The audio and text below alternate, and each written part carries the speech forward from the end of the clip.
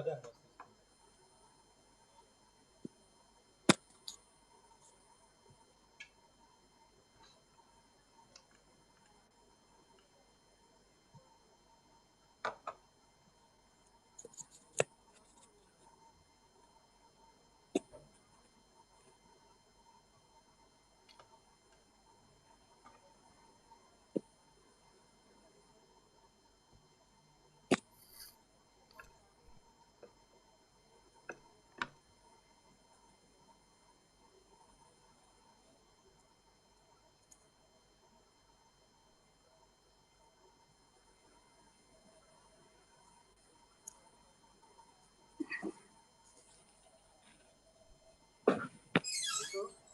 Link పంపించి ఒకసారి వాట్సాప్లో నాకు యూట్యూబ్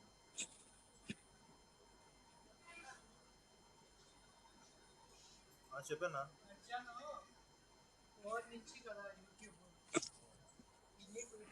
అలా రమ్మని మనం ఏం చేద్దామంటే మనం ఇప్పుడు డివైడ్ చేపించుకున్నాం అంటే మీ దాంట్లోని మీరు ఏం చేస్తారు నేను ఏం చేస్తాను మనం అంతా చేపించుకున్నాం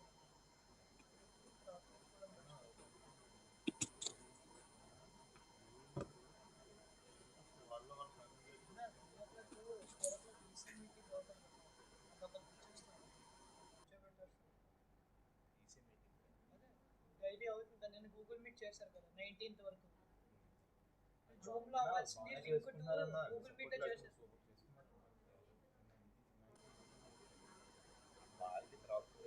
Oh, good morning, everybody.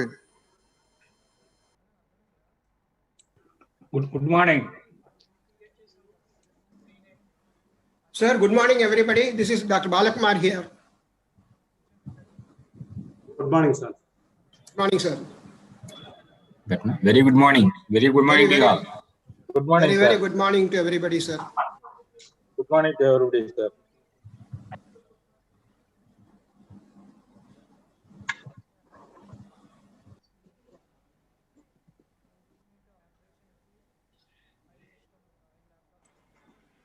Hello, checking my audibility, sir. Am I audible, sir?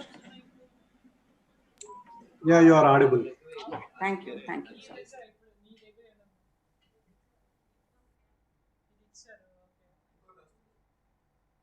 అంటే మీ దగ్గర రెండు ఉంటాయా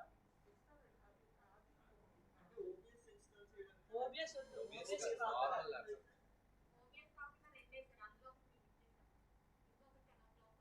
అంటే మీరు మొత్తం ఇప్పుడు మూడు తెచ్చారు Sir, Professor Satyanarayana, sir. Good morning, sir. Sir, good morning, sir.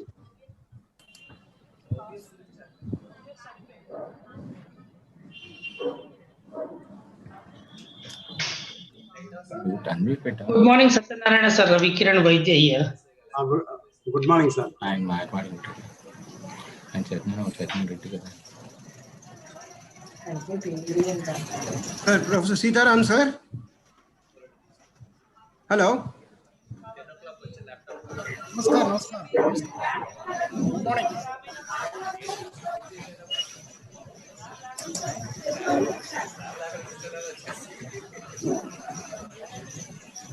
Sir, Sitaram, sir. Good morning, sir.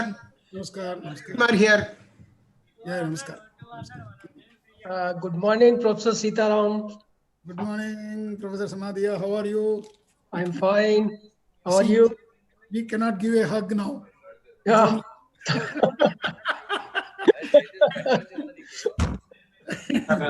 Sir, good morning and welcome to Professor Sitaram, sir, to IGC 2020. Namaskar. Sir, Professor Samadhiya, sir. Good morning. This is Balakumar here, sir. Good morning, sir. Morning. How are you, sir? I'm fine, sir. How are you? Fine. Thank you, sir. How are you, sir? Samadhiya sir, namaskar. Namaskar.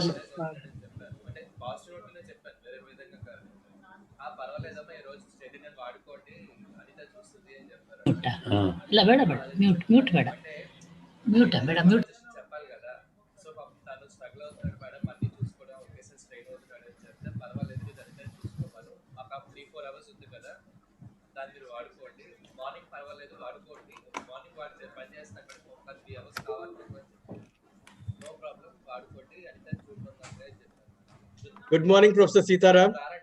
Namaskar. Namaskar, sir. Sitaram sir नमस्कार। कैसे हैं sir आप? ठीक है आप thank you कैसे? Sir. मैं ठीक हूँ sir. Professor Sitaram, sir, how are you, sir? Fine. How are you, sir? I'm fine. How are you? Excellent, sir. Thank you.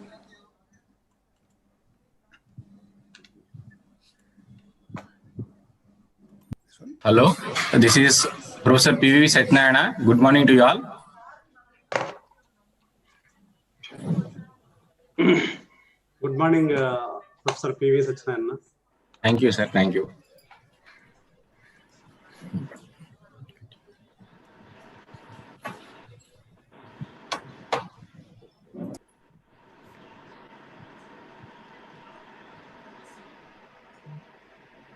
What is happening?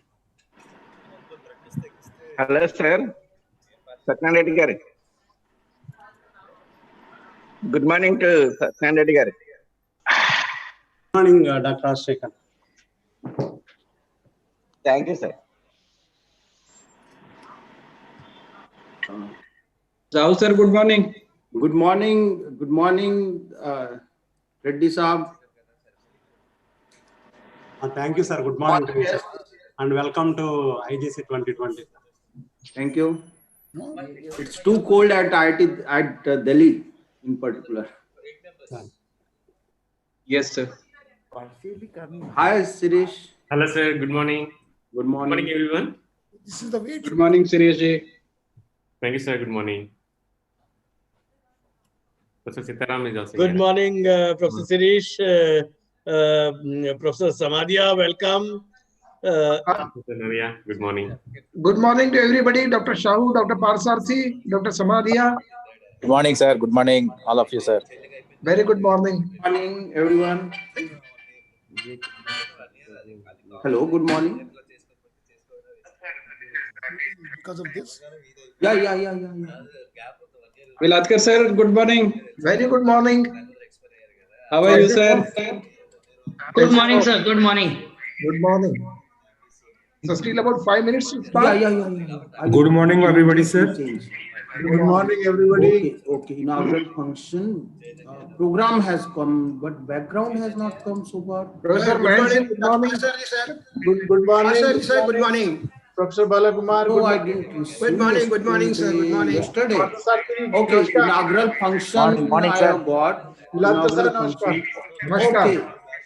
Good morning, sir. Good morning. Oh, annual general session. This one is the background. You mean this is which file? PNG file? Oh, okay. Mahendra Singh sir, good morning. Namaskar, sir. Namaskar. Annual general session and then You are there. are same, na? Sir इस समय रुड़की में क्या temperature होगा?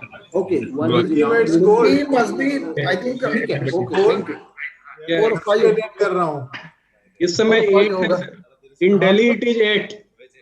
It must be around 8 only. Yeah. थोड़ा सा कम होगा वहाँ से. हम लोगों के पोस्चर से देख लो क्या होगा. लेकिन बिलातकर सर एज यूजुअल बाई 8 तैयार हो जाते हैं.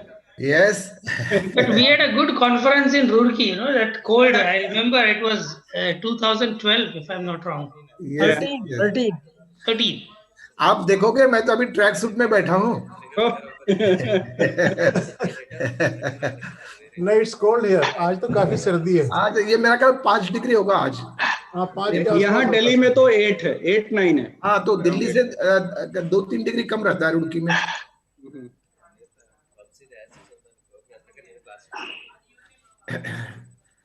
तो अभी कितना टाइम है प्रोग्राम शुरू होने में? बस होने वाला sir. Professor Shiva Pulaiah, good morning. Morning to everyone. Good morning. Very good morning. नमस्कार सर. नमस्कार. महेंद्र सिंह here. नमस्कार सर. Mahendra Singh. Sitaram. नमस्कार, प्रणाम. Sitaram, good morning. Good morning. Samadia sir. Good morning, sir. Good morning.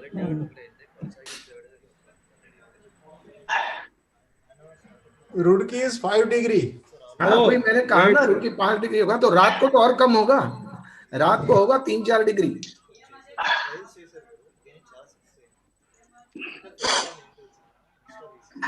How many delegates have logged in so far?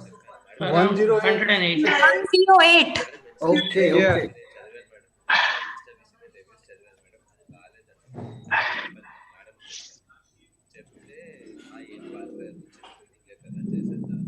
अरे प्रीति, doctor प्रीति महेश्वरी, नमस्कार. नमस्कार sir, सभी को नमस्कार. प्रीति मैम नमस्कार. नमस्कार सर. प्रोफेसर साहू नमस्कार. Hello professor Sitaram, good morning. Good morning to everybody. Good morning. Good morning, Babu. Good morning, sir. Professor Sitaram, namaskar. Where is Professor everybody. Sitaram? Dr. A.P. Singh, Professor Viladkar, Professor Mahinder Singh, Professor E.C. Shen, welcome. Professor E.C. Shen, welcome. Welcome, Professor Shen. So, welcome, Professor Shin. It's a great pleasure to have you here. मुझे लगता है हम लोगों को 10 minute तक ऐसे करके रखना चाहिए. ऐसे पकड़ के रखना होगा. 10 मिनट तक सब लोग ऐसे करो. Good morning, Dr. Satyanarayan. Professor Reddy. Good morning, sir. Several videos are locked. So is it? I think all the videos will be locked once the sessions are started. It seems. Yes.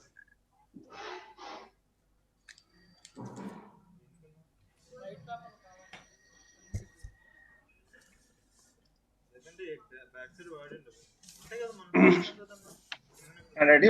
Shall we start the program? Professor Shiv Kumar Babu, good morning. Good morning, sir. Very good morning.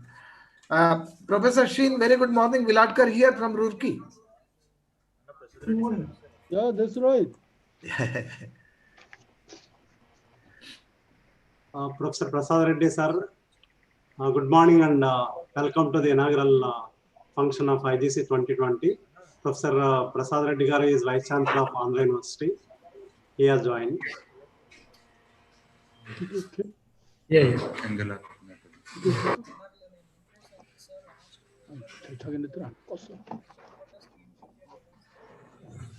Dr. A.T., good morning. Good morning, sir.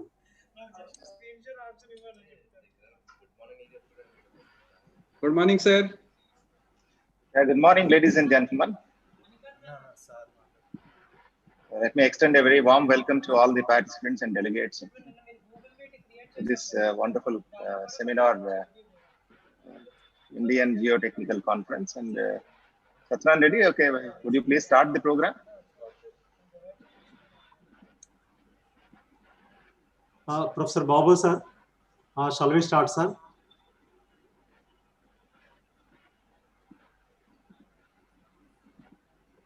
Professor Babu, sir.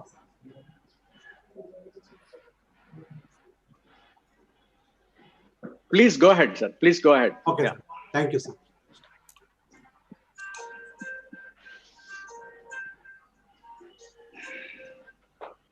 So, good morning to all of you. We are extremely happy to host the prestigious Indian Geotechnical Conference 2020 at our institute. So we are thankful to President, Secretary and EC members for giving this wonderful opportunity to host this mega event. So we have put in all our efforts to make this event memorable. Now I invite Dr. K. Rajalakshmi, Department of Technical Education, to start the inaugural function.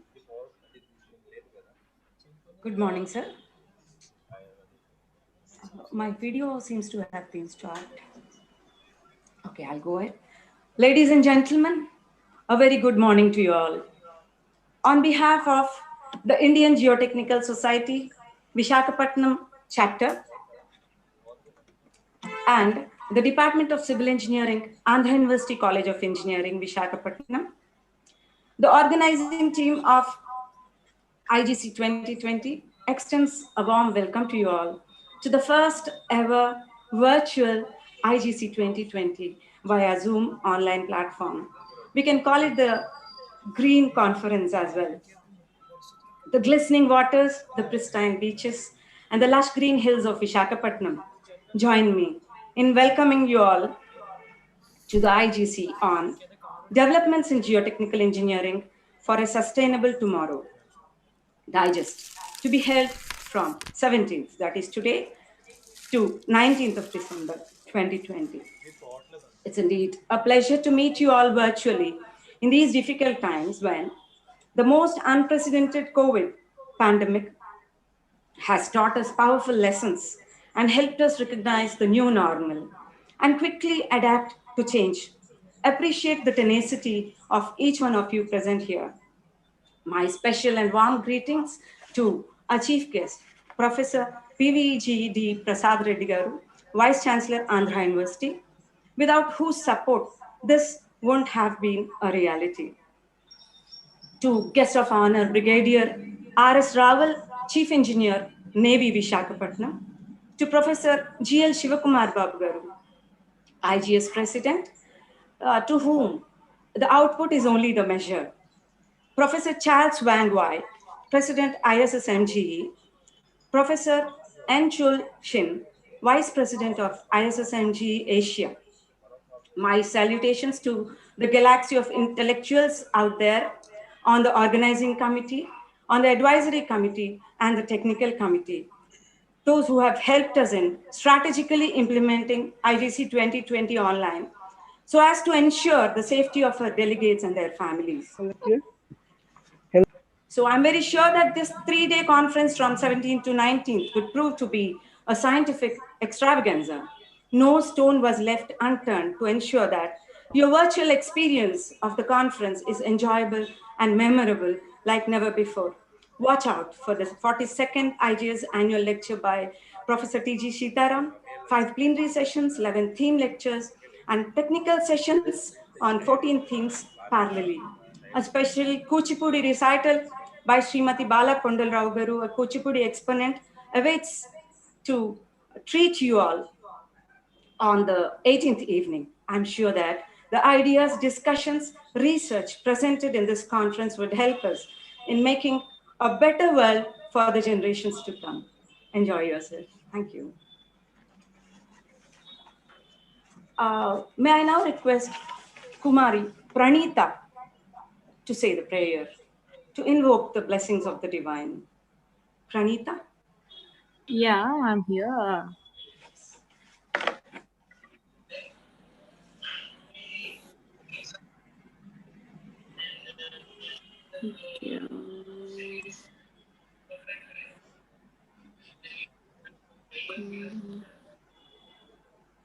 Okay, is it audible? Shall I start? Yes, yes, please, Pranita. Go ahead.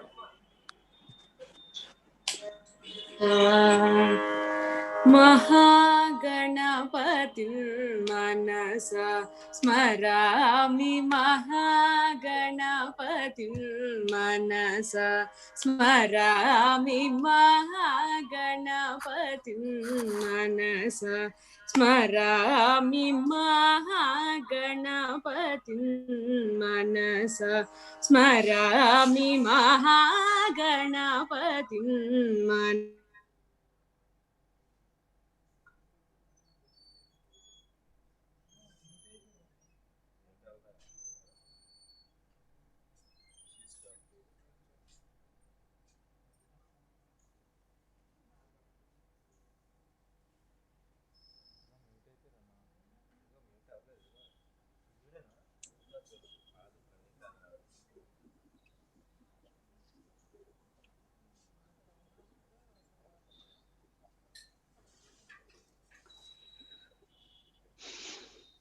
Rajalakshmi? Yes, sir. Is there a problem with the audio, sir? No, it is fine. I think you can Yeah. go ahead. Rajalakshmi, we Yeah. move on. Sir, shall I continue? Yeah. It's That's okay. Please go ahead. Okay, let's Mahadeva Sutam Mahadeva सुतं गुरु गुहनुतं महादेव सुतं गुरु गुहनुतं मानकोटि प्रकाशं सन्तं महादेव सुतं गुरु गुहनुतं मानकोटि प्रकाशं शान्तं महाकाव्यनाटकादिप्रियम् महाकाव्यनाटकादिप्रियं मूषिकवाहनमोदकाप्रियं पमगमरि सरि सनि पमगम पदनि सरि गम मरि सरि सनि पम सानि पमगमनि पमरि गमरि रि स सानि पमरि सनि सरि गमः गणपतिं मनसा स्मरामि वसिष्ठवामदेवादि वन्दितं महा गणपतिं हारना।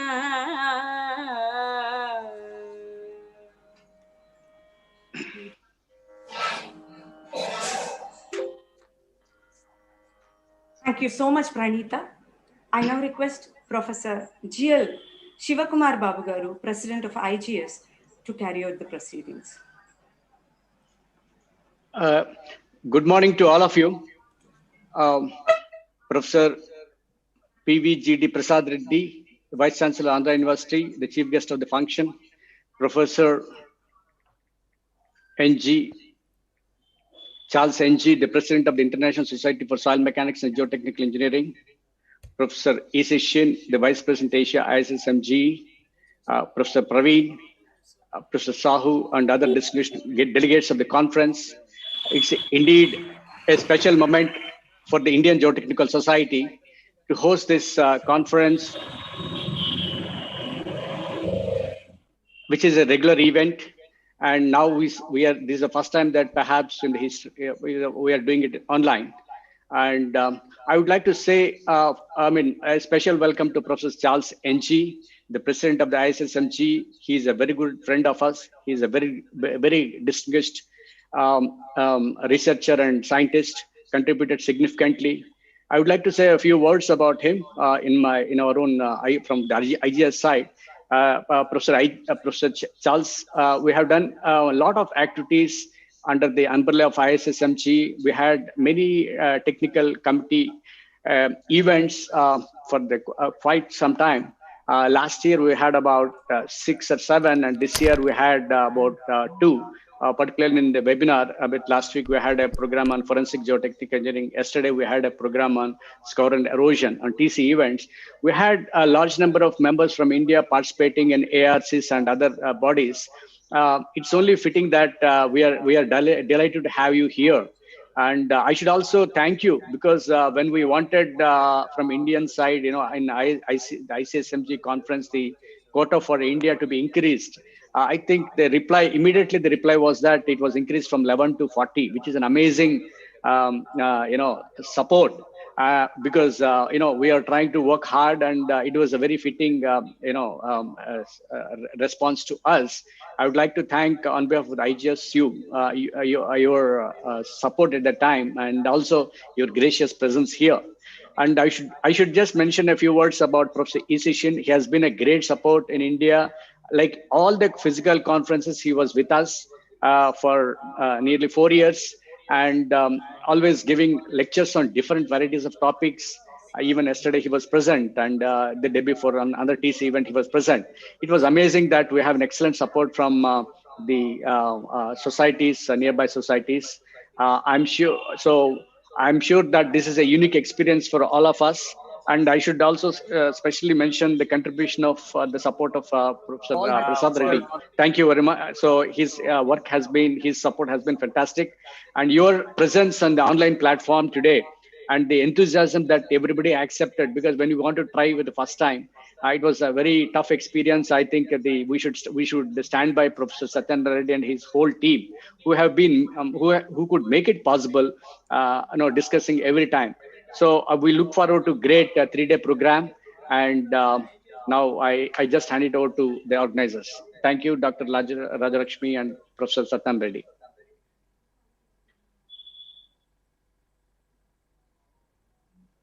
Thank you, sir, for your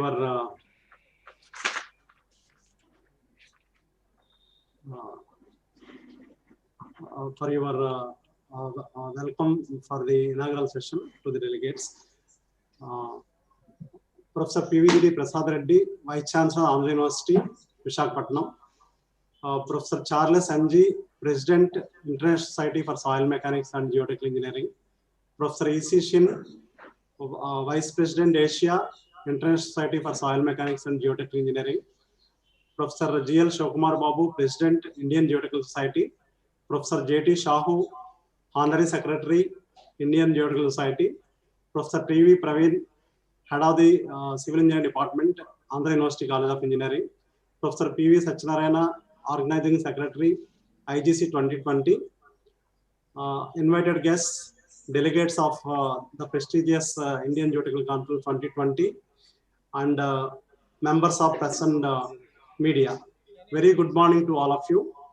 On behalf of IGC Visakhapatnam chapter and Department of Civil Engineering, Andhra University, I extend a very warm welcome to you all to the inaugural function of this 3-day prestigious Indian Geotechnical Conference 2020.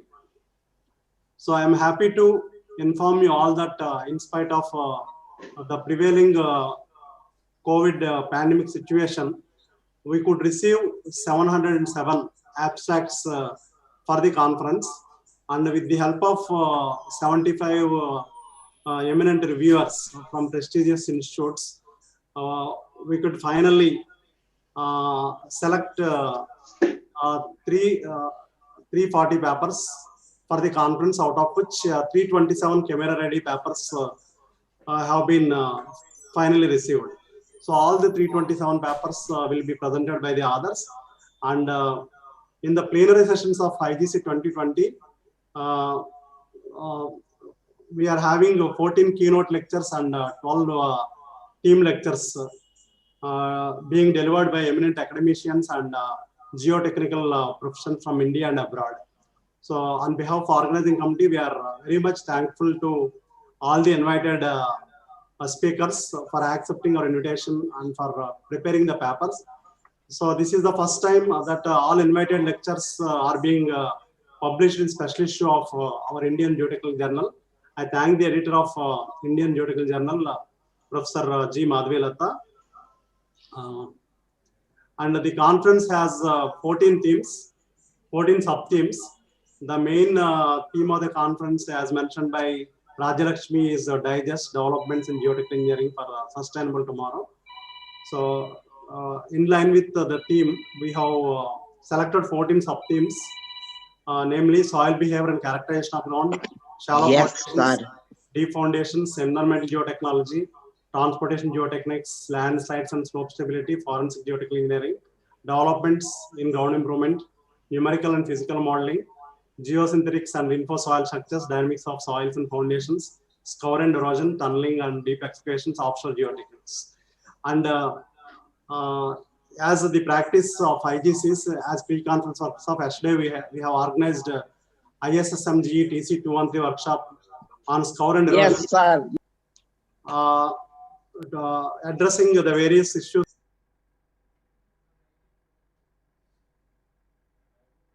Sir, mute and children, sir.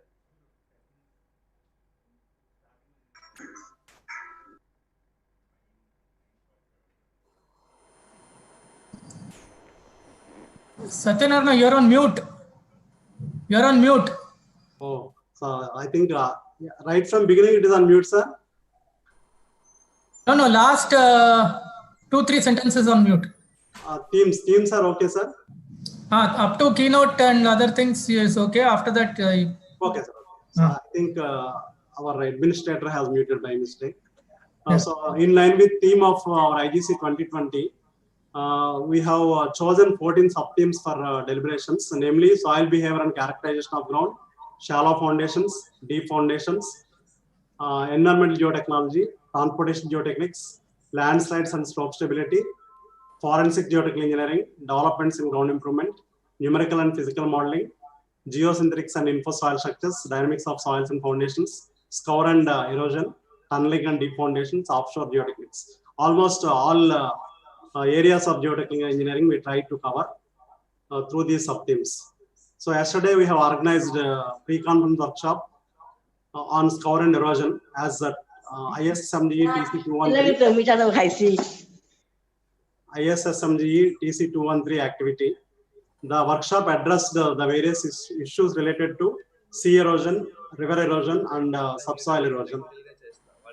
I thank the President, Professor Shivakumar Babu, and Secretary of IGS, Professor Shahu, and EC members for their continuous support and guidance in making this IGS 2020 a reality in the prevailing difficult condition posed by COVID-19 pandemic. I thank Professor Charles Sanjeev, President, International Society for Soil Mechanics and Geotechnical Engineering, for his acceptance when we requested him to grace the occasion, and for accepting to deliver a keynote lecture in IGC 2020. So we, on behalf of organizing committee, we are very grateful to you, sir. I also thank Professor E.C. Shin, Vice President Asia, ISSMGE, for continuous support and guidance for this event. I congratulate all the others for presenting their research papers in IGC 2020, for taking interest in IGC 2020, and for preparing very high quality, interesting papers. On behalf of the organizing committee, I thank all the sponsors, co-sponsors, and supports for extending financial assistance for organizing this event. And in spite of going for online conference, we have put in all efforts to make the event technically sound, in the sense that we have prepared proceedings volume, abstracts volume, and a souvenir. All these things will be released in this inaugural function.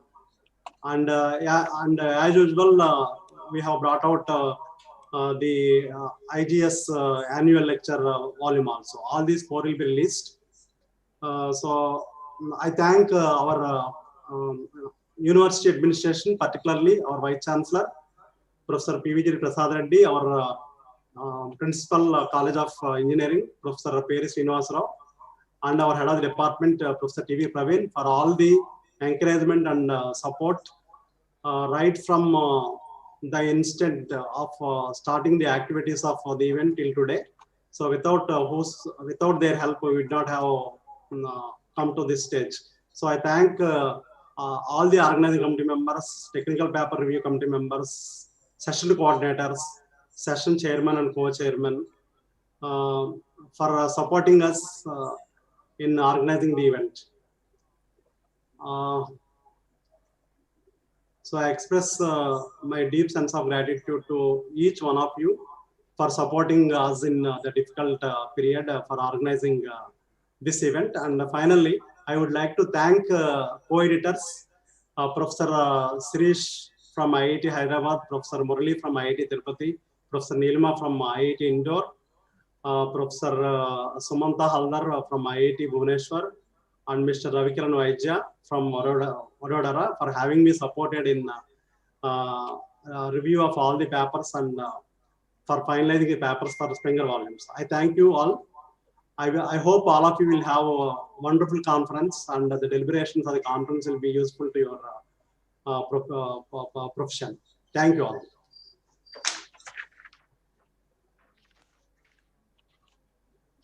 Rajalakshmi, you can continue the program.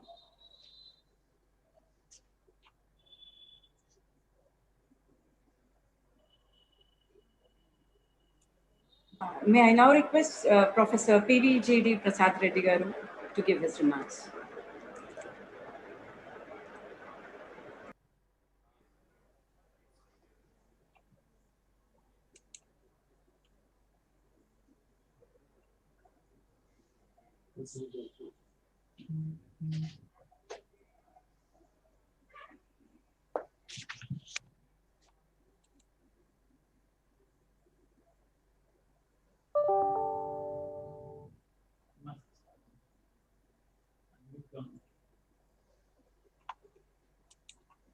I think there's some issue with the video from your end.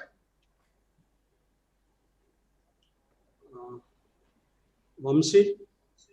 Yeah, you are visible now, sir. Is my voice audible? Yeah, you think okay, sir. You can start. Right, okay, all right. So, very good morning, ladies and gentlemen. It gives me immense pleasure to be present in the midst of all of you during this inaugural of the seminar, which is being conducted by IGS as well as the Department of Civil Engineering of Andhra University. And let me extend a very warm welcome to the distinguished guests, in particular Brigadier R.S. Rawal and Professor Charles Wang, Professor Shin, and Professor Shivakumar Babu, and Professor Praveen, the head of the department, and I understand Professor Peri Srinivas, the principal of College of Engineering, is also present. And I have just listened, from Satyanarayana Reddy that the next 3-day seminar, there are going to be 14 keynote lectures as well as a number of theme lectures. Altogether, around 700 conference papers have been received, and they have been reviewed by making use of 75 reviewers, and about 327 camera-ready papers are going to be published in a special magazine, and they're all going to be, in fact, discussed in the next coming 3 days. It's really a very good event, and the concept is also a very good concept because the geotechnical engineering developments are, in fact, necessary to address many of the challenges in construction of structures in different soil conditions. And in fact, the reliable soil testing is always essential in any civil engineering project. Lack of proper investigation of the soil would always result in failure of structures. You're all experts, in fact, you are aware of all these things. And these days, wherever you see, multi-storied constructions are always happening. And the stability of multi-storied constructions always require deep understanding of the soil. And especially, in weak soils, the available ground improvement options shall also have to be reviewed. And foundations, especially in sloping ground, etc., they also require some special attention. Very recently, in fact, in Andhra University also, a very old building, which was constructed about 55 years back, which got into a very bad shape and condition, recommended by several people, to be dismantled. And when I, in fact, spoke to Praveen, the head of the department, as well as Satyanarayana Reddy, that, is there any possibility to probably, I think, secure the building back? Because, they told me that to have a building of that sort, now we have to invest about 1.8 crores. Then I said, can't we, save the building, if at all, if I have to go for a new construction about 1.8 crores. Then in fact, Satyanarayana Reddy, he came to me with an idea that, with 8 lakhs of investment at the foundation, by probably strengthening the foundation, the building can always be secured back. And in fact, I took the expertise from the civil engineering department, in particular Satyanarayana Reddy. And very happy news is that I'm able to get back that 1.8 crore asset building back to the department with just an investment of 8 lakhs at the foundation level. So like this, in fact, the foundation, basement, the soil conditions, etc. These are all challenging, and a lot of latest developments are happening. And probably I think this is a right kind of a seminar where the experts have to discuss, deliberate what are the things that are happening, and the latest trends with reference to the technology. And we need to probably, I think, offer this kind of a knowledge, to the new generation of engineers, and who will be starting, their career. It's a very important subject that's being discussed in the next coming 3 days. Let me congratulate the IGS Visakhapatnam as well as Department of Civil Engineering for hosting such a wonderful, significant event. And the university, in fact, always would look forward to have many more such collaborative activities in future, especially from the ISS MGE, because yesterday we have launched a pre-conference workshop with them as well as with IGS. So let me once again congratulate all of you, and it's very, very happy that the IGC 2020 schedule is going to happen for the next coming 3 days, which would definitely empower all the research scholars of the department as well as the students of the department as well as practicing engineers. Thank you so much for this opportunity. I wish you all the best, Satyanarayana Reddy, as well as all the other team. And in particular, let me once again thank Professor Shivakumar Babu for giving an opportunity to Civil Engineering Department to host this conference. Thank you. 1 minute, madam. Thank you very much, sir. Our Vice Chancellor is a Senior Professor of Computer Science and Engineering Department, and he served the university in different positions, particularly as a Registrar Rector, and he has been contributing very much for the growth of the university. Thank you very much, sir, for Thank you. Right. Okay, bye. Yeah, those were truly inspiring words from the Vice Chancellor of Andhra University, Visakhapatnam. I may be permitted to leave because I have another important workshop to attend to at 9:30. Okay. Thank you. Okay, wish you all the best. Thank you very much. Now, the most awaited address by Professor Charles Wang Wai, President of International Society for Soil Mechanics and Geotechnical Engineering. May I request you, sir, to give your address. Thank you. Good morning. Professor Babu, colleagues, friends, students, ladies and gentlemen. On behalf of the ISSMGE, I would like to thank the organizing committee for inviting me to give this opening remark. And my special thanks goes to Indian Geotechnical Society for your continuing support and contributions to the ISSMGE since the 1950s. In particular, you host the International Conference on Soil Mechanics and Foundation Engineering in New Delhi in 1994, which was a great event and many people still remember nowadays. And your significant contribution to ISSMGE throughout the years are highly appreciated by the ISSMGE. Now, to further improve our mutual understanding and also enhance our future collaboration between the ISSMGE and also IGS, and I would like to briefly introduce the ISSMGE and its recent developments, which I believe are highly relevant to our Indian friends here. And if I may just share my screen and to report to you what we have done for everybody, including yourselves.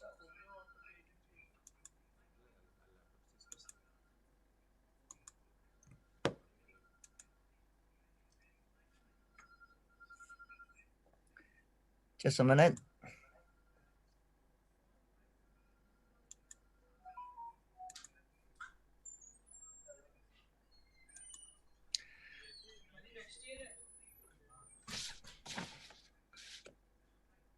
Right, and just in case for the young members of your society, perhaps don't know about the ISSMGE so well, and so if I may just quickly tell you all about a little bit about the background or the development of our society. And our society was developed in 1936 by Professor Karl Terzaghi in Harvard. And after the Second World War, and the society was formalized by Professor Skempton in Imperial College. And over the last 80-something years of development, now we have 92 member societies and over 20 individual members. And I believe this is the largest geo-related society in the world. So now let me give you a list of the ISSMGE presidents, starting from Karl Terzaghi and then followed by Skempton, and then Casagrande, and Pat, and Bilron, and Pat, and so on. And I believe Professor Victor De Merno although he was from Brazil, but I think he's an Indian origins. Perhaps actually, and Indian also got a president and on the list. And if I continue to move on to the right-hand side, and the immediate past president was Professor Roger Frank from France, and then myself, I'm the 17th of president. And here's a distribution and in terms of maps of the location of all the presidents. And I do hope not too long ago, not too long in future, and there will be one president from India. So here is the 12-member board of the ISSMGE. And in addition to myself, then we have the immediate past president and then 6 elected vice presidents from representing each region. And then we have 3 appointed board members and also Secretary General, who is Professor Neil Taylor from the UK. Now, this picture was taken at the closing ceremony of the 19th International Conference on Soil Mechanics and Geotechnical Engineering, which was held in Seoul. At that time, I promised everybody what I would do. I would focus on 3 important aspects, which is the education, innovation, and diversity. Now, in the interest of diversity, what I mean in terms of young and old and ethnicity and also gender. Okay. And in the interest of time, I only highlight 2 developments which are relevant to you all. Since I was elected as a president, I initiated the development of the ISSMG Virtual University. Okay, and if you can see on the left-hand side here, we develop online postgraduate courses.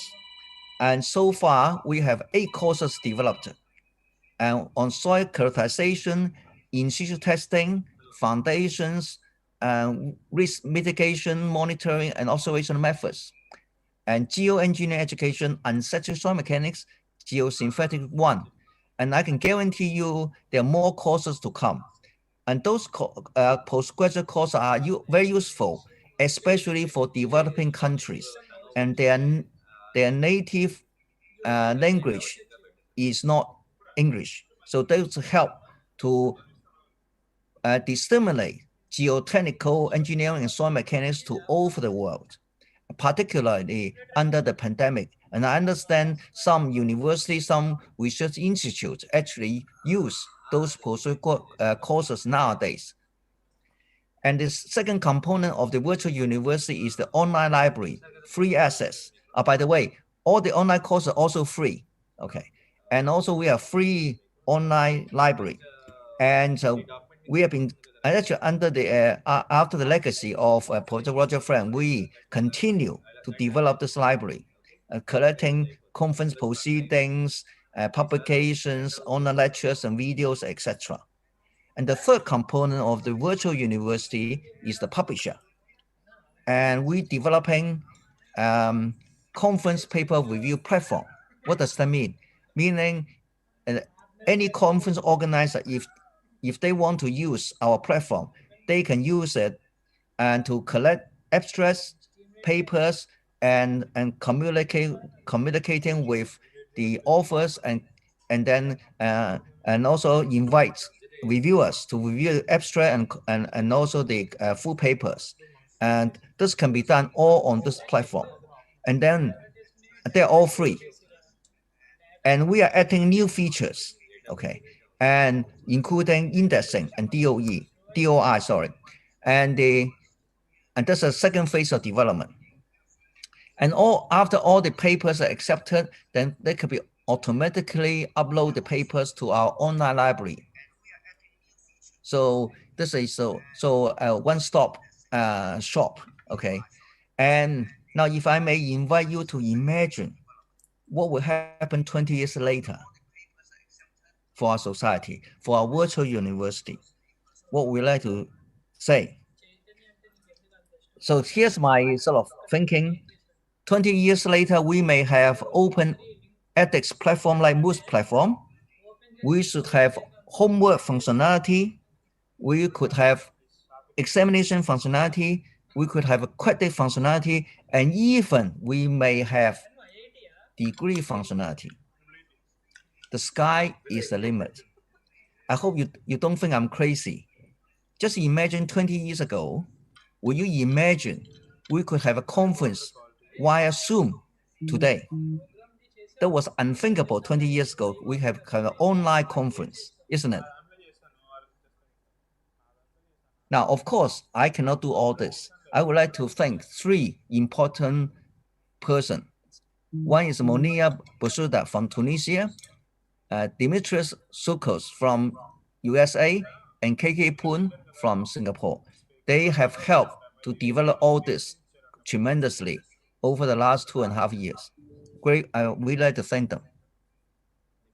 Okay, so my second development, if you like, okay, is promoting young people, young members. And so I created so-called Bright Spark lectures. Okay, and already more than 20 Bright Spark lectures were given. And what do I mean by promoting young Bright Spark lecturers? Meaning purposely create platforms for them to give keynote lectures in plenary session, not in parallel session. Okay, at least they give them 20 minutes of lecturing time for them to stimulate or to report, okay, their excellent work. According to ISO/SAMG definition, young meaning anyone with an age 36 or below. So we promote them at an early stage. And so here's the list of the conferences, okay, and they have already delivered their Bright Spark lectures, except the bottom one, and there's two speakers already chosen for the 20th International Conference on Soil Mechanics and Geotechnical Engineering, and which will be held in Sydney. And if you are interested, all the details are given on our ISSMG website. Here, just a picture showing the Bright Spark lectures. Three of them delivered their, after delivering their lectures, and they present a certificate and at the 16th Pan American Conference and held in Mexico and last year. Alone, we can do so little. Together, we can do so much. And I just borrowed from Helen Keller. And I would like to urge you all continue to support, okay, of our society, the ISSMGE. Now, this is my last slide, and I'm grateful to the organizer to give me the honor, okay, to release the proceeding of the volume of the IGS 2020. So, and I'm going to push a button to see whether it works or not, okay?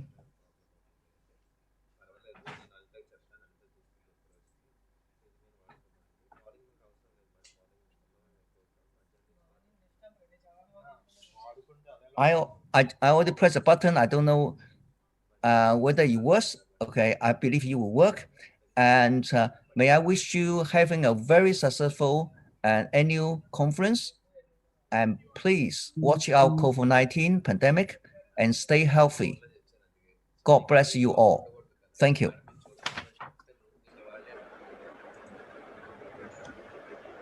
Thank you. Thank you, Professor Charles.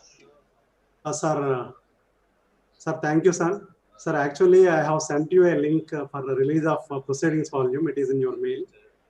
Kindly release the proceedings volume of IGC 2026.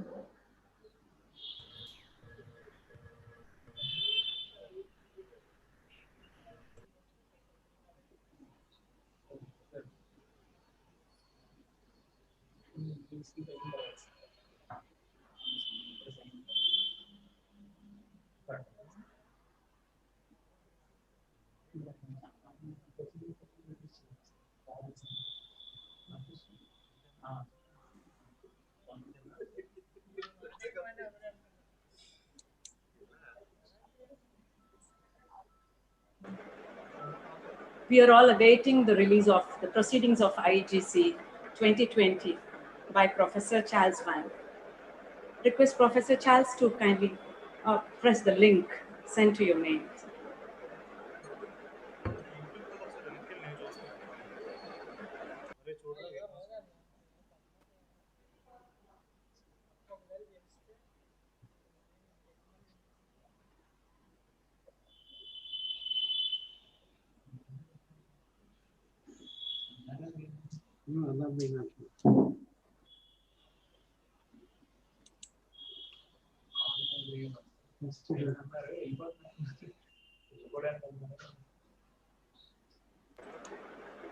Professor Reddy, I'm not sure if Professor Charles is getting Professor Babu sir, can you? Yeah, I mean, I have my own link. Can I do that? We'll wait for Professor. No, I think he is trying to open. Can you contact him, sir? How can I contact him? I have Only by email. I don't have his WhatsApp. I have his WhatsApp number. Shall I share it for you, sir? Yeah, you can do that. Meanwhile, we'll move on to the other item. We can request him back. Okay. You can go sequence. Shall we go ahead, sir? Charles, maybe he's busy. His microphone is muted. No, but he will be hearing us, right? Yes. Okay. No, actually, he just said he has done it. I mean, but then not on the link. Yeah. So we assume he has just mentioned that, and he was not sure. I think we can take it for granted, approve that. We can go ahead. I think we should. We don't need. Yeah. Let us assume that he has released the proceedings of please. IGC. He has mentioned it. So please, Yeah, it was very exciting to know our past presidents of ISSMG, and I'm so happy to listen to the virtual university proposal on the ISSMG under the stewardship of Professor Charles. That was really exciting. And now we move on to the address by Professor Yoon Chul Shin, Vice President of ISSMG Asia. I request Professor Shin to kindly give his address.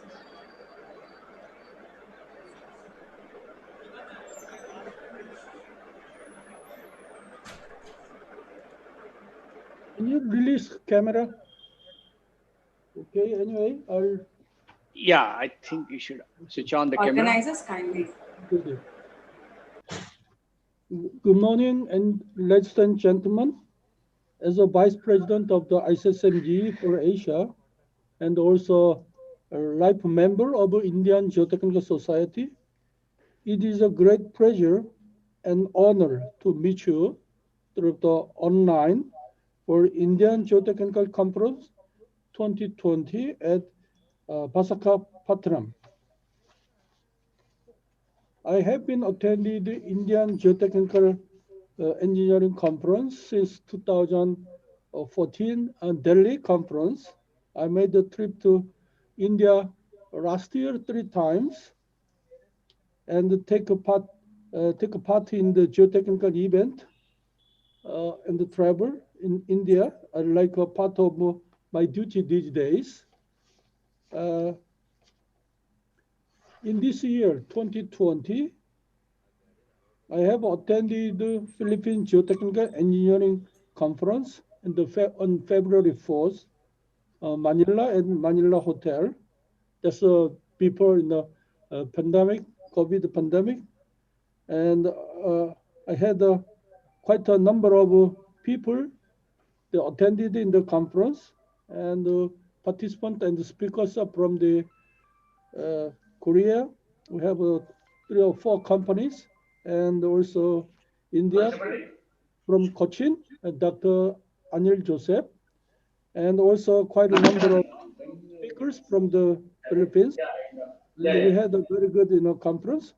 On the March month, in the beginning of March, we had the ISSMG board meeting. In the August 24th, the TC305 Geotechnical Challenge of a Mega Project, which was held in the Baghdad, Iraq. And beginning of September this year, ISSMG board meeting. And October 22nd, we had a Geotechnical Engineering Conference in Moscow. And the last Saturday, and the Professor Sukumar Babu organized the Geotechnical Forensic Engineering the conference on TC 302. And yesterday was Satyana Reddy organized the conference in the technical committee 213 Scouring and the Erosion, now IGC 2020. I'm pretty sure that the IGC 2020 even webinar conference, it will be a success and will be an example of other engineering community and also other society. Like Korea Geotechnical Society, we have quite a big number of membership, more than 8,000. But we don't carry out like this, webinar in the big event is like a real physical meeting. So I really appreciate, a great contribution and a great effort to make this event successful. Thank you very much for your pay attention. Thanks so much, Professor Shin. I hope IGC and ISSMG would work closer in the years to come and win more laurels. It's always a pleasure listening to you, more so in yesterday's session on construction and design of geotextile tube for shore production. It was great. Thanks again, sir. Thank you so much. Very, in particular, India. Yeah.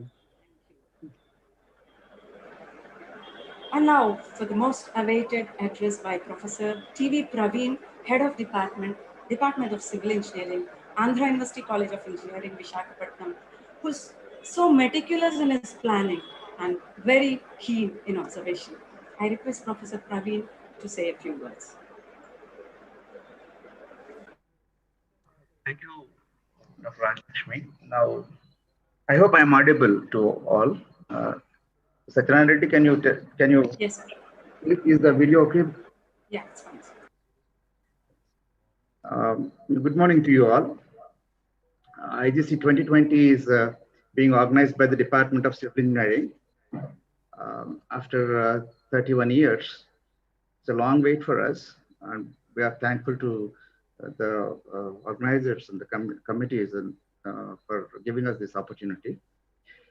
Though the event is being organized online, there is no dearth of energy from Professor Satyana Reddy and the committee. The department is privileged to be a part of this prestigious event of Indian Geotechnical Society. Developments in geotechnical engineering are essential to enable and economize safe structures in high-rise buildings, in the form of high-rise buildings or highways, underground structures, dams, and many more. It's my privilege to inform the delegates that the department has has produced stalwarts among their alumni. Among the alumni in geotechnical engineering, Professor M.R. Madhav, Professor V.S. Razu, Professor S. Narasimha Rao, and many more. I realize that among the professional bodies in India, IGS is very active in organizing the events, and particularly the huge annual event, IGC. The passion and dedication with which the people involved work should be admired and commendable for their activities. I'm happy to share that our department is actively involved in geotechnical engineering consultancy and supporting various organizations. The department on a regular basis organizes events with collaborates with IGS Visakhapatnam chapter for the benefit of civil engineering professionals. I thank Professor PVGD Prasad Reddy Garu, Vice Chancellor of Andhra University, Brigadier R.S. Raval, Chief Engineer Navy, Vizag, Professor Charles, President ISSMGE, and Professor E.C. Shin, Vice President Asia, ISSMGE, for participating in the inaugural function of this conference. I thank Professor Shivakumar Babu, President IGS, and Professor J.T. Shahu, Secretary IGS and EC of IGS, for giving the Department of Civil Engineering this wonderful opportunity and hosting this event. I hope the delegates will have a very fruitful deliberations and enrich their knowledge in geotechnical engineering. I thank you all for giving me this opportunity, especially the organizing committee. Thank you. Thank you, Professor Praveen. Now for the report on IGS activities by Professor J.T. Shahu, Secretary IGS, who needs no introduction, but I have to commend him for all his support during the number of deliberations made in finalizing this IGC 2020. Professor J.T. Shahu. Dr. Rajalakshmi, before J.T. Shahu takes over, yes, I request Professor T.V. Praveen to release IGS annual lecture volume. Professor Satyanarayana Reddy, I will try to do it. 1 second.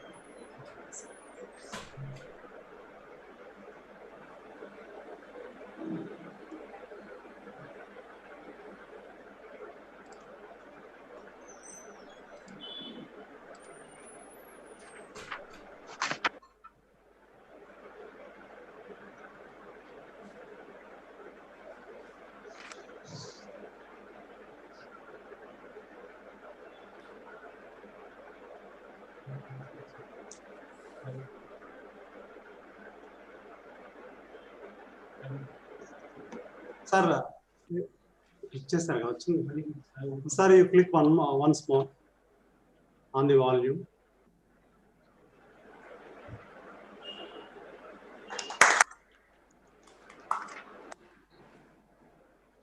Sir, you are muted, sir. Praveen, sir, you are muted. Unmute yourself.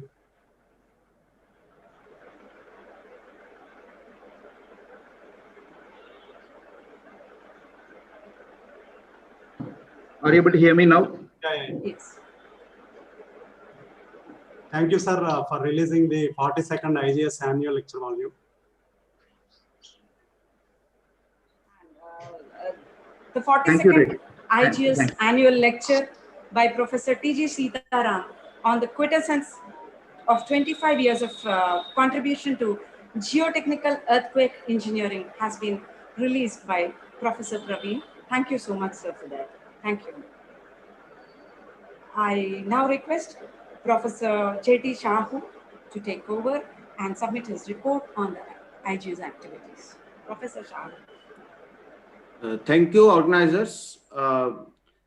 Professor Prasad Reddy, Chief Guest and Vice Chancellor, Andhra University, who has left now, but has given his address.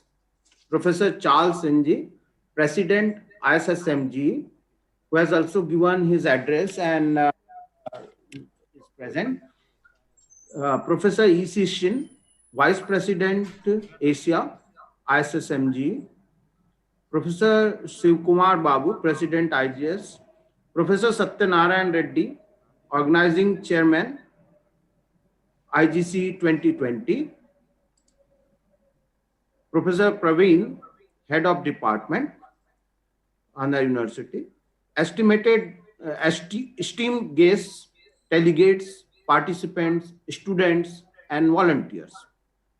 It gives me immense pleasure to present this report on IGS activities. If I may be permitted to share my screen now.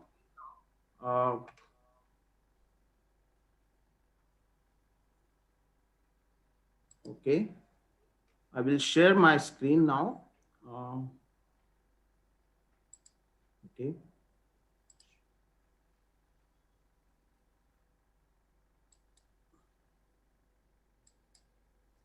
Is it visible? I hope so. Yes, yes. Thank Yes, you. sir, it is visible. Yes, sir, it is visible. Okay. Okay. So about Indian Geotechnical Society, let me give you a brief about it. So it was formed in 1948, and the name was Indian National Society for Soil Mechanics and Foundation Engineering. Later, the name was changed to Indian Geotechnical Society, and it is affiliated to ISSMGE. It celebrated its Diamond Jubilee in 1948 and will be celebrating Platinum Jubilee in 2023. The objectives is to promote study of soil mechanics, rock mechanics, and allied subjects, dissemination of technical information and practical experience, to provide common forum for academicians, researchers, designers, manufacturers, etc. We offer various categories of membership: individual, institution membership, organization membership, and presently IGS has around more than 5,000 members under various categories. The society recognizes members with significant contributions by conferring honorary fellowship. So far, only 22 honorary fellows are there. Professor K.S. Rao will be conferred with honorary fellowship during this award presentation. Our chapters are spread all over the country, and these chapters organize conferences, seminars, symposium, etc. And this annual general session is also organized by one of our chapters. Presently, 48 chapters are there, which are spread all over the country. They are spread from topmost Jammu to the up to the you have in Thiruvananthapuram. Then National Executive Committee of IGS meet every 3 months at 4 such centers, and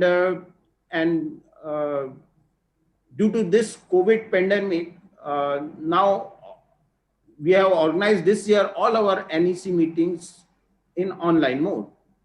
IGS has also instituted annual Best Local Chapter Award. This time, this award has been backed by IGS Delhi chapter. To encourage young geotechnical engineers below the age of 35 years, we organize every year Indian Young Geotechnical Engineers Conference, which encourages young geotechnical engineers below the age of 35 years. And this conference is organized every once in 2 years. 7 such conferences have been organized. Last one was at IGS Silchar chapter. The 8th Young Geotechnical Engineers Conference will be now organized at Chennai during 2021. During such Young Geotechnical Engineers Conference, placement opportunities are also arranged. We have also hosted almost all major international conferences in our field.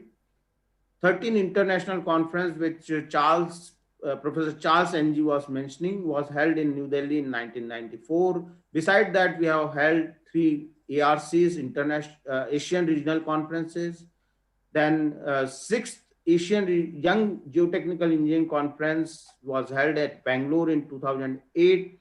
6th ICG conference, which is also a major conference, was held in New Delhi in 2010. IGS members are present on several international technical committees of ISSMG. An agreement of cooperation has been signed with various geotechnical societies of USA, Japan, and Korea. And frequently, we organize joint workshops with all these societies. Indian Geotechnical Society publishes Indian Geotechnical Journal, and this journal is published 6 times in a year, so it is a bi-monthly journal. Now, it is in its 50th year, and it is currently published by Mrs. Springer. I already told that 6 issues are published it has been published in 2019, and there is a free online access to all members of the society. IGS newsletter, IGS also publishes a newsletter termed as, named as IGS News, and this IGS News publishes articles of common interest. And from 2019, for members' information, we are also publishing a short summary of doctoral theses awarded during that period of the newsletter, then job openings in geotechnical engineering, and we publish 4 issues in a year. IGS also confers several awards to its members. IGS confers 36 best paper awards once in every 2 years. So 18 awards are handed over every year. And 21 best paper awards are open to all, and the rest are 15 are open to only young geotechnical engineers of less than 35 years exclusively. And we every year give away 1 best doctoral thesis award. Beside that, we have IGS Ferruco Terzaghi Oration Award, which is where oration is given by one of the national and international persons of eminence. Only 6 orations have been given so far. IGS Kuckelman Award is also given biennially, and 22 awards have been given so far. Award for innovative instrument design is given by, sponsored by Mr. Emil is also given. There's award on innovative original research application procedure by Messrs. Heiko. Then from this year, we have started giving, we will be giving Best Woman Researcher Award in Geotechnical Engineering, sponsored by Professor R.N. Sahi. Beside that, we have IGS Annual Lecture to recognize and honor a member who has made significant contribution to geotechnical engineering. IGS also has instituted a prestigious annual lecture in 1978. So far, 41 eminent engineers have been given this lecture, and 42nd IGS annual lecture will be delivered by Professor T.G. Sitaram from IIT Guwahati. He is Director IIT Guwahati, immediately after this inaugural function.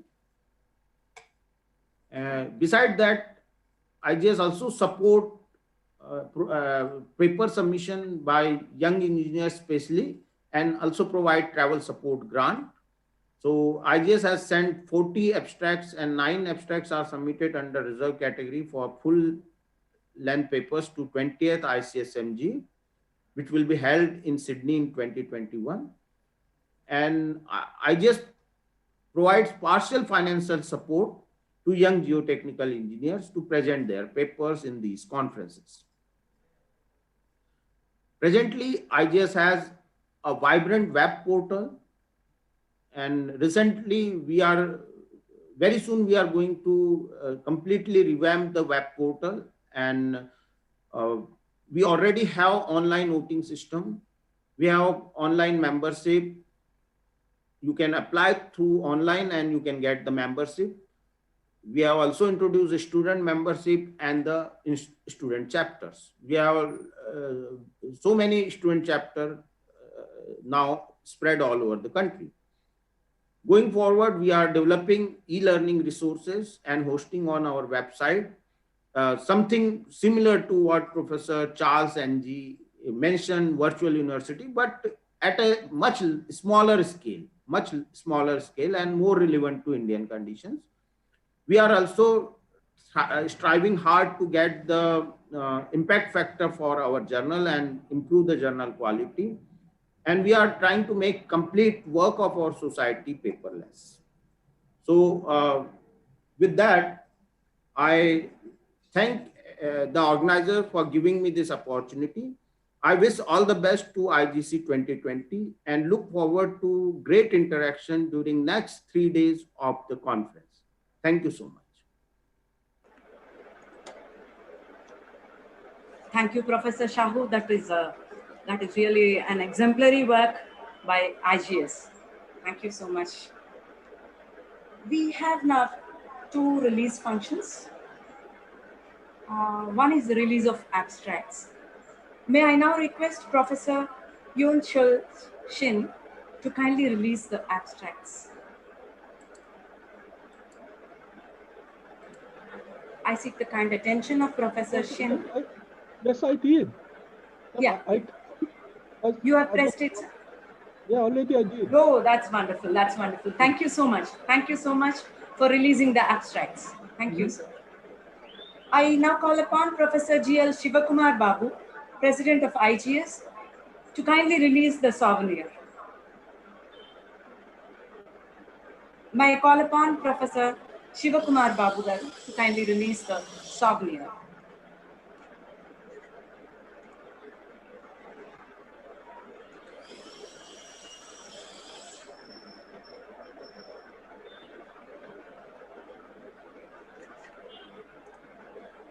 Yes. Request Professor Babu to kindly release the souvenir. Yeah.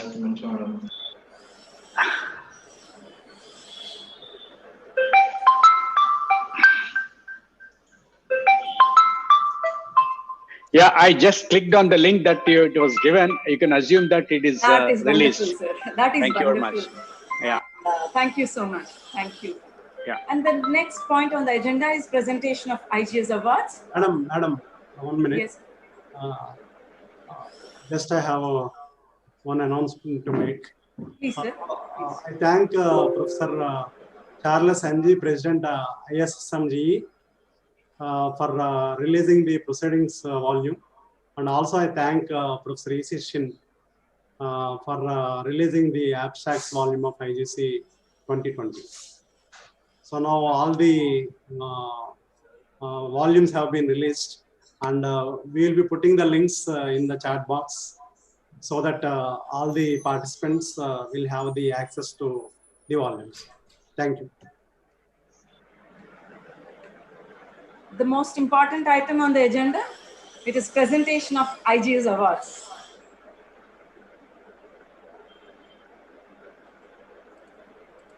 Professor Shahu, kindly take this. Yeah. Ladies and gentlemen, now the awards for the calendar years 2018 and 2019 will be presented.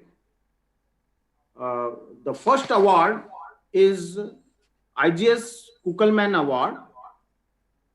IGS Kuckelman Award has been instituted by Messrs. Epcons Infrastructure Limited, Mumbai, in memory of their general manager, late Mr. G. Kuckelman. This is one of the topmost awards given through the Indian Geotechnical Society and is given biannually. This prestigious award is given to eminent Indians for their outstanding contribution to geotechnical engineering in India. The award carries a prize, a cash prize of rupees 30,000 and a memento. I request, this year, the award for the year 2018-19 is given jointly to Professor P.V. and Professor K.S. Rao. And Professor K.S. Rao. So the award is being given jointly this year to Professor P.V. Sivapulaya and Professor K.S. Rao. So now I will be reading the citation of Professor P.V. Sivapulaya.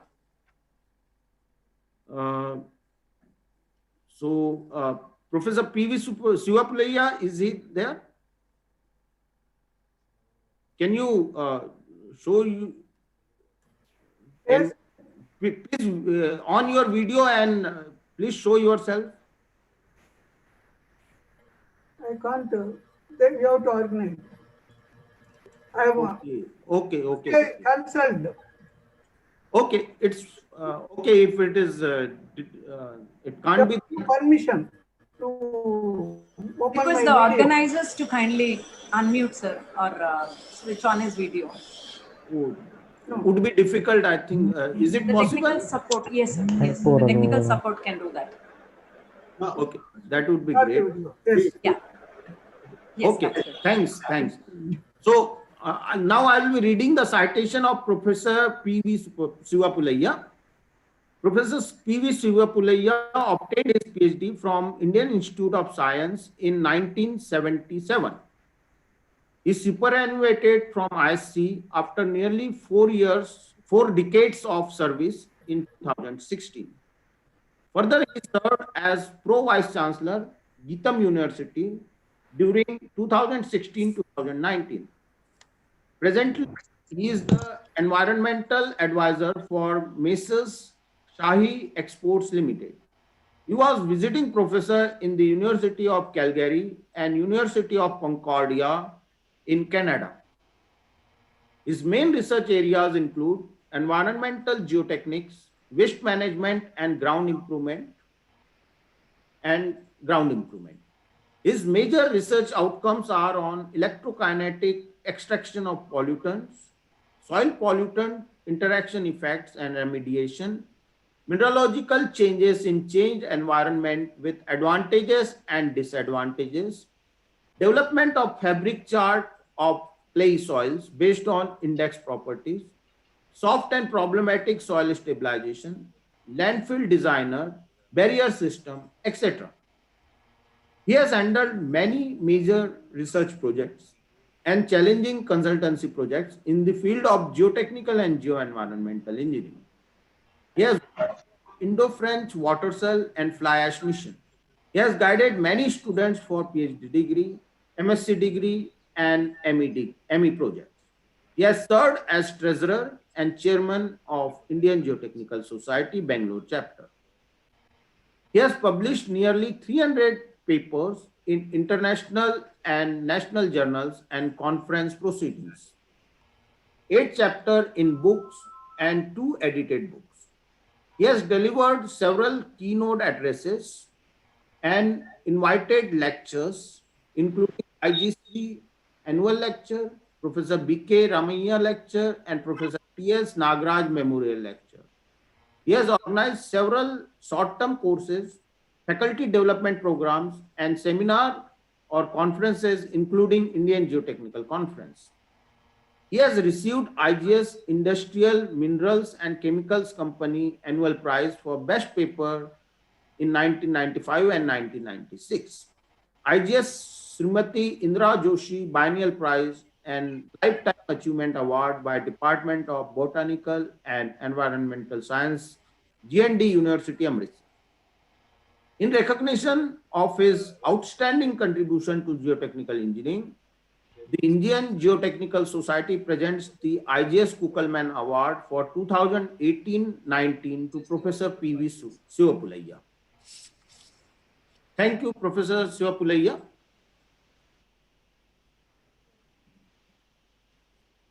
Thank you, sir. Thank you for selecting me for this award to IGS. Thank you. You may now, Professor Sivapulaya, you may switch off your video. Now I invite Professor K.S. Rao to switch on his video. Professor K.S. Rao. Yeah, already done. Yeah, thank you, Professor K.S. Rao. Now I'm reading the citation of Professor K.S. Rao. Professor K. Seshagiri Rao, after receiving MTech from IIT Kanpur and PhD from IIT Delhi, joined the Faculty of Civil Engineering, IIT Delhi in 1986.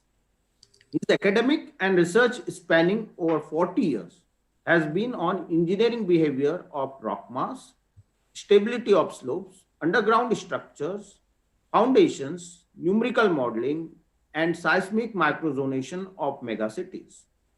An established teacher, researcher, and active consultant, Professor Rao has supervised 25 PhD and 175 MTech theses and is currently guiding 14 doctoral students. He is the recipient of IGS Professor Leonard's Best PhD Thesis Award, Diamond Jubilee Award, and 19 Best Research Awards from IGS, ISRM, TT, and other organizations.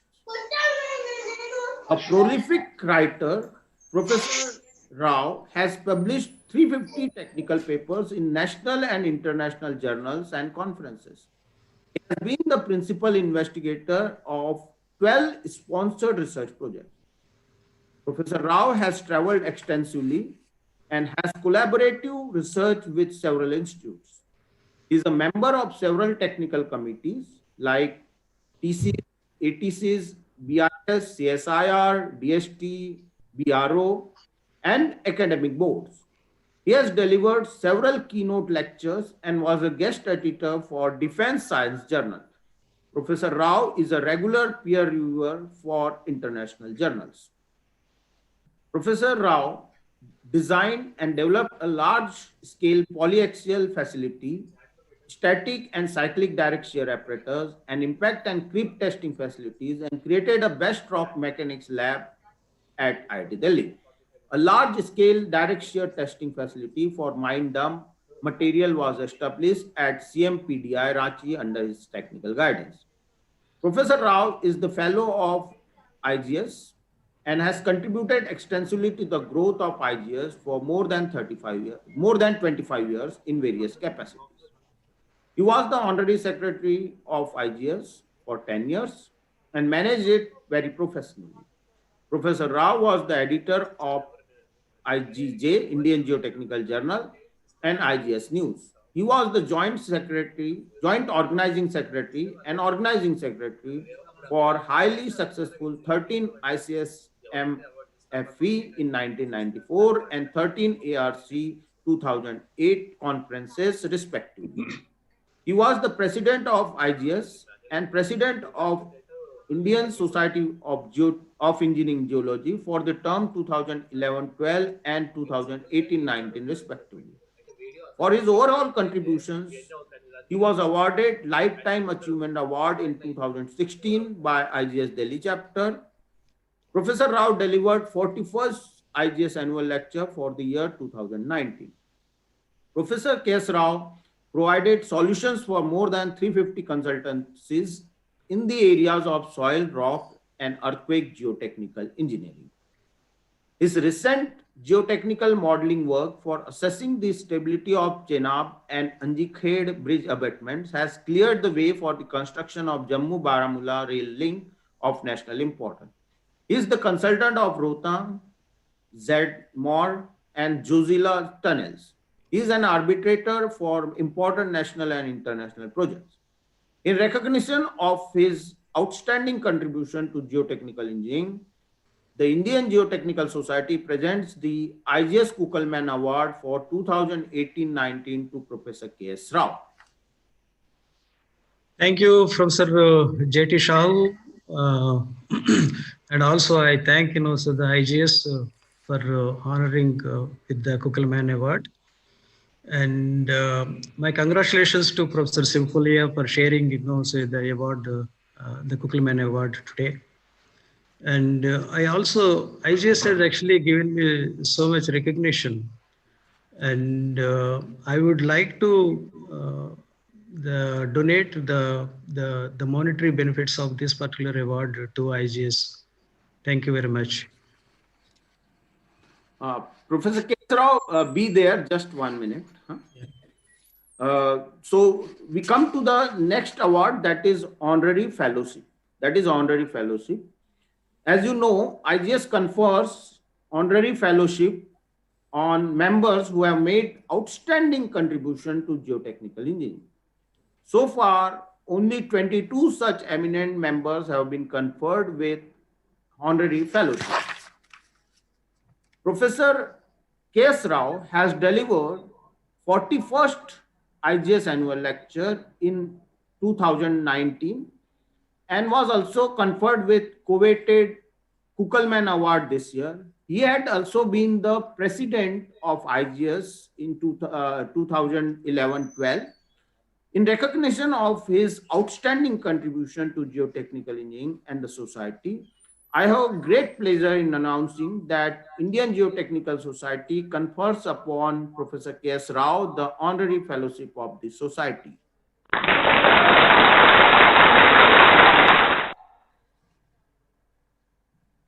Yeah, Professor Rao, you unmute yourself, please. It's already over. You can speak now. You can speak. Yeah, you're audible. Yes. Yeah. So I'm immensely, delighted with both the events, and IGS has actually given me so much recognition, and in my own way, I tried to contribute, to the society, and thank you very much for the recognition which you have announced it, and I'm really delighted, and the money which has been, given for this prize, that I would like to donate, to the society for its, the activities. Thank you very much. Thank you, Professor K.S. Rao. Now we come to the next award, which is IGS Dinesh Mohan Award. IGS Dinesh Mohan Award has been instituted by Mrs. Dinesh Mohan in memory of her late husband, Professor Dinesh Mohan, for excellence in geotechnical practice. The award carries a cash prize of ₹5,000 and a memento. The award for the years 2018-19 is given to Mr. Ravi Kiran Vaidya.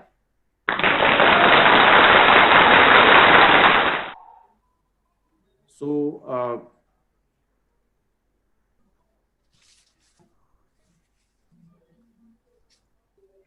the next award is. Thank you, sir. Thanks to the IGS for bestowing this award on me. Thank you very much, sir. Okay, thank you, Professor Vaidya. Now I have yet another important announcement to make, and that is related to Best Woman Researcher in Geotechnical Engineering. Best Woman Researcher in Geotechnical Engineering. The award has been instituted by Professor R.N. Shahi in memory of his late wife, Srimati Prabhavati Shahi. The award carries a cash prize of ₹30,000 and a memento. The award for the year 2019-20 is given to Professor G. Madhvilata. Professor G. Madhvilata. Thank you, IGS, and the family which has instituted the award. And I dedicate this award to my husband, who has been with me for all these years. Thank you. Thank you, Professor Madhvilata. The next award is IGS Professor G.A. Leonard's Annual Award for the Best PhD Thesis in Geotechnical Engineering.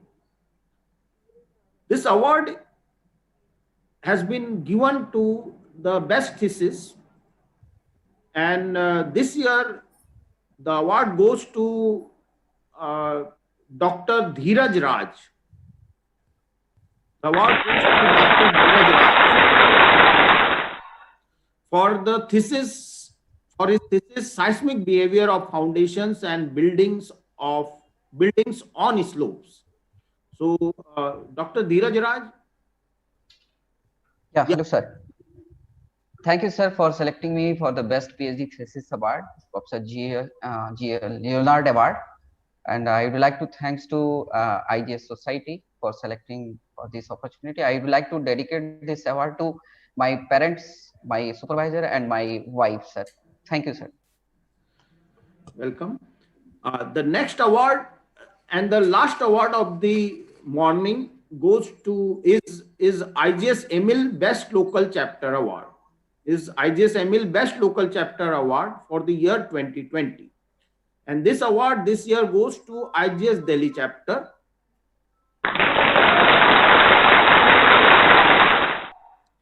For best overall performance among various IGS chapters. The award carries a cash prize of rupees 10,000 and a memento. I request Chairman Mrs. Aarti and Secretary of IGS Delhi chapter to please come forward and show yourself. Yeah. I, Aarti Bhargava, on behalf of the EC members, would like to thank you all for choosing the IGS Delhi chapter as the best chapter. It will further motivate us to do better in future and make Delhi chapter a vibrant chapter. We are delighted, in fact. Thank you once again for the recognition, sir. So with that, we come to the end of our award presentation ceremony during inaugural function, and the rest of the awards, that is, those are the best paper awards, young geotechnical awards, will be presenting during the valedictory function on 19th evening. Thank you so much. Over to organizers. That was really exciting, sir. Though we have missed the traditional meet, greet, and interact sessions, these awards have really put back all the excitement in the air. Thank you, Professor Shahu. And now we have come to the last part of the inaugural function. I request Professor PVV Sachinarayana, Organizing Secretary, IGC 2020, and Secretary of IGS Visakhapatnam Chapter, to give away the vote of thanks. Very good morning to you all. Very good morning to you all. On behalf of Organizing Committee, Indian Geotechnical Conference 2020, under the name Digest, with delighted heart, I propose vote of thanks. Respected dignitaries, Professor PVGD Prasad Reddy sir, Vice Chancellor, Andhra University, Visakhapatnam, Brigadier R.S. Raval, Chief Engineer, Indian Navy, Visakhapatnam, Professor Charles W.W. NG, President, ISS MGE, University of Science and Technology, Hong Kong, Professor E.C. Shin, Vice President, Asia, ISS MGE, Incheon National University, South Korea, Professor G.L. Sivakumar Babu, Honorary President, Indian Geotechnical Society, New Delhi, Professor J.T. Shahu, Honorary Secretary, Indian Geotechnical Society, New Delhi, Professor Peri Srinivas Rao, Principal, AU College of Engineering, Autonomous, Professor T.V. Praveen, Head of the Department, Civil Engineering, AU College of Engineering, Visakhapatnam, Professor C.N.V. Satyanarayana Reddy, Honorary Chairman, Indian Geotechnical Society, Visakhapatnam Chapter, and eminent personalities. I thank for you all, your valuable guidance, suggestions, and sparing your valuable time and space. I also thank to Professor T.G. Sitaram, Director, IIT Guwahati, for 42nd annual lecture. And I thank to respected keynote speakers, Professor Charles N.G., President, International Society of Soil Mechanics and Geotechnical Engineering, and Professor of Civil and Civil Environmental Engineering, University of Science and Technology, Hong Kong, Professor E.C. Shin, Vice President, Asia International Society of Soil Mechanics and Geotechnical Engineering, and Professor of Civil Engineering, Incheon National University, South Korea, Professor Gopal Madabushi, Professor of Civil Engineering, University of Cambridge, United Kingdom, Professor J. Han, Professor of Geotechnical Engineering, University of Kansas, Lawrence, Kansas State, Professor G.L. Sivakumar Babu, President of IGS, New Delhi, Professor of Civil Engineering, IISc Bangalore, India, Professor K. Rajgopal, Professor of Civil Engineering, IIT Madras, India, Professor Anand J. Puppala, Professor of Civil Engineering, University of Texas, Arlington, Texas, USA. Professor Sai Vanapalli, Professor of Civil Engineering, University of Ottawa, Canada. Professor Manoj Datta, Professor of Civil Engineering, IIT Delhi, India. Professor G.V. Ramana, Professor of Civil Engineering, IIT Delhi, India. Professor B.V.S. Vishwanathan, Professor of Civil Engineering, IIT Bombay, India. Professor Deepankar Chaudhary, Professor of Civil Engineering, IIT Bombay, India. Professor M.N. Vilatkar, Professor of Civil Engineering, IIT Roorkee, India. Dr. Kumar Hichumani, Technical Director, ICOM, India, for the transfer of knowledge and support. I congratulate the fraternity of Geotechnical Engineering shall take this opportunity to strengthen their knowledge by implementing them from theory to practice. It is our immense gratitude to remember the efforts of IGS national body for their continuous and constant guidance in successful endeavor of Digest. It is our respect to praise the University Authority in extending their support. It is our gratitude to express our thanks to the advisory, technical, and organizing committees for their cooperation in materializing this conference on schedule. This journey could speak the importance of sponsors, co-sponsors, local chapters, donors, and other organizations for their financial support. Under sponsors, Measures HICO, New Delhi, IGS Pune chapter, this chapter has given lion's share for their contribution of about 50,000. We are very much thankful to you, IGS Pune chapter.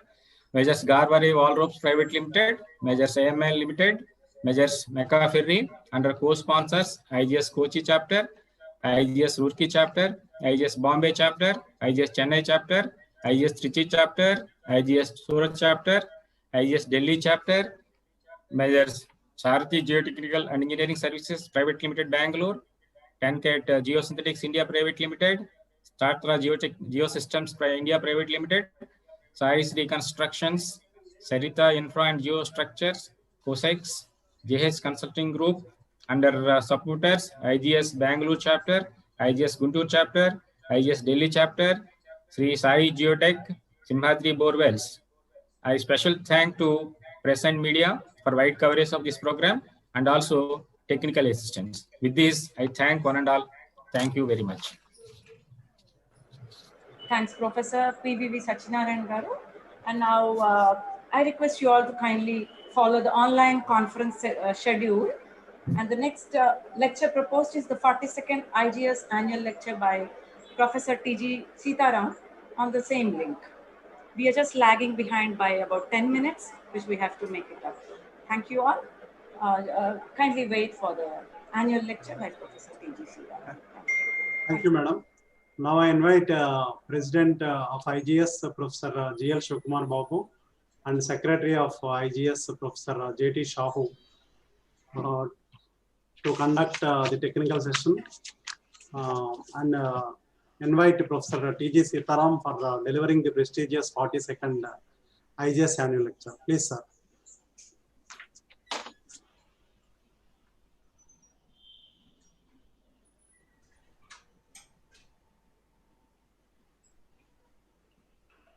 Welcome you all for this very important first session of the Indian Geotechnical Society IGS annual lecture, which will be delivered by Professor T.G. Sitaram. In fact, it's a personal pleasure for me to introduce him. Professor Sitaram obtained his BE in Civil Engineering from BDT College of Engineering, Davangere from Mysore University in 1983, Masters in Civil Engineering from University of Science in 1986, and PhD from University of Waterloo, Ontario, Canada in 1991, in the area of geomechanics. He was a postdoctoral fellow in the University of Texas, Austin until 1994. And he served in the University of Waterloo for some time, 6 months. He also served in various organizations like Bapuji Institute of Engineering and Technology, Davangere, Central Pollution Control Board, IIT Delhi, University of Waterloo, Canada, University of Texas, Austin, Yamaguchi University, and all of that.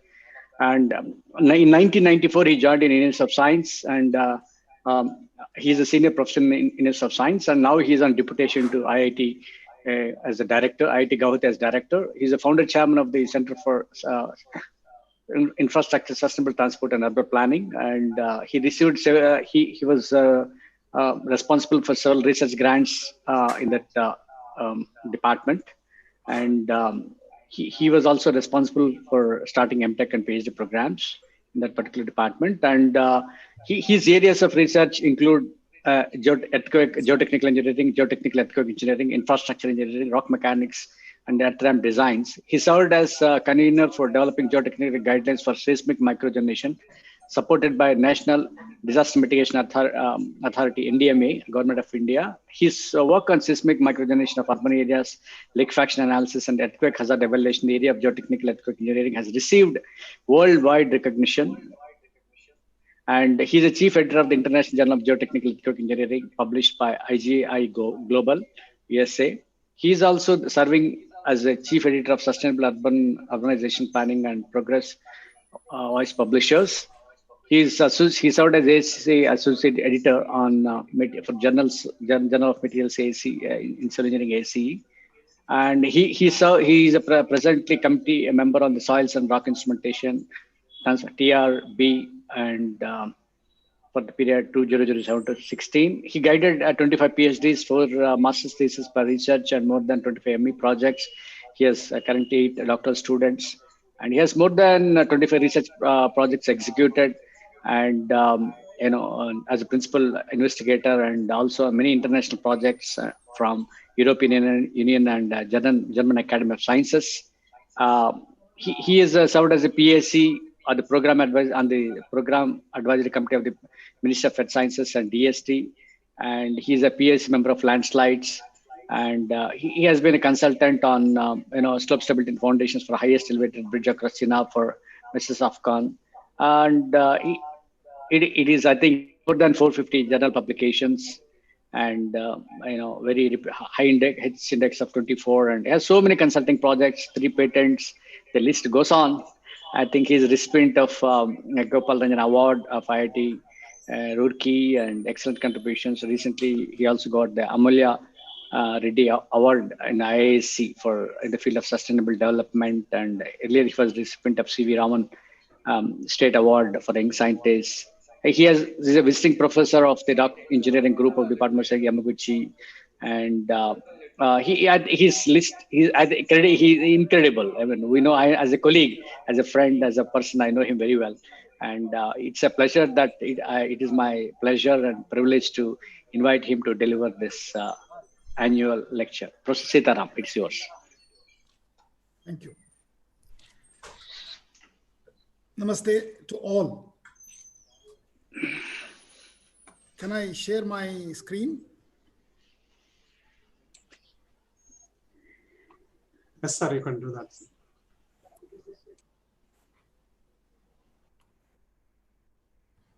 I think you can see my screen, right?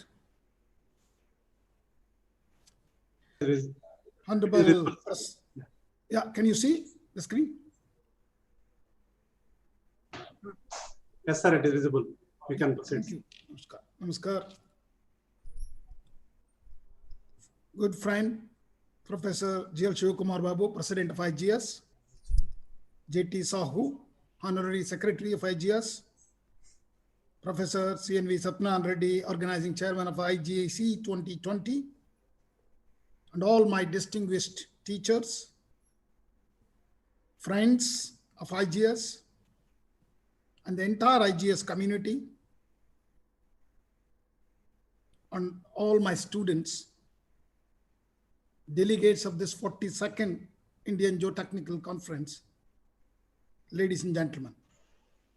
Very good morning to all of you.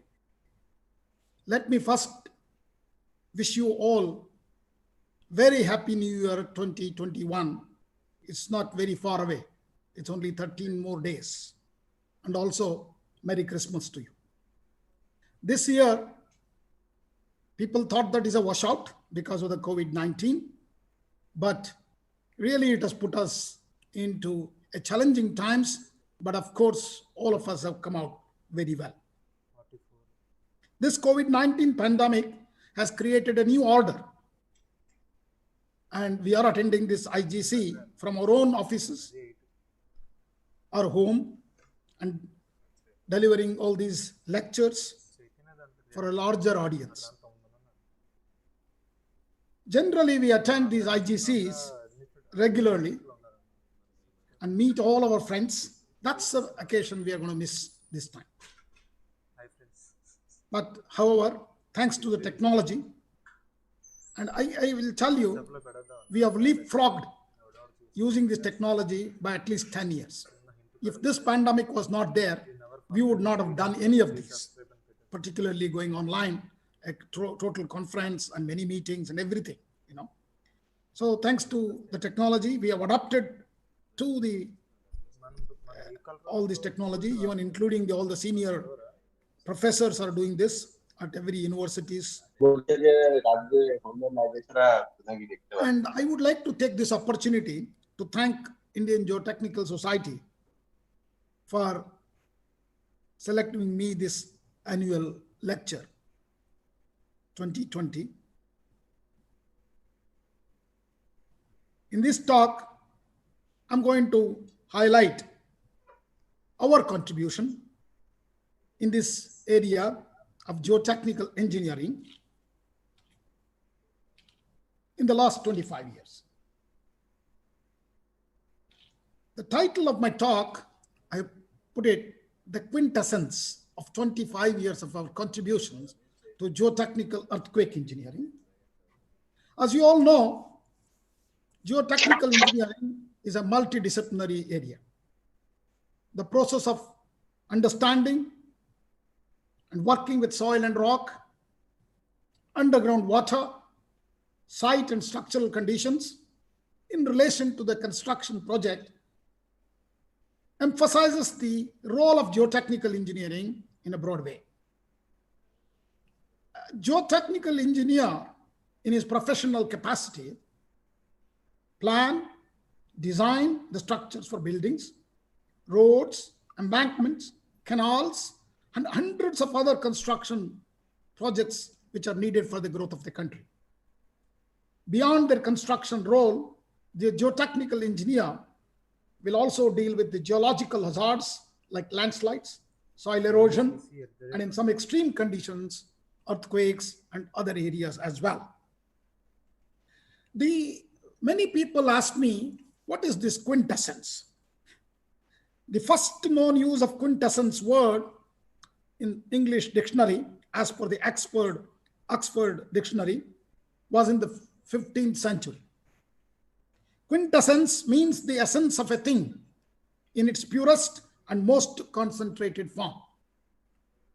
It also means the most perfect or typical example of a quality or a class. So we try to bring out good quality of work, what we did at Indian Institute of Science with my students, and today to present it to the IGS community. In our humble pathway to this, we have come across many hurdles, and even this pandemic is one of those. Long ago, when people believed that the nature was made up of 4 elements, earth, air, fire, and water. This is as per the, the British dictionary. They thought that the stars and planets were made up of yet another element. In the Middle Ages, people called this element by its medieval Latin name, Quinta Essentia, literally 5th essence. Quintessence means the 5th and highest element in ancient and medieval philosophy that permeates all nature and is the substance composing the celestial bodies, that is Akash. This is the, the dictionary says, this Oxford or Cambridge dictionary, if you search for the quintessence.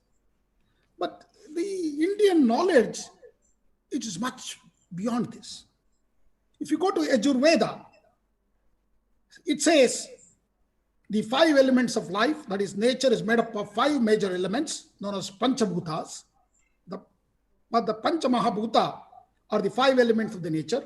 According to Hindu mythology, every human body essentially are made up from 5 elements such as earth, Bhumi, water, Jala, fire, Agni, air, Vayu, and space, Akasha. See, Indian knowledge was actually much before clearly defined the Akash as one of the elements. I would like to quote Ajurveda, Tasmadva etasmadat atman akasha sambhuta akashadvayaha vayoragnihi agneirasha adyab prithvihi prithviya vasadayaha vasadi bosnam annata prushaha. What it means is, from that Atman, supreme soul, space came into being. From space, wind, from wind, fire, from the fire, water, from water, earth, from earth, plants, from plants, food, from food, man came into being. So it's such a beautiful extraction. So in that context also, the earth is the key aspect of it, and geotechnical engineers who are dealing with earth for engineering purposes are also very important. So let me take you to my talk today. Let me first offer my thanks to all my teachers. I don't want to name anybody because I have a fear of missing someone, starting from school days. And all my teachers, doctoral students, I had a very large number, 32 have graduated, and another maybe about 10 are working in both Indian Institute of Science as well as IIT Guwahati. And also thanks to funding agencies, received large funding from different agencies across India as well as outside. And I will also like to acknowledge all collaborators and research fellows who work with me. So some of the names of the PhD students working in the area of geotechnical earthquake engineering I have given you here. Since I joined my profession as an assistant professor at Indian Institute of Science in 1994 June, I got my master's in 1984, as our colleague said, and also PhD in Waterloo, and then came back to Indian Institute of Science in 1994. Since then, I am at Indian Institute of Science. Now I am on deputation to IIT Guwahati from July of 2019 as a director of Indian Institute of Technology, Guwahati. Let me tell you honestly, I haven't taken any earthquake engineering courses in entire my academic degrees where I earned. I never taken any earthquake engineering. I took this as a challenge as early as 95 when I joined as a faculty. And I first started to work on liquefaction of science. And I started doing that using numerical modeling, using discrete element modeling. And then developed cyclic triaxial testing at Indian Institute of Science as early as 1997. And at that time, I had only about 15 lakhs funded by DST, and I asked every company to, nobody was ready to give me that equipment for 15 lakhs. Maybe I underestimated it. And that time, my good friend, who is no more here with us, Mr. Jatinder Singh, offered to develop this indigenously in India. So jointly with HYCO, Hydraulic and Engineering Instruments, that particularly Mr. Jatinder Singh helped us, and he became a constant friend, not only to me, most of you, because he is the friend of all geotechnical engineering community. I think we are going to miss him this IGC. Otherwise, he generally never misses Indian Geotechnical Conference. Let me thank him also, and also give and pray Almighty to rest in peace his thing, because he just passed away 2 years because of the COVID-19 itself. Okay. Focused on this particular topic of geotechnical earthquake engineering, when many professors asked me, what is this, geotechnical earthquake engineering or earthquake geotechnical engineering? Many questions were coming at that time, because if you remember, the first book on geotechnical earthquake engineering by Professor Stephen L. Kramer, the first edition came in January 7th of 1996. You can imagine now. 1995, we started working in this area. 97, we first got the first cyclic triaxial equipment in the country. that too indigenously made. And we had a first project proposal also on liquefaction of sand based on discrete element modeling, but supported with some experiments from Government of India. So this is the background with which we move into my talk. The content of my today's presentation is very elaborate, but don't worry, I'm going to complete this in 1 hour. Very briefly touch upon the overview of what is just geotechnical earthquake engineering and what did we do in the geological, seismological, and geotechnical aspects of this. And then we are also, because quizzed by that we need to also look at the seismicity and seismic hazard analysis to bring it to the ground level. Then we also developed our own ground motion prediction equations, site response, and the characterization studies for many projects, as well as many of the seismic microzonation studies. We have also extensively worked for the last 25 years on liquefaction. I'm going to highlight some of the work of what we have done. Then coming to seismic microzonation, we are the first one to start a microzonation project after Jabalpur in Bangalore. And then many people had a question, why did you choose Bangalore? Because I was there and it is easier to do in Bangalore, so we took the challenge. But we learned a lot of things there. You see, please understand, the effect of soils is very, very key, and we learned. And now recently we moved to time frequency analysis in seismic studies, and then seismic design of geotechnical structures. Many projects I've involved both internationally and nationally, where we have adopted our design, and then experimental and numerical methods and dynamic behavior of soils, shock and blast loading on the granular materials, which is again a very unique work, which is first of its kind, where we have used the shock waves, so which are almost more than the speed of sound. The wave velocities will be more than the speed of sound. Then after doing all this work, I realized what we need to do is something on educate the masses on earthquake preparedness, and contribution on developmental facilities, what we have contributed over a period of time, and also my outreach activities briefly, and conclude my talk. So mitigation of earthquake problems with emphasis on subsoil liquefaction and local site effects is my topic today. And studying the features of earthquakes induced geotechnical damages also I will highlight. Friends, all of you know that earthquakes occur in well-defined belts that corresponds to active plate tectonic zones. So you could see there in this picture, major 7 plates. The constant bumping, grinding, and lateral movement along the crustal boundaries can create sudden movements that result in earthquakes. This is a basic definition for an young engineer to understand how the earthquakes are created. So once each of these 3 types of plate boundaries, okay, there are different plate boundaries like convergent, divergent, transform boundaries, has a distinct formation or a pattern of earthquakes which can create it. You can see the ring of fire which has been shown on the slide here.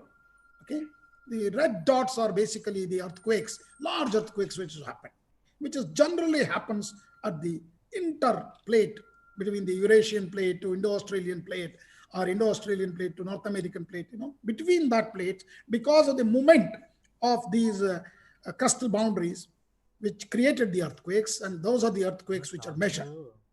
And you can see the circum-Pacific belt, which is what we call ring of fire, follows the rim of the Pacific Ocean and hosts over 80% of the world's earthquakes happen in the ring of fire.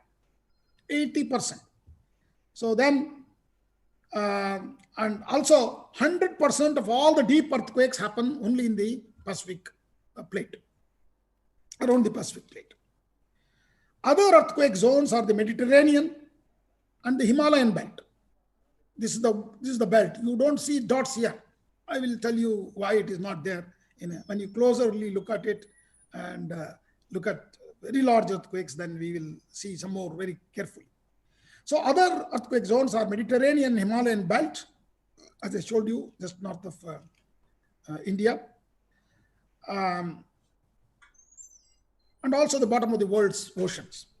So distribution plots in this plot reveal that many earthquakes are associated with either the volcanic action or the oceanic trenches or the interplate, the earthquakes over subduction zones in the circum-Pacific belt. So there is a great interest in learning enough about earthquakes. So to be able to predict their occurrence and possibly even control them. The probability of an earthquake striking an area can be calculated based on the historic seismic activity in that area. Repeated patterns of earthquakes make it possible to predict when the next one might occur, not maybe the exact time and the exact place, but probably you could identify what is the return period of these earthquakes. When rock masses suddenly move deep within the earth in response to tectonic stress, energy in the form of seismic waves moves outward through the rock. That means seismic waves actually travel when these the movement occurs at the focus. The initial movement is generally at the focus, and the waves move outward through the rock from the point of origin called the focus. There are three types of seismic waves: P, S, and surface waves. Among them, surface waves are the slowest seismic waves and travel outward on the Earth's surface from the epicenter, much like ripples to form a stone. When you throw a stone into water, the ripples form, almost similar to that. These surface waves travel on the ground. They create most of the damage at the surface because they are the waves that produce the most ground movement and pass through an area the most slowly. So what you are seeing, the top two pictures, either in the 2005 Kashmir earthquake or 2015 Nepal earthquake, is the damaged building. The picture clearly highlights the importance of geotechnical earthquake engineering. Why? Because you have to see the bottom picture in connection with this. See, assume that these are some of the structures which are there on the ground, founded maybe on a pile foundation or a shallow foundation. But what happens when an earthquake comes? Waves actually travel through, different medium and reaches to the closer to the foundation, and in the foundation they started moving vertically, and these waves actually will be dependent on many factors. What could be the dynamic soil structure interaction, building model, soil constitutive model, interface boundary model, or the seismic ground response analysis, all of that. So but what you see is only the top structure is collapsed. And so far earthquake engineering were focused on that to find out how to reduce. That is definitely an engineering of the structure is possible. So even though solution lies in buildings, it is better for us to understand how these damaging waves travel through the ground, and is there any way we can reduce their effects on building? That is the question of geotechnical earthquake engineering. I'll repeat that again. It is better for us to understand how these damaging waves travel through the ground, and it is there any way we can reduce their effects on buildings. That's the objective of that. If you can understand the wave movements and also can modify the ground below these structures to take these kind of waves, and that is the challenge of geotechnical engineer. And that is the role of geotechnical earthquake engineer in particular. So let me take you to the India. As I told you, this is the plate boundary between Indo-Australian plate and the Eurasian plate. See, that's the Himalayas. The even recent measurement of both Chinese and Nepalese showed that Himalaya is rising. That is because Indian plate, which is situated in Indo-Australian plate, is moving in the northeasterly direction at a rate of 50 millimeter per year. And recently, they have also clearly said Himalaya is in the height is increased. That means because of the both collision, Himalaya is rising, which also creates many large earthquakes. So the earthquakes, what has been given at the boundary of the plate, either main boundary thrust or main central thrust, the location, year, and number of fatalities clearly shows here. See, whether we start with 1934 Bihar earthquake, 8.1 on Richter scale, and also you see the number of deaths which is there. And see, almost like 15,854 people died in Bihar earthquake. And Assam earthquake, only 1526, when magnitude is much higher. Because if you look at where is Assam earthquake has happened, see, one was in 1951, was actually in the north of Assam. I'll show you in the next picture. And one was at the Meghalaya. That was the 1987, I think. So these earthquakes, what this picture says that clearly you see there is no relation between the magnitude of the earthquake and number of deaths. See, number of deaths in a 6.4 earthquake of Maharashtra, Latur, was much, much larger. Why it is? If you ask this question very fundamentally, earthquakes are not disasters. Earthquakes doesn't kill people. It is the buildings. So that's where, you can clearly see even a smaller magnitude earthquake, which could demolish many of the buildings. When the people are sleeping in those buildings, you will have the disastrous effects. So there is no way much except the geotechnical engineers can do to control these wave movements, which is coming to the building. There is no way. The structural engineers are only worried about how do you design for these waves. But we at least try to control its effect. That's the role of geotechnical earthquake engineer. So let me take you to, again, very closer view of the India, that is the plate, where India is hitting the Eurasian plate. And when you look at this, the seismic gaps are clearly visible. This is what we call central gap. That is, the potential earthquakes are 8.5 magnitude, but we think that there was an earthquake in 1505, but we do not know exact record of that. That is the oldest record. If you see, that means we do not have even a 300 years of a record for a civilization which is 5,000 years old. And we have only the records for only last 300 years. We claim to know more about earthquakes, but very, very sad state today that if you look at 1934, this is the Bihar earthquake. And I promised you that is 1950 Assam earthquake is in the northeast, the very far away at where Dibrugarh. That's where the depression of Brahmaputra is taken, almost 3.5 meters. 1947 earthquake was in Meghalaya, okay, Shillong. And then if you can see, these were the gaps where there is not many earthquakes have happened. Central gap and East Bhutan gap, 8.7, okay. So what do you mean by these seismic gaps? The seismic gaps are stretches along an active fault zone that have not produced earthquake for a significant time. Scientists believe that these gaps may be extra resistive areas along the fault where strain is being stored in the fault blocks and where earthquakes will likely occur when the strain is finally released. An earthquake beneath the ocean results in a huge waves called seismic sea waves that devastates the coastline. That is what we call tsunamis. You must be remembering 2001, 2004 tsunami, Sumatra earthquake, which has caused the tsunami, which affected India as well. Scientists who study earthquakes, which were basically seismologists, but now we are also, all engineers are also getting into this business because, so we need to bring that whatever understanding about earthquakes and how they cause and how they travel, the waves travel, and then, we need to track that to the base of the foundation, and then our structural engineer friends will talk about how we need to build design these structures.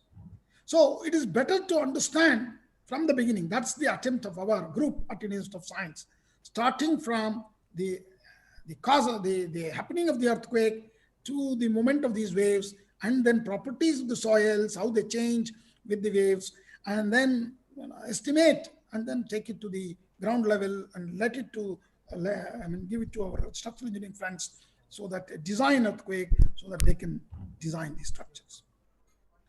So it have hope to eventually, even our seismologist friends hope to eventually predict earthquakes, but I think the science of prediction is very far away.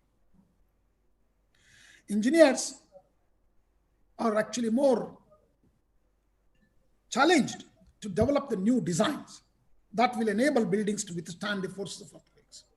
So that's where the role of geotechnical earthquake engineering becomes more important, so that how to contain the effect of these waves reaching to the foundation of our buildings, so that we can save these buildings in a very effective way. So even with the seismic design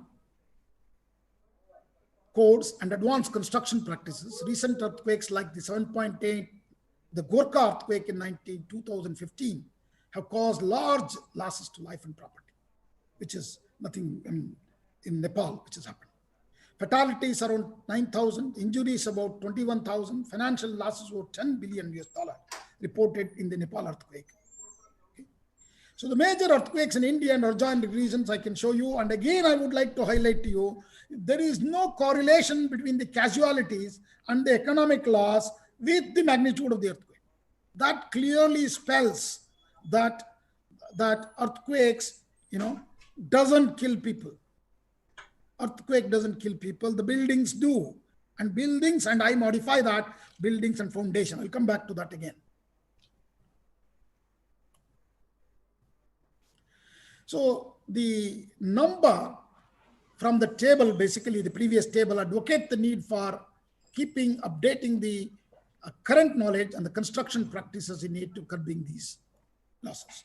The knowledge of earthquakes, its processes and dynamics have to be continuously kept in the limelight of research, because this is not going to be, okay, I've done the analysis, it's not over.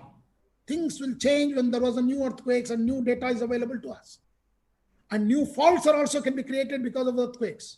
So the geotectonics also can change, because our plates are moving. So influence of local geotechnical and geological and topographical conditions are most key aspects for understanding and designing our structures so that we can reduce disasters. Okay, so geotechnical engineering plays a major role. Further, construction practices in seismically active areas need to be revamped with proper codal provisions and provisions for local site effects, and strict enactment of these provisions during construction is necessary. So secondary effects of these earthquakes are tsunamis, soil liquefaction, fire, disease and famine, landslides. And in that, the role of soil mechanics again comes into, in a very big way, is understanding of soil liquefaction. Okay, what really happens in soil liquefaction is, please understand, below the foundation, the water which was there, because the kind of earthquakes magnitudes are less than a minute, 40 seconds, 50 seconds dynamic loads, even in a very permeable sandy medium, the pore pressure can shoot up and make the effective stress zero, and shear strength becomes zero, and sand starts flowing like a fluid. And then the liquefaction will occur. And it can also come out with sand boiling, very similar to what we have seen in earth dams, and the buildings can sink. But what happens to the pipelines and sewers? So they actually float because of the buoyancy effect. So, and lateral spreading also of the ground can take place. So these are some of the effects of the earthquakes. Please note that earthquakes or tsunami or volcanic eruption are actually commonly categorized as disasters. They're not disasters. They are basically what I call them as hazards. Why I don't call them as disasters, I'll tell you in the next slide. If a major earthquake shook an inhabited land like Greenland, there were no fatalities, no building collapsed, because there are no buildings itself. So no public service disrupted. Otherwise, the impact of the hazard is not disastrous, even though it may be a 9 magnitude earthquake there. So then the earthquake is not very likely to be considered as a disaster. So earthquake is an hazard, not a disaster. It becomes a disaster if it hits the habitat or a very densely populated area. People. So the people and hazard coming together makes a disaster. So when I say people, it is also buildings where the people used to stay. The effort should be to mitigate and prevent the disaster, and also an attempt to reduce the risk. So far, the structural engineer's role was to reduce the risk in the buildings, but I am saying we can also do something at the ground level. how one can actually minimize the risks, and at the end, what really matters would not be the emergency response after so many lives were taken. See, we have done a fantastic job creating National Disaster Force in the NDRF through NDMA. But that is all beyond, after the earthquake occurs and after the people are killed. It is only an emergency response, which is also very essential. But however, how to secure the lives and properties from the hazards, that is what I call engineering preparedness for a country like ours. We need to do a lot. We have to prepare not only from the engineering point of view as a civil engineers, we have to also prepare the community as well. That's what I'm going to focus on, both preparedness for the community and preparedness for the engineers. So that's where the role of geotechnical earthquake engineering comes into picture.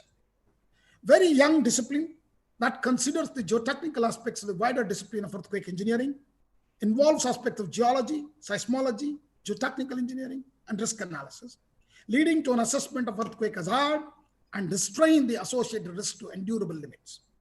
Geotechnical aspects like surface topography, local soil and site effects, soil type, along with seismological aspects like the frequency of incident wave, influencing the maximum acceleration experience on the ground, evaluation of ground motion at the ground level for mitigation of earthquake hazards, and this demands a meticulous research and new development in these areas.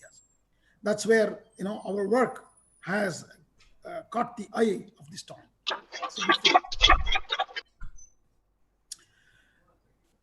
Secondary effects like soil liquefaction, as I told you earlier, landslides and tsunamis are also common too. The geometry and material properties of the subsurface soil, the way the structures within the ground are also key.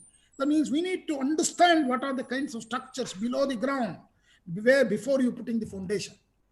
Its stratification and its properties of the bedrock, ground motion have a substantial influence on the site amplification and local site effects. These effects were witnessed during the infamous Niigata, Mexico, San Francisco, and Bhuj earthquake over the years. It is not a new thing. Even the picture what I've shown you is the soil liquefaction due to Christchurch earthquake in 2011. Look at 6.2 on MW scale, but look at how the sand has become almost like a fluid. So the entire car has gone down. So this is what we need to understand what really happens. So let me give you some definition of the local site effect. What do you mean by local site effect? See, when the bedrock, when the earthquake, created there, and this is the time history of a wave, okay, the amplitude versus time. And then if you hit the sediment, it amplifies. If you measure, if you put two instruments, one at the bedrock and one at the top, the sediment clearly modifies the incoming wave, and the characteristics like amplitude of the wave, frequency of the wave, and duration also will change. What is causing that change from here to there? Not just the distance. Actually, if it is distance, it should have been attenuated. Why? What is amplifying? The amplification is because of the soil characteristics, and also due to sometimes topography or the structures within the ground. So this needs to be understood. Wave amplification in sediment layer and wave amplification due to local topography needs to be understood very clearly. But please understand, to understand the local topography is a very great challenging. Even today, we do not have answers. So we have done some progress in, at least in the sediment, how the sediment responses. Influence of local geotechnical, geological, and topographical condition is the key. And if you can assess that, and then we can try to modify that, see how these waves will modify. So whether we can reduce the effect of these waves even before reaching the foundation. Because please understand, in civil engineering, our scale is in the 100 meters, less than 100 meters. Nowhere we will put foundation more than 100 meters, nowhere. So our interest will be completely in the top 100 meters of the ground, okay? Even for a Burj Khalifa, the foundation is only at 55 to 60 meters below the ground. Why I took Khalifa, Burj Khalifa is about 830 meters tall above the ground, but below the ground, it is 55 to 60 meters. So the geophysicists study how these waves travel in kilometers, but our job, geotechnical engineer's job, is to study how these waves transmit in the top 100 meters of the ground. And that also we are unable to do with the kind of investigation capabilities we have today. None of our, in Delhi micronation, we were unable to drill a deep borehole. It doesn't mean that we do not have the capability of drilling. See, our own country in petroleum engineering, in the search of petroleum, we have drilled 7-kilometer borehole. But we are unable to drill about 120 meters in Delhi. So there are challenges actually, because this is also because of the practicing people, geotechnical practicing people.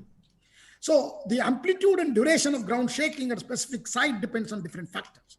That is energy release of the earthquake event, depending on the rupture size and type, directivity of the energy release, depending on the orientation of the rupture fault, distance from the site to the earthquake source, geological conditions between the earthquake source and the site, and local soil condition and topographical conditions. All of these will affect the typical configuration that cause side effect is, you can see the features present at the Earth's surface have also been identified as having an influencing and checking intensity. The building sitting on a sediment, horizontal sediment response will be different. When it is sitting in a valley, it is different, and the crest of the slope, it is different. And this kind of a two path, when the waves are following, would be different. So some studies of the distribution of the intensity of shaking experience in an earthquake concluded that hilltop sites often shook at one intensity level higher. You note that one intensity higher than the nearby sites with flatter topography. So many factors are going to affect. Studies on the influence of soil condition and strong motion is a very recent phenomenon, friends. It's not a very new area of research. As late as the Guro earthquake of 1985 started the storm studies of Mexico City. It doesn't mean that we didn't know about soil are going to affect the waves movement. Historical reference to local site effects extend back to nearly 200 years.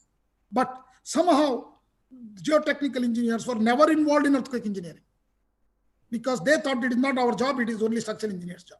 But now we realize that it's more important to understand the ground where you put your foundation. Spitak earthquake 1980, Armenia, Loma Prieta has really given us a lot of understanding about liquefaction. And Kobe earthquake, and where coastal areas, many of them have liquefied. Kocaeli earthquake in Turkey, and Erzincan earthquake in Turkey, where resonance is the other. Buj earthquake also showed a large number of liquefaction areas. But luckily in Buj earthquake, it happened in an area, a lot of liquefaction has happened in an area of a no man's land in the border of India and Pakistan. So we didn't see serious effects of liquefaction there. So historical reference to local survey extend back nearly 200 years, but did not appear in codes even in 70s, 80s, and even today, even some of our codes. So damages due to local side effects and liquefaction in earthquakes, you can see many of them you can relate it to geotechnical engineering aspects, the effect of subsoil below the ground, below the structures, or the cars. So if you had really knew this, and if you can modify that ground, you could have saved many of these structures. Okay, so that's the emphasis of this, and even today we have not yet understood. So how do we really reduce these impacts of these earthquakes? What is the knowledge of geotechnical earthquake engineering which is required to do this? So as I will repeat, earthquakes don't kill people, that is, buildings do. Because I give you an example of 1994, two earthquakes. One is the San Francisco earthquake, which is also something like close to 6.2 magnitude in an MW scale, or 6.4. And the Kilari or Latur earthquake, which is also 6.4. Both happened in the midnight, okay, close to midnight or the early morning, 3 o'clock. So when in Kilari, there are so many deaths, 15,000 plus, and then large number of why with a small magnitude, because people were sleeping in their unsafe houses, in the fragile buildings. But the same people in San Francisco were sleeping in safe houses, Imagine if that earthquake of 6.2, because the period was longer there, many bridges actually collapsed. You could have been counting large number of deaths in San Francisco earthquake if that happened in the morning time, because traffic would have been very high. Okay, but they were sleeping in the French, so the number of deaths were almost nil or maybe 1 or 2. So many deaths and injuries in earthquake result from collapse of structures. Solution lies in buildings and foundations. That's the theme of my talk today. The foundation is the very key, and not in the earthquakes as such. Why I said that is, very little you can stop an earthquake coming. Okay, it is only a complacency, you can forget about it, but not really you can do much about earthquakes. So our ground should be engineered to transmit less vibrations to structures, and structures should be designed to withstand the vibrations. So both are important, ladies and gentlemen. So far, our friends have done fantastically well in structural engineering above the ground, and even maybe at the junction of the ground and the soil. But below the ground, there is a lot we can do, because ground improvement is the key. Many of you are all working in the ground improvement area, and ground improvement is the key here. Evaluation of hazard, considering the local soil effect, with the ground, improved ground is the key.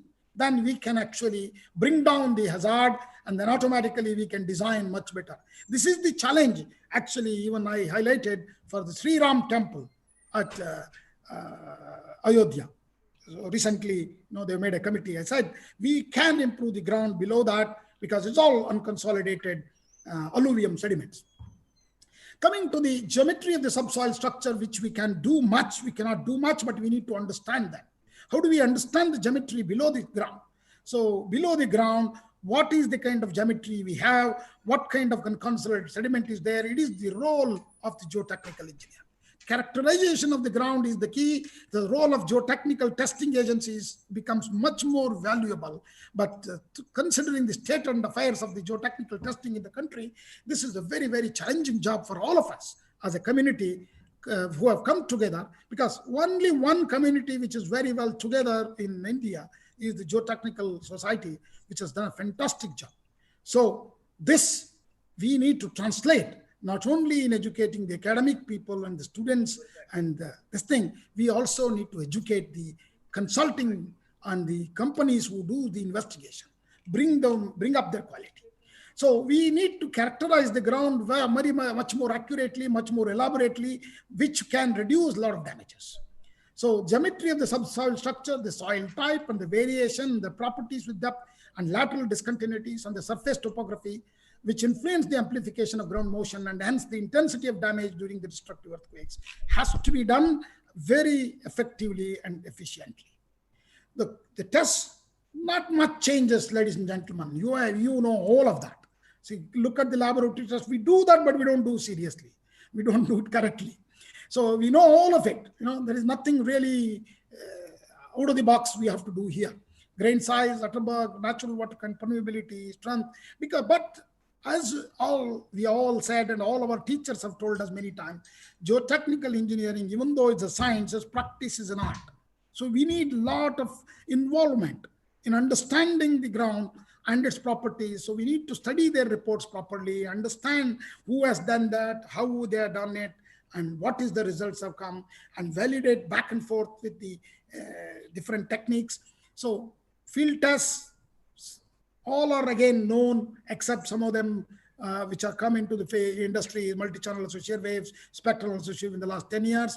Otherwise, these are all existing from last 40, 50 years, because geotechnical engineering is also coming to almost to 100 years of celebration, after Carl Tarzaghi has given the name of it. So field tests, again, coming to suspension logging, all of these were there, nothing new. What we did is we tried to develop some of the work. I will highlight these things a little later. We have developed a piece of vibrocone where we can actually calculate the liquefaction resistance in the laboratory as well as in the field. And we have also, as I told you, this is cyclic triaxial test, thanks to Mr. Jatinder Singh, HYCO. We have developed this, and he has sold it, maybe 15 to 20 of them across India as well as Iran and some other countries, even outside as well. And we have also developed a shake table at the Institute of Science very early. And this is the laminar box which we created very early, and a lot of students and faculty got benefited through this. Let me come to the hazard. As I told you, why I'm looking at hazard, because I want to estimate the hazard considering the soil below the ground. So unless I estimate myself the entire thing, I cannot translate to the ground. So this is where, when I started, many people asked me, why are you doing this? This is nothing very innovative. But unless we bring that values and numbers to the soil bed and then translate, so we cannot take somebody else's results and put it here. So we started looking at the hazard analysis, so which is very standard. That is the deterministic hazard analysis, probabilistic hazard analysis. I will not go into details of these. Some of you are interested, either you can see our books or our papers. So there is a quantified levels of ground shaking. Design and construction practice are to be defined for the particular site to ensure seismically safe structure. So that's the objective. These are some of our books. So earthquake hazard assessment, which will tell you, delineates both the deterministic and probabilistic, and also seismic zonation at different scale levels, at a city level, at a specific site level, and at a nation level. We have done this very, very categorically. Several PhD students have contributed to this. This is both in Springer, this is in CRC Press, and this is in Springer.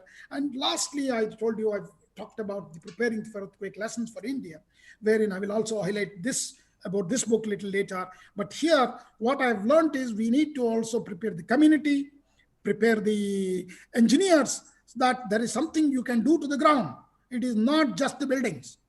It is the ground also has to be improved below the buildings. That's very message which I wanted to take it through this today's talk.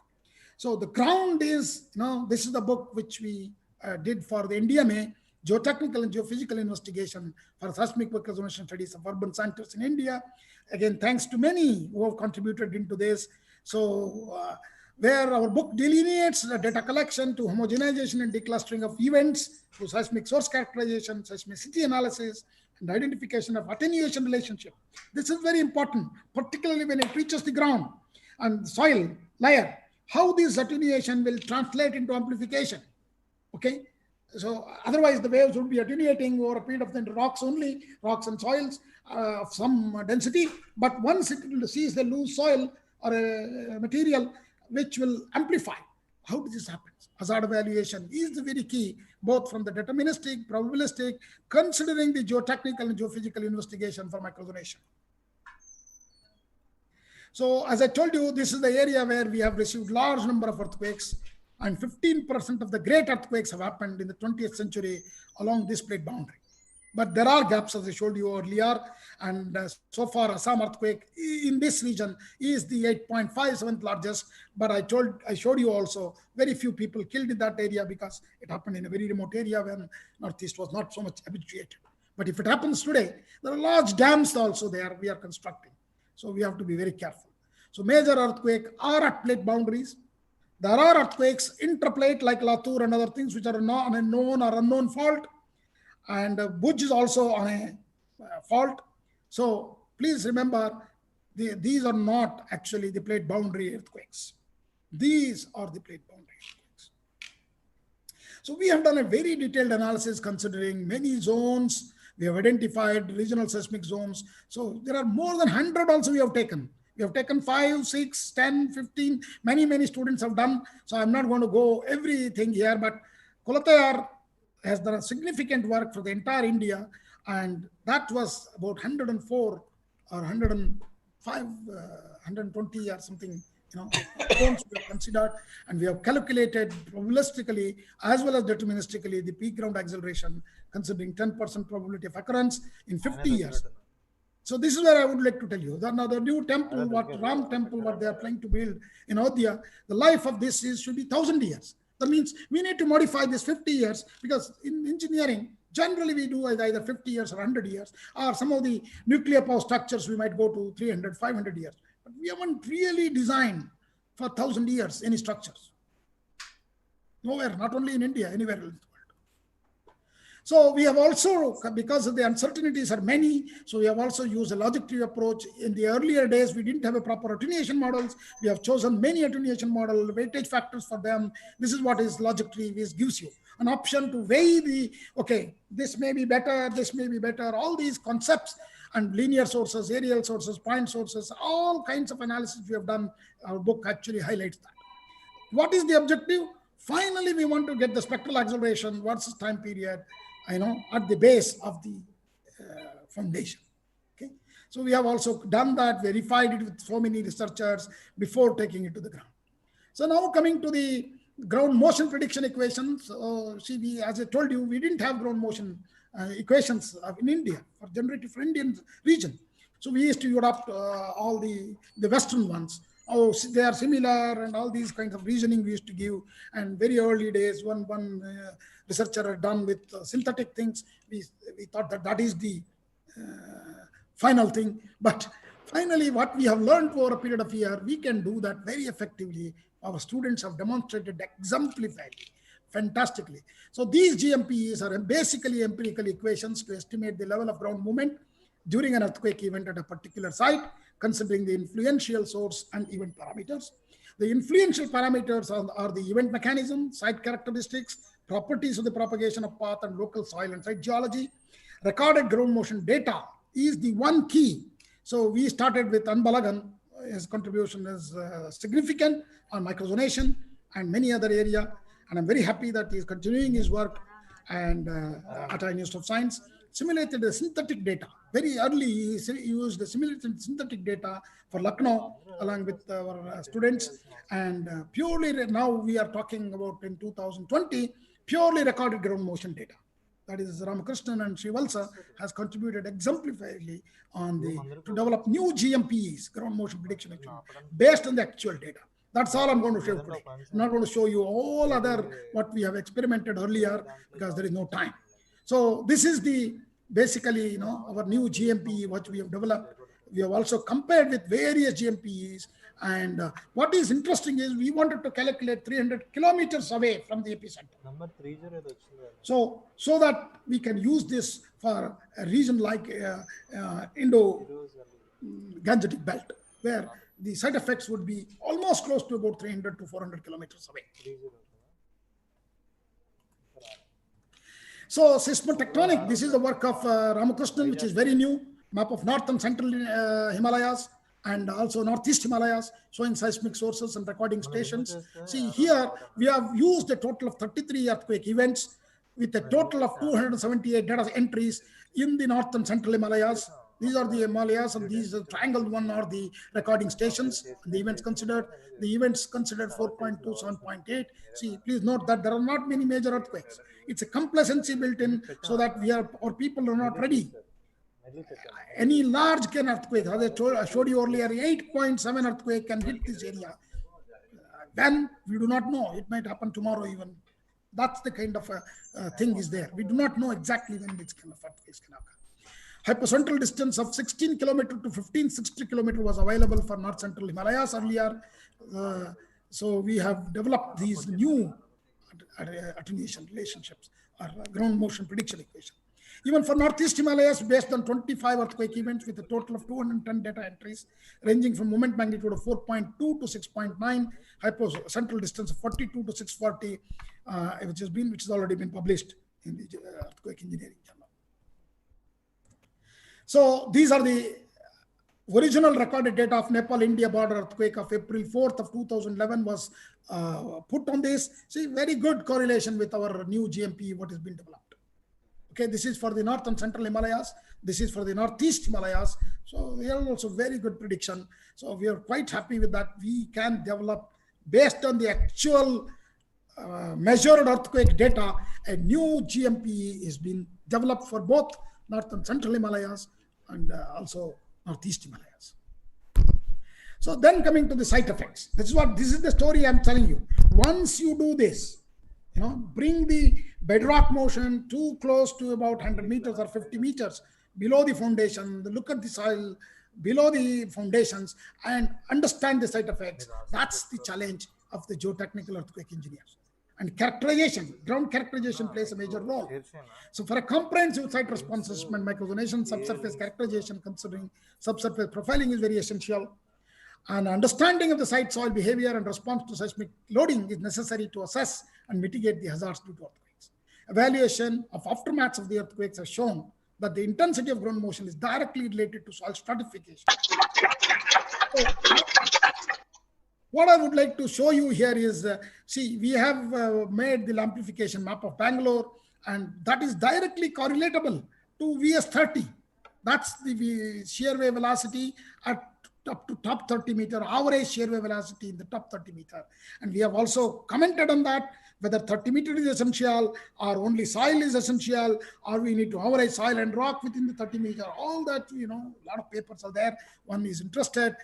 We have asked fundamental questions on how one needs to calculate. But in general, for a 30 meter VS30 still works for most of the sites, but for some sites we have to deviate that, like cities like Bangalore and other things where shallow bedrock is available. So coming to site response, studies have been carried out based on SPT, CPT, MSW test data, where shear wave velocity is directly measured here. Here shear wave velocity is calculated based on N value or N correction value. So again, lot of experiments we have done, corrections, how corrections should be applied, whether corrections are required or not. If you don't believe in N value, what our companies, geotechnical companies give, then what is the use of doing all these corrections? Also question came up. Many questions we have posed ourselves and finally felt that a shear wave velocity profiling is very essential for seismic microresonation. Very, very important MSW, and definitely we would like to do something SPT because we want to see the samples below the ground, how they are in what stage, which is not possible through the shear wave velocity. So even though geophysical has given a fantastic opportunity to understand and create the ground below what it is, and also see below the ground without disturbing the ground, but looking at the soil is very, very important. Very important to understand, feel that as a geotechnical engineer, you have to feel the soil, whether it is a clay, whether it is a sand or a silty sand, very important. So we have also during this, other the innovations have come at, we have created 3D subsurface profiles for city of Bangalore. So we can use it for many new projects, which is coming as an initial investigation, very fast one. But again, that has to be verified. So we have given it to Bangalore Metro, we have given it to monorail, many of those data what we have collected in 3D subsurface profiling. Extensive field and laboratory tests were also conducted, and thanks to all my students. See, more than me, as I told you, I never took an earthquake engineering course, but our students have really worked very hard, and site response, amplification factors with all different kinds of model, with the deep, shallow, all that they have done, liquefaction and mud flows, ground subsidence. So this is, we also gone into Northeastern. Other than Lucknow, one student did in Lucknow, Professor Abhishek, and then Professor Arjun Shell is at NIT Silchar, who did it on Northeast, because he comes from here. He went to Mizoram, he went to Tripura. A lot of work was done based on geotechnical testing for Mizoram and Tripura, and SPT, MSW test site. And they have classified the mean design response spectrum was evaluated at the bedrock. Surface levels were developed and compared with that of the Indian Standard Code, driving to the conclusion that zone factor recommended in IS codes are underestimated. In many, invariably what we found, what you assess the ground response at the founding level of foundations, invariably underestimates by IS 1893. Okay, and wherein very important to do the site specific.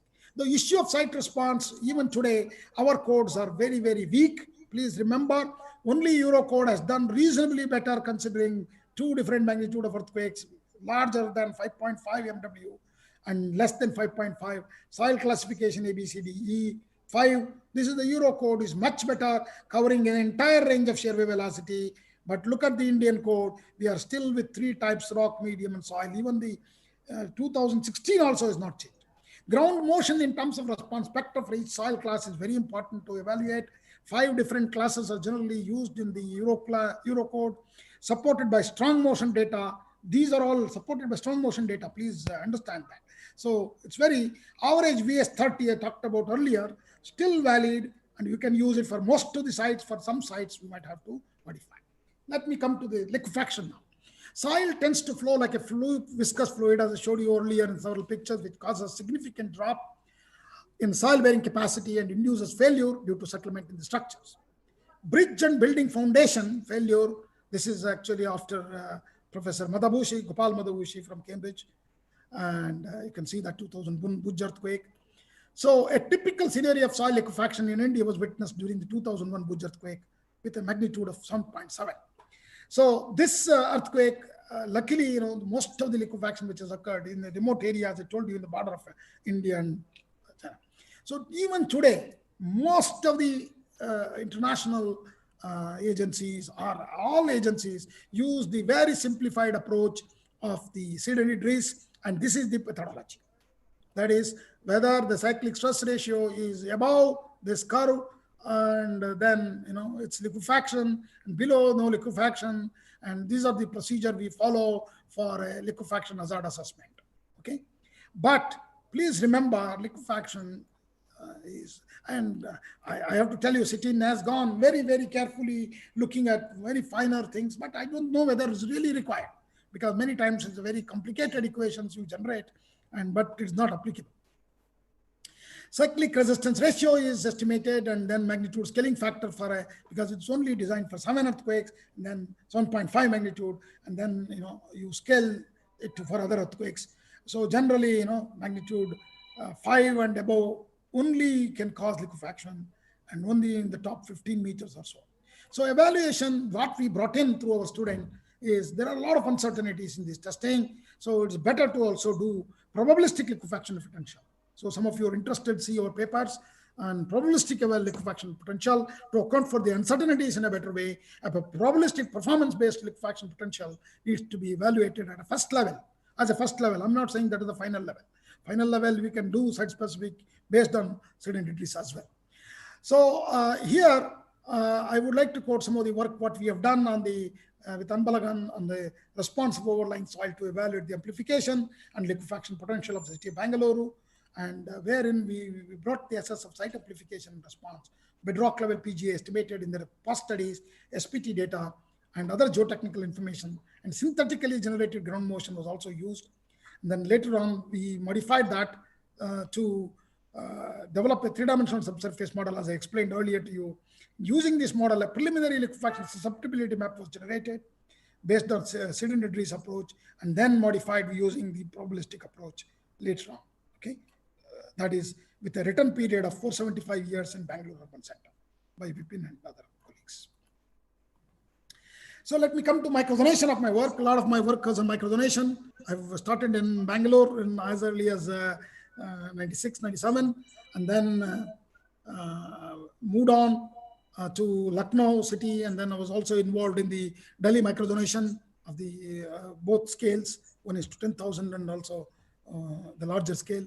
So basically what is zonation is, seismic zonation is the practice of subdividing a region into different categories of zones based on various geotechnical, geological, and seismological parameters for effective use in land use planning for earthquake effects.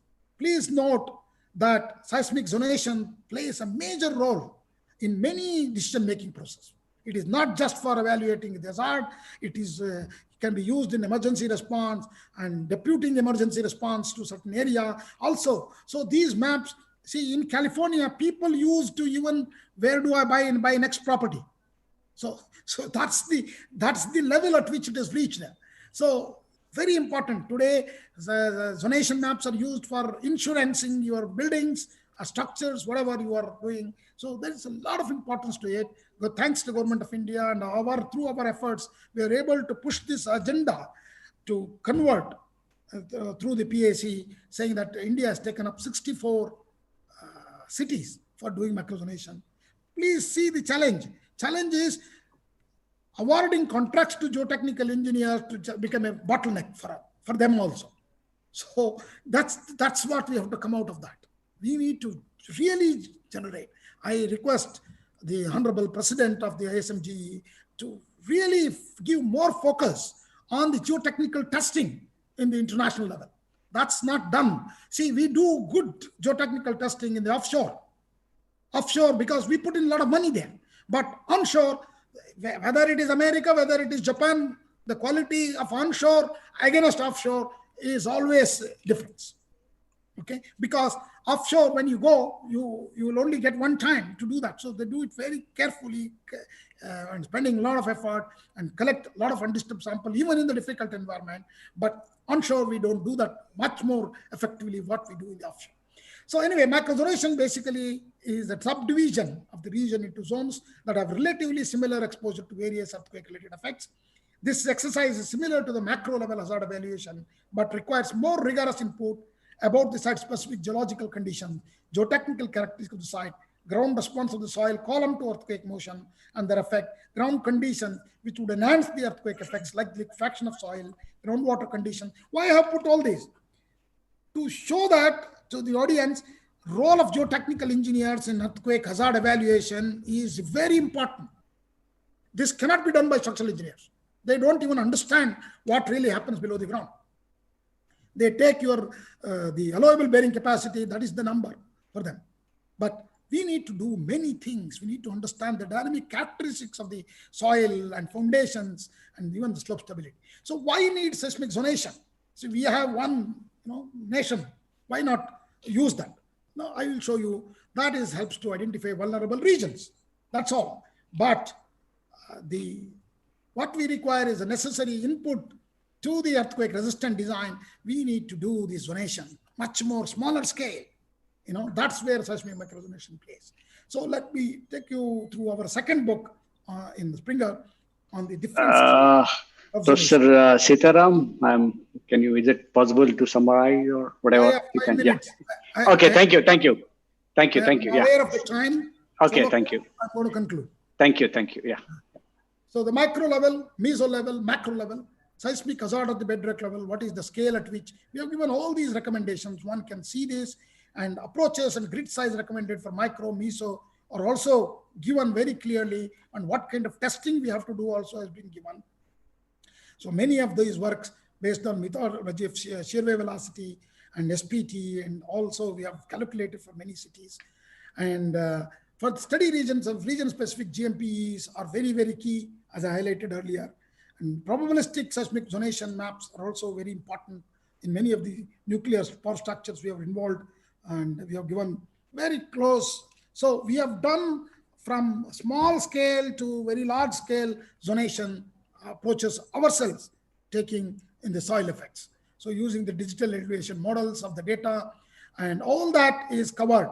And similar approach for the, as I told you, small scale to large scale estate like Sikkim to Karnataka, and also the country we have done, and all of that is covered in many of our books. We are also bringing out the geotechnical earthquake engineering in 2010 and through IGI Global. So I think many of you are familiar. We only bring 2 issues. So let me bring it to my last topic, time frequency analysis in next studies. So we thought that, in the response spectrum method, we only have the amplitude versus time, but the frequency is missing. So we need, there is an important study of that. So Ramakrishnan had adopted a Geber transform, which uses a Gaussian window function, which has a good control over the frequency resolution. That's the key. And spectral leakage to analyze and generate the synthetic ground motions. So we generated approach was used to synthesize the ground motion for Japan and many of the Himalayan regions with the data, because the data should be available here. It's a data-driven approach. So some of these, this is what I call them as a physiogram. The last bottom right-hand corner is a physiogram. What you see, what you are all structural engineers are familiar, amplitude versus frequency plot, and or the seismologists are familiar, acceleration time history, what has been measured, and the other one is the frequency time, okay, what we call spectrogram, and a Gaussian window. The last one is called physiogram, which is 3-dimensional, where amplitude, time, and frequency are all represented on the same plot. So we have our recent paper on that for the Northeast Himalaya and also the North Central Himalaya. So we have generated the spectrum. So a comparison of the analysis, it really gives you much better effect to observe the frequency content of the signals compared very well. So like we are involved in many of the design of geotechnical structures in my consulting work, whether it is slope stability, seismic design of foundations, earth dams, retaining walls, shallow foundations, geotechnical structures. So my list of companies, thanks to all of them for giving this opportunity. Very large number of them are there, not listed, whether it is tailing dam design for all these seismic and or the pile design, shallow, closer to plane strain finite also my students have worked out. So many large quantity of work at understanding the seismic design has come out for the geotechnical structures through our study over a period of 25 years. So recently we have also looked at the geosynthetic inclusions in the materials and how they have influences under dynamic loads. So we have also tried using geosynthetic applications, geogrids, geocells, geomembranes, and this is one of the other, my classical work is for the last 15 years I'm involved in the design of, I'm very happy to tell you today this update is the arch is coming up, superstructure. But our job is the ground improvement. I'll just show you in a little while. This is the place where we have converted, put the foundation for the arch slope stabilization work. The excavation is 6.1 lakh cubic meter, rock bolting is 33,000, shotcreting. This is one of the highest elevated bridge, going to be railway bridge in the world once it is constructed. So we are maybe a year away, in 1 year it will be ready. So that will give connection to Jammu and Kashmir from the mainland. So these are the kind of rock bolts, about 124 meters. This is on the right bank.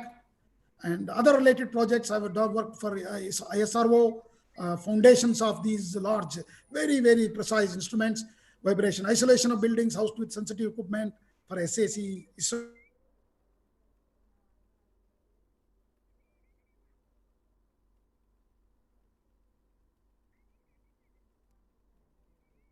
And 32-meter diameter antenna at Nazafgarh, New Delhi for Indian astronomical observatories. And we have also worked for rice polishing machine equipment, BULA, granular dynamic simulation using discrete modeling. So dynamic stability of compacted sandfill in nuclear island PFBR at IGCAR and shockwave assisted fracturing. This is one of the startup company with ONGC. We have worked on WaveFrac Technologies Private Limited. So the geotechnical investigations, I will not take much time. So a lot of studies we started in as early as 95, as I told you, look at the laboratory triaxial experimental liquefaction, and where we measure the dynamic properties like shear, the dumping, as well as the shear modulus on many Indian soils. The first attempts, whether it is Bhuj, Ahmedabad, Assam, science were done, and the limitations of understanding the limitation of triaxial equipment. We have also gone into very high-ended high-ended testing systems at Institute of Science. Now we have resonant column and many other things are there. But I have also taken up on the discrete modeling approach, where we looked at the soil liquefaction from the particulate mechanics modeling as well. So where we try to compare how to understand the micromechanically, what happens to the structure when it is liquefied. So we looked at very, very carefully, and a lot of publications available. So what we try to look at, whether it is earthquake intensity, water table, soil type, gradation, drainage condition, confining pressure, relative density, all we have considered in different problems of whether it is slope instability, failure of earth structures, or tipping of buildings. And these are some of the work where we introduced mitigation of liquefaction by using the geosynthetics. Here we have put the biaxial geogrid in the discrete particulate simulation and try to understand in an elemental test how this is much more better. Now we are also working on air injection into the ground of saturated sand to reduce or mitigate the liquefaction. So there are some of the other works on AI, artificial intelligence tool techniques. Study predominantly use the SPT and the artificial neural network and support vector machine data on our experimental data, which we carried out from different agencies, different techniques. And then Balreddy has done a lot of work on effect of fine sun pore pressure. And then Professor Das has done a lot of fantastic work on dynamic behavior of soils using triaxial testing. So this is my very recent work with Dr. Vivek on shock and blast loading behavior of granular material. The book also has come up in Springer. Some of you are interested, where we are look at how the shock waves in creation of these, subsurface sand ejecta. You can see that very clearly. We have done both experimental and numerical work here. A lot of fantastic work of using the shock tape facility was used to generate planar shock wave, further facilitate the optimized, dissimulate the properties of it. So let me come to the earthquake preparedness. This is what I was telling you last my slide. Earthquake readiness index tool for India has been developed to assess, thanks to Dr. Srivalsa. He has collected data for Delhi and regions in southern India.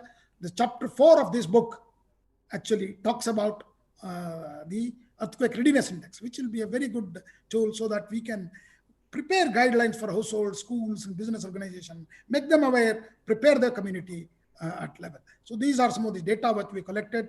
Proposed tool assisted to give better idea on the levels of preparedness and identify the areas where people lack awareness. So we can identify, increase the awareness.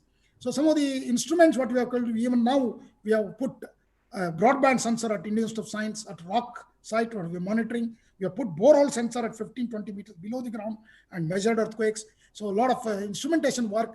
And as I told you, cyclic triaxial, piezo vibrocone, thanks to many of my students, shake table study, development. All these developments are also done indigenously within India for our research work, very, very in the beginning of the work. So coming to the outreach activities, as I told you, journal, which is now an open access journal, and which is a fantastic one. And we are also bringing out Springer Transaction in Civil Environmental Engineering. I am the editor-in-chief. So continuous efforts are made to propagate the idea of the geotechnical earthquake engineering. Geotechnical considerations are very crucial in the successful design of any part of the built environment.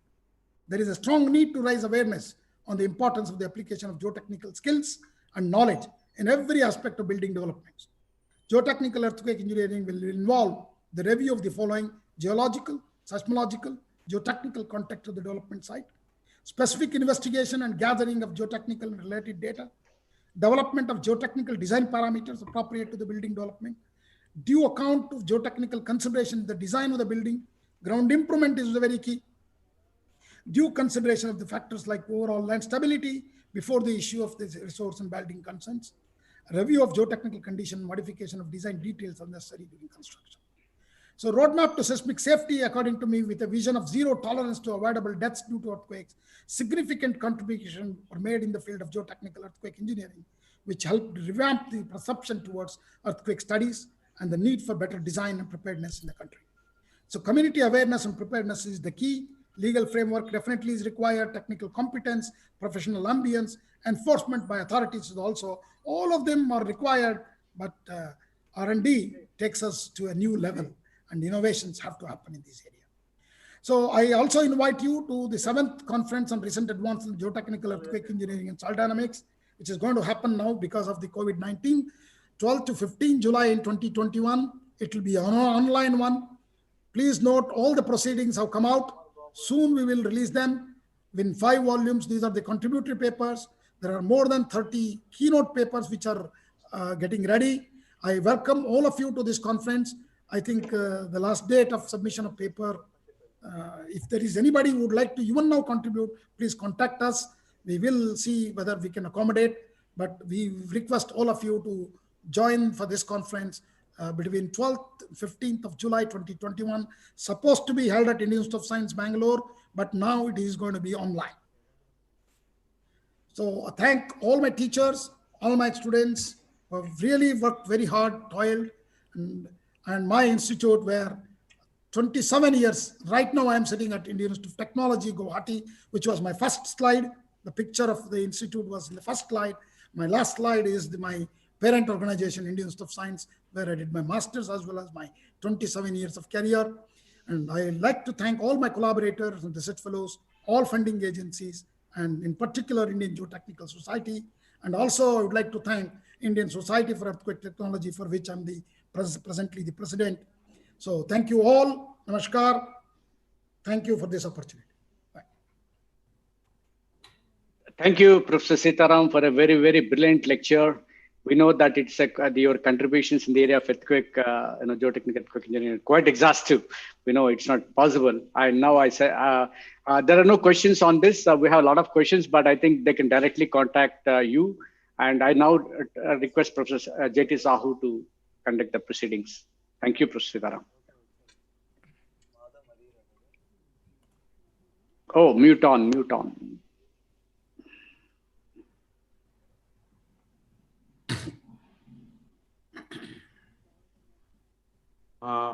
I thank Professor T.G. Sitaram for presenting excellent IGS annual lecture. Also thank Professor Satyanarayan Reddy, Chairman Organizing Committee IGC 2020 and his organizing team for making all necessary arrangements for this annual general session. Thank you very much. Over to Professor Reddy.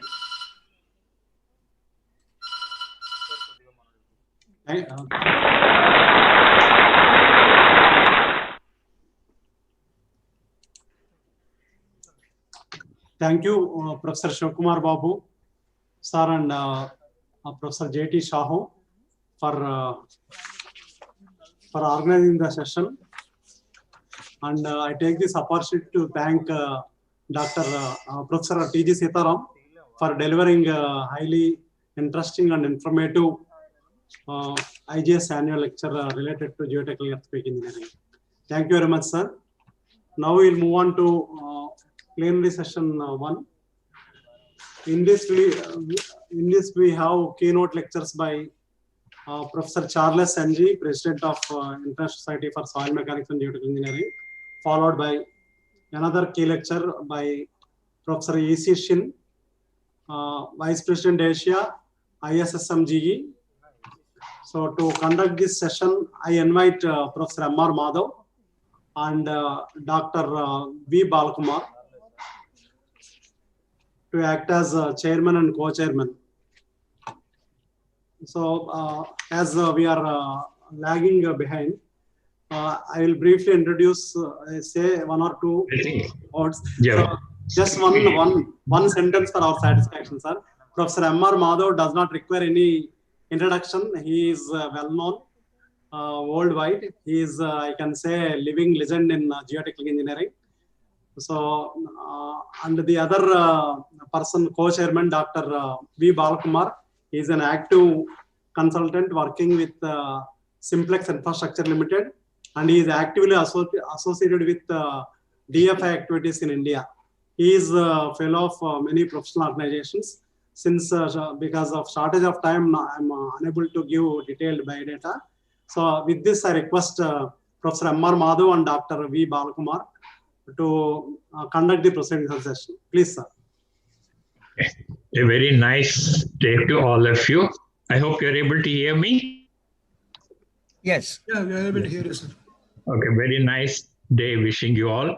I think we are running about half an hour late, so I'll try to be also brief so that I don't impinge on the speaker's talk time. I think everybody knows Charles Singh. He's been president of the International Society. He's one of the most remarkable researchers around. He's a professor of civil and environmental engineering at Hong Kong University of Science and Technology. He's also the dean there. He is a chartered civil engineer, fellow of the Royal Academy of Engineering, and a fellow of the Hong Kong Academy of Engineering Sciences. He was also elected as overseas fellow by the Churchill College of University of Cambridge. He has supervised more than 55 PhDs and 60 MPhil students, and more than 350 journal articles and 250 conference papers. He is the author of 3 very valuable books, short course on soil structural engineering on deep foundations, excavations and tunnels, advanced structural unsaturated soil mechanics and engineering, and the third one is a unique one, plants soil slope interaction. And I would now like to invite Charles to give his talk, which we have been all looking forward to. Charles? Thank you, my friend Madhav. Long time no see. I can see you are very happy and healthy. We are hoping to get you to India, but looks like the COVID kept you away. Yeah, that's right. I've been wanting you to come for quite some time. Thank you. But so far, I've been to India 4 times already. Yeah, I'm looking forward more. But unfortunately, the pandemic, I couldn't travel, obviously. Yeah. Thank you for a kind introduction. And so if I may share my screen. Actually, can you see my screen? It says my screen is paused, stop sharing. I don't know what's going on here. This morning I share it, no problem.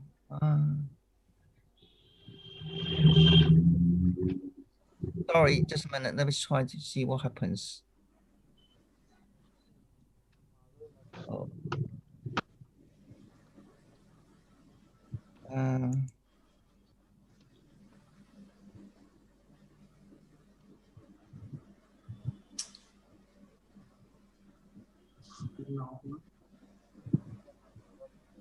Your screen sharing is paused. Maybe let me just a minute. Let me try.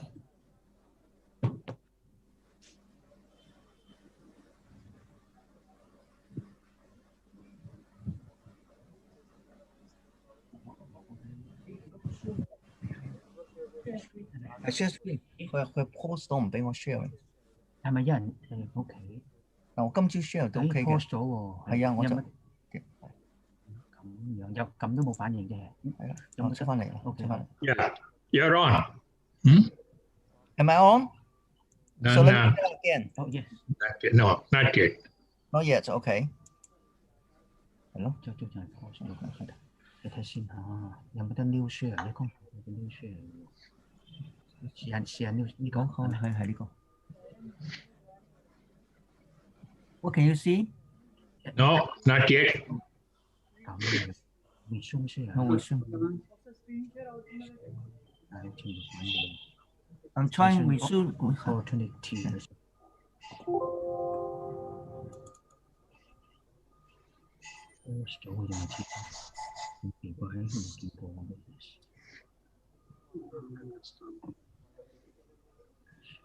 Or maybe I log out and then log in again, to see what happens. Or try to stop share. Okay. I try to stop. Yeah, stop sharing. This one is it? Yeah. Maybe I log out and then log in again. Sorry. Okay. Yeah. Okay. Let me just log out and log in. Sir, we are trying to share the screen and we are able to share the screen better. You need to read, sir.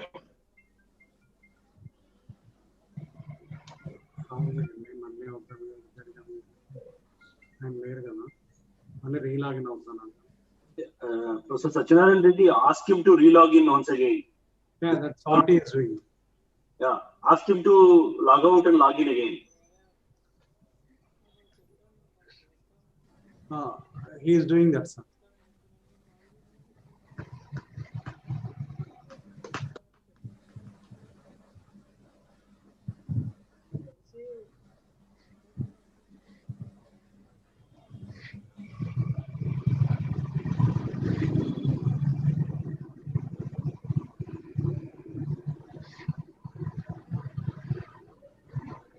Okay, let's try to share again. Let's hope it will work now. No, still not allow me to. You say my screen sharing is paused. Technical support, can you help? Actually, the guy is he's a computer officer. Let me use another computer. Sir, after clicking the share screen, you need to select the presentation slide, sir. Then it will be shared. Sorry, say again. Click on share screen, sir. Then you will be finding out the different screens available. Yeah, I'm press share screen. Yes. You will find your presentation in that. Yes, I find yes. Correct. Click that, sir. Click that. Select that. Yeah, I select yes. Then share. Yes, that's exactly what I've done. And then it says stop sharing. Oh. Actually, what you say, that's why exactly I did this morning for the opening. But let me use another. Morning yes, sir. Morning it worked.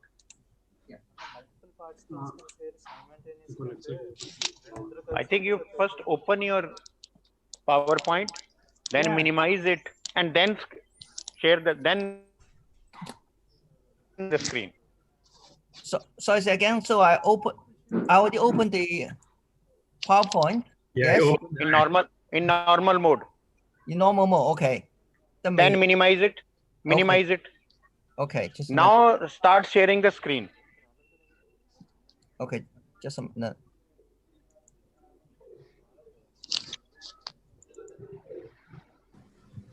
Okay, I open the PowerPoint now. Yes, Okay, yes, and yes. then, It has come good. and then sharing. Go ahead. Okay. Can you see anything? No, not now. Now it's okay. Now it's okay. Back to normal. Yes? Make it full screen, yeah. Good, good, good. Okay. Thanks. Okay. Welcome. To make it full screen, sir. Yeah, I will. I'm doing now. Yes. Yes, sir. Yes, sir. Okay.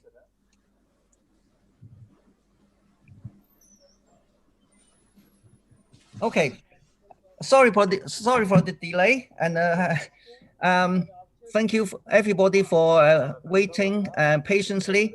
And this is the title of my presentation, and the new novel environmentally friendly vegetated 3-layer landfill cover system using construction waste, but without geomembrane.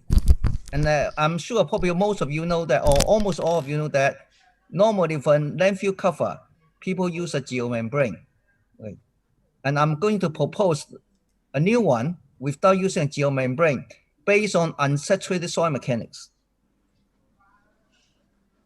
So here's a table of contents on my presentation. First of all, if you allow me to give a very quick introduction of my university, because some of you may be interested, and later on you will know why, and then research background, and then theoretical considerations of this new 3-layer cover system without geomembrane.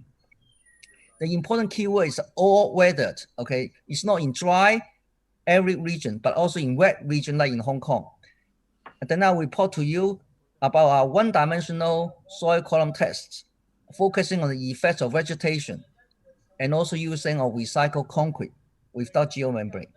And then I'll report to you a long-term monitoring, which is lasts for 4 years on an actual landfill site in mainland China, and using recycled concrete without a geomembrane. Okay, and across the border of Hong Kong, that means also in a humid climate. Then finally, I'll go to conclusion and deliverables. And just very quick about my university, and was established in 1991. And we have 4 major schools, roughly 10,000 undergraduate students and 5,500 postgraduate students, including 3,500 MSc students. And we have a pretty big geotechnical group, consists of 60 about PhD students currently, and also 30 MPhil students. Here are just a couple pictures showing different views of our campus. And I hope you do agree it's pretty beautiful. And I would like to extend my open invitation to all of you here. If you do come to Hong Kong, drop me an email, and you're most welcome to visit us. And I would invite you to give us a talk to our students or to our faculty members. And although we are young, but we are highly sort of rented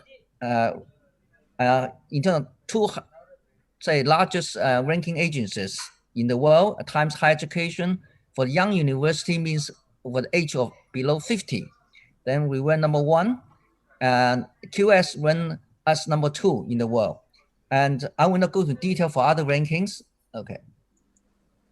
And one new things I want to report to you all, and as I say, you may be interested, we are building a new campus, which is about 2 times the size of our current campus, and is located in Ching Seng here. And this is Kowloon's Kowloon West Station. If you catch a fast speed train from Kowloon West to Ching Seng, it only take 27 minutes. 27 minutes. And the official language over there, although in mainland China, still is English, just like we are here in Hong Kong. Our official language is English. So in other words, if your students in India willing to come to Hong Kong for exchange, okay, or even reading a degree, and this is most convenient, put it that way. And this is a couple of views, okay, about our new campus. Again, it looks very beautiful. Actually, it's by a river, this time not by a sea, by a river. And it's under construction now.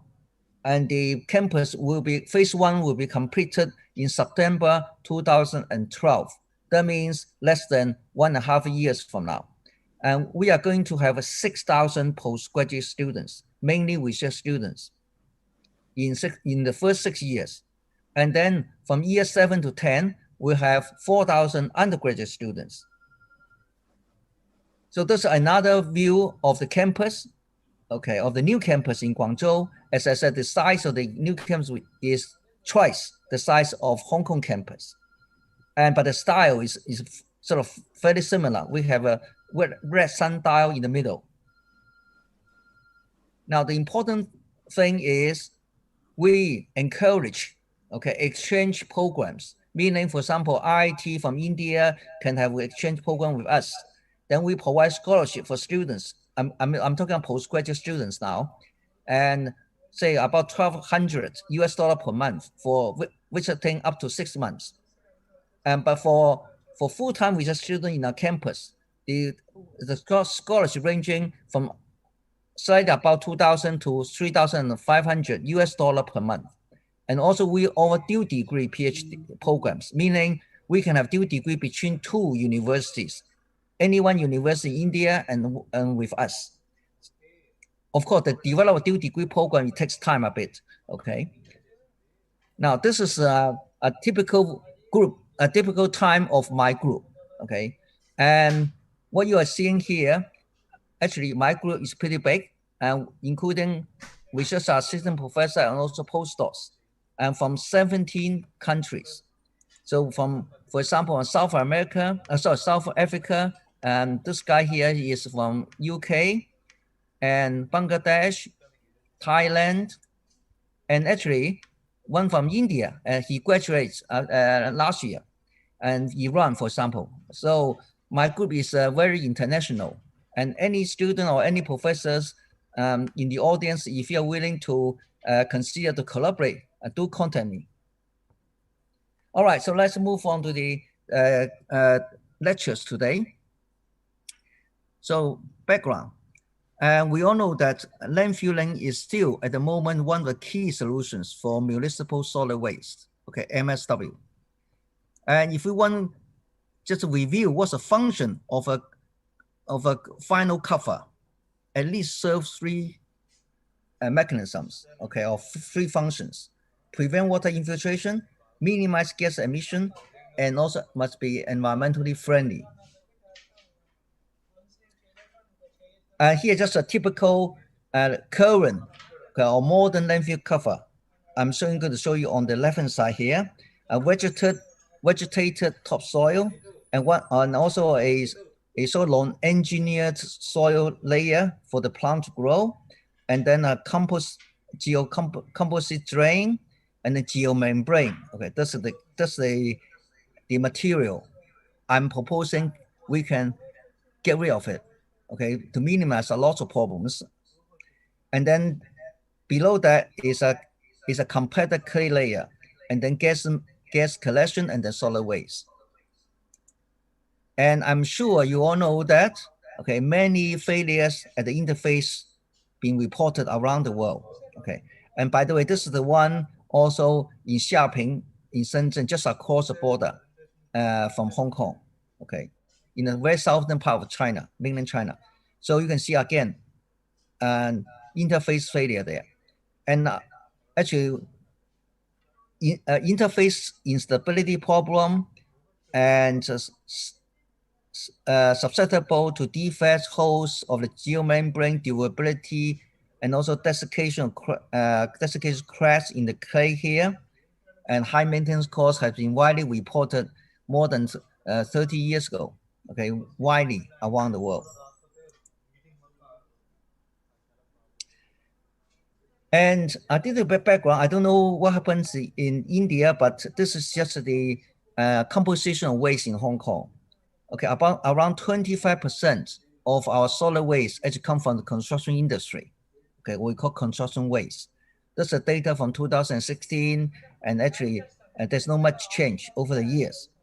So obviously, construction waste is a major problem these days, and occupy 25% of the space of a landfill. So another question is, can we make our final landfill cover, okay, more robust and also environmentally friendly?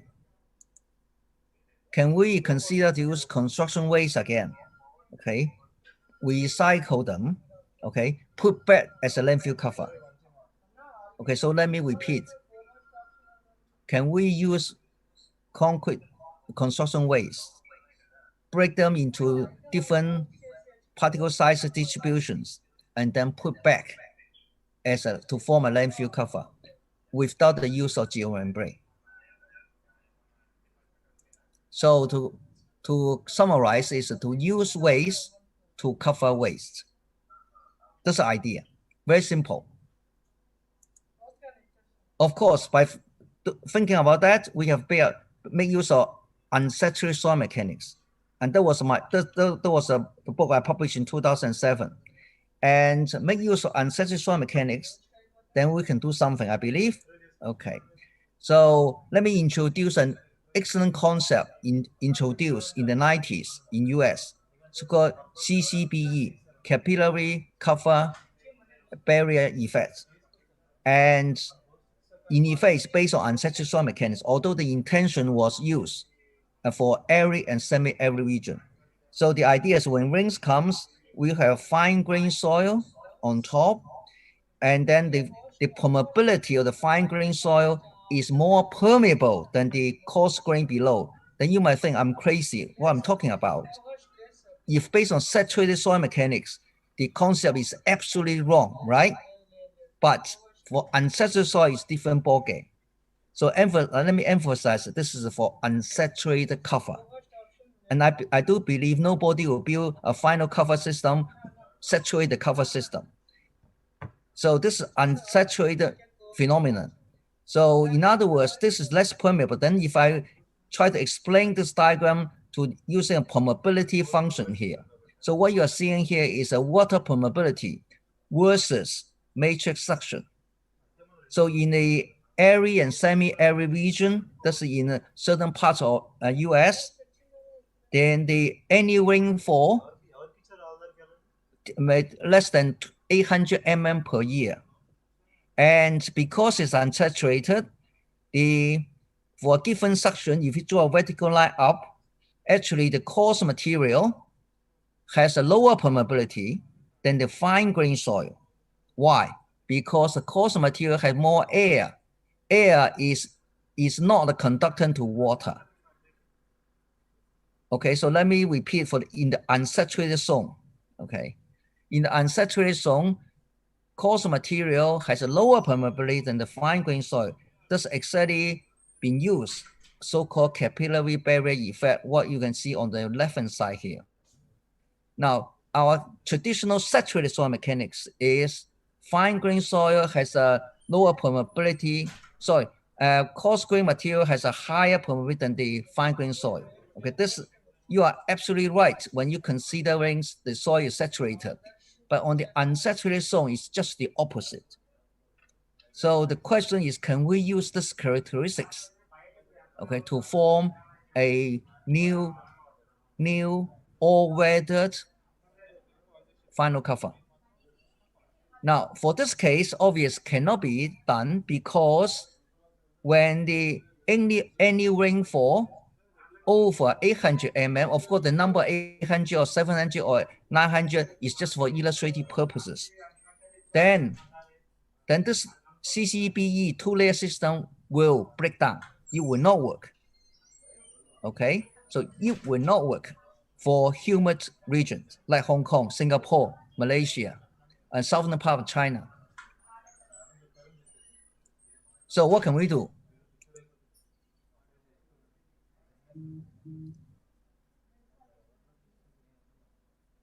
So the idea is, why can't we add one more layer at the bottom? So when the first two-layer CCBE has been broken by infiltrated water, then make use of the low permeability soil. So if I may illustrate here, this is a traditional two-layer CCBE. Then if I add one more layer, okay, here in red, then what you can see, the stopping water getting through to the landfill when the soil or the landfill, sorry, when the cover is pretty dry, then use coarse grain soil. But when you come to the humid region, like in Hong Kong, or Malaysia, Singapore, then actually rely on this red line. Okay, this is the function of this low permeability soil, in addition to the previous 2 layers. So that's why I call 3-layer all-weather unsaturated landfill cover system. One additional advantage of putting this layers, low permeability soil, low means obvious, means very fine grain soil. There's an additional benefit is to prevent or minimize gas emission, okay?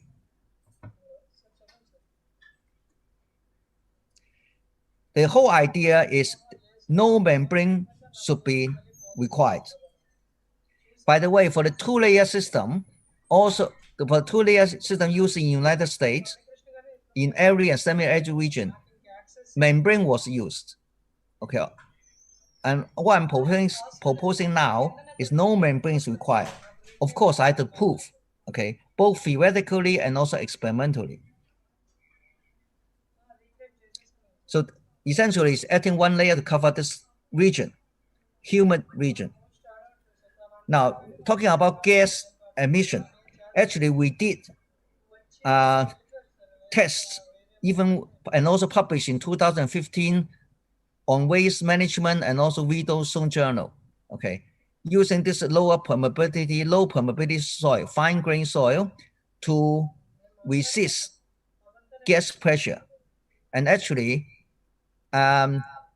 even can up to, if you use pure clay, then actually up to 50 kPa. Okay, and of course the breakthrough pressure depends on the degree of saturation of the clay, and we can change to other finer material. You can see here, fine soil and even coarse soil. Typically, the gas breakthrough pressure is higher than 10 kPa, and I'm sure some expert in the audience, you know the emission pressure during the final stage of the covering, okay, so-called final cover. Because the construction of final cover, the pressure is pretty low, typically less than even 1 kPa. So this bottom layer is sufficient, okay, even without using a geomembrane. But anyway, if you're interested, there are 2 papers there, and you're welcome to take a look for details. And today, obviously, we don't have time to go to that. Anyway, so our proposed 3-layer system, together with vegetation, and then we decided to use a 3-way approach.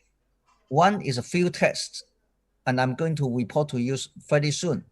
And then physical modeling, including 1D soil column, and I'm going to report, and then 2D 3-meter long flume. But unfortunately today I don't have time to go into that. And also theoretical and numerical modeling. Again, we have done that, but no time to go into that. So these are the 2 I'm going to focus. Okay, I guess probably another 15 minutes. All right, so experimental setup. So today I'm going to show you 2 series of tests. One is called V1 and the other one V2. And V1 is used so-called laboratory material, silt, gravelly sand, and clay. Okay, and we have a comparative test, one with and the other one without, okay, vegetation. And V2 series is using recycled concrete. And the instead of using silt, we use fine recycled concrete. Instead of gravelly sand, we use coarse recycled concrete. Instead of using pure clay, we use natural material can be found on site. So complete decomposed volcanics. Okay, so the idea is to study recycled concrete as a substitute. And for the test we conducted, we also put plants on top. Now, talking about the particle size distribution of the material I just mentioned. So the black one here, okay, is what we are very familiar with, so laboratory clay, if you like, okay, kaolin clay, and this is a silt, and this is the CDV, completely decomposed volcanics, and the green one is CDG, and this one here is a fine recycled concrete, FC. Okay, FC is here. Okay, recycled concrete.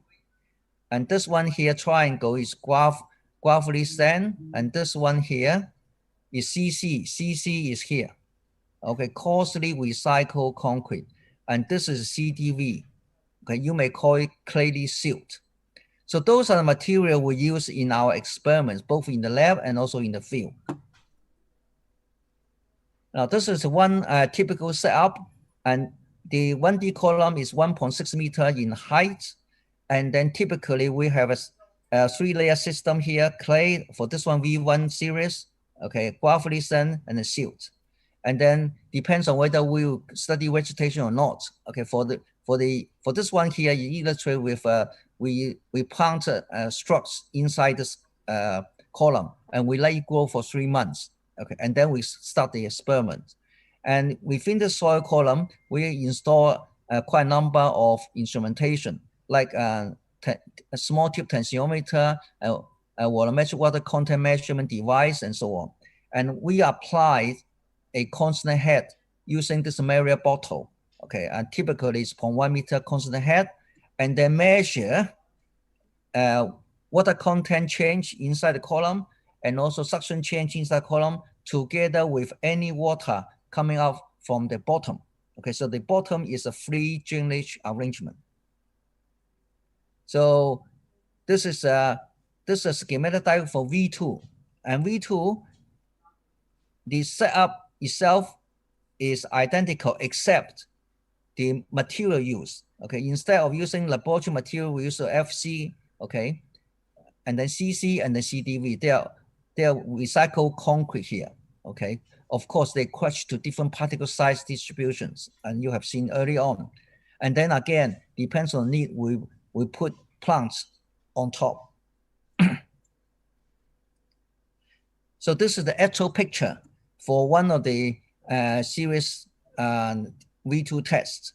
So on the left-hand side here is a bare, okay, no vegetation, and then in the middle is a Sophora arboricola, and the last one here is a Canodon sedaton, and actually it's a grass, okay, and this is a shrub or tree. Sorry, this is a tree, this is a grass, okay, and what you're just about to see, I think, and here is a recycled concrete FC, okay, and then this layer is a coarse or poorly graded recycled concrete, okay, and the bottom here is completely decomposed volcanic soil, okay, CDV so-called.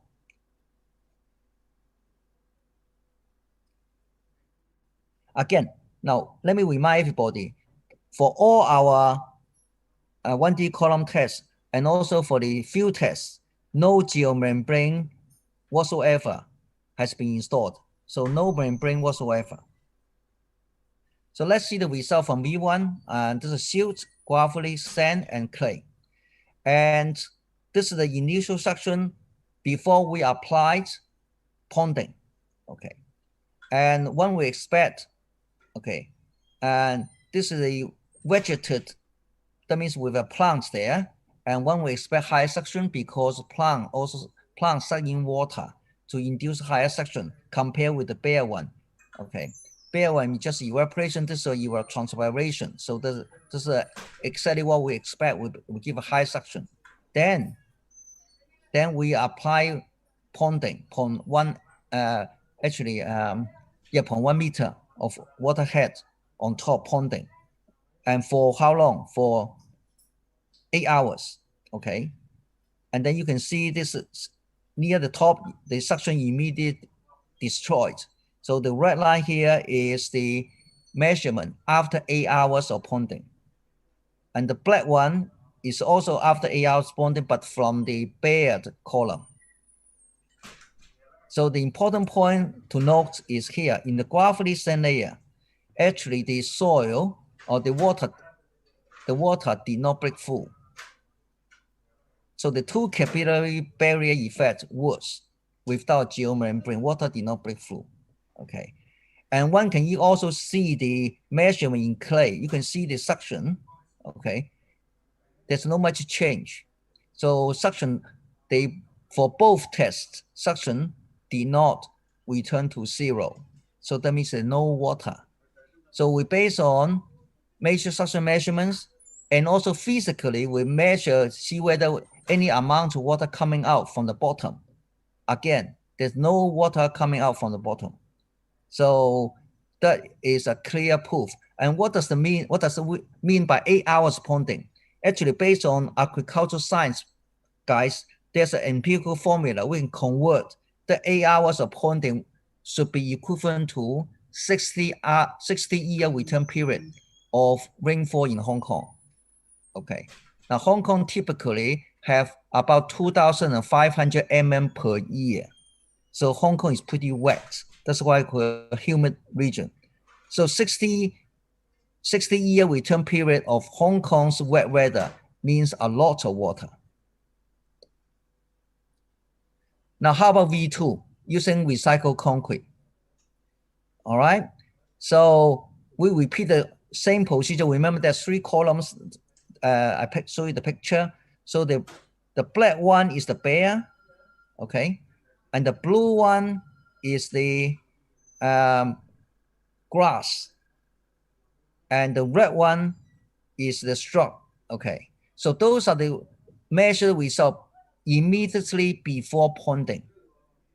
And again, when we expect vegetated columns to give a higher suction because the plants suck in water, not just evaporation, but evapotranspiration. And also from this data, you can see actually the struts suck in more water than the grass. Then after ponding for 48 hours. Now 48 hours instead of 8 hours early on. So the one with vegetated with grass with straws, okay, is the red, use the same color code. The blue one actually is all the suction disappeared, okay, in straw except at the bottom here in the CDV layer, okay. But in the CC layer, okay, coarse grain concrete, coarsely crushed concrete still have a bit of suction about 5 kPa, and the bare one, almost all suction destroyed, okay, except in CDV. Now, the important point to note is in this CC layer, okay? CC layer, the 2 columns vegetated with straws and also grass still will maintain fairly high suction, okay? That means the permeability in CC in this CC layer is still pretty low. Okay, that explains why actually after test we did not measure any water come from the bottom. Okay, even for the bare one, you can see the suction still is about 17 kPa. Okay, so after ponding for 48 hours, meaning what? Meaning equivalent to over 1,000 year return period. Okay.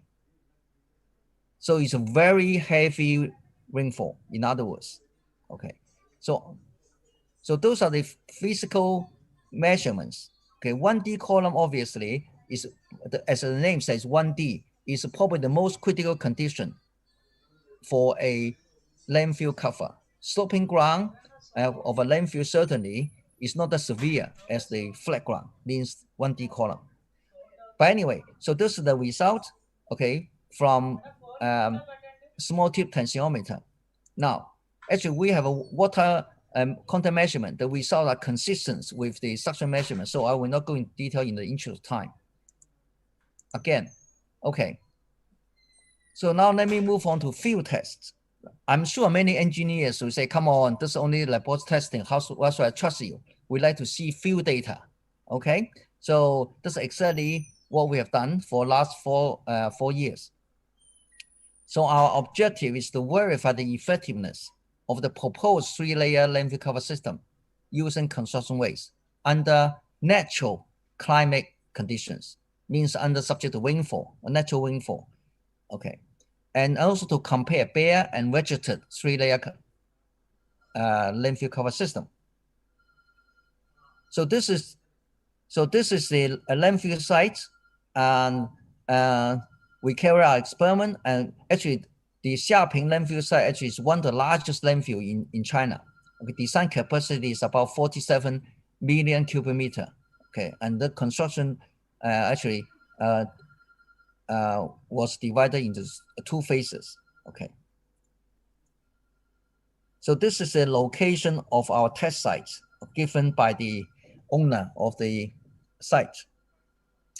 And there's a flat ground here for us to study a biochar and so on and so forth, and plant density, and this here, and also study biochar, but sorry, this one is for plant density, this one for biochar, and this one is for our landfill experiments. Okay, and what you just actually you can see on the left hand side is a bear, on the right hand side is a grass, and the width of this site here is a 12 meter, and the length is 20 meters. So altogether it's about 600 meters square. Okay, and the slope, the angle is around 30 degrees. Okay, so sorry, so the material we put in as a cover is unsifted, complete decomposed granite. So it's a silty sand. Okay, unsifted. So the one here, what you can see in blue. Okay, CC is a coarse recycled concrete. What you can see here. Okay, very coarse material here. Okay, and sifted CDG is this one here. Okay, so this is sifted CDG. Now let me emphasize, all this material are locally available. Okay, that's we instead of using other material, because obviously if we can use local material, which will be much cheaper for construction. So this is how it looks. Okay, the slope angle is 30 degrees, and this is the bare side, and this is the vegetated side, and we plant Bermuda grass because this is widely available in the southern parts of China. Now, a little background about the weather condition in Shenzhen. Okay, the annual rainfall cumulatively is over 2,000 mm. Okay, and then annual potential evapotranspiration is around 1,000. So in other words, there's a net water flow upwards. Now, again, no geomembrane have been used on this field trial. And here's just a cross section. Okay, with you have here this upper layer here is unsifted, complete decomposed granite, and then coarse recycled concrete, and the sift complete decomposed granite. And along the depth, we installed quite a big number of instrumentation there. Okay, including jet fuel tensiometer, measure moisture probes, and gas pressure transducer, and even settlement plate. And perhaps the most important I'd like to highlight, only report today, is the lysimeters. Okay, we installed altogether 6 lysimeters to collect water shipping through. Okay, to this location. There are 3 locations. That's on the cross section, and also if you look at the plan view. Okay, earlier you see a cross section XX. Now we see a plan view. So we have 2. Okay, near the crest, 2 lysimeters, and 2 in the middle, and 2 at the bottom. Okay, and that's, to me, I think this is the most reliable mechanical measure. So we know exactly the amount of water getting in, okay, or not. Okay, so those are the instrumentation installed on site, and in the interest of time, I cannot go to detail. So this is a lysimeter. We use 1 meter in diameter. Okay. Now the data. So here is a daily rainfall record. Okay, since June 2016, and to the end is June 2020. So slightly over 4 years. So the green lines are the daily actual rainfall, actually we measure on site.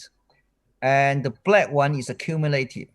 So over the 4 years, the cumulative rainfall is over 8,000 mm. So as I report to you all, roughly in Shenzhen region, and any rainfall is over 2,000. So it's a normal condition, put it that way, okay, and typical humid condition.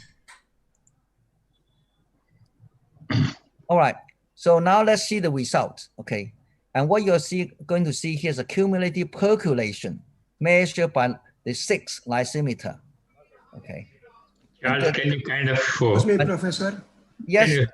You got another 5 minutes time, please. Yeah, no problem. Yeah. Yeah, thank you.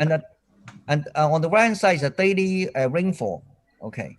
So since our chairman already reminded me, so I will go quick. So those are the 3 measurements on the bare side.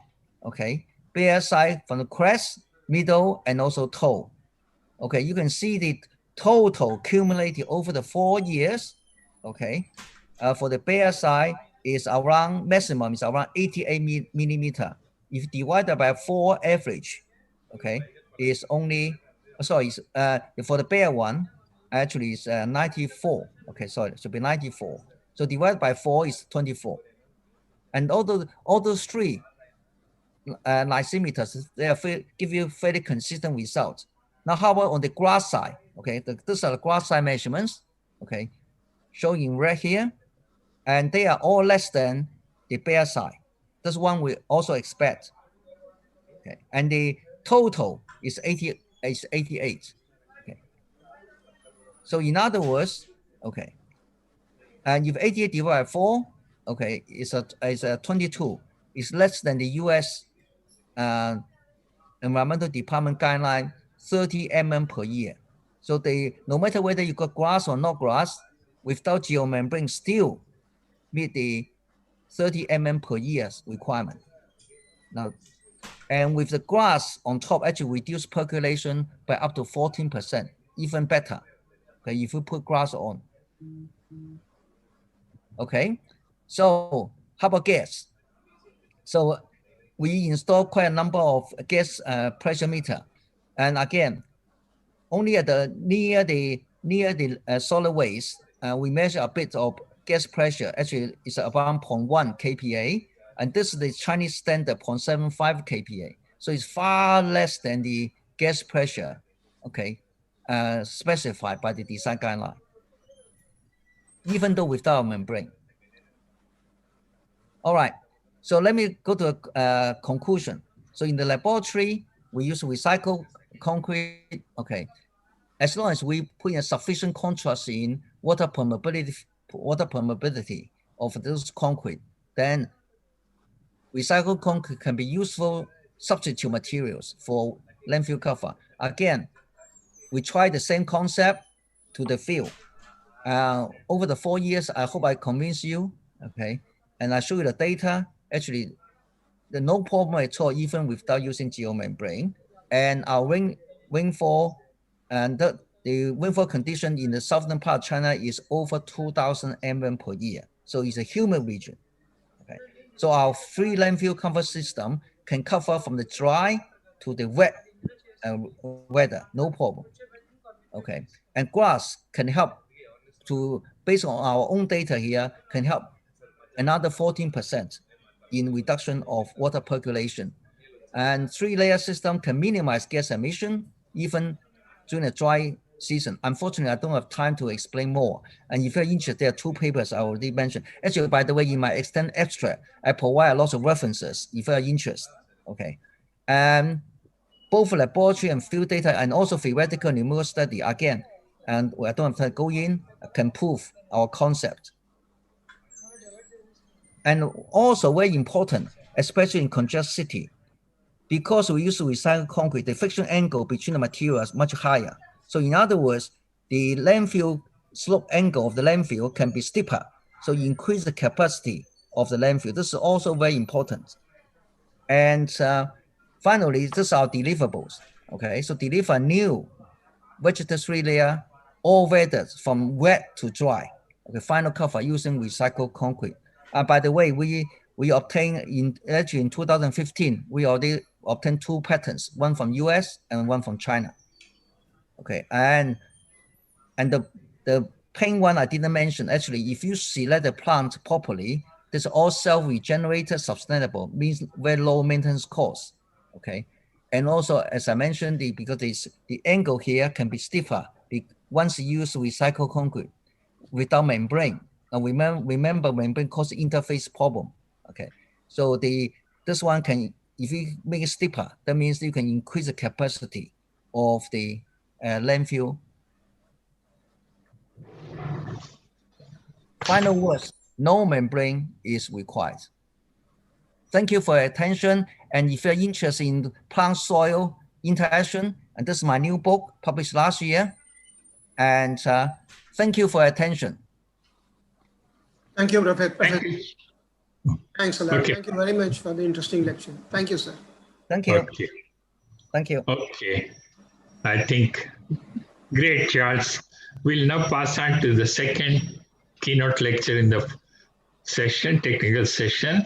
And once again, Professor Shin doesn't need any introduction because he has been with us for the last 3-4 years. Everybody in India knows. I don't want to impinge on his time available. So I would like to invite Professor Shin. Yeah. Before Shin starts, we would like to show our appreciation to Professor Charles. Okay. Sure.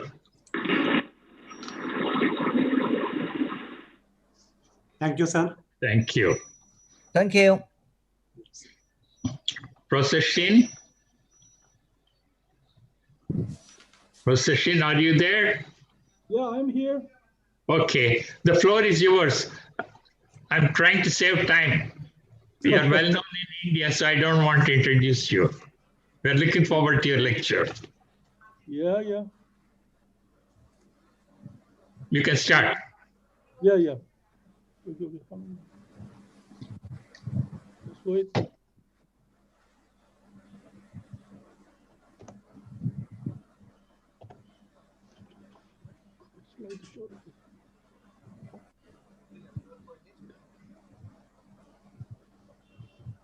Okay.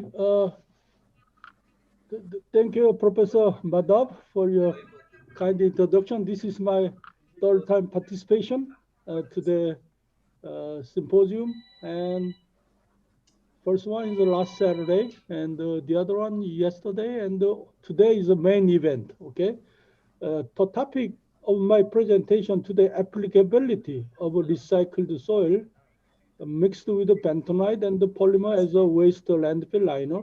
I think it's the same similar concept as Professor Charles, talk about the recycling of the concrete. But here, after process of all the concrete demolished, and finally we can get recycled soil. So I think this is we need in Korea and the other country. And I'll introduce about the sanitary landfill site in the metropolitan landfill site in Korea. I think Professor Madhav, I think, visited this site. And secondly, I'll talk about the development of amended compacted clay liner by utilizing the recycled soil. And I'll go about, talk about more detail about laboratory test and the result and the quality of amended compacted clay liner, and the conclusions will be drawn. So this is, I think, all the days view of the Seoul Metropolitan Landfill Site. I think it's a Nanji Landfill Site. This is all the garbage, mountain.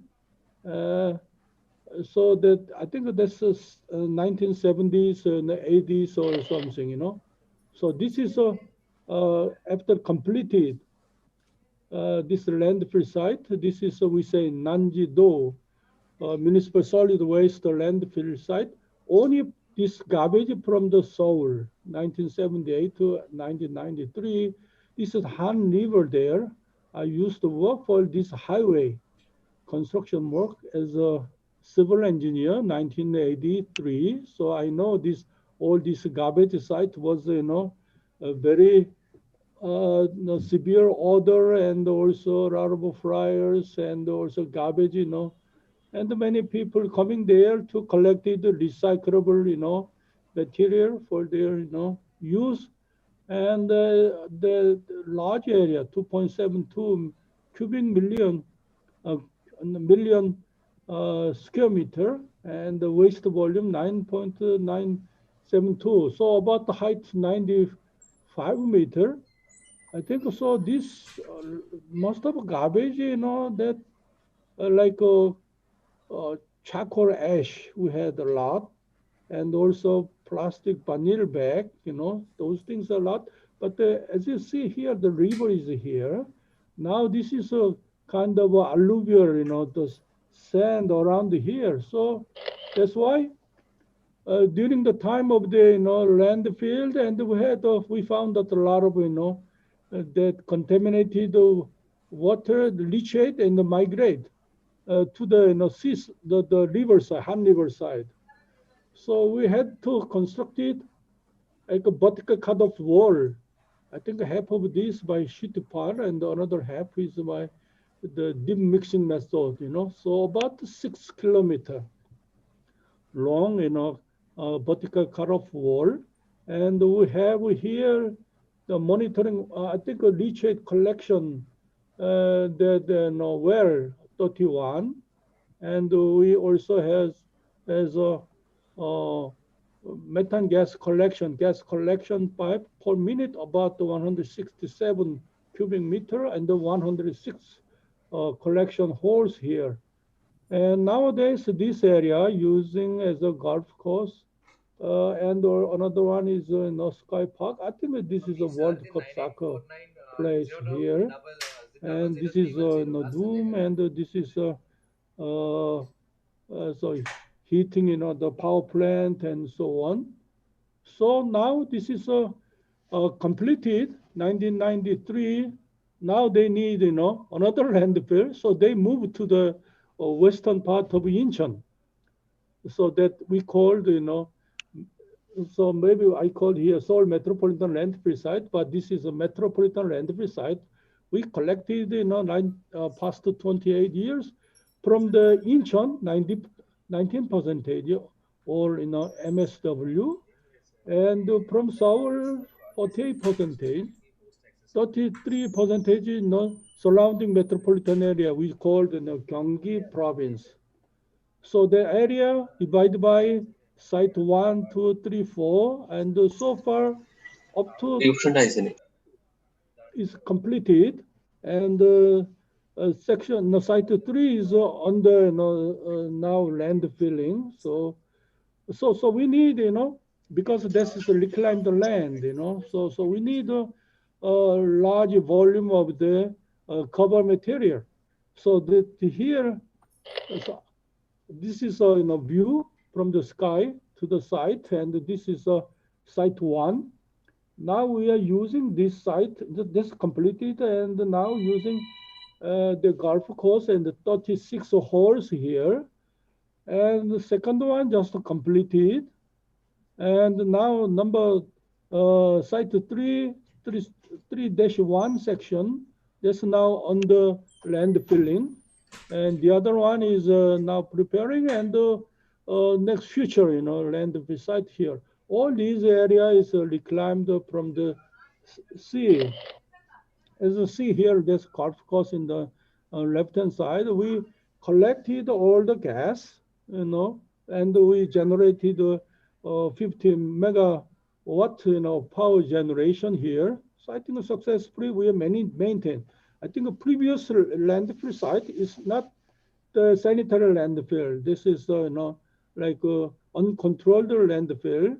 But this is a well-controlled, we collected all the gas and leachate, and we treated, as a good manner. This is the second one, and just completed. And number 3-1, this is now, land filling. This completed the bottom liner system, and we filling the, garbage here. And one of my former students worked for this, the landfill site since 2018. So we want to use. So we developed amended compacted clay liner. So will be used for cover soil system in this particular site, so the Metropolitan Landfill Corporation, so they request our group to develop that kind of complementary alternative compacted clay liner. This is a schematic diagram of the bottom liner system and also the slope system for this Metropolitan Landfill site. This is a little bit different. And you see here, let's say this is garbage on the top and the 30 centimeter of the leachate collection and removal system. And we have a 1,000 gram per square meter, pretty thick, just non-urban geotextile. After then, we have a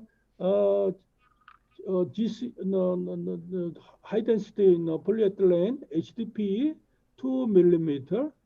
After that, we have a 50 centimeter compacted clay liner. This is a regular system, but we here, as I said, it's reclaimed from the sea, and we have a clay layer, and the water table a little bit high, so we want to drain the water. Any water comes into this site, and we want to drain the water, so we have a discharge layer about 30 centimeter across the stone, and above that, we want to have a stabilized, as a good bearing capacity. We have some chemical treated, the clay layer about 20 centimeters. This is maybe we can cement mix, the clay layer, and they have a good, the bearing capacity, and also the slope system. We have original soil and the non-urban geotextile 1,000 gram per meter square.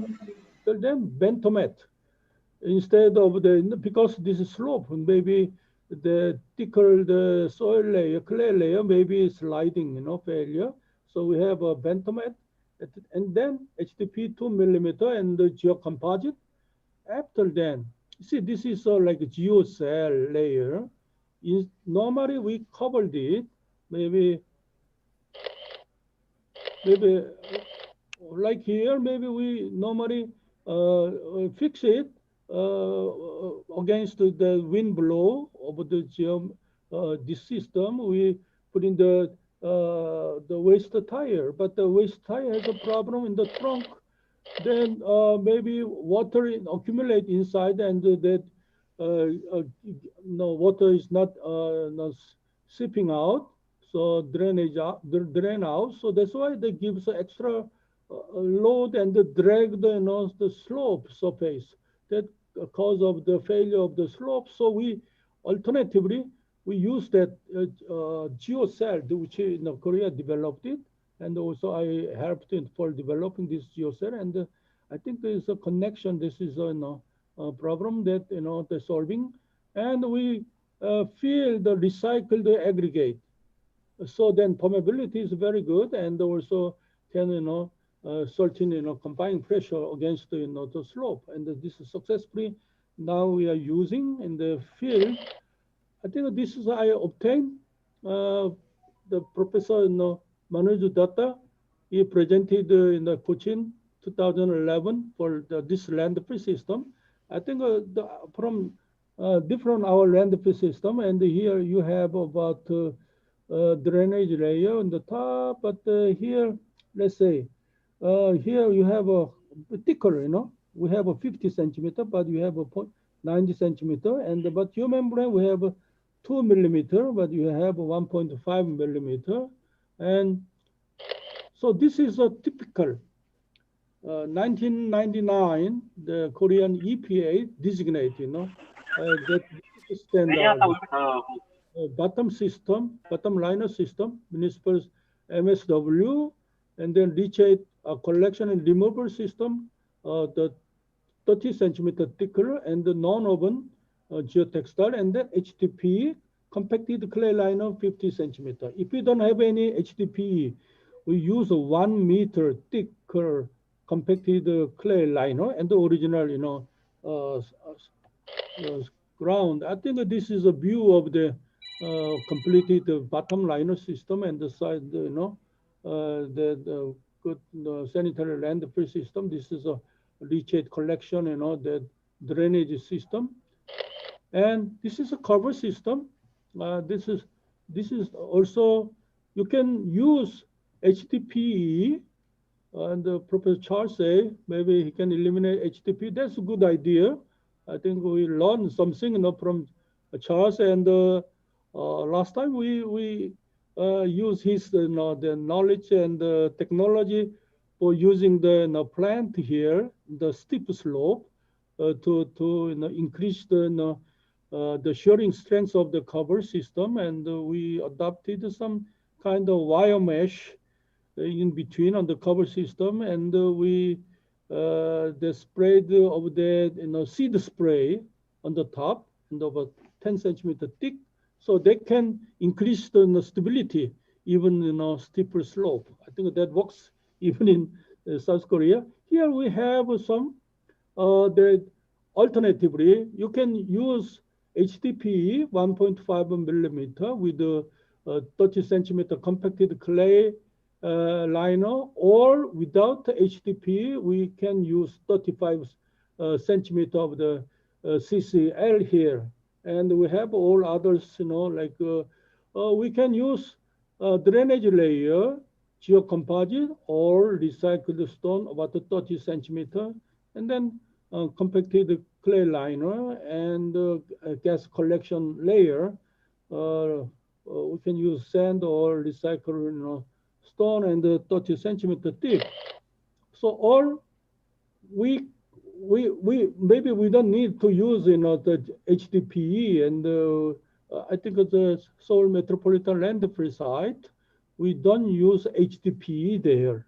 I know, as far as I know, in Japan they have LDPE, little bit flexible geomembrane and the cover system, because of a lot of settlement occurring, because decomposed of the garbage MSW, so that's why they accommodate that.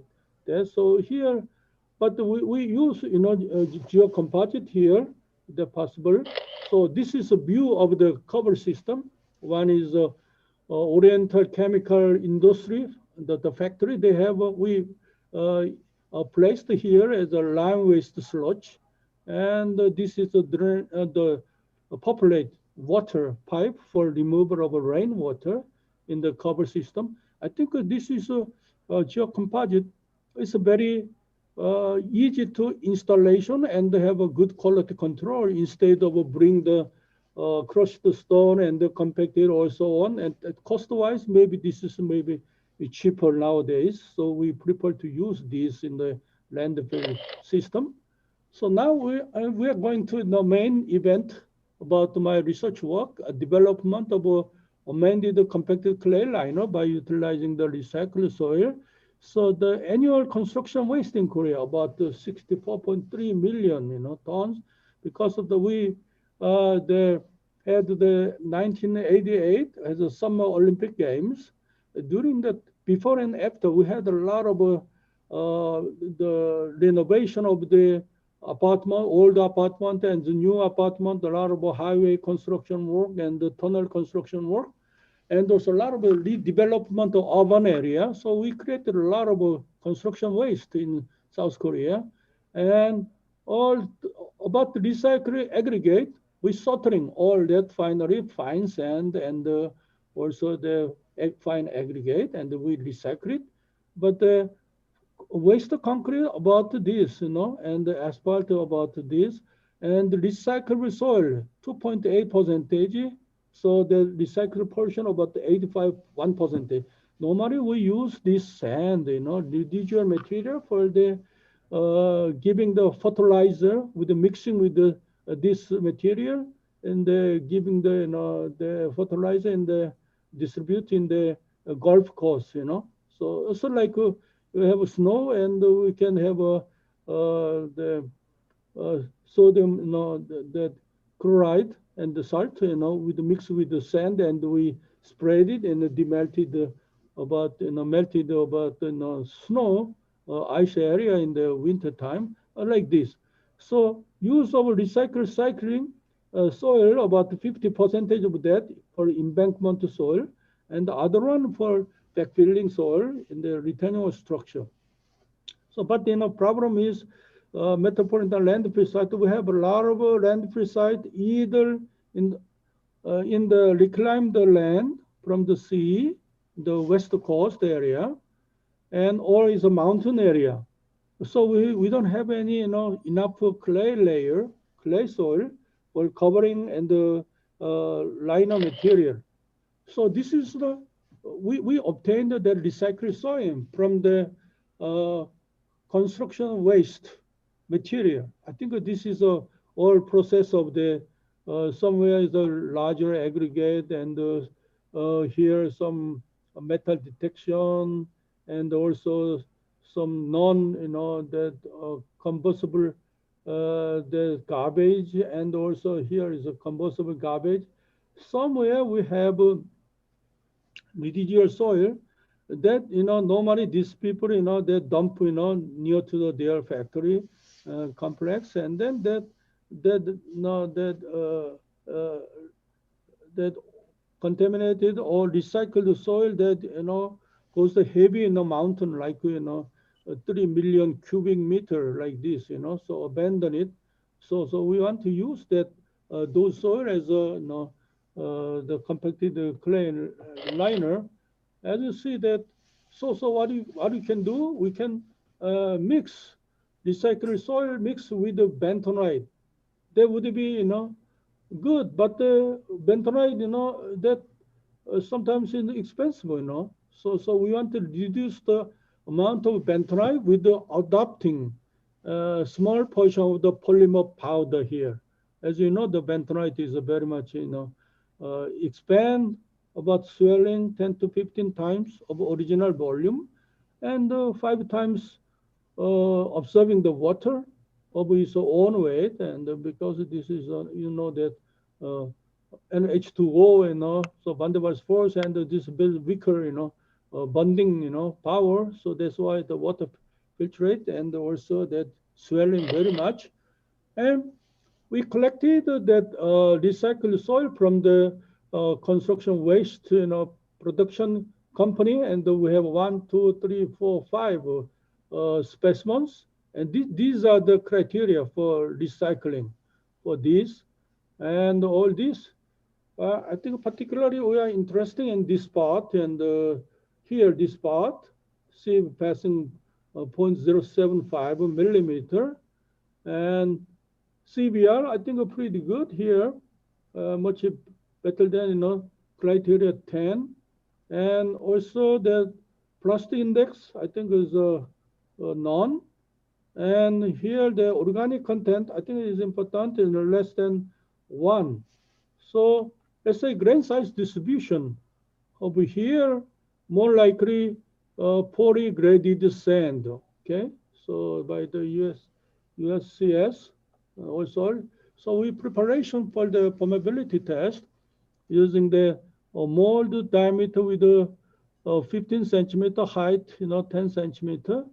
We compacted the soil with the moisture content, optimum moisture content plus 2%, which gives the lowest the coefficient of permeability. And we have here bottom mesh, and we porous stone, and we compacted the clay inside, and also top porous stone, and ring, and we sample and do variable, the permeability test. And we have a soil specimen, and this is a test program for this soil. This is a weathered granite soil, and the recycled soil, and the clay. Actually, we did with the clay with the bentonite, a long time ago, but about 3% of the bentonite with the mixed clay, which gives permeability 1 times 10 to the minus 7 centimeter. But here, our focus here, the research work on the how to use the recycled soil, soil, clay, bentonite, we have 2, 3, 4%, and recycled soil, we have 4, 5, 6, 7% by the weight. And here we have a program. So we fixed from this program the bentonite percentage, 4%, and then we fixed the 4, and then we changed the polymer powder, the mixing ratio, the 6.616 to the 0.28, and also we adopted polymer 1 and the polymer powder 2 also. We want to see it's a phenomenon, and this is a result of the permeability test with the bentonite with the recycled soil. Let's see, this is I think about this percentage was 7.5% of bentonite, which it gives the 1 times 10 to the minus 7 centimeter per sec for the coefficient permeability. Maybe, but 7.5 is a very high amount of the bentonite. I know bentonite we are importing from Gujarat or somewhere in India, and so we adopted that the bentonite mixing ratio 4% from previous that experimental work, and we adopted that the polymer, polymer powder, and you see the polymer powder. I think it's this not 7 point, actually 4% times bentonite percentage, the weight of a bentonite times 7%. That means 0.28%, which maybe gives, this is not satisfied, 1 times 10 to the minus 7. So that maybe this about this range, maybe they satisfy this sample. So we get this sample.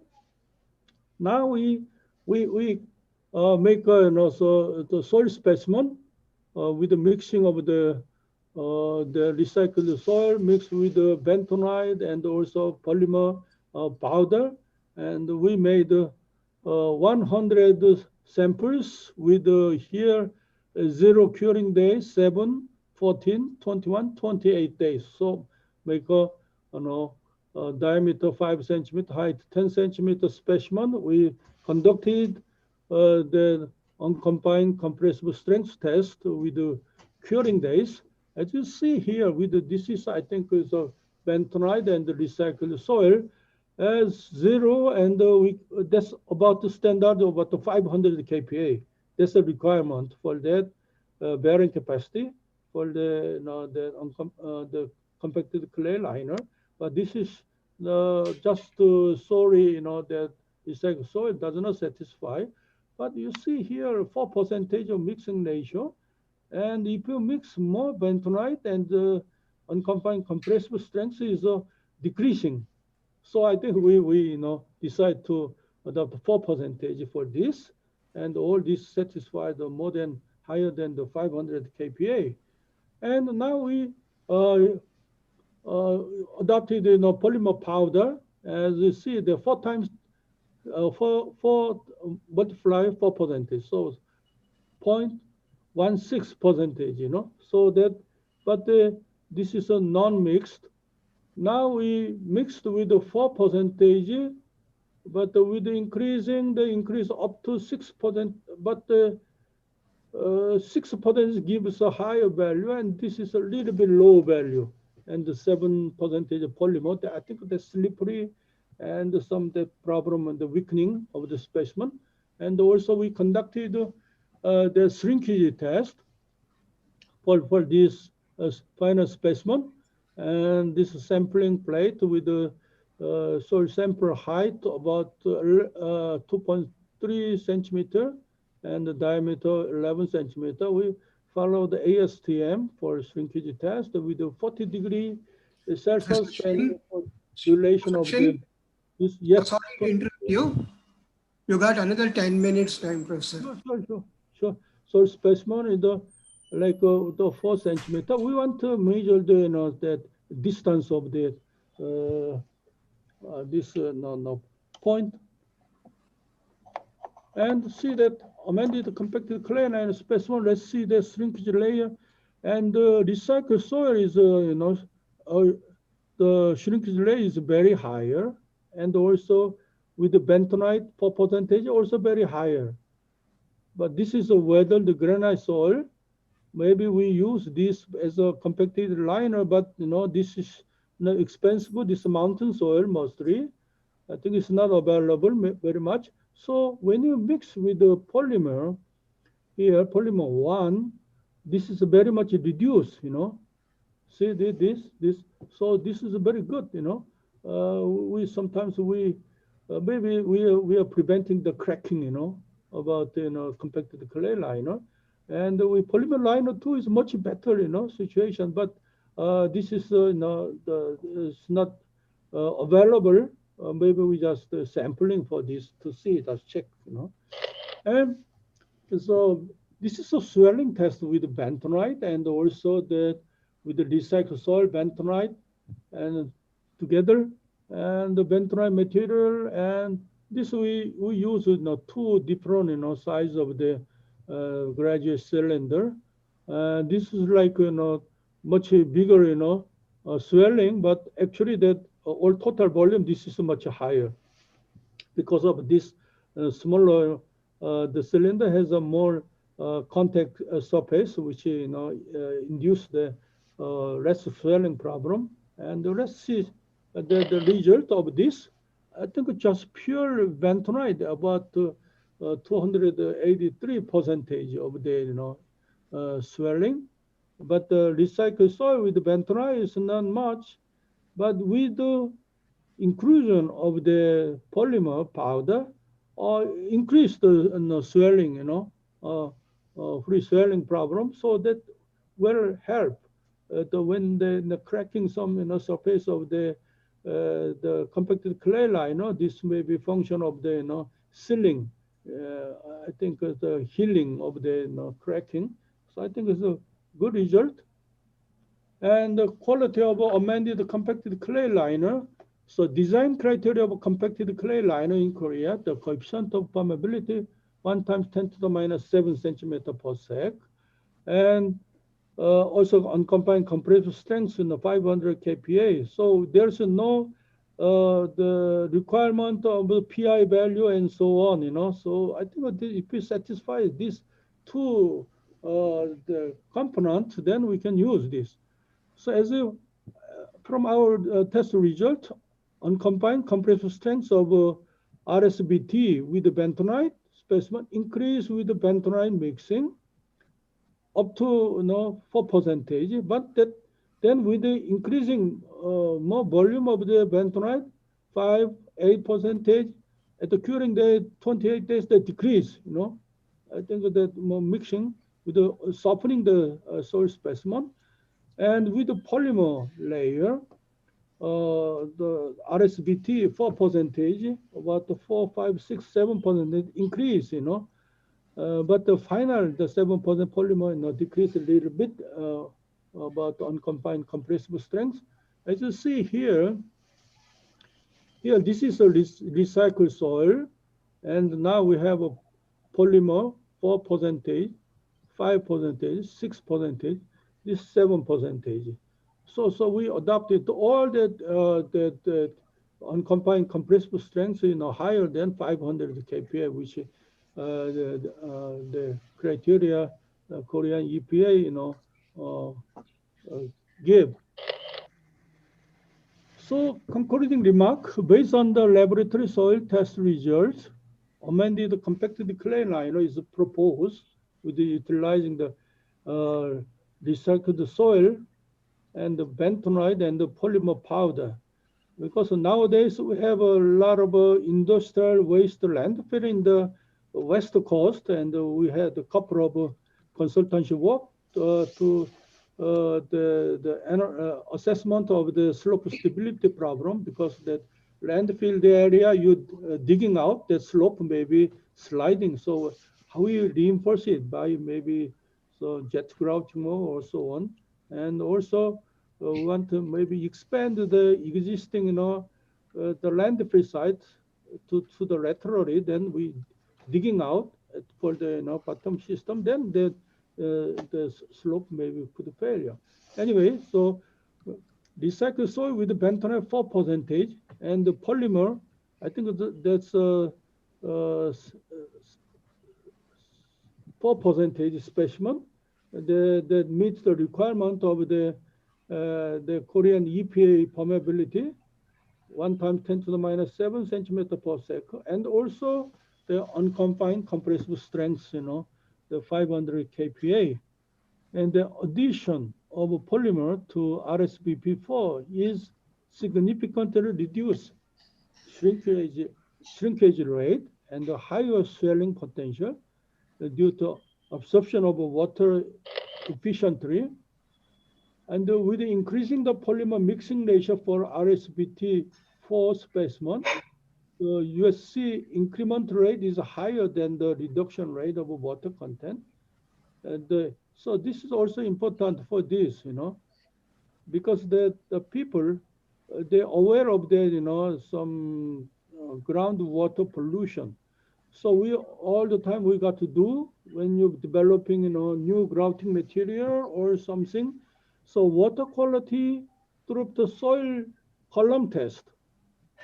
So we have a column test. We put in we developed, a compacted clay liner, and we got water get through, and we collected the water from the bottom and check the degree of water pollution, which is far below the soil pollution category 2. That means about the factory complex, parking lot, or playground. That residential area is the #1 category.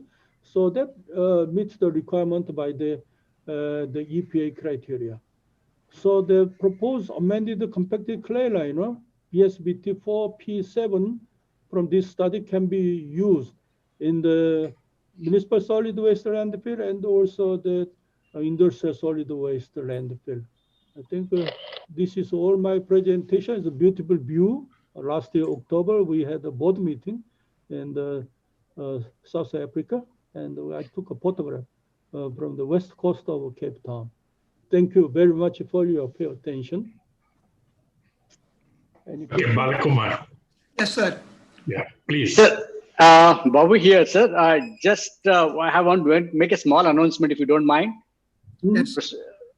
So let me, actually, I just forgot to make this announcement immediately after Professor Sitaram's lecture. This is about the next annual lecture of IGS. It will be delivered by Mr. Bagley. So a field practitioner. I just wanted to inform all the audience. Thank you very much, sir. This is what I want to say. Thank you. I left the message in the chat box, but I thought I'll orally announce it. Thank you very much. Yeah. Thank you very much. Let me first thank the organizing committee for giving me an opportunity to do the summarizing these two prestigious lectures, and also my chairman for having permitted me to summarize the session.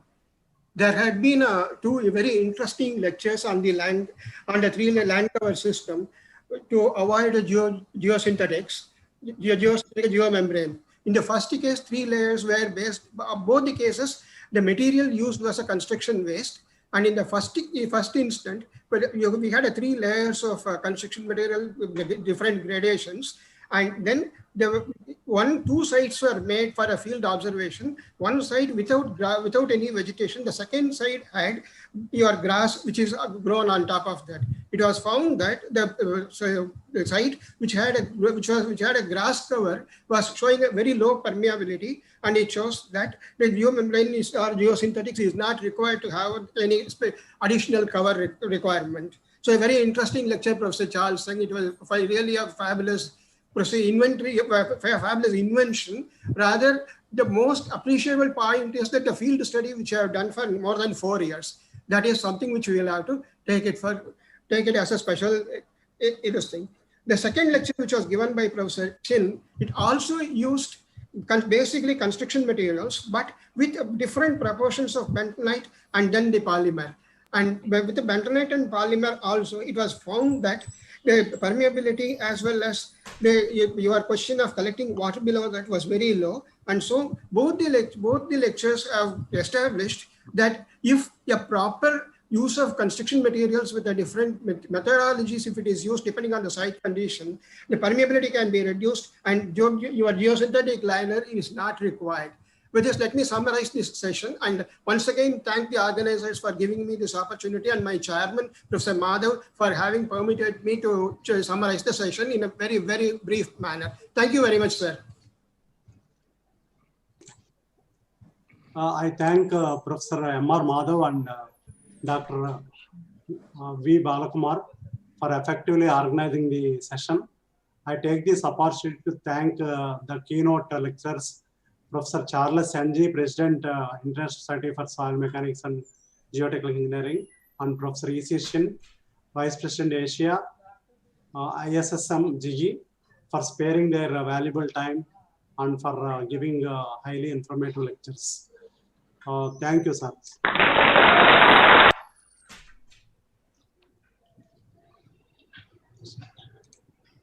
So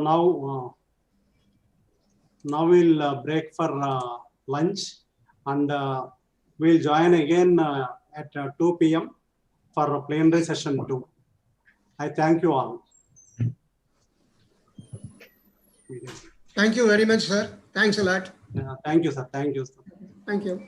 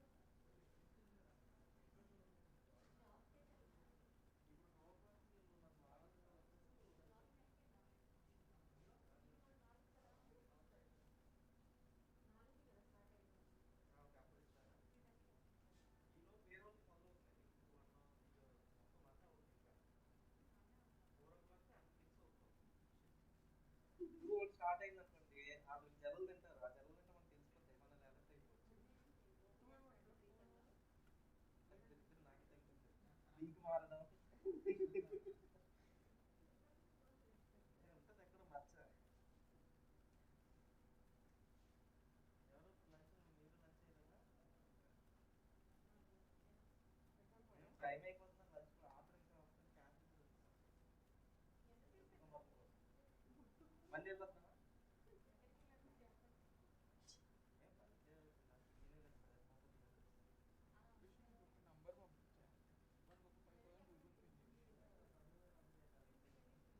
important ஞாபகம் இல்லை, எங்கே போட்டு work பண்ணேன்.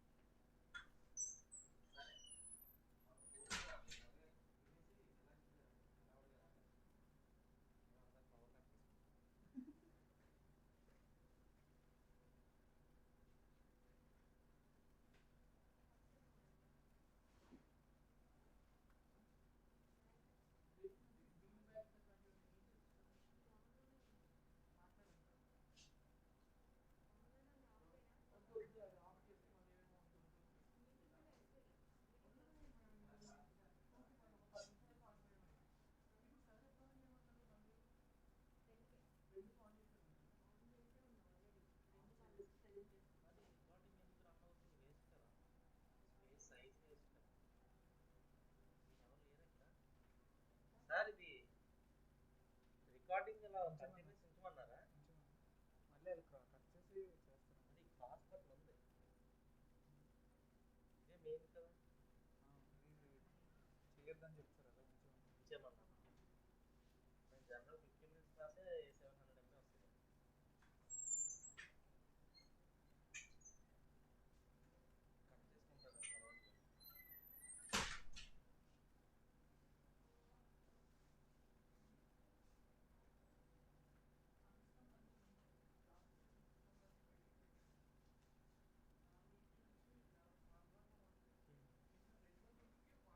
Cut చేసుకుంటారు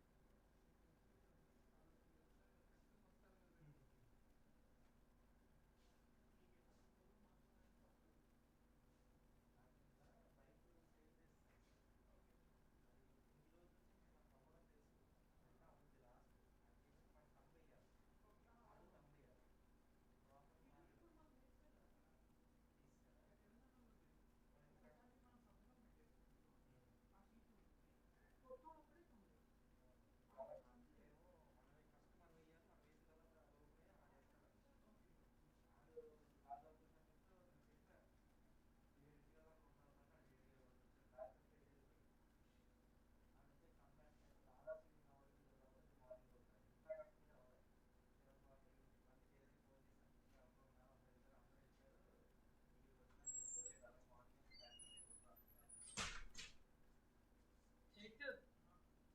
ఏం చేస్తా తెలుసా?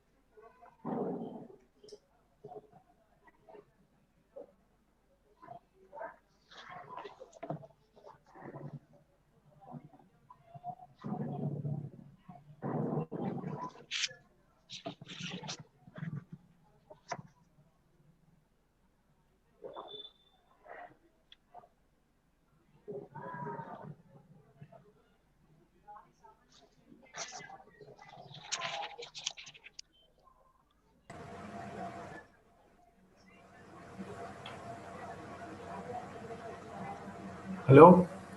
Hello. Jigarao, sir. Good afternoon. Hello, good afternoon. Ah. Can you hear me?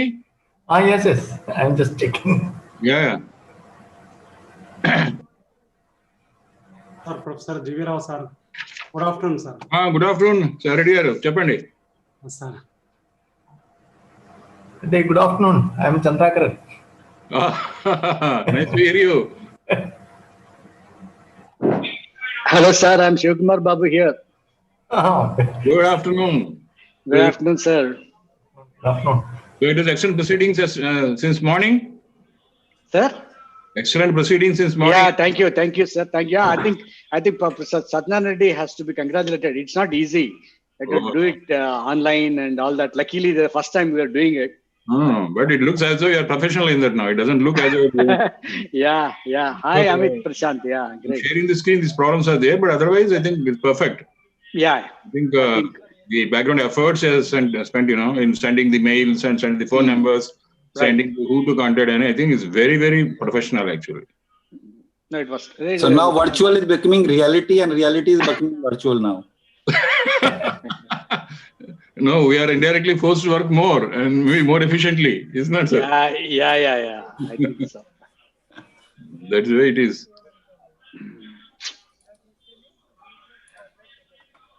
It's a new norm now. There's no other way, I think it looks.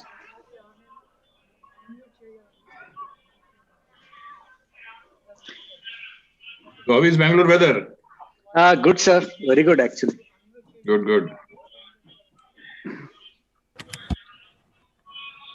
One thing is, because of the delay in the morning now, I had a very quick bite. Yeah, I know. Yeah. Luckily, I think, I mean, manageable delay, but I think now I think it should be in track. Yeah. It's okay, because delay is not because of any other reasons. It happens. No worry at all. Even a regular conference delay is there. Oh, Lord, sir. Sometimes, it is frustrating. Say there you will be sitting there and then you can't move out. So here it can be off sometimes. Except we can't meet people. That's the only thing. Otherwise, it's perfect. Yeah.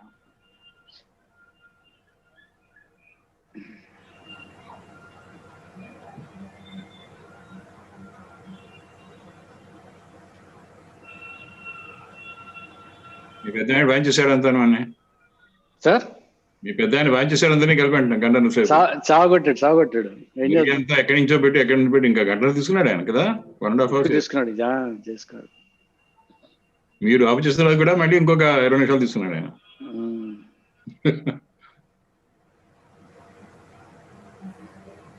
It looked like a popular lecture. For the first half, it looked like a popular lecture only.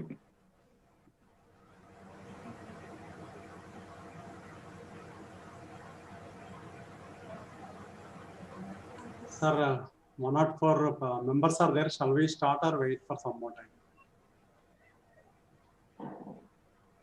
We start exactly in 2 minutes more. That's all, I think. Okay. Because it will continue, the delay will unnecessarily continue. Sir. By evening, it's a problem. Because AGM and all, everything will be affected. Sir. AGM is what time? 6 o'clock.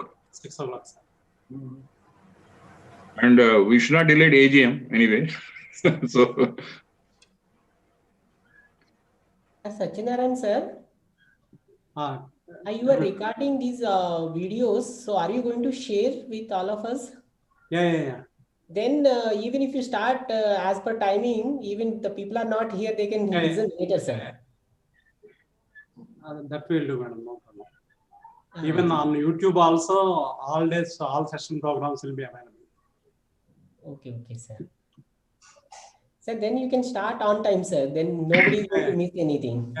Rajalakshmi, madam. Yes. Yeah, you can start the session. Yes. By introducing the chair and co-chair of the session. Slowly, people will come and join. Dear colleagues, happy to welcome you back to the plenary session to be conducted between 2 p.m. and 3:45 p.m. IST. In this session, we'll be having 3 keynote lectures. The first one by Professor G.L. Shivakumar Babu, the second one by Professor Gopal Madhaboshi, and the third one by Professor Deepankar Chaudhary. I request Professor G.V. Rao Garu, Professor Emeritus, IIT Gandhinagar, to be the chairman for the session. And it's my pleasure to introduce Sri G.V. Rao Garu. He is a PhD from IISc Bangalore, both MTech and PhD from IISc Bangalore. He has worked in R&D department for a brief period. He was a senior research fellow in IISc Bangalore. He worked in BITS Pilani and for quite a very long period in various categories in IIT Delhi.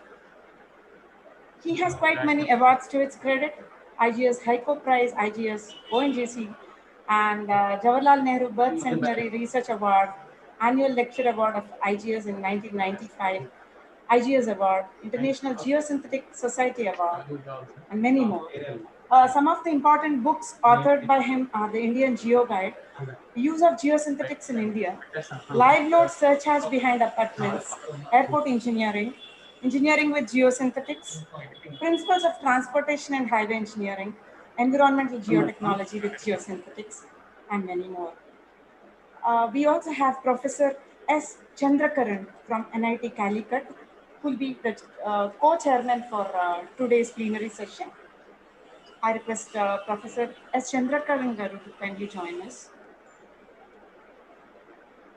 I take the privilege of introducing Dr. S. Chandrakaran, a faculty in Civil Engineering, NIT Calicut, and he's been working in the institute since '83. He's received his PhD from IISc Bangalore. In addition to teaching, he has taken many sponsored projects and is involved in research activities. He worked as HOD of Civil Engineering, Dean Planning and Development, and many other responsible positions. He's member of many professional bodies. He has about 80 journal publications and 120 conference publications to his credit. He has guided 16 PhDs and several MTech projects. With these few introductory, with this introduction, I request Professor S. Chandrakaran to kindly join the session and organize the same. Over to Professor G.V. Rao and Professor S. Chandrakaran. Thank you, madam. Respected Professor Sivakumar Babu, President of the Indian Geological Society, Professor Satyanarayana Reddy, the organizing chairman of IGC 2020, Professor Chandrakaran, who is the co-chair for the session, respected keynote speakers, and respected delegates, distinguished delegates. At the outset, I want to convey my thanks and regards to the organizers for having given me the opportunity of being with all of you, so that at least we can listen to everybody, if not meet personally. And I also congratulate the organizers for having done an excellent job of this in the troubled times and playing safe and playing distance. Let us start with the sessions. We have 3 keynote lectures. The first lecture will be by Professor Babu himself. All of us know him very well, so I want to make very small introduction to him. In the sense that apart from being the president of the IGS for the last 4 years, he's also active under the ASC, for which he's a fellow, and also is a serving governor of ASC for Region 10. And of course, he had 3 decades of distinguished service at IISc Bangalore. And during his time, he was also a Humboldt Fellow in Germany and also business scholar for the Purdue University, Lafayette, USA. He guided, of course, number of PhD theses and he's got number of international and national journals and organized many, many events which are difficult to describe, and for which he was awarded very well. Most important thing being the John Booker Award from ICMAC, the DST Boycast Fellowship, and many other papers by the Indian Geological Society, as also the American Society of Civil Engineers. I would like to conclude his introduction by saying that he had a remarkable service to the IGS in these 4 years. The very first thing I want to mention is the starting of the student chapters in quite a few engineering colleges throughout the country. He followed the catch them young theory, so that almost every college now has got to know what is geotechnical engineering organize many events, actually, student events, and of course, invite lectures. And that's why he's able to bring prominence to the subject at the UG level itself, actually. The other major initiative he has taken during his presidency, of course, is collaborating with the NABL, the National Accreditation Board for Laboratories, and which is going very well. He has got a good connection. I mean, he has made a good connection to members of IGS and the organizers of the NABL. What was being commonly referred by our earlier speakers also is that we lack in investigation details and accuracy and things like this now, I think. And alliance with NABL is going to go a long way in establishing standard laboratories which are required in the future. The other initiative he has taken, which is helped by Shuklaji, is starting the IGS forum, which is really a distinguished forum where which we are able to express our views and share with them many doubts about the codes or the practices about different kind of soils. I think so. His period of presidency is marked by these three important events now. Let us invite him for this presentation on reliability analysis of containment transport models in soils and fractured rocks. Professor Sugar Babu.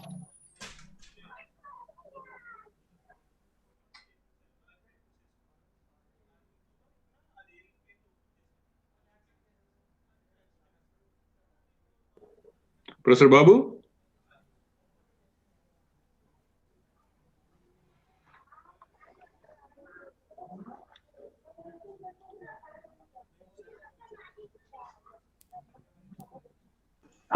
Am I audible now? Yeah. Yeah.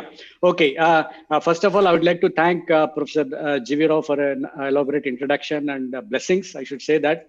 Let us do very well in our Indian geotechnical community, and think the way that we gather annually and then celebrate the success in geotechnical issues and challenges. I think we should continue.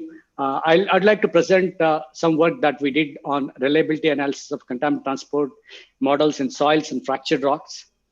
This is the work of Dr. Geeta Manjari. Today morning, we had two presentations. You know, they are in the area of environmental geotechnics. First was by Professor Charles Ng, where he was talking about the stability of clay covers and importance of unsaturated soil mechanics and all of that. That was a very interesting presentation, how the gas migration and all of that, which we have been working. And the second presentation again belongs to, from Ise Shin, is on environmental geotechnology area.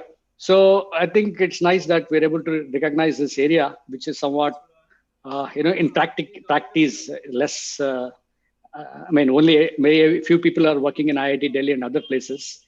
So I would like to talk about the motivation for this work, and then why the contaminant transport is required, particularly in the study soils and rocks. And so why is it moving? Okay, so I'd be talking about the what is the need for contaminant transport modeling. What is the focus of the study? We worked on the thing is on nuclear waste disposal systems, which are when the nuclear waste is contained in a particular area, what happens to contaminants.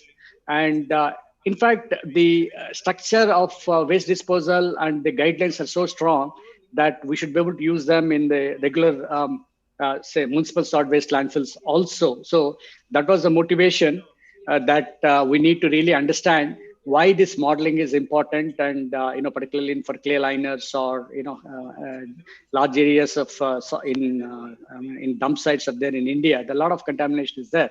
So I would be talking about the model that describes a flow and transport of a radionuclide, because I'm talking about radioactivity, and then model that describes the flow in a radially, in a spatially varying. In fact, in geotechnical engineering, properties are all variable. So from point to point, how do you really understand, incorporate the social, the spatial variability aspect of it? Then the fractured rock. What is happening is that the understanding of rock is okay in some sense, in engineering behavior in terms of its mechanical properties, but when it comes to its flow properties, it's not really good.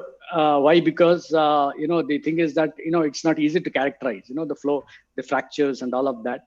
And not only that, I should say the practical examples in Bangalore, you have a lot of quarries in Bangalore where the waste is dumped in the land,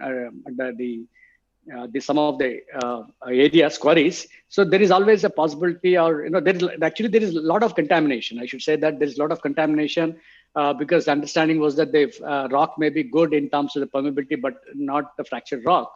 So they have a lot of engineering implications. We should see that.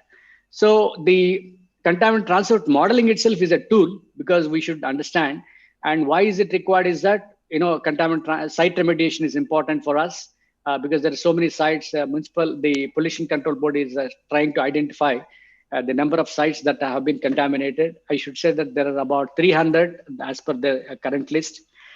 Then the performance of disposal systems itself is something that, whether it's a landfill liner or any other material, hazardous waste or municipal solid waste, we should be able to understand the performance.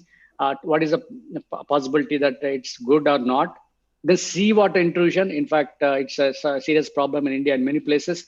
Petroleum leaks. Say there are another contaminant transport, like we know a lot of areas are contaminated organic material or even liquids and all of that. So there is a lot of work that needs to be understood.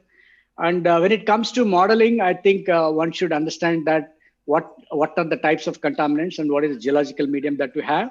And when it talks about transport in soil, we should know the type of material. Like we say, for example, we always want a clay material, assuming that the clay may have a permeability of -6 or -7 meter per second or something.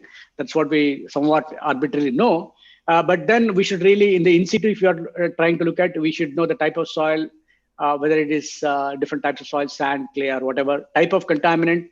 Reactive. You have metallic. There are different types of organic, inorganic, and different types of contaminants.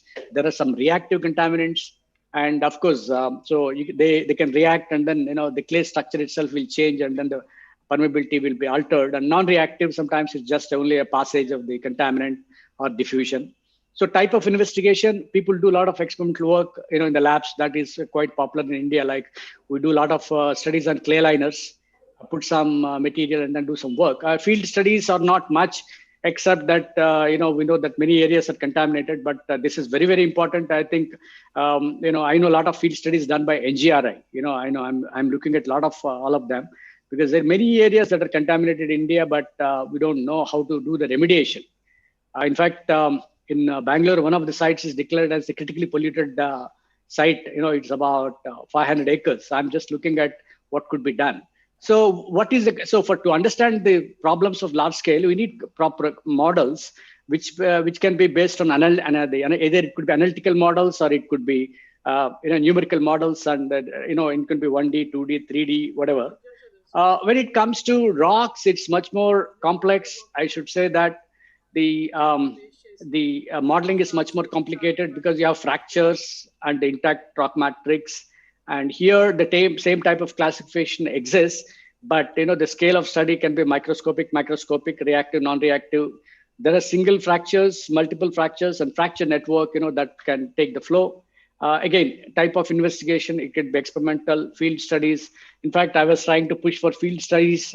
We know that around the quarry areas, it's all contaminated, but to characterize the rock was a problem, because it was quite an expensive thing, and we don't have too many rock mechanics experts who can characterize this and give information. So we're trying to look at what happens here. So the main thing was the local aperture variations, microscopic levels, and all of that. We'll see that. So I'm talking about, as I said, the radionuclides, which are from the radioactive waste. And these sites need to be designed for, to see that there is no contamination. We avoid both in the short term and long term. And we develop what is called performance assessment models, because, we regularly measure, we need to measure the contaminants regularly, say, for example, annually in a particular place, and then see that the risk is not significant. In this case, particularly if it's radioactive waste, it's radiological impacts. So the contaminant type is something very important to understand that. And like why there is a lot of stress on nuclear industry. I think I should say that this project is actually supported by Board of Nuclear Sciences, and they were looking at their liner systems. So then they sponsored a project with us, and everybody is moving towards sustainability and adopting sustainable methods. So which nuclear industry is supposed to be one of the areas where you can get power, and with adhering to these principles. And there is a lot of increase, like you can see in this plot results. You have the different countries have different the rates of generation. And even in India, it's quite good. I mean, it's about say 11% of the world electricity. About in India, it's 3.2. We have a lot of plants coming up, and there is a lot of expectations on this. And even in the other thing that we want to say, we have International Atomic Energy Authority, where in terms of the energy that is spent, in the sense that is what was there earlier, it is in terms of the these units. So they say that it is going to increase, because you're trying to excavate and use a fuel. How much is the nuclear fuel that is spent in generating energy? So they say that the energy is going to increase, the requirements are going to increase. But the problem with this is that there is more risk associated with the radioactive waste. What is this risk is we should understand. Essentially, we try to see that the waste management is such that it protects human health and environment, and without imposing undue burdens on the future. So we are trying to look at these things. How do you assess long-term performance? See, the conventional solid waste management, we say about 30 years during construction, and again 30 years after the closure.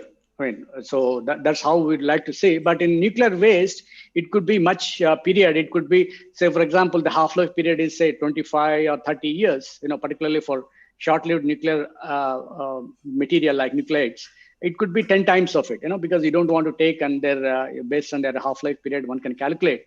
So here in the sort of what is that issues that we'll see in the safety assessment models is something that it's very important to follow.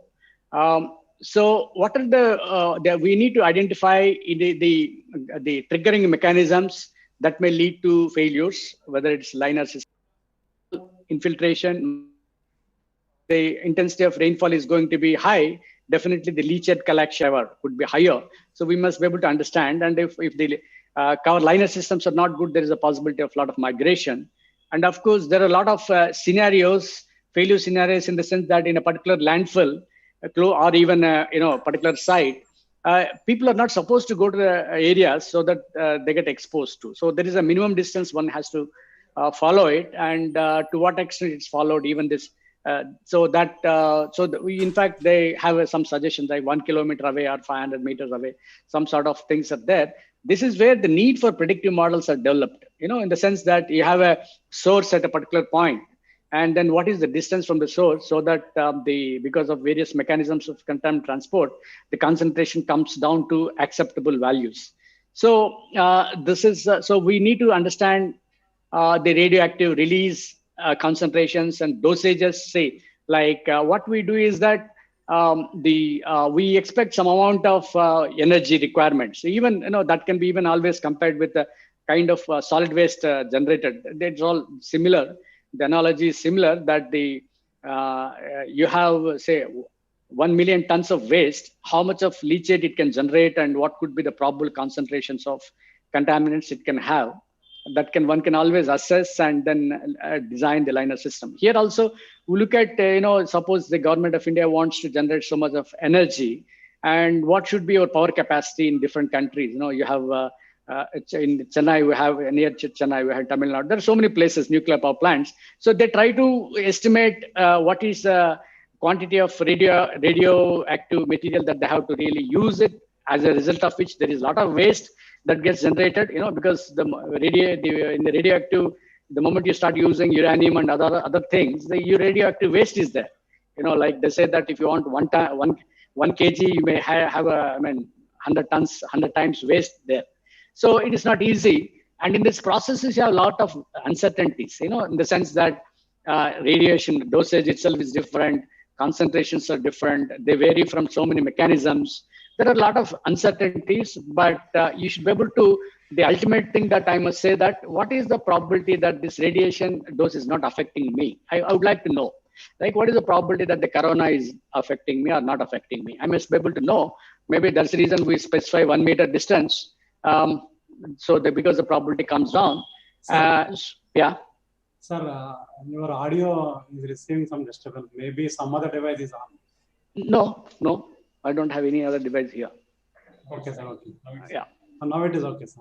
Yeah, I don't have any other device. So I'm single room. So in this, we try to understand this, what is the probability that I'm getting affected? That's what. So actually in Government of India, again in radioactivity, they have divided that into 3 levels of low level waste, high intermediate level waste, and high level waste. Actually, this low level waste is something they store it in earth and stone trenches. You can see this is actually from our own, some of our own ways of doing it in in Mumbai, in Trombay. Okay. So the intermediate level waste, they use RCC trenches and tiles and all of that. High level waste, in fact, nobody is working on this. In the sense, the deep geological repositories are required, but in India, we don't have this plans. Even elsewhere also, they're only trying to study, because you want to bury that radioactive waste deep in deeper areas. But maximum is these 2. And then they are always placed in near surface disposal facilities. We call it NSDFs. This is a thing, the NSDF site near Mumbai. You can see that, and as we are only used to this sort of trenches, but I should say that actual practice should be in the form of liners, geosynthetic clay liners, and all of that, which needs to be really incorporated in our practice. Okay, so the issue is that when you have a facility like that, you have infiltration, then you have observation wells, and there is a possibility because of the rainwater, there is a contamination. You have various type of material, like you have non-saturated soil, aquifer, and bedrock. So this is what happens. This is a failure scenario in which you have infiltration, you have seepage, you have leaching of nuclear. It can be compared to even solid and regular waste, regular contaminants, release of radionuclides into geosphere, and then reaching where they're exposed to humans. This is what we do.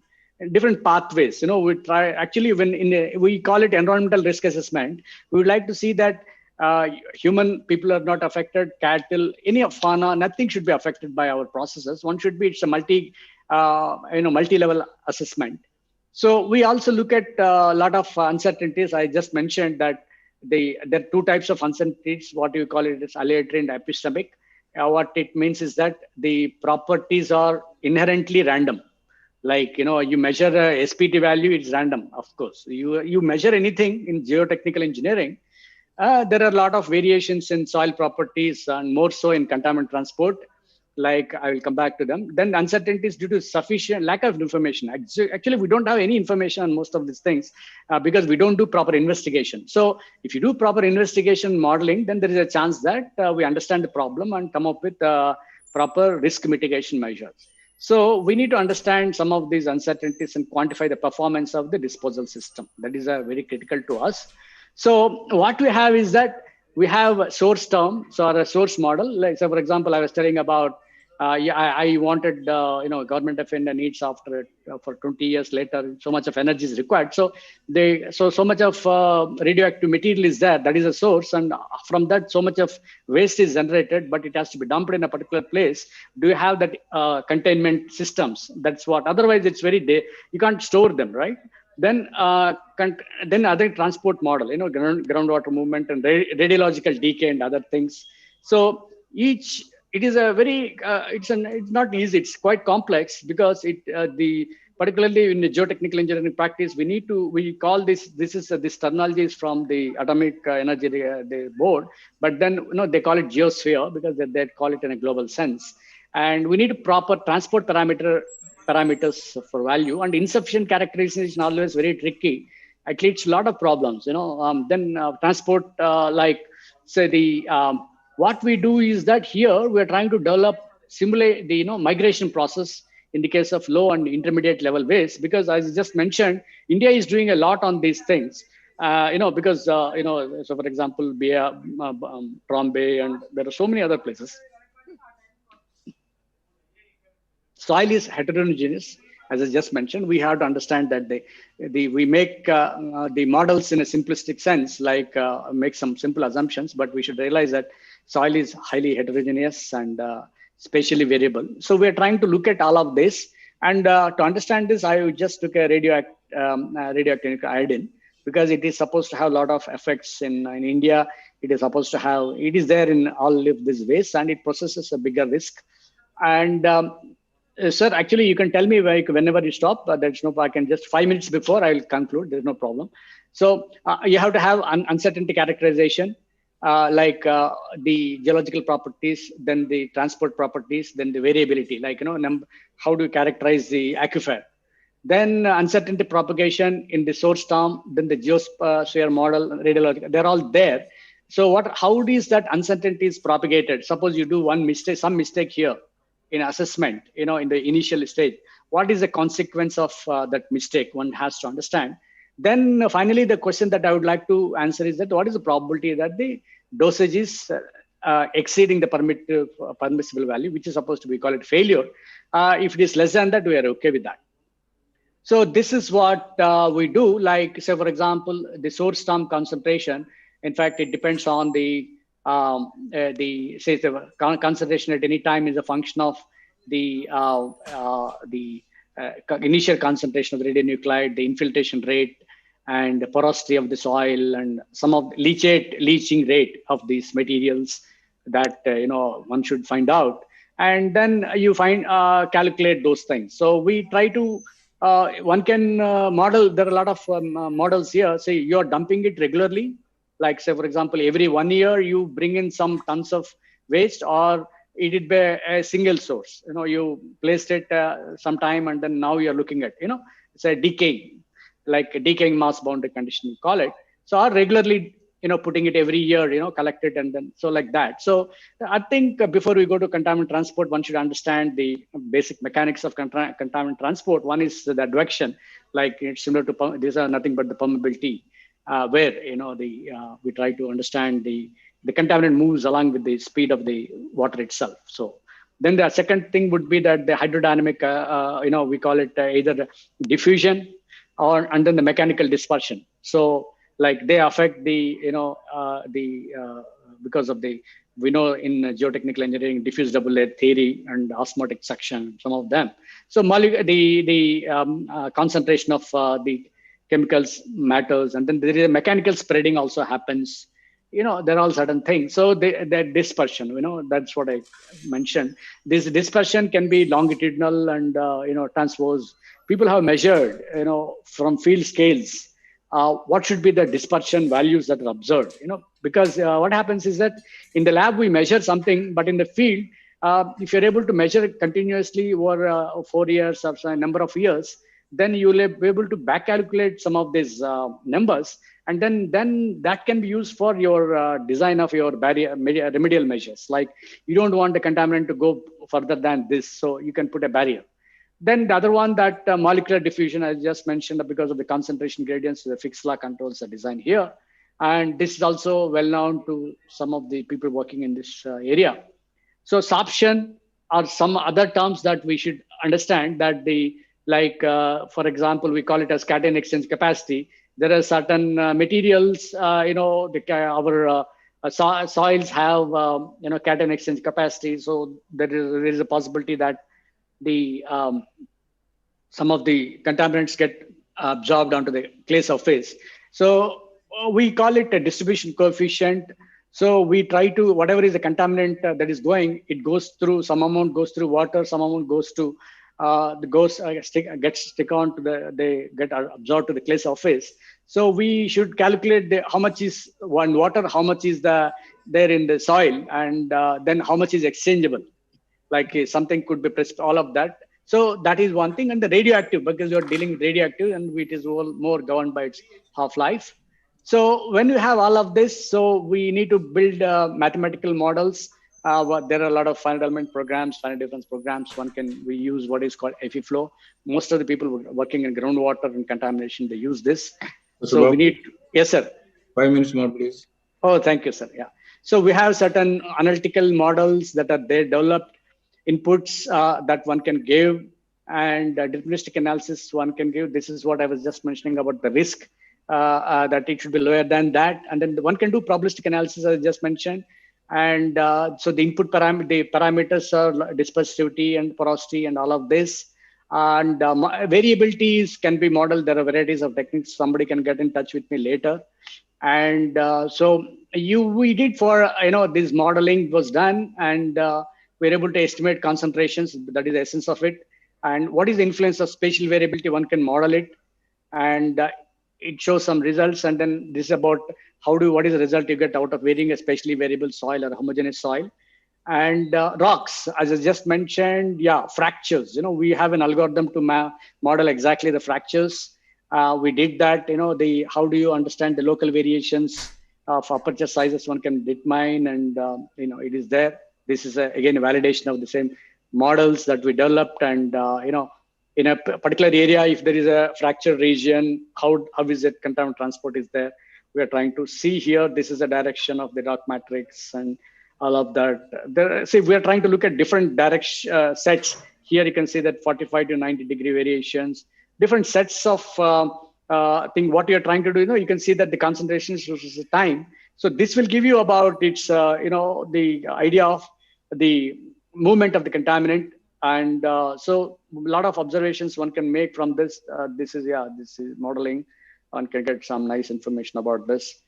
Influence of other factors, equivalent. We try to even compare sometimes the equivalent porous system. Is it correct or not? Can you do an average value? No, you can't. You have to really measure the fractures properly and do that. And so this is all some results on risk assessment that we did.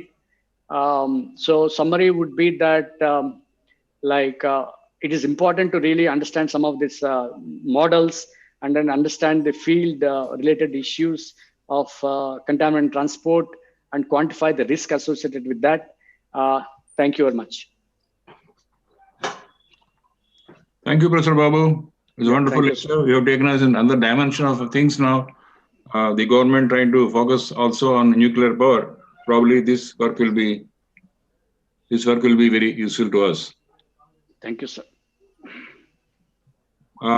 Then it's my privilege to invite Professor Gopal Madbhushi for the next presentation. Are you there, sir? Yes, I am. Can you hear me? Thank you. Thank you. Dr. Gopal Madbhushi is a professor of civil engineering in the University of Cambridge at UK. And he is also presently the director of the Sheffield Center and head of the Geotechnical and Geoenvironmental Group at Cambridge. He has, of course, over 3 decades of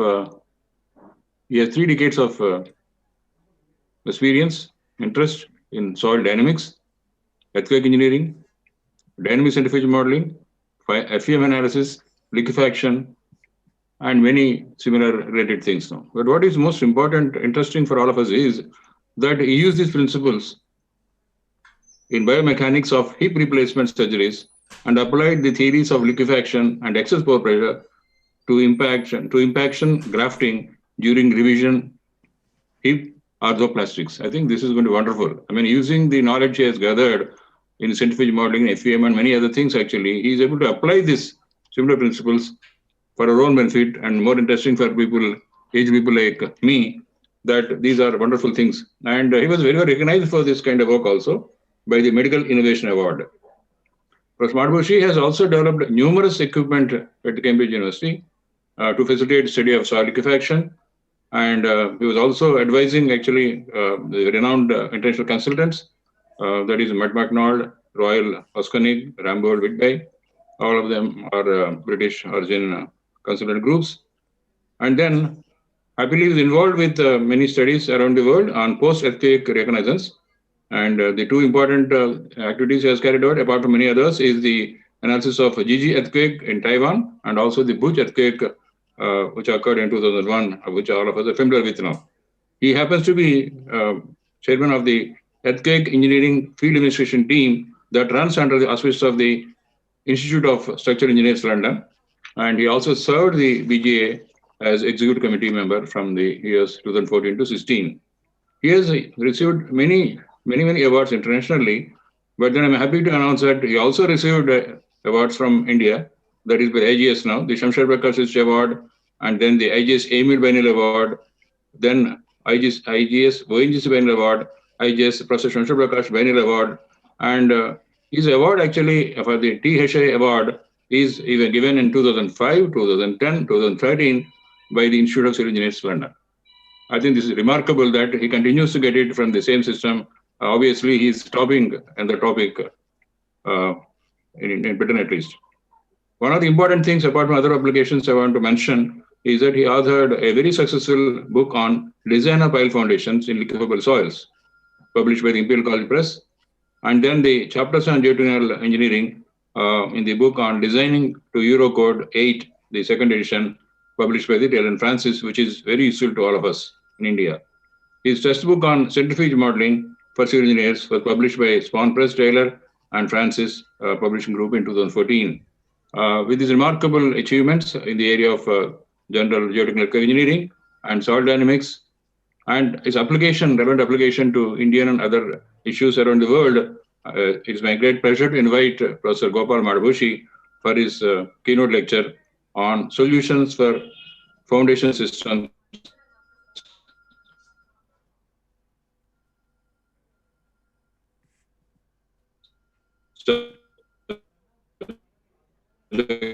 To earthquake conditions. Thank you, Professor Madhubushi. Hello. Yeah, I can. What do you, Professor Madhubushi? I'm trying to share my screen. Okay, please go ahead. Can people see my screen? Yeah, now we can see it. Perfect. Fantastic.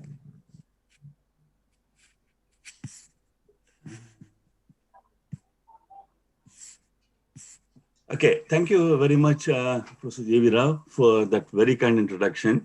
I hope I deserve at least some of the praise you heaped on me. You deserve much more than this. I was very brief, actually. It's a real pleasure to be a part of the IGC conference. It would have been great to meet you all in Vizag, one of my favorite cities. It has mountains, it has beach, two of my favorite things. I hail from Kakinada next door, which has the beach, but no mountains, I'm afraid. So I always was very attracted to Vizag. It's a pity we are going through such a difficult time everywhere around the world, so I can't be there, but at least I can do my presentation online. So today's topic I chose was sustainable measures for protection against earthquake-induced liquefaction.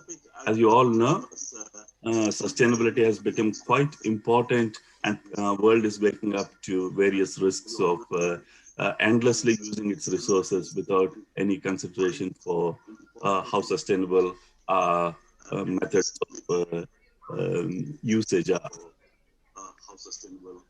So soil liquefaction is particularly difficult. Here are examples from different earthquakes where buildings are settled into the ground because the ground has liquefied, or they rotate as the soil below the foundations starts to liquefy. Of course, it's not going to sustain the vertical pressures applied by the foundations. Therefore, they try to sink or rotate. Sir, can you be near the mic? Yeah, sure. Yeah, now it's better. Yeah. Sir, can you be near the mic? Here is a picture of large-scale damage that has happened in the Palu earthquake in Indonesia in 2018. And this all happened. If you see, the structures are quite small. They're just residential structures. And they got wiped out. Here is a little video. I hope you can see this, where the ground started to liquefy and flows almost like a river, destroying all the houses. So the picture we saw before is what has happened because of this widespread lateral spreading following liquefaction. It's quite amazing. These are just a series of satellite images that got stitched in to make it look like a video. But you can see once the ground liquefies, it basically flows like a river. Now, I don't know if, in case you couldn't see the video, I also had a still picture of before and after here. And you can see it's completely, all the houses got destroyed and it all turned into basically you can see the soil now. Now, in order to prevent damage from liquefaction, the currently available methods are either you densify the soil, you improve the drainage. Dewatering is a solution, but not often practical because if the water table is quite shallow, you can't remove all the water. Grouting and reinforcement, of course, these are hard engineering solutions.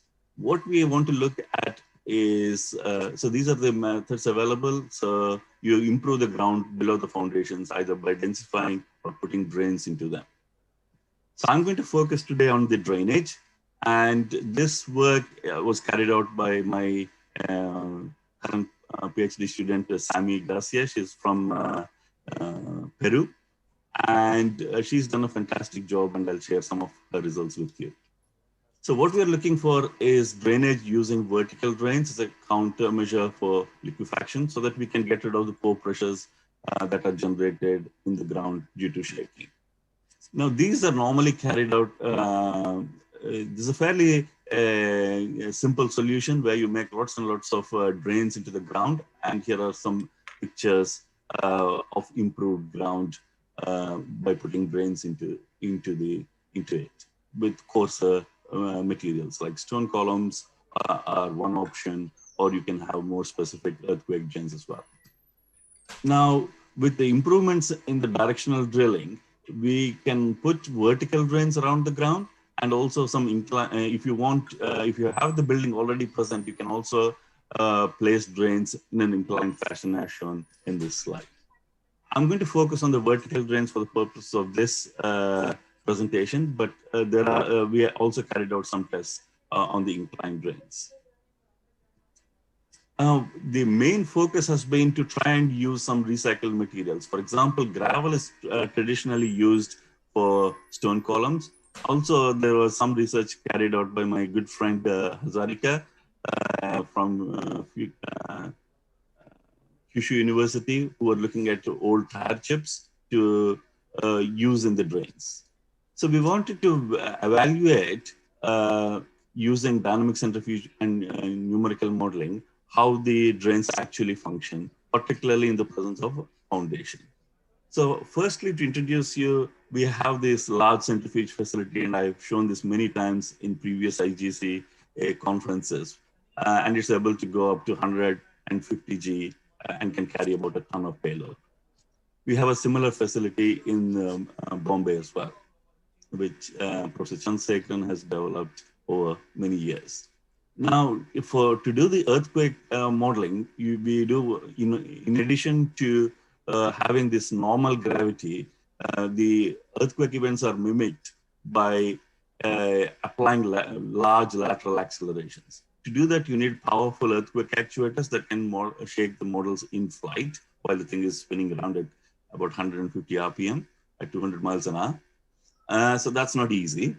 Earthquake accelerations, one must remember, have to be generated normal to the centrifugal acceleration. There are a set of scaling laws which link what you observe in the model to what happens in the prototype, and N is the scaling factor you might call. The current earthquake actuator we are using is the servo-hydraulic earthquake actuator, and this is able to model any previous earthquake or motion or any other motion you desire. You just need to program it into the shaker first, and it will repeat it. Here are examples of the Kobe motion and imperial motion that we simulated at about 60 G. You also need some specialist containers like the laminar box so that the boundary effects are minimized. And the laminar box we have simulate something like a 40-meter long soil model, which is 20 meters deep. So you can study really deep models of soil and see how it liquefies using instrumentation. Coming back to the drains, this is the most arduous part of the modeling. You need to create these models at small scale. So here is Sammy having a go at constructing different types of drains and then placing a foundation block, as in number 3 here, on the surface, which can apply 50 kilopascals of bearing pressure onto the soil. In addition to the vertical drains, we also managed to make these inclined drains. As you can see, here is the form work that she very carefully placed beforehand, and then the completed version of the drains post construction. So she became quite adept at making small scale models in doing this. So the 3 types of materials we chose for in this modeling. The first is the Houston sand, which is the liquefiable sand, which forms the bulk of the material. And the drains were modeled either using what we call fraction B sand, which is a coarse sand, or rubble brick. We wanted to use the rubble brick so that you can use construction debris or other construction waste materials in a sustainable fashion to make these drains and prevent large scale liquefaction. So we want to study whether this works or not. Here are some grading curves just to show that the soil we chose liquefies, but the drain material actually satisfies both the anti-clogging criteria and is also able to have high permeability so that you can conduct the excess pore pressures quickly. There are a few terms you need to be aware of in terms of this modeling. For example, flow front, that is the time it takes for this ground to start draining post-earthquake. Unit cell is a cell that is formed around each drain into which the fluid will flow. And infinite cell is where the drain is getting fluid from all of the liquefied soil in the absence of any descent drains. So, as I said, vertical drains are commonly used in many places, but the design is all driven by on the assumption that there are no structures in place. And this has been developed by Seed and Booker many years ago, and that's largely used with some minor modifications. But of course, this is very unreal context for how you should be designing them, because you will have structures in place, and you need to see how these drains perform in the presence of the structure. And this is what we did for the first time. So coming back to the modeling aspects, here are some cross-sectional drawings where you can see the drains being placed underneath in the sectional view and also in the plan view. And we modeled various foundations with 50 kilopascals to 150 kilopascals. And because we have instrumentation buried in there, you can monitor the excess pore pressures that are developed, and you normalize them with the vertical effective stress, and you define what is called excess pore pressure ratio. If you got an excess pore pressure ratio of 1, basically you completely liquefied the soil. And if it is lower than that, it is good. And 0 means no liquefaction. So once we apply some sinusoidal motion of shaking like this, we can monitor the pore water pressures at different elevations below the model. But the interesting thing is you can construct these contours, and you can see what is the pore pressure ratio value, excess pore pressure ratio value below the foundation. And in the improved zone, you can see below the foundation where the drains are, you're getting blue, which suggests that there is no excess pore pressure, not much excess pore pressure. Whereas as you go outwards, obviously your free field is completely liquefied. This shows how well it liquefies. And also because we're monitoring with time, you can see at different time intervals at the end of the earthquake, some time after the earthquake, and much longer after the earthquake, how the pore water pressures are changing. So eventually everything will turn blue. So orange is bad, blue is good. You can also construct the contours in taking the vertical section, and you can see below the foundation, you're getting blue, which means that you prevented liquefaction there, whereas the free field is liquefying initially. And as time passes, everything again turns blue. So this is quite interesting to look at. You must also look at what horizontal accelerations are propagating through the ground. Once the ground liquefies, obviously it isolates and not much shear stresses go through it. And you can see if I'm applying a 10 cycle sine wave roughly at the base. In the free field, it completely, there is no transmission of the accelerations. In the improved zone, there is also isolation, but the accelerations are peaks are a bit larger. And again, in the unimproved region, they are smaller. So this suggests that if you improve the ground, you will transmit more accelerations, and that's an inevitable consequence of preventing liquefaction. You can't have it both ways. But most important design criteria is the settlement of it, of the foundation. And you can see compared to the free field, the foundation will always settle more. In the unimproved zone, it settles something like 600 millimeters. But with the improvement, it has come down to 400 millimeters for this particular configuration of the drains. We also monitor the horizontal accelerations received by the foundation itself. If you improve the number of drains, we looked at 13 and 17 drain configurations. How much improvement do you get in terms of settlement performance? That's the criteria. Of course, we can look at these pore pressures again, and we can see with more drains, you are getting less of an RU and so on. But and you can see that the dissipation patterns of the excess pore pressures are pretty similar for both 13 and 17 drain configurations. The improvement below the foundation is a bit better with the 17 drains configuration immediately at the end of the shaking, which is the important thing we want. But again, the accelerations are transmitted as you expect with a reduced amplification. But the most important result here is the settlement has reduced from something like 400 millimeters for 13 drain configuration to 250 millimeters a settlement in with the 17 drain configuration. One of the things we observed was that these drains are getting bulged on the top under the foundation. For example, schematically, you can see that because of the vertical pressure exerted by the foundation, the drain itself will lose some, it'll lose its shape in the top meter or 2 meters height. And that will cause additional settlements because the drains are not supporting once the soil liquefies the foundation. And you can improve this by having the confinement. I'll come to that in a second. One thing we can look at is the rotation. The settlement criteria I compared before, 400 to 250, that's an improvement. But you can also look at the rotation response of the foundation. You don't want too much rotation response either. And that again is plotted here. When we, if you can encase the drains on the top 2 meters depth, we saw much improved performance. Here is the pore pressure contours I was talking about earlier.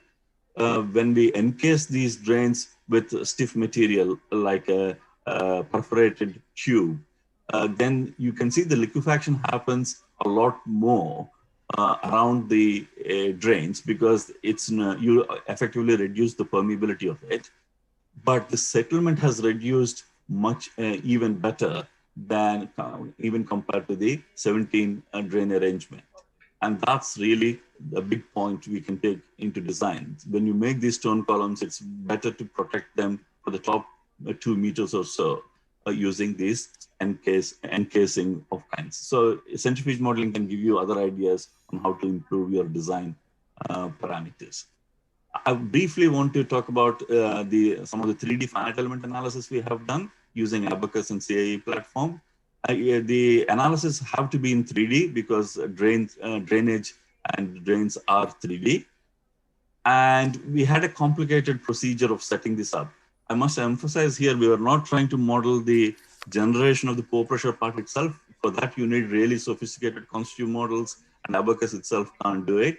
But the dissipation part, it can do quite well. So we decided to use the 3D capabilities of Abaqus, but with some assumptions on the top, saying that we know, if we know the pore water pressure, how quickly will the drains actually come into action? So we had a few steps to get to there. We made our 3D model and the foundation on the top. And the settlement matching is what we were looking at. So in the bottom picture here, you can see that we could get quite a good match between the numerically predicted settlement compared with our own centrifuge result. And we've done this for different configurations. Obviously, here is the 13 dragon configuration I was talking about earlier. And we can look at the pore water pressures and how long they're taking to dissipate in the 3D model compared to the numerical model.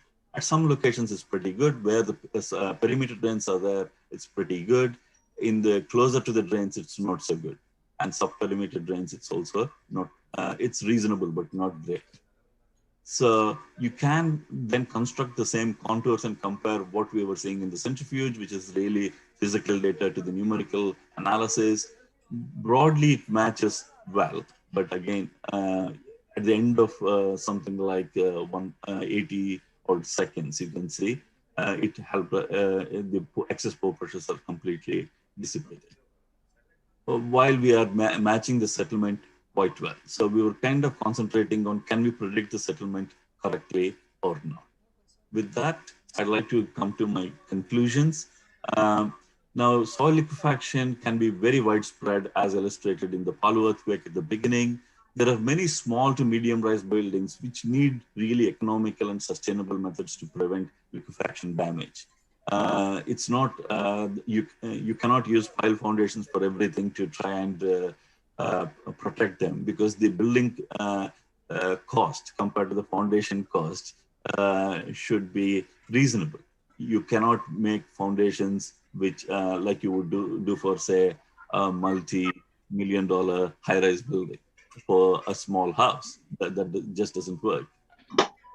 We could, you get a lot of construction debris coming out from the construction industry, and we mimicked this using rubble break and see how we can mitigate earthquake liquefaction risk.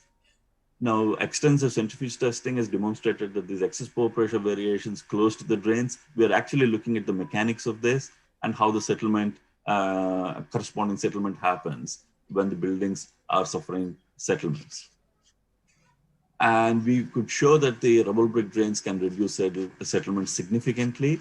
And we were able to capture this using simplified 3D analysis, so that the main idea is that can we provide the designers an easy method so that they can use sustainable materials in their design to make these drains, and at the same time be able to make satisfactory predictions to estimate the settlement of the building using some standard finite element package like Abacus. We used Abacus, but I'm sure you can do this with any other 3D finite element package as well. It's the procedure that's important. I'd like to conclude by acknowledging a few people.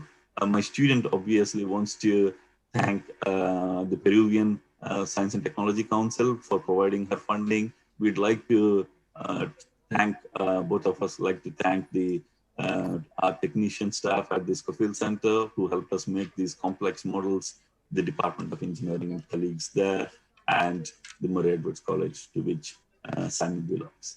Thank you very much.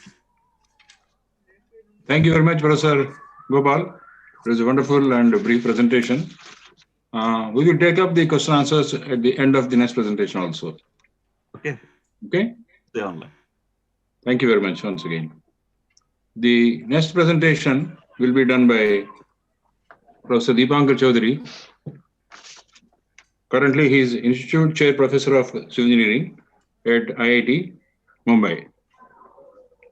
But I can call him as a national IIT professor because he also had opportunity to work at IIT Kanpur. And on deputation, he was also at IIT Gandhinagar and Dharwad. And he also makes his career international because he had been involved with visiting faculty fellow at NUS Singapore, UOW Australia, UC Berkeley, Gokashima University, TU Darmstadt, and Incheon National University in South Korea. This gives us a overview of Professor Deepankar Chaudhary, and we'll be happy to listen to him sharing his experiences from these and much work he has done earlier. His basic areas of research are geotechnical earthquake engineering, computational geomechanics, soil structure interactions, sustainable foundation engineering, and soil dynamics. And he has developed himself a new concept of pseudodynamic method And this is going to give us also a help in earthquake resistant design of geostructures. And this is becoming increasingly popular throughout the world. Even as a young researcher, his work was recognized by getting considerable number of awards through INSA, through NASI, through ISCA, through INAE, through IEI, DST, DAE, ISTE, and from abroad also. So he has a very distinguished startup in his after his PhD, which he continued at many institutes of India. And he has, of course, widely published in many journals, national, international, and is I should say, a very fond speaker to all of us. Wherever we go, we always like to listen to him. He's involved with several mega projects of national and international importance, and a member of various code committees of India and abroad. But more than anything else, actually, he's also serving the IIT administration and being closely involved with both JEE and GATE, which are prestigious to IIT itself, actually. He received a number of awards for his own PhD and also for his students and all, and of course recognized at IIT Bombay itself with the Professor S.P. Sukhatme Excellence Teaching Award in 2017. He's a very excellent speaker now. We are eager to hear you, Professor Deepankar Chaudhary, on the solutions for foundation systems subjected to earthquake conditions. Professor Deepankar Chaudhary. Namaskar, everybody. Thank you, sir, for your kind introduction. And I hope that all of you are staying safe and happy in this difficult time. We probably, this is missing everybody to meet in person during this IGC, which usually we do, but nevertheless, this is another opportunity to find out how we interact through this digital platform. And this year, probably I would not have able to attend IGC if it is not in this online platform. So, and we're lucky to hear you. Thank you, sir. Thanks a lot. Let me share my slides. Let me see if it is visible. Is it visible to all? Not yet. Okay. I shared it. Let me once again do that.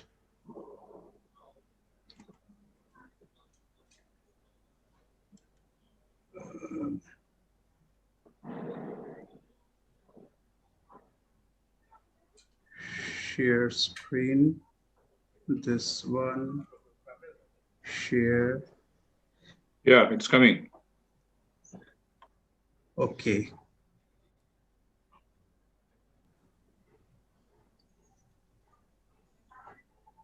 We'll go to full screen now. That's it. Okay. So is it visible now? Yeah. Okay. Okay. So thanks once again. My gratitude to the organizers, and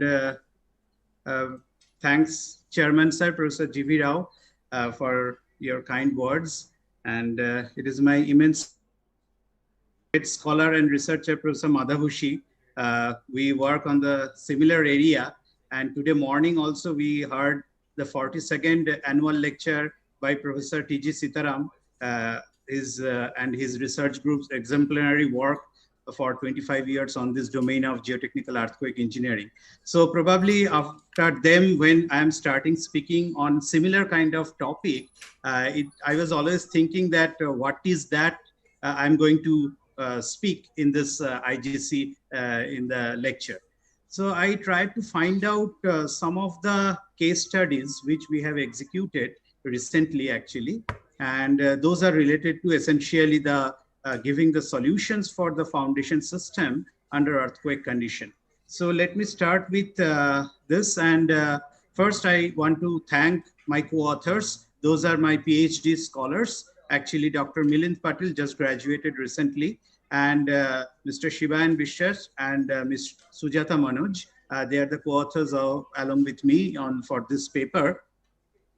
So they have contributed essentially the project in which they were involved. Those components only I have kept here. Other than that, of course, in my lab, several former and present PhD students are contributing extensively in this major domain of geotechnical earthquake engineering.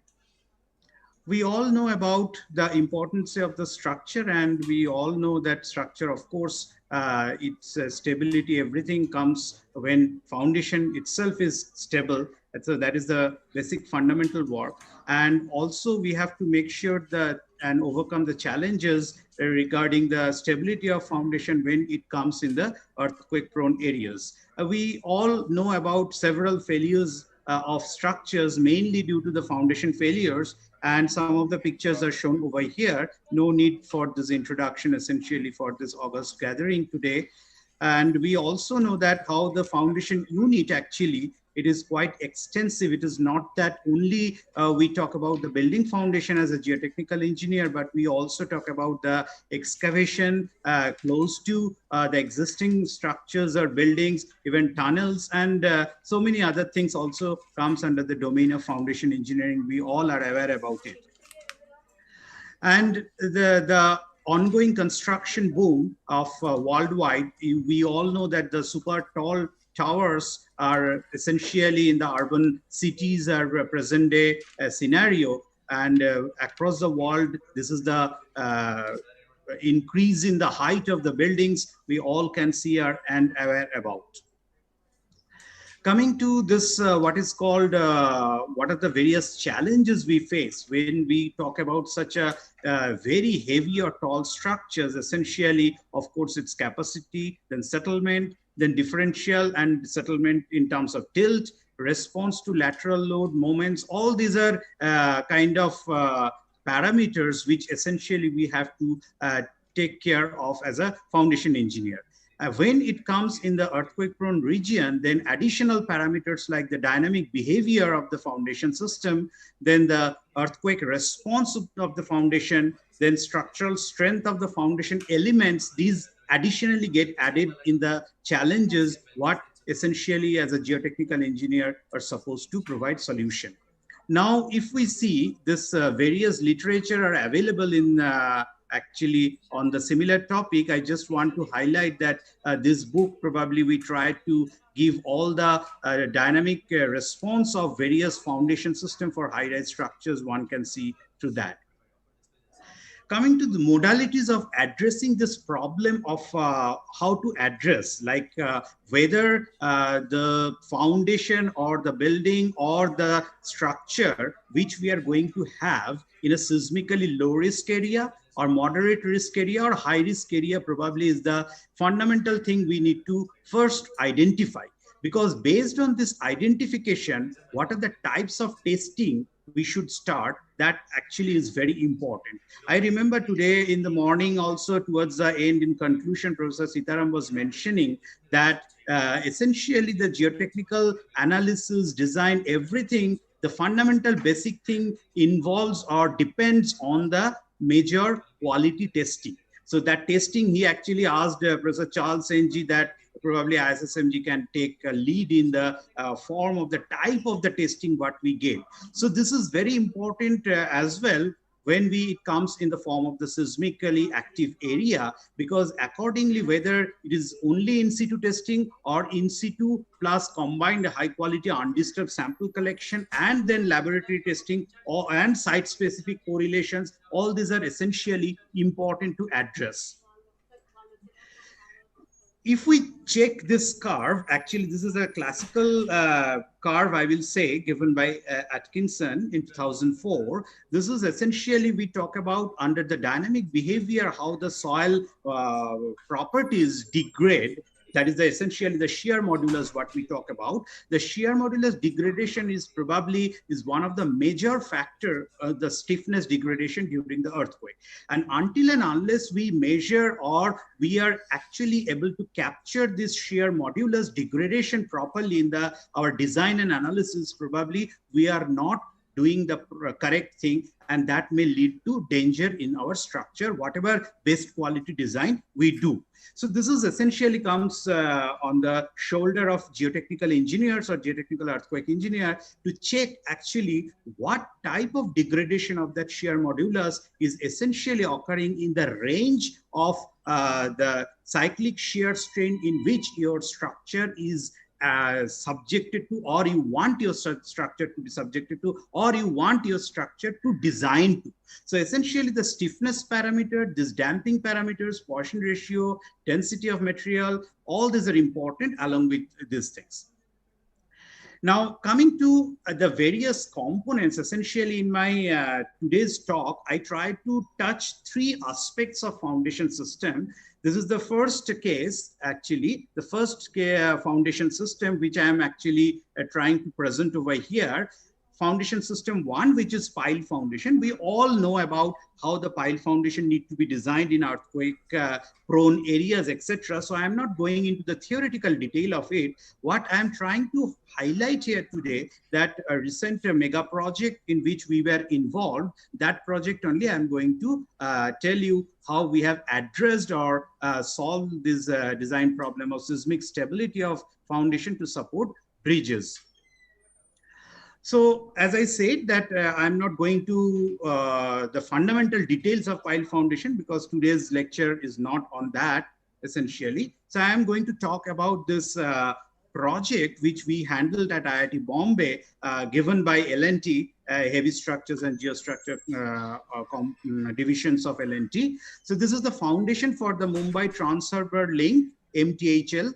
Package 1, there are 3 packages altogether. And remember, this is India's longest sea bridge, which is under construction now, and which will be of the length of 21.8 kilometers. And this is the MMRDA project. And there are various agencies and institutes, etc., are involved. Actually, I heard about in the preliminary phase about this project when I was visiting Incheon National University in Korea with Professor Issy Shin. He mentioned and showed in one of the Korean newspaper, it came that various companies were bidding for this project construction actually. So finally, L&T got it, and L&T Heavy Structure approached me for the seismic design component. So if you see the geographical location of this project, this Mumbai Trans-Harbour Link, this is essentially connecting these 2, you can say island. Essentially Mumbai is composed of 7 old islands, as all of you may be knowing. So this Navi Mumbai and Mumbai, it is connecting, and this will be India's longest bridge actually, 21.8 kilometers. So starting from Mumbai's South Sewri to Thanik Creek to the North Elephanta Island. And I have visited the site also along with my students, and they have shown this is a beautiful scenario. Actually, you can see when it will be get completed, you can see some part of the Elephanta Cave hill, etc. from this bridge.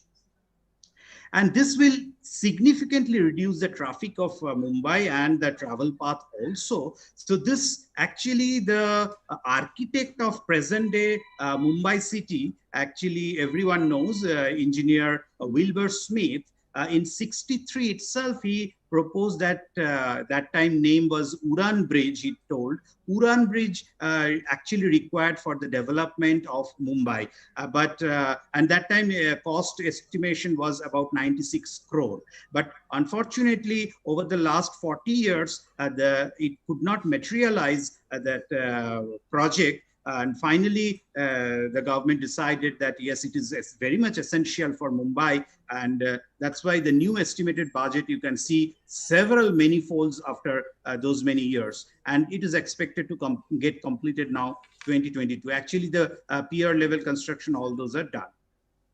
If you see the soil profile, essentially, which was supplied by L&T to us when we have been asked to do the seismic design. So this is the various layers. You can see the actual depth, very soft silty clay. Essentially, it is the creek region of Arabian Sea. So you can understand the standing water is there. And then you have very soft silty clay, then stiff clay, then residual soil. And in the Mumbai region, as you all know, probably at a relatively shallower depth than other areas like Chennai or Kochi, etc., you get probably the rock at a shallower depth, about 17 to 20 meter or 25 meter, you essentially get the highly weathered basalt and all those things. So now we started to classify the soil in terms of our dynamic analysis, and there we face several challenges. As I mentioned, that the geotechnical testing is not given importance many places, even such an important case also. So they have done only SPT test, so only SPT N value was available.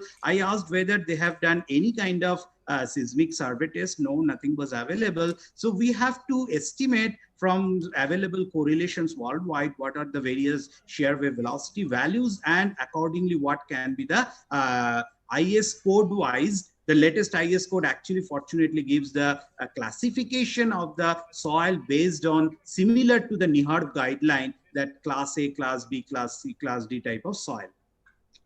Then we analyze this MTHL project like into the two parts, like seismic analysis of the site response analysis using the SHAKE 2000, and then we did the entire dynamic soil structure interaction analysis for the complete bridge foundation system using finite element software Plaxis.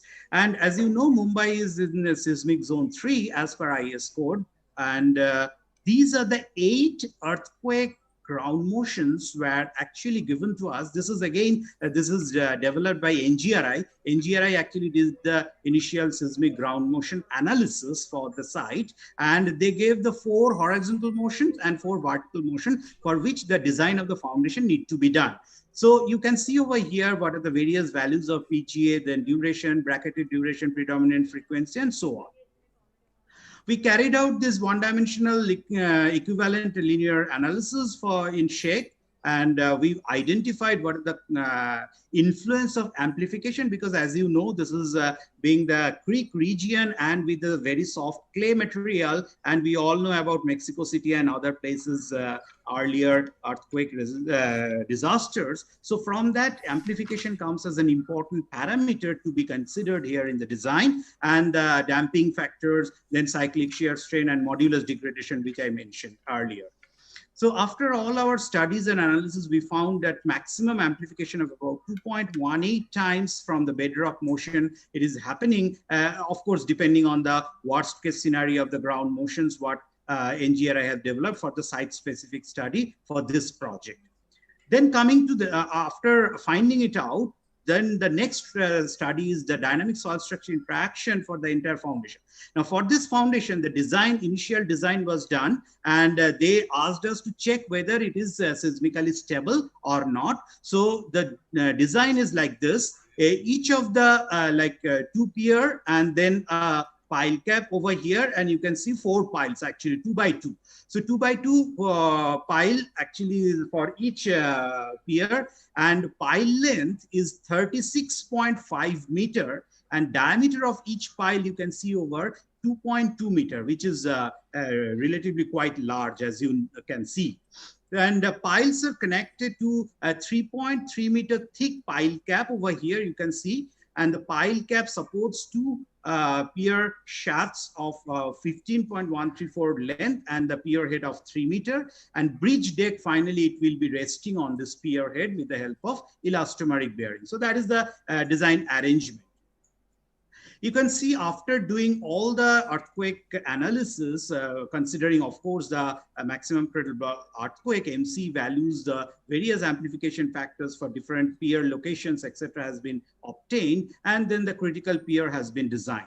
And this is under the static case. What are the various displacement? You can see the vertical and lateral in the seismic case also has been obtained. You can see all the results. These are reactions in the pile, support reactions, axial forces, and we have to check whether all these are within the tolerable limit of the design and the testing, etc.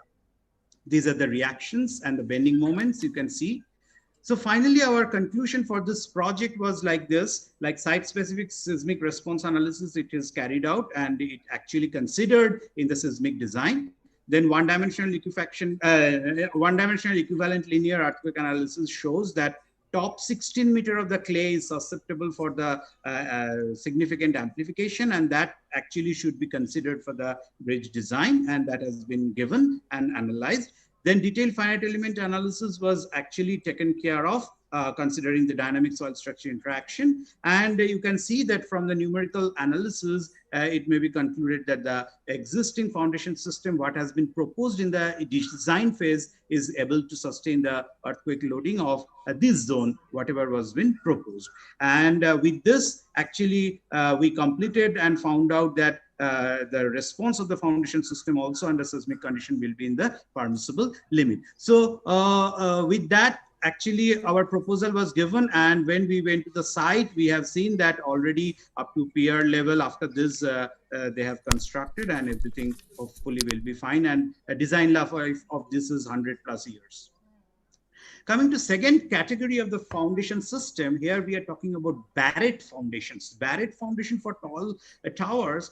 This I will say kind of relatively newer in the sense like last 10-15 years or so. And there are several advantages of Barrett foundations over conventional pile foundation for very tall towers. So this Barrett foundation, you can see over here the picture of just let me, yeah, I'm sorry.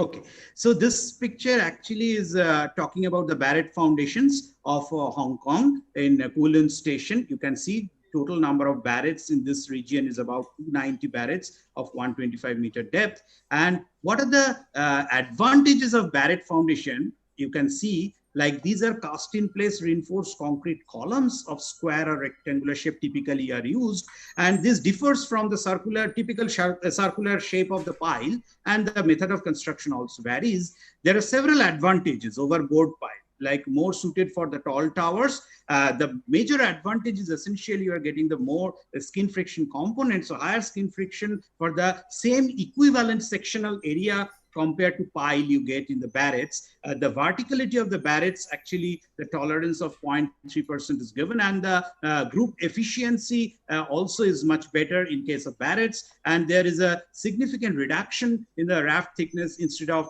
going for combined pile raft with piles. So better environmental sustainability because concrete amount of concrete will be less and the cost saving will be significant. I will come to that very soon. So these are various typical geometries of the Barretts you can see, and this shows the construction sequence of the Barrett, like essentially the 3-stage operation: drilling, then placing of the reinforcement in place, and then finally concrete.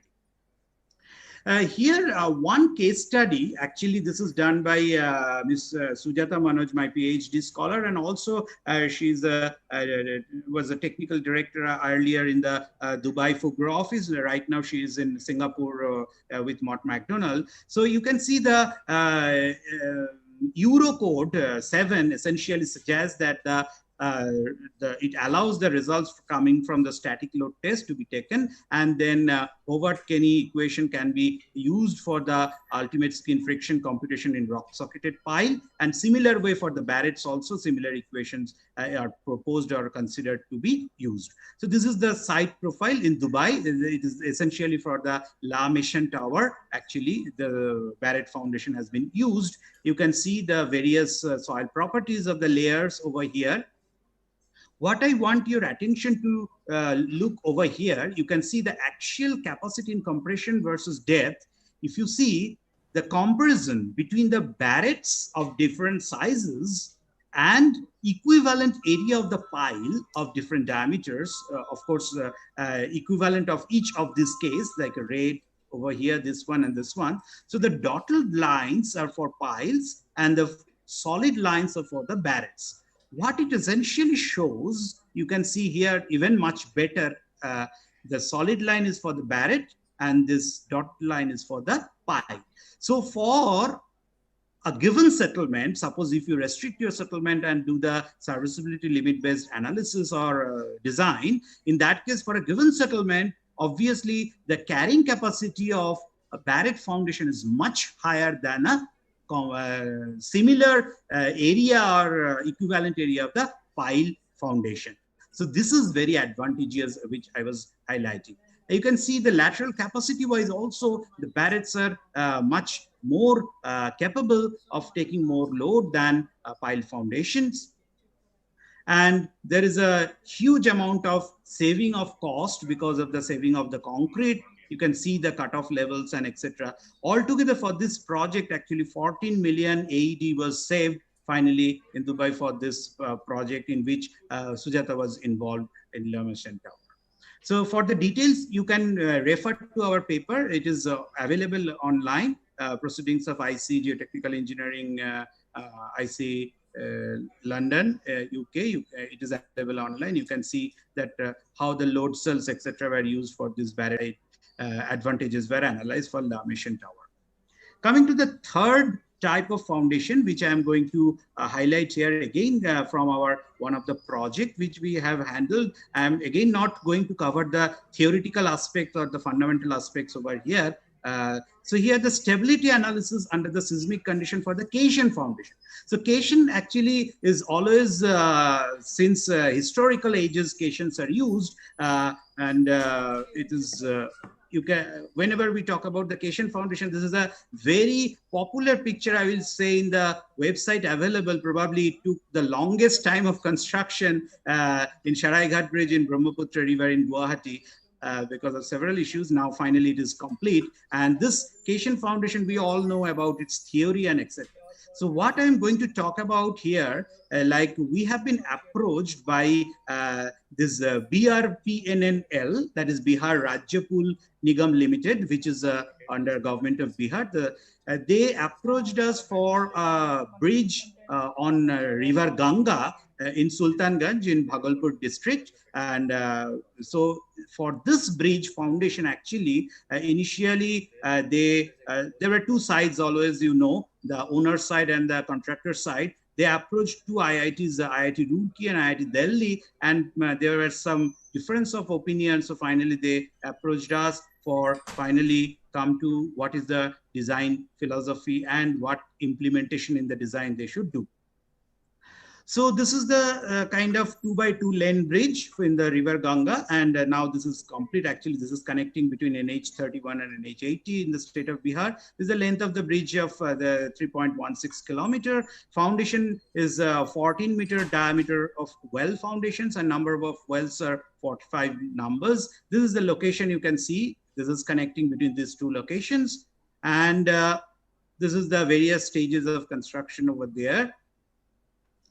These are various dimensions of that particular bridge and Cation foundation, actually, which has been shared with us. And we have been asked to check also its seismic stability, because you know the Bihar state actually is in a zone 4 of seismicity, and obviously the seismic analysis also is very important for that. So the mode of shear failure during the bearing capacity calculation, and then the safe bearing capacity arriving at that, it was depending on the value of phi, all those things. Essentially, we know I will probably highlight the earthquake component. So the various bearing capacity factor in both general and local shear failure mode, and it was actually the intermediate failure mode. So that's why the proper interpolation need to be taken care of. So this is what I was highlighting, that how it behaves. This is our analytical study. Actually, my one ongoing PhD student, Mr. Shivan Mishra, who is another author of this paper. So he is doing a work on this area, that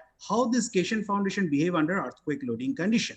So essentially, this is the three-dimensional wedge, how the passive pressure changes, and in turn that passive pressure, you know, always influence the friction factors when we talk about any such design.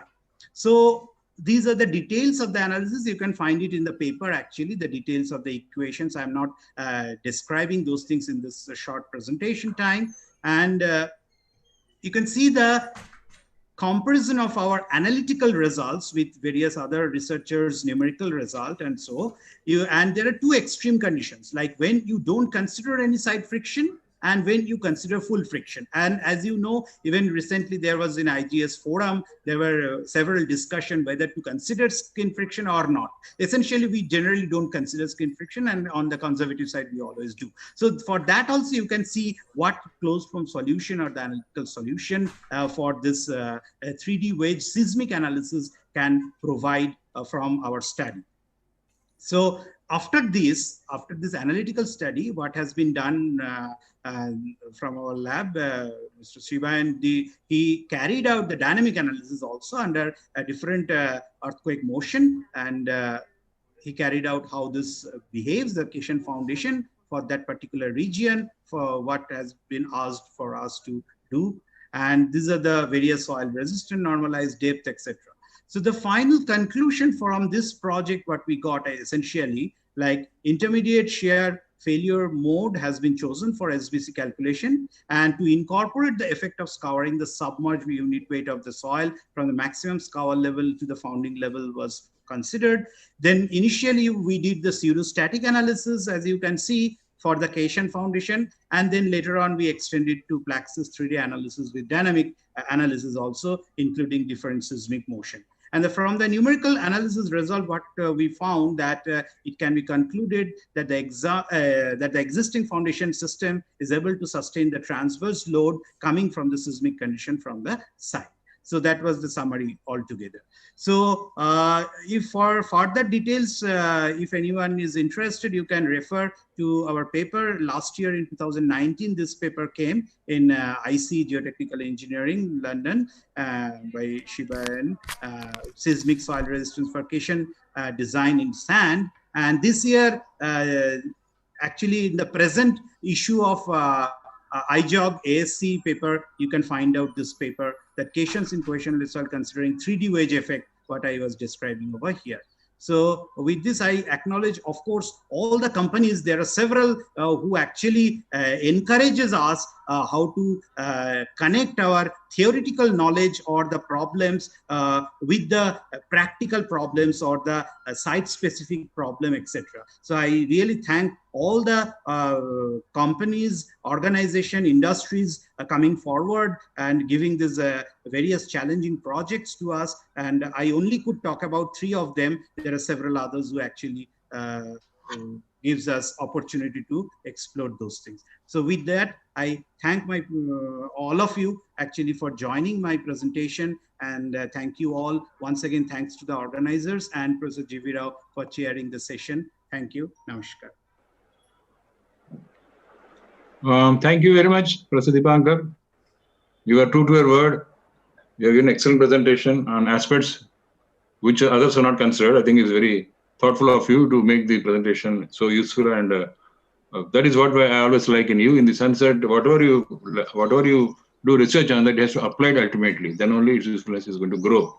I think we wish that you make many more contributions in the years to come and be a role model for everyone in the country. Thank you very much. Thank you, sir. Thank you. Now it is the turn of Professor Chandrakaran to conduct the rest of the proceedings, starting with question answers. We still have a few minutes, and then concluding it. Yeah, we'll start with question answers. We will take one by one, or we'll mix it up. No problem. Any questions is there? You can raise, and experts are here. Any questions from audience? Sir, myself Ravi Chakka. Can I ask? Yeah, go ahead. Go ahead. Sir, these presentations are very interesting, and obviously stalwarts they presented, and always whenever they present, we learn something or other. I just have one query to the presentation of Professor Madhabushi. He has presented different cases under which drains, different type of drains are considered below the foundation. So he has shown that the regions away from the foundations are more dangerous, and but on the other hand, the settlements have occurred more underneath the foundation with the drains also. But normally what we understood is the settlement of the foundations particularly under the seismic loading are related with the pore water pressure development, magnitude of. So I just wanted to know this from Professor Madhabushi. Yes, Professor Madhabushi. Hi. Yeah. You hear me, right? Yeah, I can't see the questioner, but that's okay. It's a good question you're asking. If I understood you correctly, what you're saying is, how come the pore water pressure development is smaller below the foundation, while the settlements are larger? I think that's what the question is.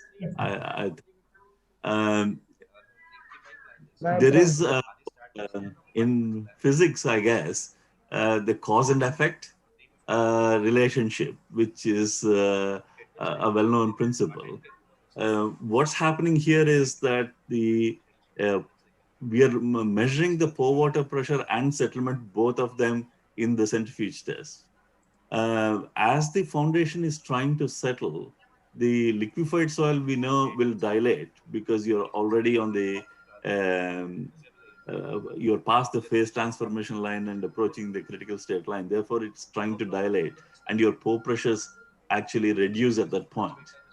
So if you take a time shot through the events, you have the settlement trying to push the soil from below, and that creates a dilation, and therefore your pore pressures are smaller. That doesn't mean that it's not, you have the low pore pressure to begin with. It's the sheer demand on the soil that is creating the a drop in excess pore pressures, sometimes called section spikes. Does that answer you? Yes, sir. The soil is dense soil. Sorry, I can't hear you. Yeah. Is the soil dense soil? You are referring to No. This is loose soil. It's loose soil, but even loose soils, when that's the magic of liquefied soil, is that when you try to shear even liquefied soil, it tries to dilate. Once it's... Yeah, thank you. The classical paper or by Ishihara many years ago. And what he says is that it is really, he calls it the phase transformation line. Once you go past the phase transformation line, the liquefied soil will try to dilate. Okay. Thank you. Another question has come from Madhabushi. Based on the soil properties, is it possible to predict whether there will be liquefaction or amplification of waves? This question is, I'll repeat if necessary. Based on the soil properties, is it possible to predict whether there will be liquefaction or amplification of waves? Okay. Firstly, if you get liquefaction, you will get attenuation of accelerations, not amplification, because once the soil is turning into liquid, it won't carry any of the shear waves passing through. So you would, as I have shown, the accelerations reduce significantly once the soil liquefies. That's the first point. Now, is it possible to predict whether the soil liquefies or not? My preferred method these days is actually to do a CPT test, not the SPT test like what the Americans have been doing for ages and ages. That's indirect measure of the soil density. Whereas if you do a CPT, cone penetration test, you get a continuous profile and you get much better linkage to what the soil properties actually are and what the density is and so on. There's an interesting project if you want to follow called the LEAP project, which is between about 8 or 9 universities. We also participated in it. The 2 American universities participated in it, and several Chinese and Japanese universities also participated. And what it was about is to see, one of the outcomes of the project is to link the CPT tests we've done before and after liquefying a piece of ground and see whether we can link the pore water pressure that's mobilized and liquefaction we're getting to the CPT measurement directly. And that was very useful, and hopefully more and more people can use the CPT tests in India particularly. so that we can jump the gun and don't do the same mistakes the Americans have done with the SP as far as the SPT is concerned. Using correlation is not my favorite. And I'll explain in person when I'm there why I don't like linking SPT to CPT and therefore to liquefaction, or SPT to shear wave velocity profiles and liquefaction. These are like your uncle's uncle's uncle. You will get further and further away in terms of your relationship of understanding anything. Thank you, sir. Next question has come to Professor Deepankar Chaudhary. How did you estimate dynamic soil parameter, seismic velocity, or only is it from SPT or N value, SPT N value? Any measurements made for energy transferred during SPT? Okay, very good question actually. So as I mentioned during my presentation that importance of geotechnical testing probably many times are overlooked, mainly if not many geotechnical engineers are involved at the beginning, only the structural engineers are involved. And this project is also not exceptional in that way, because here also the similar thing happened.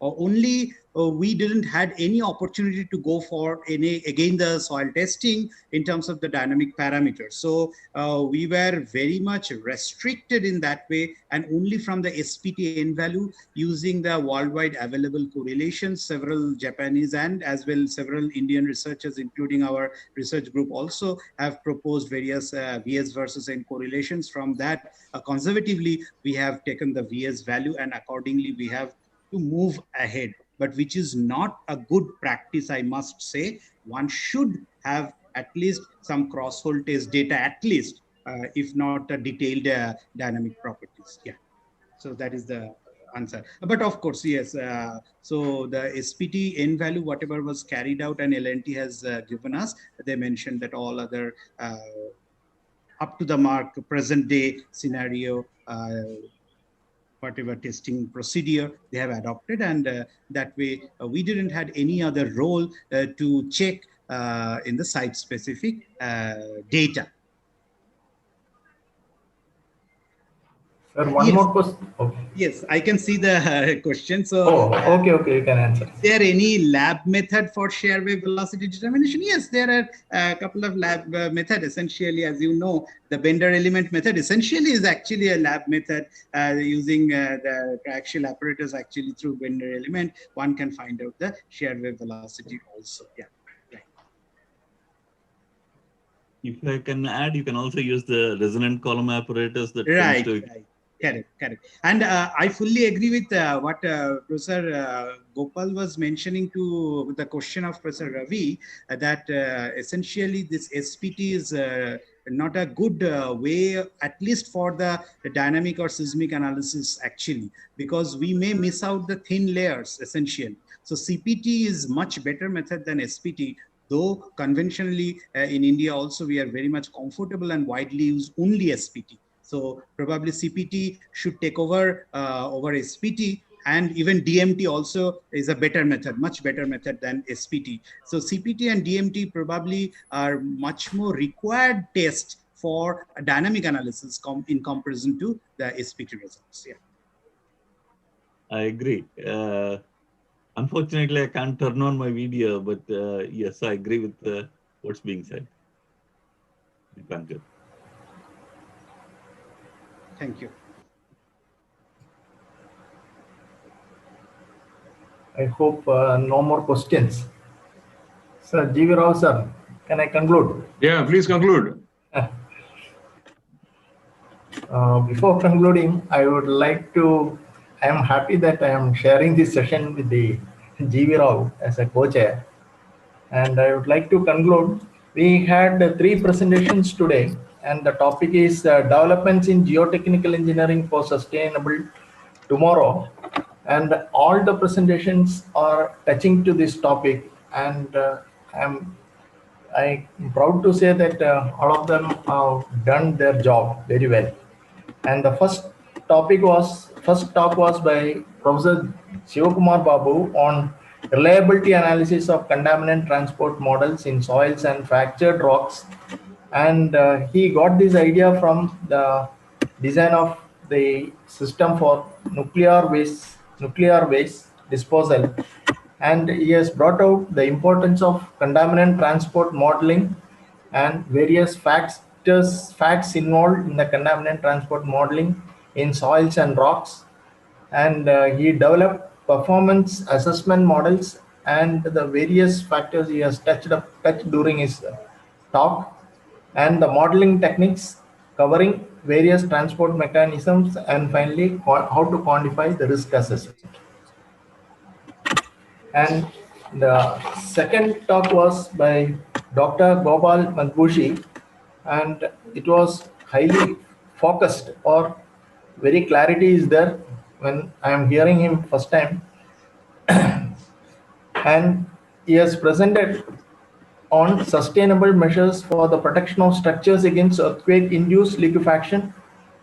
And he has presented simple remedial solutions, that is with the vertical drains and with the help of the recycled materials like tire chips or debris or rubble bricks or rubble or bricks.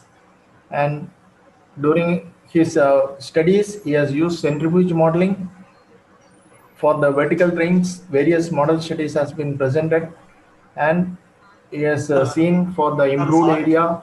Sir, sorry for interrupting. Yes. Just one announcement to make. Yes. I request all the participants to fill in the attendance links that are shared in the chat box for both forenoon and afternoon sessions. So kindly fill in the form before leaving the session. So thank you, sir. Now you can continue, sir. Okay. He has presented the modeling of the vertical drains with this material, and he has presented he has compared the improved and unimproved regions for various engineering properties like settlement and bearing, etc. And how the pore pressure, dissipation, etc. is going to take place. Finally, he has compared the results with the 3D modeling of the work, and he has seen how best we can do this ground improvement for this small projects. And finally, the third presentation was with the Professor Deepengar Chaudhary.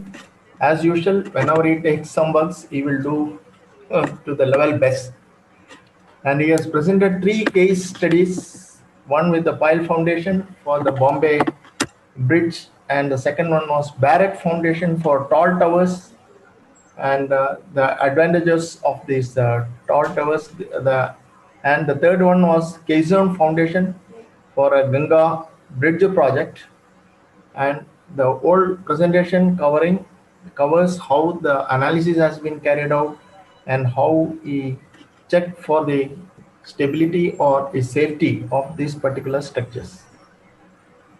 And with these few words, I conclude. And before concluding, I would like to thank the organizers for giving me this opportunity to come as a co-chair in this IGC.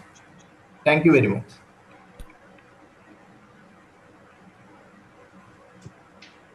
G.V. Rao sir, you want to add something? No, I think it's close. Thank you very much. Thanks to the organizers for giving us the opportunity to share the platform and enjoy the presentations. Thank you. Over to Rajlakshmi Garu. Yeah, thank you so much, sir. It was very energetic, an energetic chair I can call. Thank you so much for all the patience you have shown towards in conducting the plenary session. And we had enough brilliant lectures here. Thank you so much. Thank you. Thank both of you, Professor G.V. Rao and Professor Chandrakaran, for helping us out. Thank you, sir. Thank you, sir.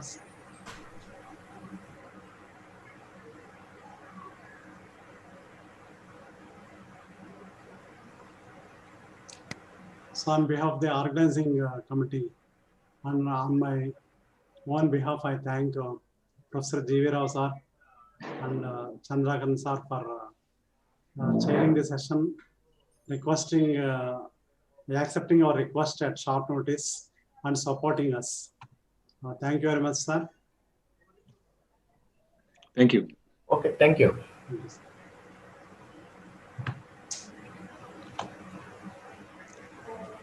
So now I request all the participants to move on to different sessions in which they have paper presentations. Those who are not having paper presentations, depending upon your interest, you can choose the session where you want to be. Links are already given to you. So check the links and carefully enter into those sessions. And please note that link to that was given earlier has been changed, and yesterday we have sent the updated link to, so use that. Thank you all for your participation in IGC 2020. We hope that you will take more active participation in the next 2 days to come. So, thank you all of you once again. Sir, are you able to hear? Yeah.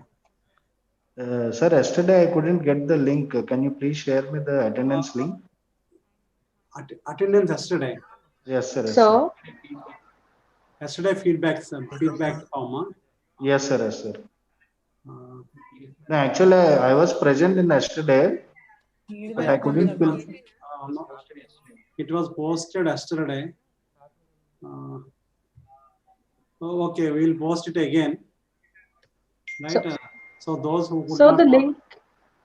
Yeah, tell me. Sukanya, tell me. So the link is not opening. We are not able to click it. Which one? Okay, sir. Thank you. Thank you. video on Attendance links are in the chat box, sir. Yeah, it is in chat box.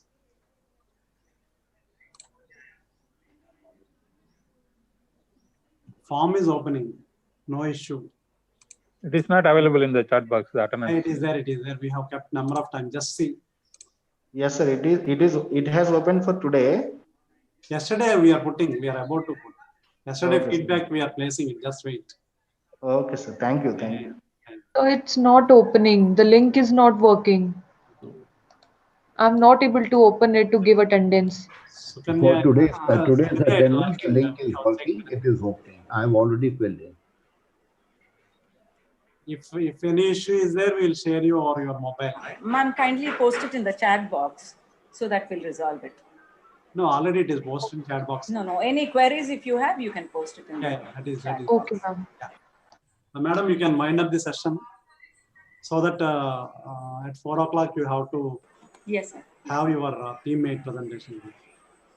So once again, I thank all the distinguished members who were present during the plenary session today. I thank Professor G.V. Rao Garu for chairing the session, Professor Chandrakaran for co-chairing the session. Thanks to Shivakumar Babu Garu, to Professor Gopal Madhabhushi and Professor Deepankar Chaudhary for their very brilliant lectures. Thank you, sir. We close the session. Thank you so much.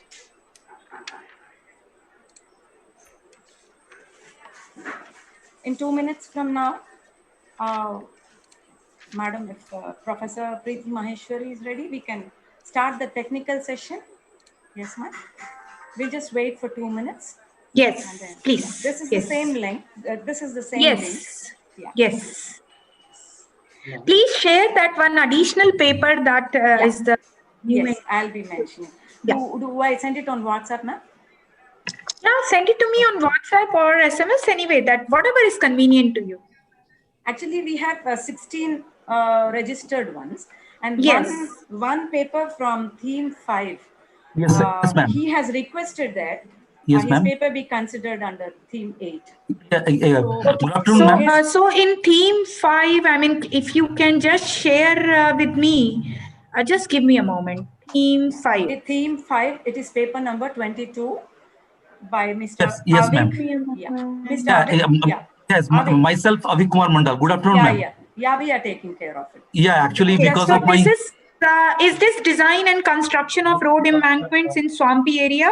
Yes, ma'am. Yes, ma'am. Yes. It's my This topic. one? Okay, okay. So this will be the 17th paper, ma'am. Correct. Okay, okay. That will be that is the last one of today's session. This one? Yes, Yes. exactly, exactly. Okay, thank you, ma'am. Thank you.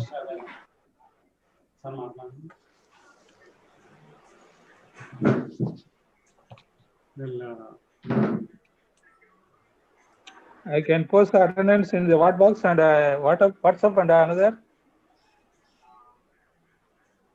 Yeah, please post your queries in the chat box, sir, so that it will help us go ahead with the technical session now. So your queries will be answered. Please post them in the chat box. Right. So I hope Dr. B. Janaki Ramaya Garu is also available. Yeah, I'm here, ma'am. Am I audible? Yeah, very good, sir. Yeah, thank you. So, ma'am, shall we just go ahead with this? Yes, please. Yeah, please. Start here. So this is theme number 8 on developments in ground improvement. The technical session is on developments in ground improvement. I cordially invite the chairperson, Professor Preeti Maheshwari from IIT Roorkee. A few words about Professor Maheshwari. Dr. Preeti Maheshwari is a professor in the Department of Civil Engineering, IIT Roorkee. Her research includes ground improvement, soil structure interaction, ground engineering, modeling and analysis, statistical and probabilistic approaches to strength criteria for rock and rock masses. She has many research publications in national and international referred journals. She is on the editorial board of International Journal of Geotechnical Engineering and Indian Geotechnical Journal as well. She has received many awards under different categories by the Indian Geotechnical Society. She is an elected member of National Executive Committee of IGS. She represents Indian Geotechnical Society on the International Technical Committee TC 304 on engineering practice of risk assessment and management of ISSMGE for the term 18 to 2021. Welcome, ma'am. Welcome. Thank you so much. Thank you. I now request Dr. B. Janaki Ramaya from IIT Tirupati to co-chair the session. And a few words about Dr. Janaki Ramaya. Dr. Janaki Ramaya is an assistant professor in Department of Civil and Environmental Engineering at IIT Tirupati. He obtained his MTech and PhD degrees from IIT Delhi in the geotechnical and geo-environmental engineering areas. Dr. Ramaya has been working in the area of geo-environmental engineering, in particular in municipal solid waste landfills, coal ash ponds, and mine tailings. He also works in the area of soil dynamics, advanced soil investigation, and ground improvement techniques. He's been consultant to various government organizations and industries. Welcome, Dr. Janaki Ramaya Garu. I request you to kindly go ahead with the presentations. Thank you for your kind introduction, madam. Now, with permission from the chair, shall we start yeah, I think I'll just tell me, Janaki Ramaya, how would you go about it? I would request towards the end you to just conclude and summarize all the presentations, right? And maybe I can take care of the timings for each of the presentation, as you say. Well, either way is fine with me, madam. Whatever is comfortable. But okay. So what do you say? I think you see that in this one we have 17 presentations and we have 100 minutes, out of which 4 minutes are already gone. Okay, so we will give because after this we have AGM as well, correct?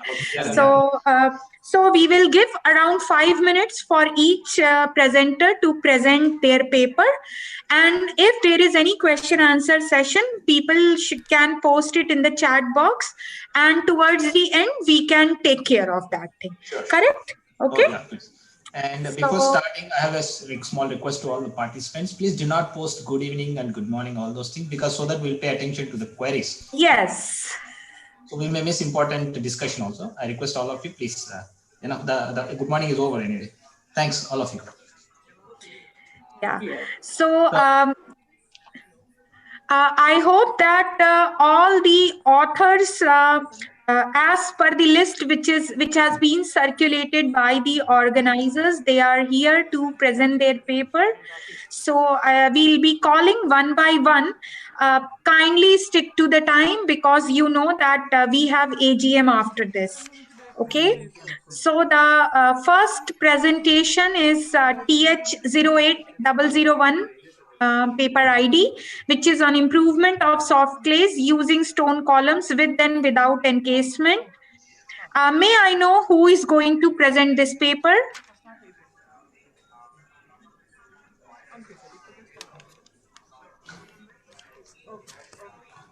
Any author?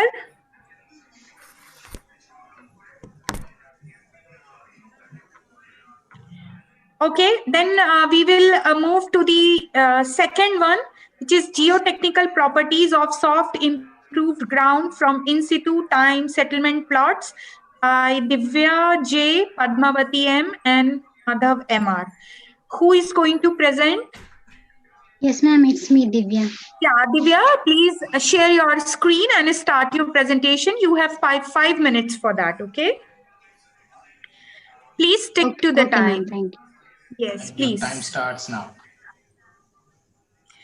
Okay, just 1 minute. Just a minute, Divya.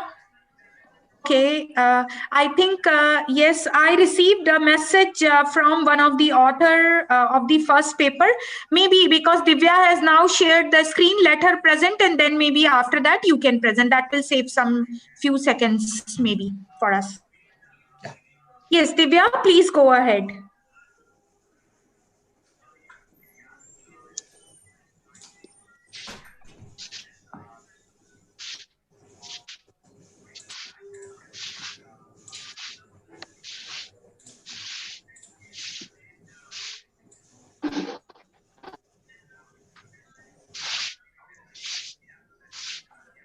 Ma'am, is it visible?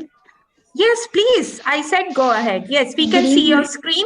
Put it in the presentation mode and start your presentation. Yes, please. Good evening, everyone. I'm Divya, MTech student from JTH, and I'm glad to present my paper in IGC 2020. I'm presenting the paper Geotechnical Properties of Soft Improved Ground from Institute Time Settlement Plots. I'm very thankful to my guide supervisors and authors, and Padmavati Madam Garu and Madhav Sir Garu. In coming to my work, a method is proposed based on degree of consolidation at the end of construction time for the sand treated ground. The proposed method used for estimation of consolidation for few test cases. And the contents of my presentation are introduction, literature review, methodology, results, and conclusion. Conclusion: settlement of soft clay consists of immediate consolidation and secondary settlement leads to largest.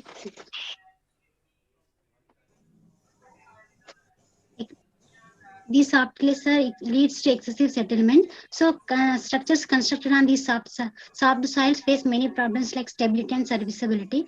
So proper measures are taken to improve them.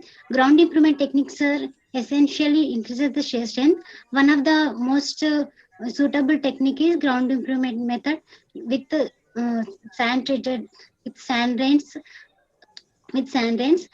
It helps to shorten the drainage path, and also it helps to accelerate this consolidation process.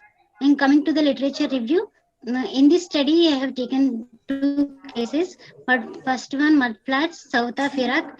This site is underlain by 10 meters soft, sensitive, normally consolidated to silty clay. Unit weight of the soil is 1.8 gram per centimeter cube, and plasticity index varies from 20.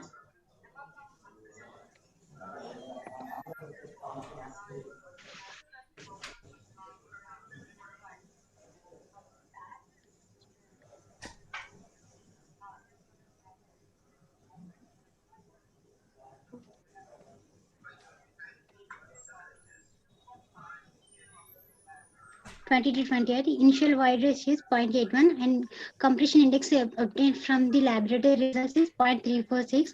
And in this side, 3 tanks tank A, tank B, tank C are constructed with the diameter of 76.2 meter, and under the tanks, sand drains are installed with a diameter of 0.3 meter in a triangular pattern with a spacing of 2 meter for tank A, 2.25 meter for tank B, 2.5 meter for tank C, and these are the time settlement plots observed at in situ.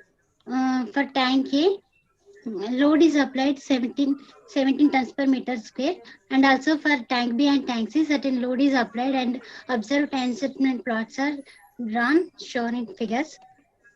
Coming to the second case study, embankment on soft clay treated with sand drains in France. Divya, can you hear me? Sorry to interrupt you, but then you please come to your work because already 3-4 minutes are gone. Please. Okay. We have last 1 minute, Divya.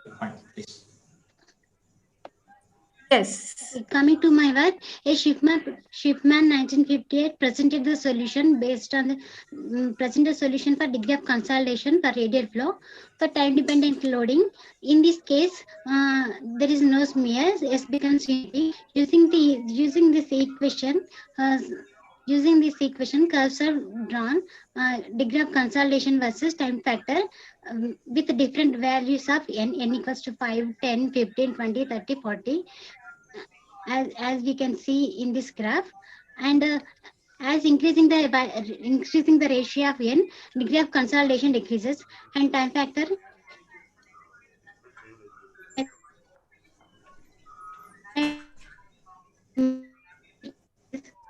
the degree of consolidation is T naught equals S T naught by ultimate. In studies, settlement at the construction in the construction time, which is obtained from the institute time settlement plot, and S ultimate is obtained from the Ashoka graphical procedure, and coefficient of consolidation with radial flow is estimated using this formula. CVR equals to TR naught into DE square by T naught. TR naught is the time factor at the end of construction, and D equals to diameter of the drain, and T naught equals to time at the end of construction period, which is observed from the institute time settlement plot. And results of my study is estimation. These are the estimated parameters. Ultimate settlement and slope are obtained from the Ashoka graphical procedure. S T naught settlement at the end of construction, and T naught settle time in days at the end of construction period of loading, and UR degree of consolidation obtained from the S T naught by S ultimate, and the time factor obtained from the degree of consolidation versus time factor curves. Using this equation, coefficient of consolidation for radial flow is estimated, and these are the results which are shown in table 1.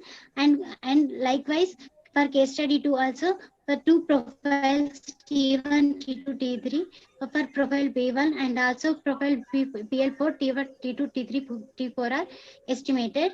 And coming to the discussion and conclusions, for the mud floods of south of Iraq, laboratory values are 0.95 to 9.47 meters square per year, and estimated values are 2.63 to 5.05 meters square per year.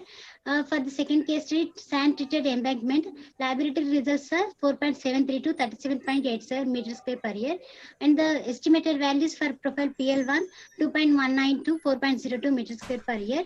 For profile PL4 5.15 to 6.60 meters square per year, and hence it is clear that results estimated from the institute time settlement plots are very different from the laboratory determined values, and the behavior of the ground is very different from that determined in laboratory based on the small size samples. So these are the references which I have taken to study my work. Okay, thank you, Divya. Thank you so much.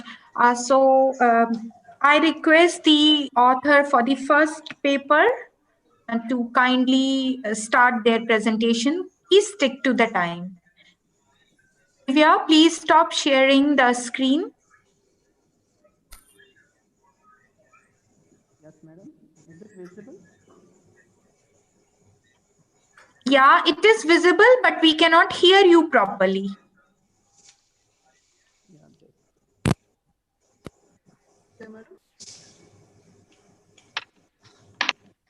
Yes? Yeah, it is fine now. Please go ahead. Please stick to the time, okay? Yeah, thank you. Thank you. Thank you. Yeah, good evening, all of you. Yeah, now we discuss about improvement of soft clay soils using stone columns with and without encasement. Yes, this is my MTech research. Okay, these are the outlines, introduction, and their objectives, materials used in this test and their properties, methodology, and testing program, results and analysis, and conclusions. Right? Yeah. Generally, introduction about stone column means already we know a little bit about that, but these are the best suited to the soft clay soils to increase the load carrying capacity of that clay soil, and also it will improve the settlement characteristics of the ground. Yeah, these are the objectives. Generally, to study the improvement in the load carrying capacity and settlement characteristics of soft clay, and to study the effect of density and L/D ratio on the load carrying capacity of stone columns, and it will to study the effect of encasement on the load settlement characteristics. These materials are used to perform the load carrying capacities and to make the stone columns, soft clay soil, gravel, sand, and lino netted bag. Generally, the sand, clay soil, which is excavated from Patancheru area in Medak district in Telangana, and gravel, which is having particle size 12.5 mm to 4.75 mm was used for the preparation of the stone column. And sand, medium to fine sand, was used in the preparation of stone columns in the proportion of 70% of the gravel and 30% of sand to fill in the gaps between the aggregate particles. And lino netted bag. Generally, we know that lino netted bag, okay, which is used to carry the onions, like red color bag is there. That is the main material used as encasement. Yeah, these are the properties of soft clay soil, which are from laboratory test, grain size distribution analysis from silt and clay, that is 83%, and Atterberg limits, liquid limit is 67%, and plastic limit is 30%. The classification of soil is CH. And from standard Proctor compaction test, I got maximum dry density 14.71 kilonewton per meter cube, and the optimum moisture content 23.5%. Yeah, generally, the UCS, unconfined compressive strength tests were conducted to obtain the required consistency for the clay soil. Yeah, UCS values, you can see here, the UCS values are decreasing with increase in moisture content. Moisture content around 46.35% is used for the preparation of clay bed for the all load test. This is the stress strain curve for UCS of clay at 46.35% moisture content, and I got stiffness, that is Young's modulus E equal to 347 kilonewton per meter square. Yeah, this is the lino netted bag, which is used for encasement of a stone column, and the thickness is 0.47 mm. Yeah, these are the test programs which I have to conduct before starting the research.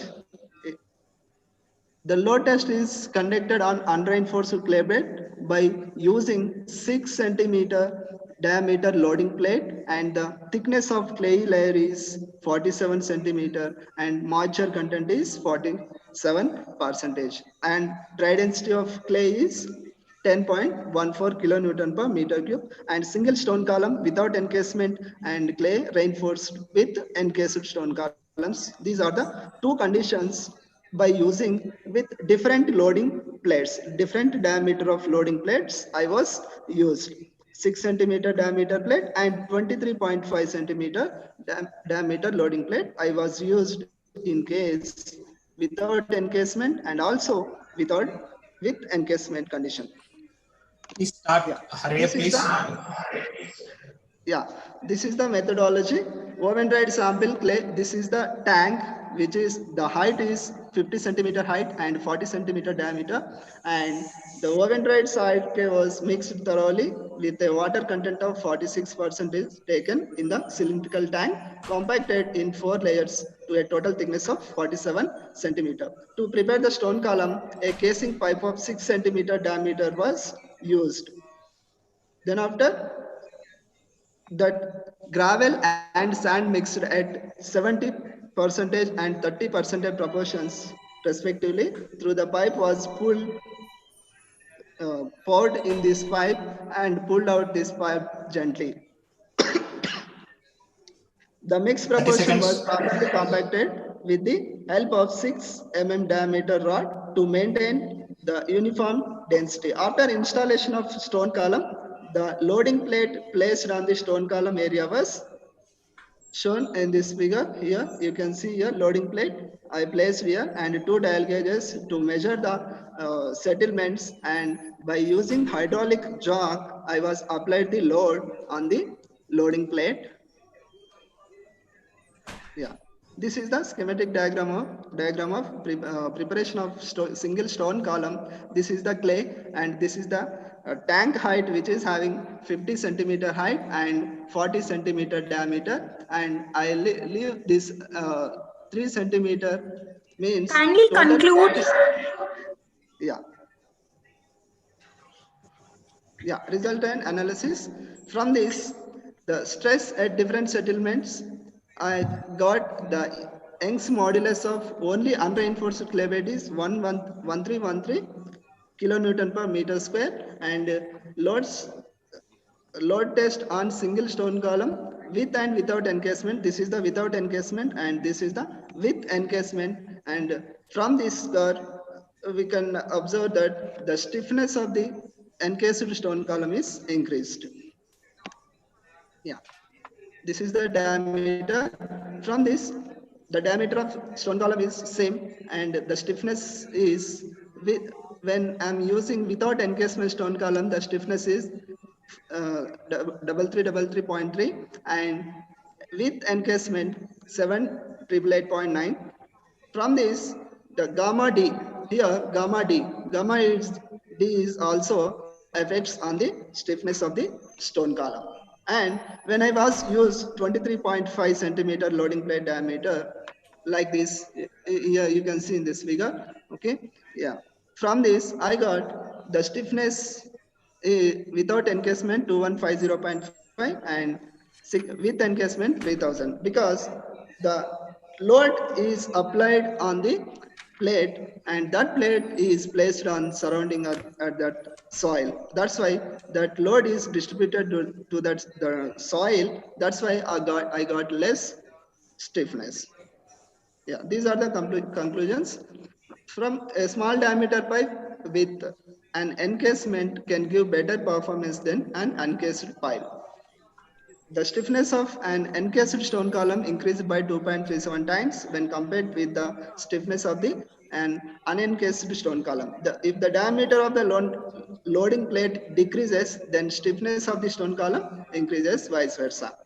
The stiffness of an unencased stone column increased by 2.54 times, and the stiffness of an encased stone column increased by 6 times when compared to the stiffness of unreinforced clay bed.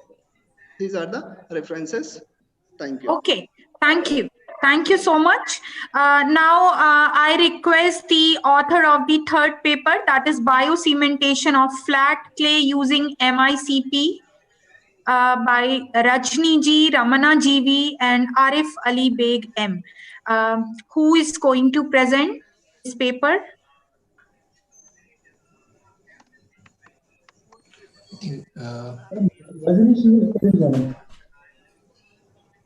Who is going to present this paper, please? I think Professor Raman. Acha, Rajini. Okay. May I request her to share the screen and go ahead with the presentation? Yes, ma'am. Yes, please do that. And kindly stick to the time. Okay, ma'am. Thank you, Monica. Thank you. Good evening, everyone. This is Rajni, student from NIT Warangal. My topic is biocementation of fat clay using MICP. These are the contents of my presentation.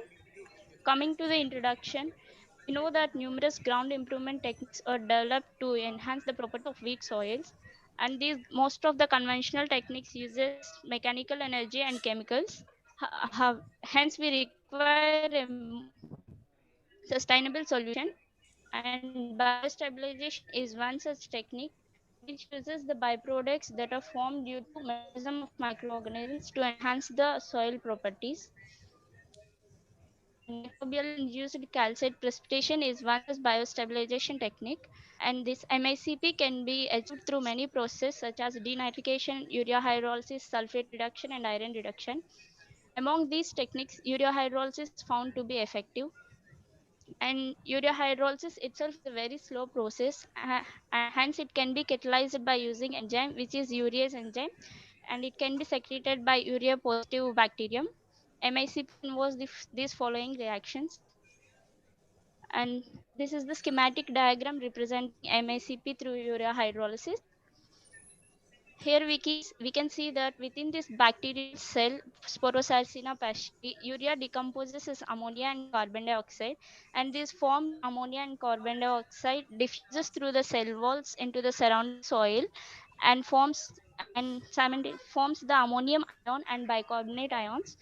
And in the presence of supplied calcium source, these hydroxyl ions and bicarbonate ions form the calcium carbonate, and this calcium carbonate precipitate binds the soil particles, and it is responsible for the improvement in the strength and other geotechnical properties of the soil. Coming to the objectives of my study, to come up with the optimum dosage of cementation solution and to study the effect of curing period on strength and to study the effect of this MICP on the gradation of soils. Ma'am, due to the limited time, I'm skipping this literature. And these are the materials I have used for my study. Soil used is black cotton soil, which is classified as highly compressible clay. And microorganism used is Sporosarcina pasteri, which is a high urease positive bacterium. Nutrient medium used is NB, that is nutrient broth, which provides the required nutrients for this bacterial growth. And the treatment solutions are bacterial cell solution and cementation solution. This bacterial cell solution is nothing but an NB urea solution which was inoculated with bacterial cells. And cementation solution is equimolar urea calcium chloride solution. And I have varied this concentration of cementation solution from 0.25 to 1 molar. Here we can see that on the top it is the Sporosarcina cells grown in the nutrient medium, and the on bottom figure represents the bacterial cell solution, and this is the cementation solution. This is the methodology I have followed for my study. First, preliminary tests on soil were conducted, and bacterial culture stocks are prepared, and growth of the bacteria was observed, and the bacterial cell solution and cementation solutions were prepared. After the preparation of these solutions, samples were prepared by mixing the bacterial cell solution followed by cementation solution. The volume of these treatment solutions is taken as 1 pore volume, and they are left for curing for 3, 7, and 14 and 28 days. After each curing period, strength was determined, and also some other geotechnical properties were determined. Here I have followed the wet burlap curing, and the right side figure represents the UCS testing on the treated specimen. These are the preliminary test results I have conducted on virgin soil. From the grain size analysis and the plasticity characters, the soil was classified as highly compressible clay. And UCS unconfined concentration strength tests were conducted on treated and untreated soil, and found that for each curing period, the strength was increased. The strength is more for 0.5 molar cementation solution, and similar pattern was observed for 7 days, 14 days, and 28 days in curing. From table, we can see that for 0.5 molar concentration of cementation solution, the strength is more for each curing period. When we increase the concentration from 0.5 molar to 1 molar, the strength decreases. This is due to the formation of water soluble components, which disables the activity of bacteria. And gradation analysis also performed for treated and untreated soil. And from the curve, it is clear that the percentage of clay is more for original soil than the treated soil. After the treatment, the clay sized particles decreases. This is due to the fluctuation of the particles. We can see for the clay percentage for untreated is 66%, which is decreased to 52% upon treatment. And also sill size from 24% increases to 37%. Liquid limit, plastic limit increases upon the treatment. This is due to the formation of organic polymer called exopolysaccharide.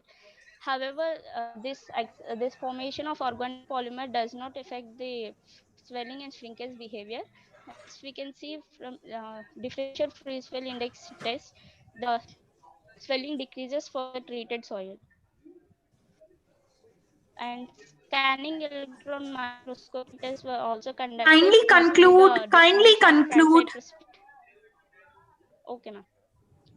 Coming to the conclusions, we can see that for 28 days cure period for 0.5 molar concentration of cementation solutions, the strength improvement was more compared to the other curing periods and other concentration. And the grain size analysis showed that the sill size increases and clay size particles decreases, and the differential pre-swell index decreased by 60% upon treatment. Hence, we can see that MICP has a significant effect on the soil property of flat clay also. And from this, we can conclude that this innovative technique may replace other existing conventional chemical techniques. These are the references I have followed. Thank you. Thank you so much. Thank you. So now I request author of the fourth paper, which is, of course, my paper only. So I don't need to read it out. So I'll just share the screen and start. Can you please stop sharing the screen? Yes. Thank you, Rajni. Thank you.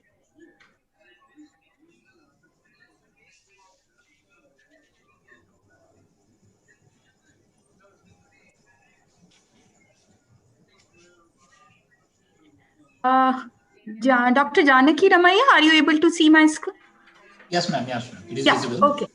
Okay. Very good evening to all of you. So I am going to present the work of one of my master's student, Siddharth Saxena. About 2 years back, he conducted this study. So briefly, I will take you to the outline, which will include introduction, then materials and method that we used, then resultant discussion and concluding remarks. So we all know that we are here in this theme on the ground improvement. So we know various techniques. So one of these include the use of stone columns, and here the various areas where these stone columns are used have been listed. So what we have done in this work is to carry out the experimental work in order to study the performance of footings on the stone column treated ground under horizontal excitation. And here I'm going to show you that what was the effect of the frequency of the input motion on the vertical settlement of the footing. So in the lab, we got this laminar box along with the shake table test manufactured. So this kind of facility was not there in our geotechnical engineering group. So we kind of developed that. So this shake table, which you can see here at the base, it has a payload capacity of 8 tonnes. And with this assembly, we could simulate these 3 values of frequency with the acceleration range from 0.05 G to 1 G, and the maximum displacement in the horizontal direction which could be allowed was plus minus 75 millimeter. We measured the vertical settlement under the horizontal motion and adopted the data acquisition system having 100 channels, and it had the sampling speed of 1000 samples per second. For the preparation of the soil bed, which is reinforced with the stone columns, we adopted poorly graded sand with these properties which have been listed here. And for the construction of these stone columns, we used well-graded stones of sizes between 4.75 mm to 10 mm. So here are the view of procedure of preparing the soil bed. So we use these casing pipes and we use several arrangement for these stone columns. So this is one typical view. So once this was completed with the installation of these stone columns, it looked like this. Because it was the horizontal motion and we were to measure the vertical settlement, so we kind of made an arrangement where this the soil bed was loaded with the help of this dead weight, which was given by some number of plates. And on the top plate, we mounted this slider on which you can see that the roller is there, which is connected with this LVDT, which was giving me the displacement. So when it was moving, this roller was moving in the slider and giving me these values. I'm directly going to the results and discussion. More details about the preparation of these beds, etc. Instrumentation is there in the detailed paper. So this figure gives us the idea that we took two values of relative density of the sand, which is 30% and 50%. And then we conducted the test for 30 seconds. Then three frequencies that we dealt with. So you see that the dark lines correspond to relative density of 50% and lighter ones, they are for the 30% relative density. And we can see that for the low relative densities, we have larger vertical settlements. And as the frequency increases, we have the larger settlement of the footing. So similarly, we carried out many tests in order to study the relative performance of all these parameters under the horizontal excitation. So this one is giving us the idea about the influence of the frequency, where this WOC means this line and this solid line. This is the response without the stone column. So here you can see the similar type of pattern is there. And then another thing which one can notice is that with the inclusion of the stone column, see how the settlements are reducing even under the horizontal excitation. So this was done for 0.2 G PGA and applied load of 75 kg. Similar study we carried out for the higher applied load, which was for the 90 kg. And you can see that when we have larger frequency, we are having like these light tree plots. These have more vertical settlement as compared to when you have the smaller frequency. So similarly, we carried out the tests at PGA of 0.3 G, again for the two load values and with the relative densities. One is for 75 kg. For that, the results have been shown here. And the next one is for 90 kg. I have shown only few typical results here for the sake of the time constraint, but then detailed results can be seen in the paper. So coming to the concluding remarks. So in this case, we could get the performance of the footings under the horizontal excitation with or without stone columns, and we observed that the slope of displacement versus time curve, it changes drastically along with the magnitude of the settlement with the reduction in frequency of the input motion.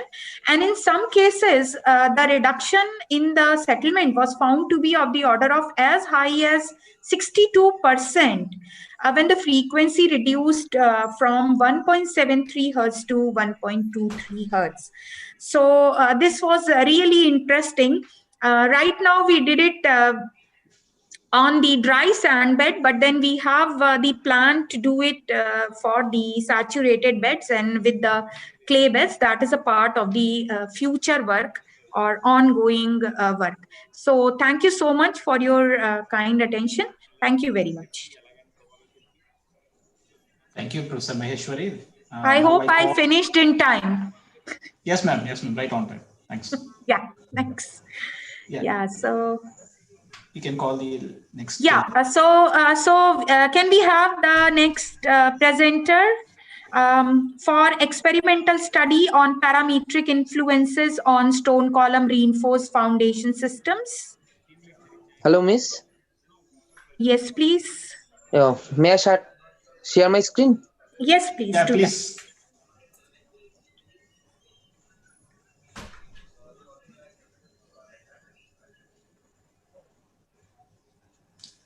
Yeah, Mr. Chakravarti, yes, yeah. We can see your presentation. Thanks. Please start. Okay. Good afternoon, everyone. I, Ognishek Chakravarti, Junior Research Fellow in the Department of Civil Engineering, Jalpaiguri Government Engineering College, will present our research topic named Experimental Study on Parametric Influence of Stone Column Reinforced Foundation System. I, on behalf of my supervisor, would like to thank the organization for accepting our work and providing the opportunity to present our research topic. As you can see, this slide shows the introduction and the hypothetical area of our research, that is stone column or granular column reinforced soil system. The selection of the research topic is influenced by the ever-increasing demand of competent land for urbanization has been a challenge for engineers to develop an optimized methodology of transforming comparatively weak soil into an acceptable condition. For this transformation, strengthening of the soil or substructure is the major concern for geotechnical practitioners. The inadequacy arises in terms of firstly unsatisfactory bearing capacity due to low shear strength and secondly excessive settlement due to high compressibility. To mitigate these various problems, various ground improvement techniques are adopted. We focused on stone or sand column, which is low cost, however, provides a very high performance solution. The functions of the granular column are as follows. Increase in the bearing capacity, which is achieved through structural support as pile, increase in degree of compaction, imparting tensile strength through soil geosynthetic interface, and reducing the vulnerability due to consolidation effect, which is achieved by minimizing the future settlement probability by increasing the drainage through shortened and highly permeable column material. The slide 3 shows the objective and scope of our work are presented here. As the evaluation of deformation behavior of sand or stone column under different types of loading in varying degree of confinements. Second, performance study in terms of load bearing capacity with and without inclusion of reinforced, planar and three-dimensional encasement. Determination of the load and the study the interfacial behavior in between the granular material and surrounding clay of varying strengths. And lastly, study the effect of size, that is diameter, length of the sand column in the load carrying capacity and the deformation of the system. This slide represents the schematic configurations of our test program. It includes the granular column configuration, that is first two columns in the slide, and the loading configuration planned for the research as presented in the rightmost column. The test configurations are planned in such sequential order that in any series the influence of the particular parameter varied can be determined. Here are the photographs are presenting the main equipment and accessories used in our test program. We have used the general motorized load frame to apply the load on the soil system. The applied load and the settlement were measured by a load cell and a LVDT. The measurements were recorded in a computer through a data logger. The bottom row is showing the general equipment used to characterize the soil properties to establish a relationship between the undrained shear strength of clay and the unit weight of clay and the variation in water content. Here are the experimental setup. On the left-hand side, schematic of the experimental setup having a test mode placed in the load frame with the measurement devices, that is load cell, LVDT, data logger, and computer. On the right-hand side shows the schematic of the test mode, which was prepared with a thick steel plate in such a way that it can be splitted into two halves. Heavy steel bracings were used to minimize the lateral deformation during test, if any. The clay bed was prepared by predetermined compactive effort with a PVC pipe pre-installed in it. This pipe used to create the required volume for granular material. Slide 7 shows the clay calibration curve. As we mentioned earlier, as mentioned, we have performed physically 3 tests with clay having undrained shear strength of 5 kPa by varying the footing sizes of 30, 45, and 65 mm respectively. The fourth test was performed with a stone column of 30 mm diameter and length of 175 mm. It was found that after at about 8 mm of settlement, the footing continuously settled down without any changing bearing pressure. The last observed bearing pressure in this regard was 31 kPa. Therefore, it can be concluded that improvement of bearing capacity with stone column installed with respect to corresponding unreinforced system was about 2.75 times. Afterwards, we could not progress without physical tests. At present, we are working with the Fluxys 3D, trying to continue our research work. Thank you all for your kind presence. I would like to thank Department of Higher Education, Government of West Bengal for financial support as required. Thank you all. Thank you very much. That was right on time. Yeah. Thank you. Yeah, so please stop sharing your screen. May I now invite any of the author from the next paper on stabilization of soft clay using nylon fiber and fly ash, Nilna CV and Chandrakaran S. Who is going to present, please? It's me, Nilna. Yeah, Nilna, please share your screen and start your presentation. Kindly stick to the time, please. Okay.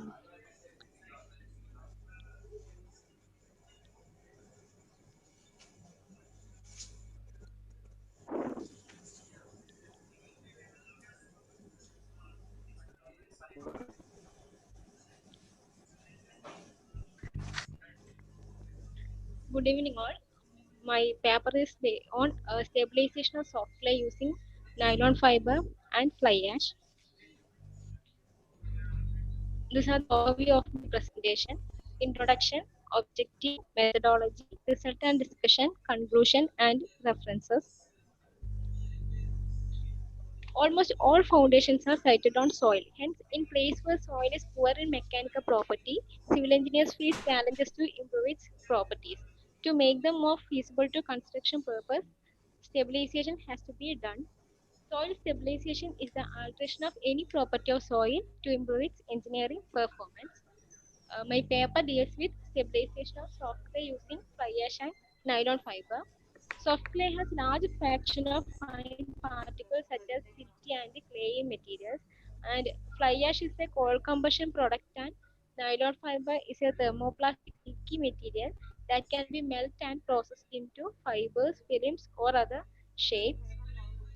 These are the objectives of my study: characterization of soft clay to find out the optimal dosage of fly ash and nylon fiber, to study the effect of inclusion of varying percentage of fly ash and nylon fiber on soil, and to evaluate the variation in strength of soil treated with fly ash and nylon fiber over curing period. This is the methodology I follow. Prepared, and then materials such as soil, fly ash, and nylon fiber were collected. After that, characterization of soil was done. Then first soil was mixed with various percentage of fly ash, and optimal percentage was determined by conducting standard Proctor test. Then both cured and uncured strength of samples were determined, and also plasticity characteristics were determined. After that, soil was mixed with various percentage of fly ash and nylon fiber. Then standard Proctor test was carried out to find out the optimum percentage of both fly ash and nylon fiber, and UCC test was carried out to determine the unconfined compressive strength. These are the materials used for the study: nylon fiber of 0.3 mm diameter and 12 mm length was used for the study. These are the basic properties of soil. According to IS classification, the soil came under highly compressible soil, and these are all other properties. First, the soil was mixed with 4 different percentage of fly ash such as 10, 20, 30 and 40 percentages.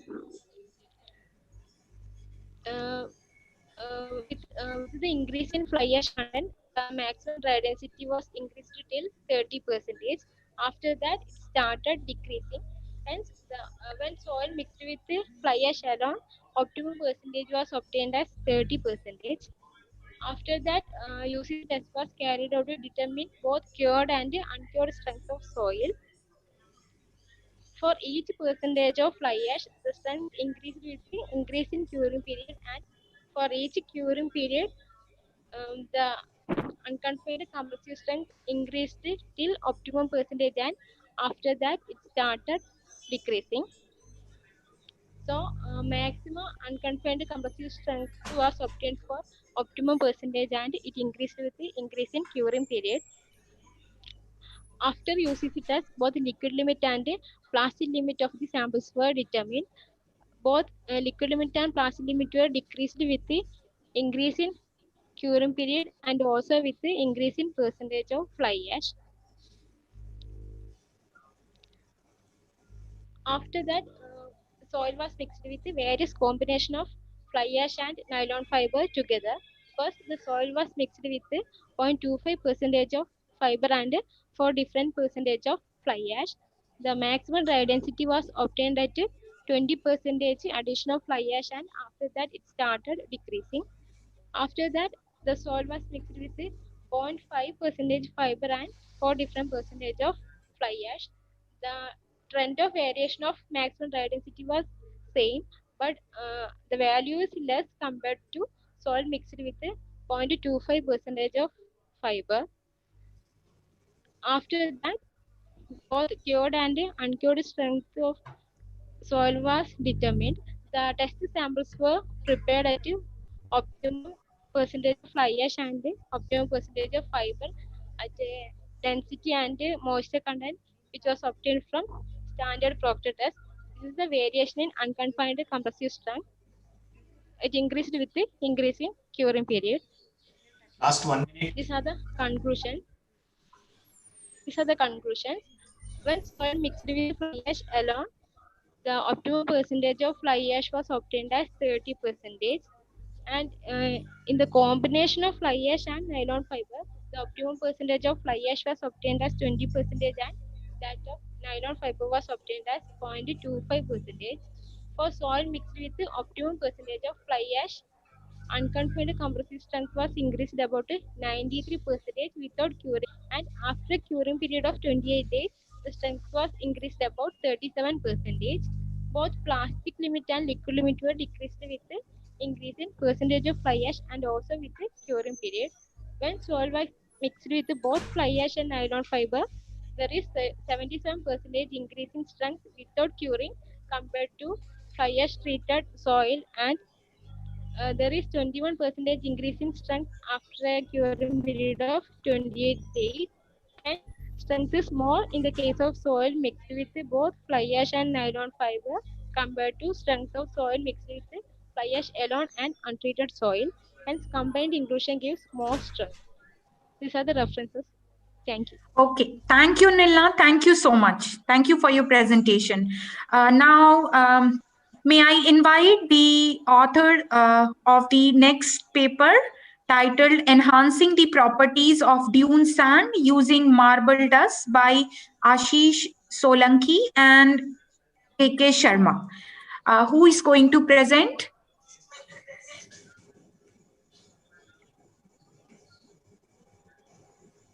Yes, please. Anyone? Any of the author is present?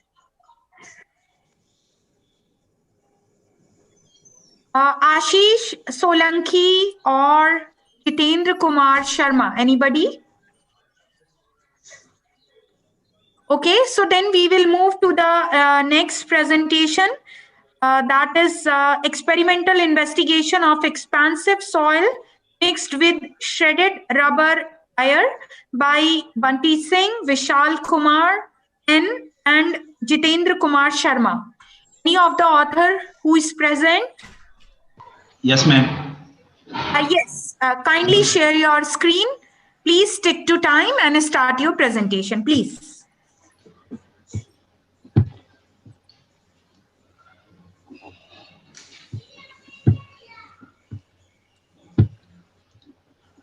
My screen is looking, ma'am? Yes. Not yet, not yet. Not yet. Yes, I think now. Yeah. Please share your presentation. Ma'am, we can see you. My screen is looking? Yeah, it's coming up. Yes. Please go ahead. Yes. Good evening, ma'am. Yes. I am here to present my paper on the topic experimental investigation of expensive soil mixed with shaded tire rubber, and my theme is development and ground improvement. Now, introduction. The black cotton cell is contained in clay mineral methodology, which is responsible for shrinkage and swelling characteristics. I just request you not to read because you have only 5 minutes, okay? Not to read the slide, please. Okay. And come directly to your work so that you can, we all can understand what exactly you have done, okay? Thank you. Objective to determine geotechnical properties of black cotton soil, to determine literature. Now our experimental study. The black cotton soil, the soil sample collected from Agriculture University, Borkila, Kota, and 1 minute. Yes. The soil classification is highly clay, and the specific gravity is 2.70, and local limit and plastic limit is air. And the standard product test, the OMC is 18% and MDT is 1.60 gram per centimeter cube, and the UCS value is 18.75. Now the standard product test.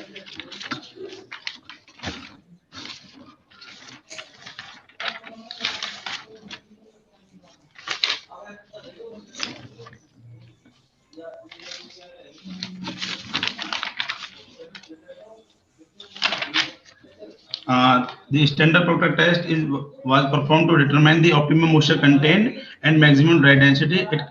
The value of OMC and MDT is soil sample 18 and MDT is 1.60.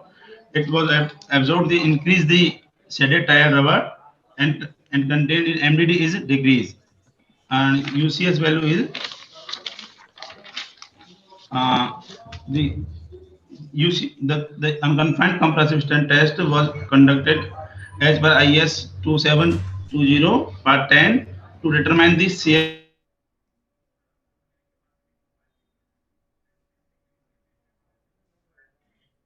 and the UCS value of 10 to increase with the addition of tire rubber, but after the optimum moisture of 10% is more rubber to 30 degrees. And the CBR value is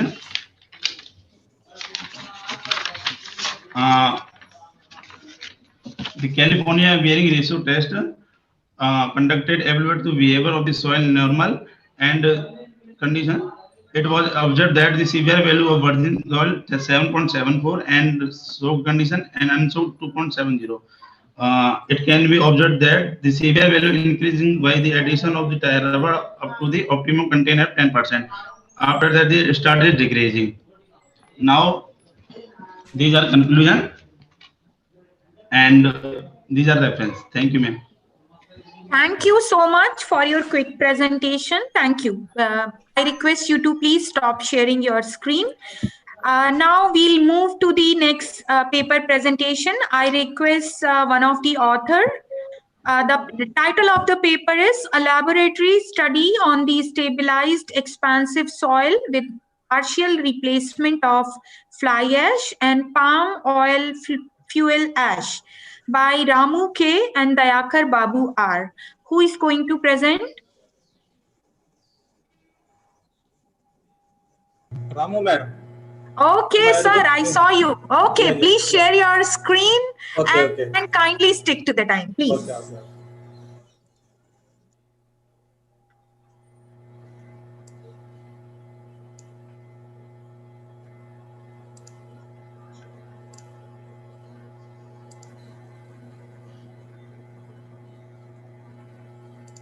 Yes, we can see your screen. Please go ahead. Okay, ma'am. Thank you, Chairman Preeti Maheshwari and Co-Chairman Janakramaya.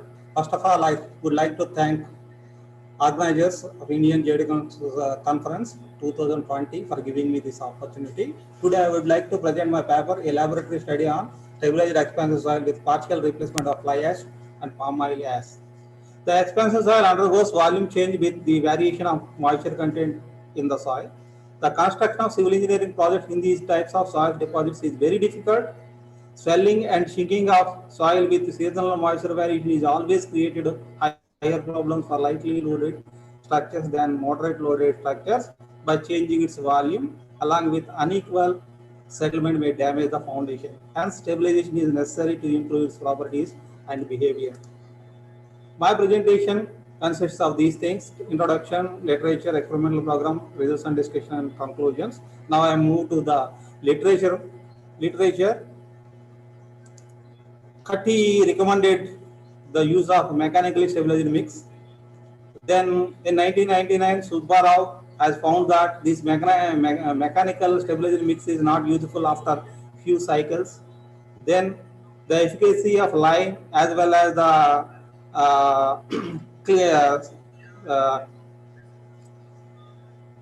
lime as well as the cement is used by Nandakishore and Prasad, and Sri Ram Rao et al. They have conducted 2003 and 2004 for expansive soil stabilized with lime and fly ash.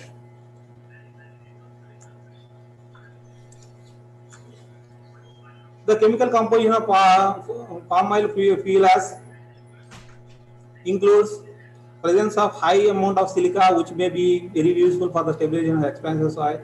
Muhammad et al. Reported this palm oil fuel ash improved the stabilization of silty soil, and Johanath et al. They have reported the strength of the peat soil can be improved by adding the cement and palm oil. So, with the present work, the experimental study is conducted to determine the physical properties of the soil as well as compaction, unconfined composite test, and California bearing ratio on expansive soil as well as the fly ash and the palm oil fuel ash. The results shows that the stabilizing with fly ash and palm oil fuel has enhanced the properties and the strength of expansive soil as compared to the untreated expansive soil. So now I would like to present the results. This is the expansive soil. These are the properties of the expansive soil which I have taken. The differential facial is 120%, as well as liquid limit and plastic limit. You can able to see around 79% is liquid limit, plastic limit is 30, around plastic limit is around 49, and the soaked CBR is. So I can't able to see here directly. So yeah, now I can able to see the unsoaked CBR is 3.1 and soaked CBR is 1.3. Unconfined composite strength, while I am preparing the sample at maximum dry density is 81 kilonewton per meter square. These are the properties: chemical composition of fly ash. These are the properties. These are the chemical composition of palm oil fuel ash, which I have considered. And my experimental program consists of 3 stages. First stage, on the clay, fly ash and palm oil fuel ash, we have conducted the laboratory test to know the behavior of the material differently. Then second stage, we have blended with the fly ash with 10 to 25% by weight of dry soil in increments of 5%. Then from this, we have found out the optimum dosage of fly ash. From that, for that optimum dosage of fly ash, we have varied the palm oil fuel ash with 2, 4, 6, and 8% blended with this stabilized fly ash. So we can able to see the results and discussion. The DFI value is reducing with addition of percentage of fly ash from 10% to 25%. You can able to see the DFSI is reducing with the addition of palm oil fuel as. You can able to see this is the liquid limit, the effect of on the liquid limit and plastic limit by adding the fly ash to the expansion soil. You can able to see the liquid limit is reducing as well as the plastic limit is also slightly reducing, but the plasticity index is increasing. Then you can able to see using the palm oil fuels for the 20% of fly ash as well as the POFA is varied from 2 to 8%. You can able to see the liquid limit is reducing as well as the plastic limit is slightly increasing, but at the same time plastic index is decreasing. Then for these mixes, these 4 mixes, expansive soil plus 10% of fly ash. This is the dry density versus water content diagram. Then expansive soil with 15% fly ash, expansive soil with 20%, expansive soil with 25%. These are the mixes we have tried. In that you can able to see that expansive soil with 20% of the fly ash gives the maximum dry density. Similarly, we have conducted for the palm oil fuel as also. Palm oil fuel as also expansive soil with 20% of fly ash and 2% of palm oil fuels. This one is varied from 2 to 8%. In that also you can able to see that at 20% of the fly ash and 6% of POFA we are getting the maximum value. Similarly, we have conducted for the soaked CBR test by varying the fly ash. We have got at 20% we are getting the optimum value. By keeping the 20% of fly ash as replacement, constant replacement, and we are changing the palm oil fuels. By changing the palm oil fuels, we can able to see the soaked CBR value is improved up to 6.7 or like that. Similarly, we have conducted on unconfined compressive test by varying the fly ash. We are getting the optimum value at 20% of the fly ash. Then with the 20% of the fly ash by varying the palm oil fuels with 2 to 10%. Sorry, here this is palm oil fuels is varied, and the optimum content we are getting at 6%. So with this, we are getting these conclusions. Anyhow, you have seen the graphs. The present study concluded that problematic expansive soil can be improved with sustainable solution by reusing the waste material, giving dual advantage. So we are adding fly ash as well as the palm oil fuels. These are my references. Thank you so much. Thank you very much. So now I request the one of the author of the paper titled "Effect of Soil Burial on Durability of Alkali Activated Binder Treated Jute Geotextile" by Sachin Chakravarti Ji and Anasuya Guha Ray. Anyone who is there to present this work? Yes, ma'am. Yes. Yes, please share your screen and kindly stick to the time, okay? Okay, ma'am. Okay. Yes. Professor Ramu, kindly mute yourself. Please, we can hear you. Ma'am, is my PPT visible? Visible. Yes, please go to the presentation mode and start your presentation, please. Yeah. Good evening, everybody. I'm going to explain about effect of soil burial and durability of alkali activated binder treated jute geotextiles. So directly, let us get into the first slide. So what is the necessity of geosynthetics? So the first main necessity is to improve the ground for ground improvement purpose. So there are several geosynthetics are available in the market. First, artificial geosynthetics. Artificial geosynthetic is a nuisance creator, so which is not a suitable environment, which is not environment friendly. So now one more thing is natural geosynthetic. Natural geosynthetics is environment friendly, but the thing is that it is very less durable in nature. So because of its less durability, it's required a treatment. So we are going to discuss about the treatment methods in the next further slides. So the natural jute which I have taken in this slide is, in this project is jute. So for this one, I'm going to do, I had done some physical characterization tests, some chemical characterization tests for both untreated jute as well as treated jute. So let us get into the treatment method. In first slide, I have been discussing about treatment method. So this is the treatment which I am going to apply for a natural jute. So this treatment is alkali activated binder treatment. So this includes the main chemicals alkali activator solution. This alkali activator solution, it is the combination of sodium silicate and sodium hydroxide. So these two chemicals should be mixed. As this chemicals reaction is exothermic in nature, it should be kept for 24 hours.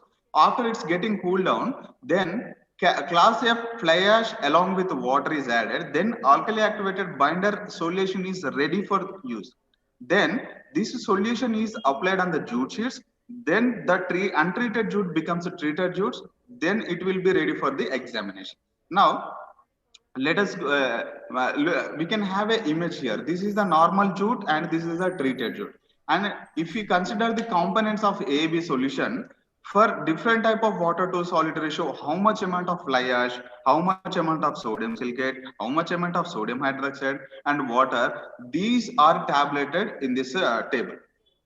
Next, the physical properties of untreated jute and treated jute. So I have tabulated untreated as well as a treated jute properties here. If you consider this second table, in this second table, the values like thickness, mass per unit area are tabulated for untreated jute as well as AAB treated jute. So this thickness is more for treated one and mass per unit area is also more for treated one when compared to untreated jute. Next, let us go to chemical characterization. So in this chemical characterization, I would like to explain about stereo microscopic images. In this stereo microscopic images, these first images represents the jute, normal jute without any treatment, and B, C, D images are showing about some treated jute sheets. So in this, we can able to observe some black patches. These black patches have been observed because of water evaporation while in treatment process. Next, let us go to scanning electron microscope. In this scanning electron microscope, in the same manner, first image showing of rajut, and second images are BCD images are showing about treated jutes. In this treated jutes, so we can able to see some spherical shapes. So these spherical shapes are unreacted fly ashes. So we can able to see from these images. Next slide. So I have conducted this FTIR. In this FTIR, so this FTIR results for untreated jute as well as a treated jute. So this is showing that the chemical composition has not been altered by this AAB treatment. So for untreated jute as well as treated jute, these FTIR, these graphs are looking same. So there is no alteration in their chemical composition. Next one is the main thing, the soil burial examination. So the durability test. In this, weight loss criteria. So I have buried these jute sheets as well as a treated jute sheets in the soil. After that, I have conducted weight loss test. So after conducting weight loss test, what I can able to conclude is that the treated jutes are retaining more weight than compared to untreated one. So we can see this graph from this graph. So we can able to see untreated jute has lost most of the weight when compared to treated ones. Next, we can see visual examination. From the visual, with our eye, we can see this. These are untreated jute sheets. We can see these after burial for a certain time, and these are the images burying after certain time for 1 month, 3 months, 6 months, like that. Next one is tensile strength. In the same manner, tensile strength for treated jute sheet is more when compared to untreated one. Next one is elongation. May I request you to kindly conclude now? So these are the conclusions which I have already explained in this one. So these are the references. Thank you. Thank you, ma'am. Thank you, Sachin. Thank you so much. Thank you. May I now request the author of the next paper titled Enhancing the Engineering Properties of Black Cotton Soil by Using Magnesium Chloride by Sukanya Sharma, Vijay Kumar and Ajay B. Who is going to present? Hello, am I audible to you? Yes, please. Is this Sukanya? Yes, ma'am. Yes, kindly go into the presentation mode and start your presentation, please. Yes, ma'am. May I start? Yes, please. Okay. Good evening to one and all present here. My name is Sukanya Sharma. I am pursuing MTech from Rajasthan Technical University, Kota. Today in Indian Geotechnical Society, Visakhapatnam chapter and Department of Civil Engineering, Andhra University, I would like to present my paper, Enhancing the Engineering Properties of Black Cotton Soil by Using Magnesium Chloride. My theme is Developments in Ground Improvement. So let's begin with the introduction. As we can all see, the expansive soil is excessive volumetric expansion and shrinkage. The expansion shrinkage behavior causes the excessive damage to the structures. To stabilize the soil, various methods have been there, like the chemical methods or the dynamic compactions. We can use the calcium chloride, magnesium chloride, and other mechanical means. Literature review, many researchers have observed the outcome of the chloride compounds with different percentages, and they have, on the basis of this study, they found more effective like NaCl and calcium chloride. Many other researchers have also obtained the comparative analysis of the black cotton soil with different chemicals and having their best proportion at 8% of calcium chloride and 5% of potassium chloride and many other. Material used in my studies are the black cotton soil and the magnesium chloride. The black cotton soil was taken from the Baran district at a depth of 1.5 meter beneath the ground level, and the magnesium chloride constitutes the hygroscopic properties which effectively stabilizes the soil using the attraction of moisture and subsequent evaporation. These are the virgin soil properties having the liquid limit of 63.74 and plastic limit, maximum dry densities, and other properties. Experiments performed in my studies are the particle size distribution, a Terberg's limit, standard Proctor test, UCS by seeing the various IS code as being shown here. Results. Let's come to the results part. The results obtained for the liquid limit by taking the percentage of magnesium chloride from 2 to 4 to 6 and 8 percentages. The liquid limit, plastic limit have been, as we can see, that decreasing as the percentages increases. Moisture density relationship for the black cotton soil mixed with magnesium chloride solution gives out the best result at 8%. As we can see, the blue curve shown here of 8% magnesium chloride gives the maximum dry density of 2.07, as this increases as the percentage increases. The unconfined compressive strength of the test results have been shown here with the shear strength properties of 8% at 1.6. The CBR test results are also shown, as we can say that from 2 to 4, it increases from 1.71 to 2.16, and then further increase from 4 to 6 from 4 to 6 percentage at 3.42, and at last at 8%, it further increases at 5.54. I would like to conclude my presentation as the magnesium chloride constitutes the hygroscopic properties which effectively stabilizes the soil through the attraction of moisture and the subsequent evaporation resistance by improving this compaction during the construction, which in turn ensures a strong and durable base material. This becoming more common, especially in pavement industries, its potential to mitigate the swelling potential of expensive soil is getting more attention amongst the researchers. And the various properties as been shown here are the maximum dry density of the soaked CBR values are further increases as the percentage increases from 2 to 4 to 6 to 8 percentages. The properties of black cotton soil are hence enhanced at 8% magnesium chloride. The references have been shown here, given with various researchers. Thank you. Okay, so Kanya, thank you so much for your timely presentation. May I now request one of the author of the paper titled Study on Permeation Grouting with Cement to Improve Load Carrying Capacity of Sandy Soil by Rawat P, Prabhat Kumar and Supriya M. May I know if anybody is present?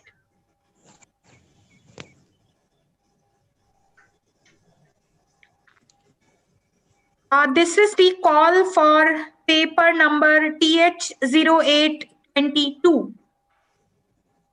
No, Anybody? It is 23. Is it? Yeah, I am sorry. Yes, it is 23. Correct. So is there anybody?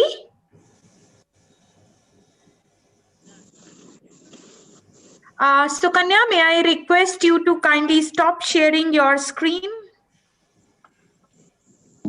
Ma'am, I have stopped sharing it.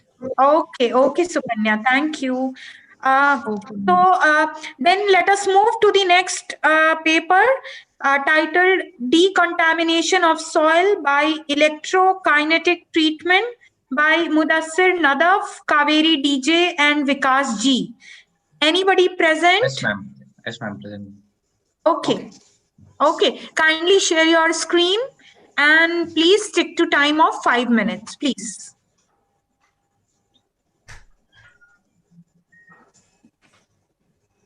Ma'am, me and my friend both are going to present the paper. So okay, but then I would suggest that you please stick to time. Okay. Yes, ma'am. Yes. No. So she will start the paper. She can start. Good evening, everyone. I am Kaveri Jadhav. Today we are here to present a PPT on decontamination of soil by electrokinetic treatment.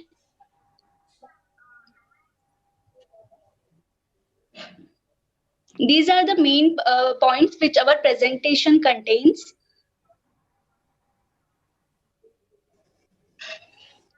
The question arises to all of us that how soil is contaminating. Soil can be contaminated by many ways. It is which is largely caused by the human activities. Some examples are oil spills, industrial waste, pesticide, landfills, etc., which affects mainly to the human health. The decontamination can also be called as removal of pollutants. These are the techniques which are used to decontaminate the soil. Removal of contaminants from sand soil is very easier than the clay soil.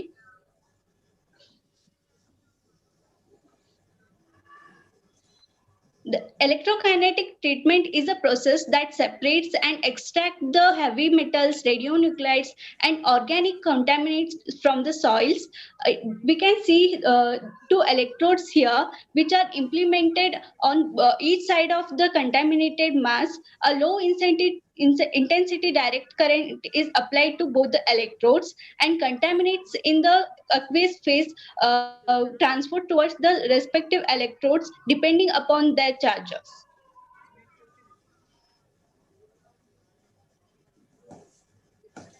Why we are preferring electrokinetic treatment? Because it is very much suitable for low permeability soils and faster remediation, efficient and applicable to wide range of heavy metals, and it is both in situ and ex situ method are used, and it will remove radionuclides, organic and inorganic contaminants. Next slides will continue, Mudassir. My friend explained to you about the electrokinetic treatment process. I'm going to tell you about the experimental studies what we have done in our laboratories. For this experiment, we have taken the soil from the Susodan Hatti, which was in light yellow color, and it has the specific gravity of 2.6 and bulk density 1.6 and White's ratio as 0.81. On this soil, we have conducted the many experiments, that is like tests on soil, like CV analysis test, specific gravity test. From these tests, we got to know that the soil was well-graded soil, as it has the uniformity coefficient as U as 5 and the coefficient of curvature as 1.058, which lies in the good range. We have conducted this specific gravity test also. As this soil which I have collected, it was not not a contaminated soil. To contaminate this soil, we have used a leachate. Leachate is any liquid that, in the course of passing through the matter, extracts the soluble or suspended solids or any other component of the material through which it has passed. This leachate we have collected from the Turmuru village, and the specification or that points about that leachate are listed here. Like for this experiment, we have taken the electrokinetic treatment box.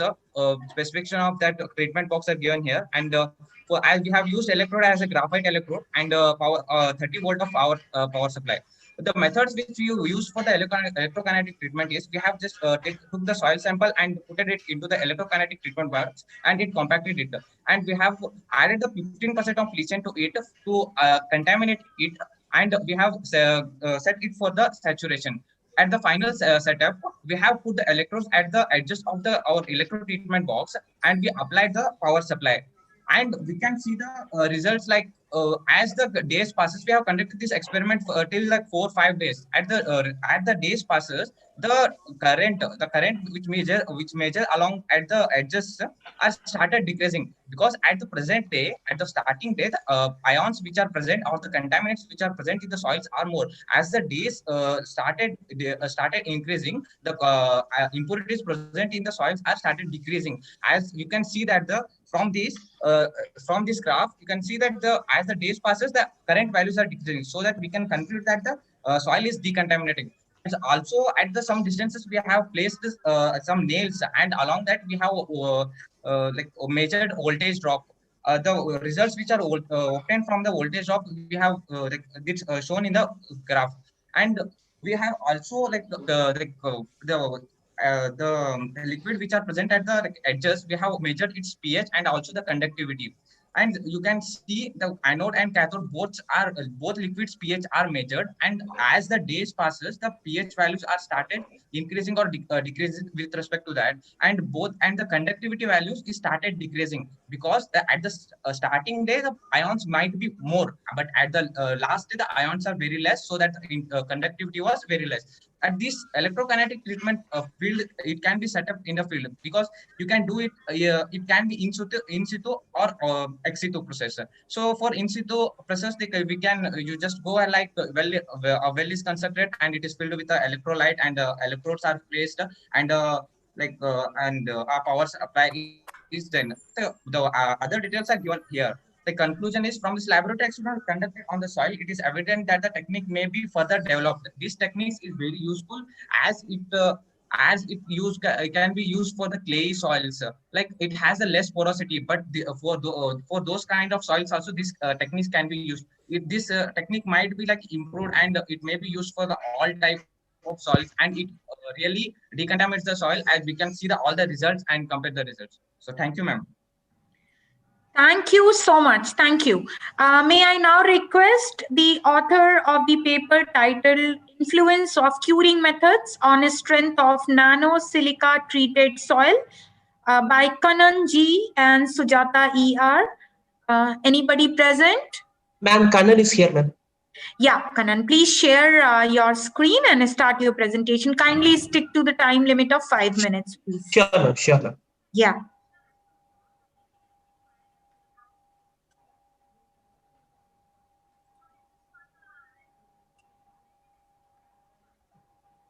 Is the screen visible, ma'am? Yes. Okay. Good evening to all the dignitaries. The presentation will be on influence of curing methods on strength of nano-silica treated soil. Myself, Kannan G, along with Dr. Sujata E. Ramani, worked on this project. So the need for the study. We have seen so many research works related to nanomaterials, and authors like Changizi and Haddad already proved that nanomaterials can be an effective way in improving the strength of soil. So the mechanism they claimed is the soil along with the nanosilicon water helped in formation of hydration product, which hold the sample together and thereby which hold the soil together, and by the strength was increased. However, the effect of curing methods on such nanomaterial treated soil, especially those on nanomaterials without a cementitious base, remains scarce. So in that regard, the present work involves strength investigation of high plastic clay treated with nanosilica, and the test will be conducted for 2 different curing methods, namely wash curing methods and heat curing methods. So this is the work plan we actually used. The soil is classified as a high plastic clay. The particle size is 70 nanometer. The soil is procured from Ariyalur district of Tamil Nadu, and the nanomaterial is nanosilica is procured from Astra Chemicals, Chennai. So based on the trial and error basis, we fixed 4 different dosages of nanosilica. It is 0.2, 0.4, 0.6 and 0.8% by dry weight of the soil. And we chose 4 different curing methods, namely 0, 7, 49, 28 days. To achieve a homogeneity in our results, I mean a constant result, we did a 3 set of experiment on each combinations, and thereby we did 1 or 2 trials on unconfined compressive strength test. So the methodology we adapted. So we hand mixed nanosilica with the soil. We added a water content equivalent to optimum moisture content of the soil. and we molded the sample for UCS test. So for heat curing, the reference was taken from Wang et al. And the sample was placed in oven for a period of 4 hours at 60 degrees Celsius. When the temperature was increased to beyond the 60 degrees Celsius, it led to crumbling of the soil. So the temperature of 60 degrees Celsius was adopted, and likewise for the curing period also. If the curing period was increased beyond 4 hours, it led to crumbling of the soil. So 4 hours was adopted. And when it comes to moist curing, we tried several methods. Initially, we immersed the soil sample into water, but that dissolved the sample. And when we covered the soil with a wet cloth, it led to softening of the sample, and the handling was very difficult. So finally, we adopted a method to cover the sample with a somewhat moist cloth, and for the entire curing period until the test has to be carried out. So we conducted UCS tests, and several parameters was evaluated and calculated to have a easy comparison of results. The results was expressed in terms of ratio. So the ratio is basically the parameter of a treated soil to that of an untreated soil for both moisture and dry heat curing.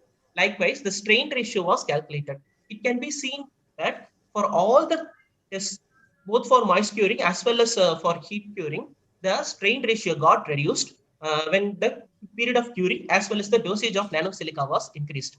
Also, from the images of moist curing, it can be seen that the 14 days strain as well as the 28 day strain were almost similar to each other. It indicates that the 14 day strain can be serve as an indicative for the maximum strain these kind of soil will undergo when moist curing was adopted. Next is the UCS ratio. For an untreated sample with the moisture and heat curing, initially the UCS unconfined compressive strength of moist cured sample was less because the moisture was still present in the soil. However, upon increasing the curing period, the strength of the moist cured sample increased tremendously to a maximum of 8 folds. When compared to the, in contrary, the heat cured sample showed a increase in strength in initial periods. But when 14 period day was reached, complete loss of moisture lead to crumbling of sample. And when the curing period was increased to 28 days, there was a sudden decrease in strength. And at one dosage of 0.8%, the strength was even lesser than that of an untreated sample. Deformation modulus ratio was calculated for both moist cured sample and heat cured sample. It is evident from the image that the deformation modulus ratio increased with curing period time and dosage, but it is an indirect indicative of the UCS of the sample as well as the strain of the sample. Hence, it increased with both of the period and dosage. The failure of the failed samples are shown here for a 0.8 dosage of nanosilica at 28 days of curing. The right side image shows the heat cured sample. For all the testing periods, the stress strain curve plot showed a brittle type of failure with peaks, sharp peaks. And when it comes to heat cured sample, the oven drying itself made the sample very brittle. And when it was cured for a room temperature, the cracks started developing on the surface. And upon further UCS testing, the sample failed with the splitting of sample. However, although moist cured sample initially showed a bulging failure, but with increasing curing period, it also started to show a brittle failure type pattern. So these are the conclusions. Moist curing of the sample improved the strength by almost 8 folds, and the optimum dosage obtained from such moist curing was found to be 0.4%. Although 0.6% was better in the initial days, with the passage of time, 0.4% found to be more effective. Thank you. These are my references. Thank you, Kannan. Thank you so much for your presentation.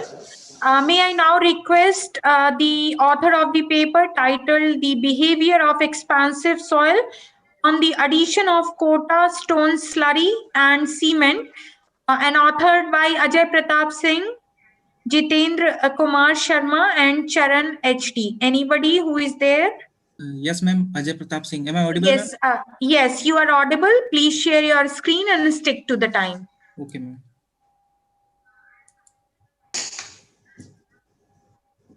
Is my screen visible, ma'am? Yes. Go to the presentation mode and start your presentation. Yes, ma'am. So, good evening to all the dignitaries. My name is Ajay Pratap Singh Rathore. And my co-authors are Dr. J.K. Sharma and H.D. Charan. So, let me come on the topic. The introduction part. As we all know that the expansive soil has the property of swelling and shrinkage when the water is added and they spill out. Now, the swelling and shrinkage property is due to the Montmorillonite mineral. So we need to stabilize these kind of soils. So in this study, the expansive soil is stabilized using the Kota stone slurry and cement. The Kota stone slurry is a byproduct of a Kota stone industry, which is situated in Kota city of Rajasthan. And the byproduct is produced in the form of slurry and the powder form as well. So these are the literature reviews. I will further go on. These are the properties of black cotton soil, which was examined during the study. And these are the physical and chemical properties of Kota stone slurry. This is the experimental program in which the expansive soil is used and the constant proportion of Kota stone slurry is kept at 40% and the percentage of cement is varied from 1% to 4%. These are the list of performed tests. Now come on the particle size analysis data, and with this data, this is the particle size distribution curve, and it is concluded from the data that the soil was medium plastic and silty clay. These are the consistency limits of the soil and slurry as well. This is the table of consistency limit and plasticity index of different proportions. So as we can conclude from this data that the soil was initially intermediate plastic clay, then it will become the low plastic clay at the percentage of 4% cement and 40% of Kota stone slurry. These are the differential free swell test. As we can conclude that the nature of the soil was initially very high degree of expansion, and it was reduced to 0 when the 4% of cement is used with the Kota stone slurry. These are the standard Proctor test data, and we can see from the results that the MDD is increased and OMC is decreased at the when we will mix the when we will increase the cement proportion from 1% to 4%, and optimum results are obtained at the 4% of cement. This is the comparative study of standard Proctor test. These are the CBR data, and we can see as well that the CBR value is increased and optimum value is obtained at the 4% of cement and 40% of Kota stone slurry. This is the comparative study of all the specimens. And the conclusions are that the DFS is reduced to 0 and the plasticity is medium to low, and the optimum moisture content is reduced and MDD is increased, and there is 48% decrease in OMC, and the CBR values of clay is increased up to 83.43%. These are the references. Thank you, ma'am. Thank you so much. So we have the next paper scheduled for this session is effect of waterborne polymer on geotechnical properties of black cotton soil by Deepak P. and Jitendra Kumar Sharma. May I request any of the author? Yes, Deepak, please.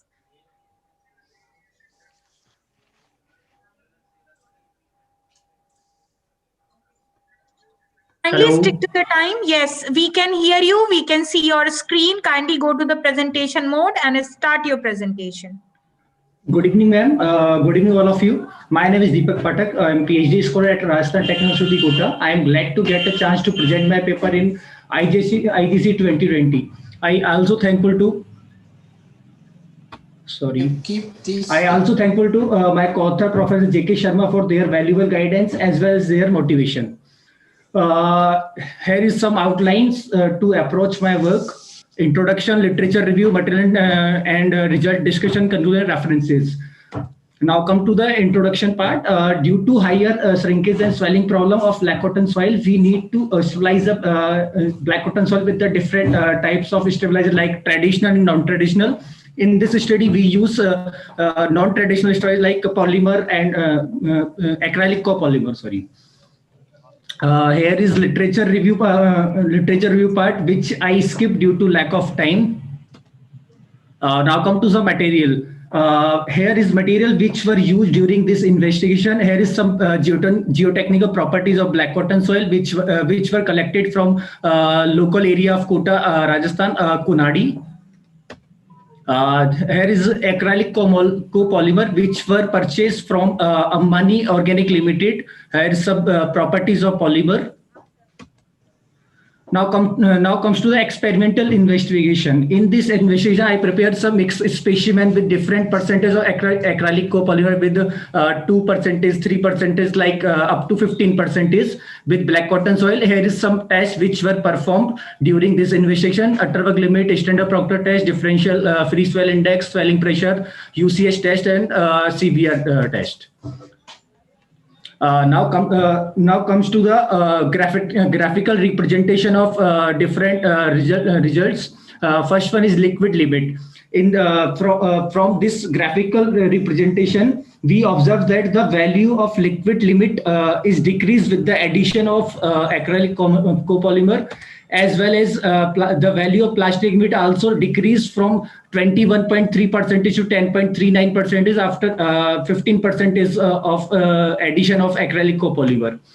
Now come to the Stender-Proctor test graphical representation. The MDD value of black cotton soil is 1.661, which is increased with the addition of 15% acrylic copolymer up to 1.744 gram per centimeter cube. On the other hand, the OMC value is decreased from 18.574 to 12.37 with the addition of acrylic copolymer.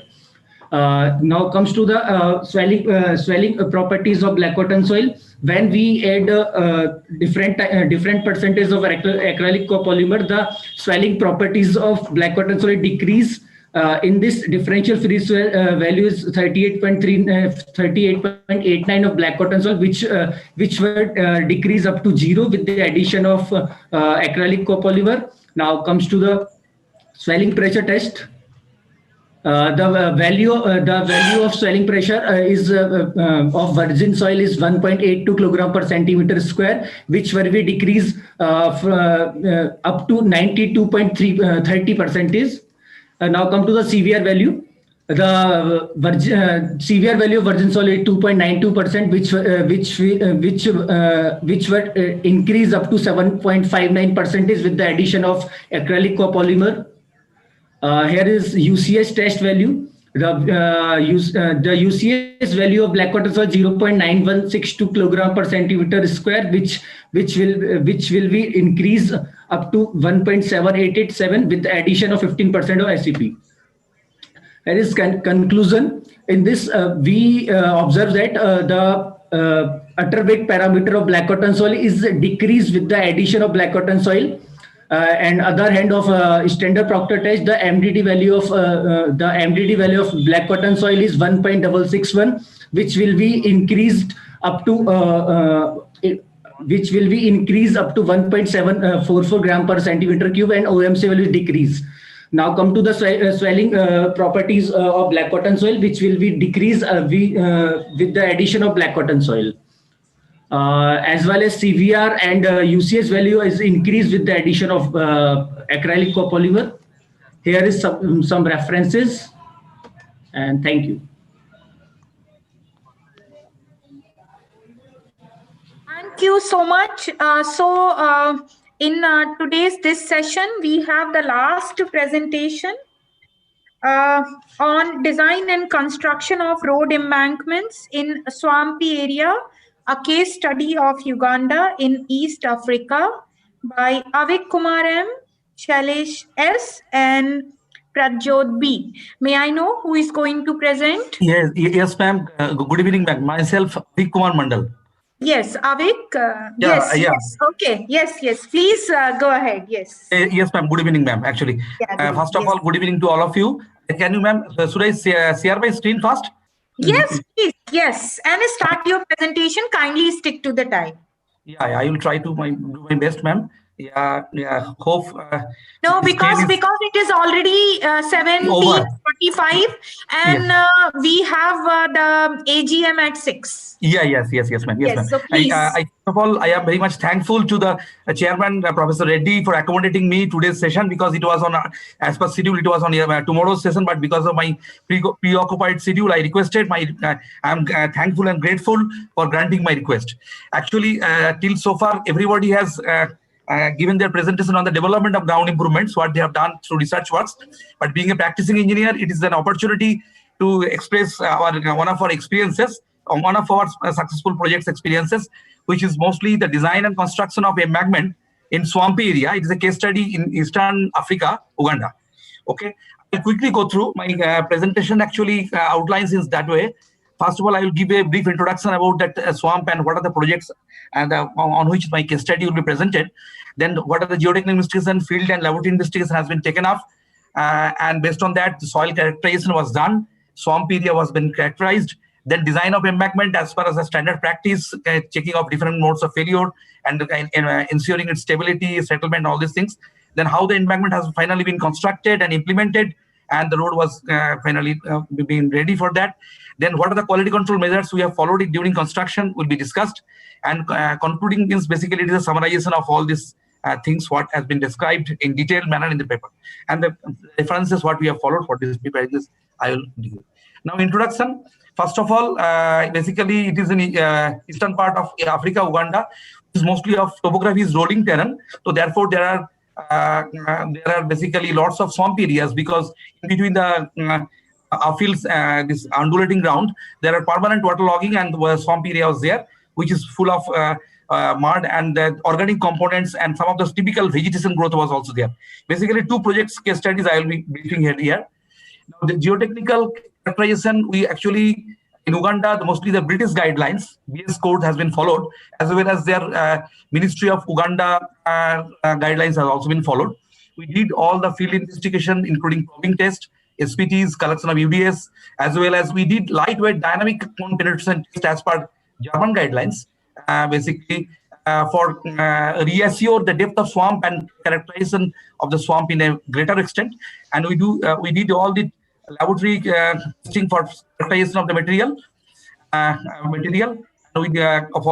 All of the test has been done for disturbed and undisturbed samples, including shear strength and settlement properties. Now, we have found it out there. Mostly it has been consists of 4 broad layers. The top layer, which is mostly the problematic one, is a soft compressible with a large amount of clay content, which is 2 meter thick. It is very variable thickness of 0 to 2 meter, followed by some places it is sandy layer, some places it's medium steep to hard sandy clay layer. Then lastly it is a dense, and at the bottom we got a bedrock around 5 to 6 meter below. And this table summarizes the properties of what we have encountered and tested. And you can see the very fast layer. Basically it is a 2 meter. You can see the void ratio is 0.982. It is highly voidy and compressible. And liquid limit, NMC is very close to the liquid limit, which shows it's basically a under consolidated soil, and compressive index is also very high. And cohesion value was in the tune of 10 to 25 kPa. By dense, medium dense sand layer. Then some places it was medium steep hard sandy layer. Design of embankment height was varying from 6.5 to 10 meter. There are different stretches along the roads, and side slope as per the guidelines has been chosen 1:1.5, means one vertical is to 1.5 horizontal. Embankment fill material was available in the local vicinity. When used was mostly clay sand and clay gravel type of material, basically. And it was under suitable criteria, and the properties of shear strength properties of the material was 10 kPa, and angle of internal friction we have considered based on the laboratory test result 31 degree, and bulk unit weight is at 2. the slope stability analysis, first we have checked the global stability and modified Bishop methods based on alien limit equilibrium method of approach has been followed using the softwares recommended by FHWA, which is also a very popular one. And we have done the effective stress analysis. Groundwater table has been considered corresponding to the HFL recorded in those respective swamps area, and traffic load has also been considered as a live load, and minimum factor of safety has been ensured to get at least 1.3. Now, settlement analysis based on Terzagh's one-dimensional consolidation theory, we did the settlement analysis. Both immediate and consolidation settlement has been analyzed. However, immediate is going not to be very important and mostly consumed during the construction of embankment. Hence, post-construction consolidation settlement has been taken care of. Bearing capacity check has also been done. However, one thing to be mentioned that because of limited thickness of only 2 meters and then followed by a medium underlain by medium stiff to dense, medium stiff clay or medium dense sandy layer, the bearing capacity in situ condition was not very critical. But slope stability, we are getting a very critical situation. And settlement value also was very much high. To check this slope stability failure as well as limit the post-con settlement, we need to do the ground treatment with basically ground treatment with replacement of the swampy material. But how to do, instead of removing and replacing the things, we did it for the end tipping method basically, and with the use of abundant nearby available rock material. After doing the things, after doing this replacement, we did the analysis once again, and the thickness of replacement was varying from 1.5 to 2 meters, and you can see there is an enhancement in the static condition factor of safety against global stability, as well as settlement has also been reduced to a great extent, and mostly it is being consumed with a waiting period. 90% consolidation which is happening from 1 to 6 months variable, depending on the nature of coefficient of consolidation of the soil. And this is a typical proposition what we have given finally as a ground treatment method. The inner one is the existing Arden road, which has been widened with a proper bituminous road. Now you can see the rock bottom foundation has been adopted. Basically, it's kind of rock fill type of embankment in the bottom of the main embankment till up to the water level. And after that, we have provided berm for getting adequate stability. And then the road was constructed. The construction of embankment, it is mostly done as a done because of swampy nature of the ground. It was not possible to run over to use this construction equipment directly over the platform. That's why we need to do the end tipping method. And first of all, all the organic stuff from the swamp has been removed. After that, the photo shows the typical operation. May I request you to kindly summarize? Yeah, ma'am, just a few slides only. We have used hard, durable, and rocky material of in between 75 to 300 mm size, and end tipping method has been adopted. And we did the compaction after that, after achieving the level of water level and some extra around 300 mm above the water level. And after that, the normal construction procedure of embankment has been followed, and which has been used by heavy vibratory compactor. We check all the density and all these things. Because of swampy area, we have provided adequate cross drainage structures so that the water can flow. It's mostly in kind of balancing type of culverts provided in the form of cross drainage structures, as well as we have also taken care of, and waiting period has been given to consume the settlement during construction of embankment, so that there is no significant post-construction settlement after laying the pavement, and we got a settlement-free pavement. And adequate protection for the embankment slope above the culvert location, as well as in between the culverts also has been given by turfing, and in the embankment slope culvert position have given the stone pitching, stone rebatement, and because of abundant availability of stone. The quality control measures, we ascertain the depth of soft soil in swamp area by doing the additional DCPT test and handled as per German guidelines, and we have checked the volume of consumption of stone based on the actual investigation, and also has been checked during construction. We have also done all the related quality control tests, like all the soil characterization, CBR, and as well as this one. And density of the compacted fill material has also been checked. Actually, the paper describes the detailed design and construction philosophy what has been adopted, and it is mostly followed based on British guidelines and guidelines given by the other international standard like Government of Uganda, and end tipping method of construction was adopted. These are the references. The British guidelines was followed for investigation as well as design. US Department of Navy guidelines has also been followed for analysis, as well as British guidelines at 75, specification of road and bridge works of Indian Road Congress, and German guidelines. Thank you for all of your kind attention. It is a paper on case study of actual practical works. You will find interest if you go through it. I request all of you, please read out our paper. And this is a very routine kind of job, but very frequently faced challenging type of work, usually in case of road construction in a swampy, waterlogged area. Thank you so much. Yeah, thank you so much. Thank you so much. I think we are at the end of this session as far as technical presentations are concerned. May I request the co-chair, Professor Janaki Ramaiah, to just summarize the session, please. Thank you, madam, and thank you all of you for nice presentations. Really a large spectrum of ground improvement techniques is being presented in this particular theme today. So in this theme, we had 17 papers being submitted for presentation, out of which 2 people could not present due to some reasons. And starting from the first paper, the improvement of soft clay using stone columns with and without encasement, they have case studied the several parameters of, like, for example, L/D ratio on the improvement of the engineering performance, then the geotechnical properties of soft improved ground from in-situ time settlement plot were also being presented. They highlighted the discrepancy between the field and the laboratory measured values and highlighted the importance of having done the large-scale testing. Moving on to the next paper is presented by the team on MICP efficacy on the improvement of fat clay performance, and they demonstrated that with increase in the the Freeswell index up to 60% is being reduced. Use unconfined compression strength is also being increased with the incorporation of MICP technique to the fat clay also as a sustainable technique. Then the next paper was presented on the settlement of a square footing on dry sand bed in reinforced with stone columns under seismic conditions. They basically studied the effect of the frequency on the efficacy of the stone columns, and they observed that there has been a 62% decrease in the settlement with the frequency, and also they presented a very good model test developed in-house at the IIT Roorkee. The next paper was presented on the experimental study on parametric influence of stone column reinforced foundation system, in which they highlighted the importance of this stone column again. Then moving on to the other paper, the stabilization of soft clay using the nylon fibers and fly ash mixture has also been highlighted, and they observed that so they observed that without curing using fly ash and fibers would be more effective in this case.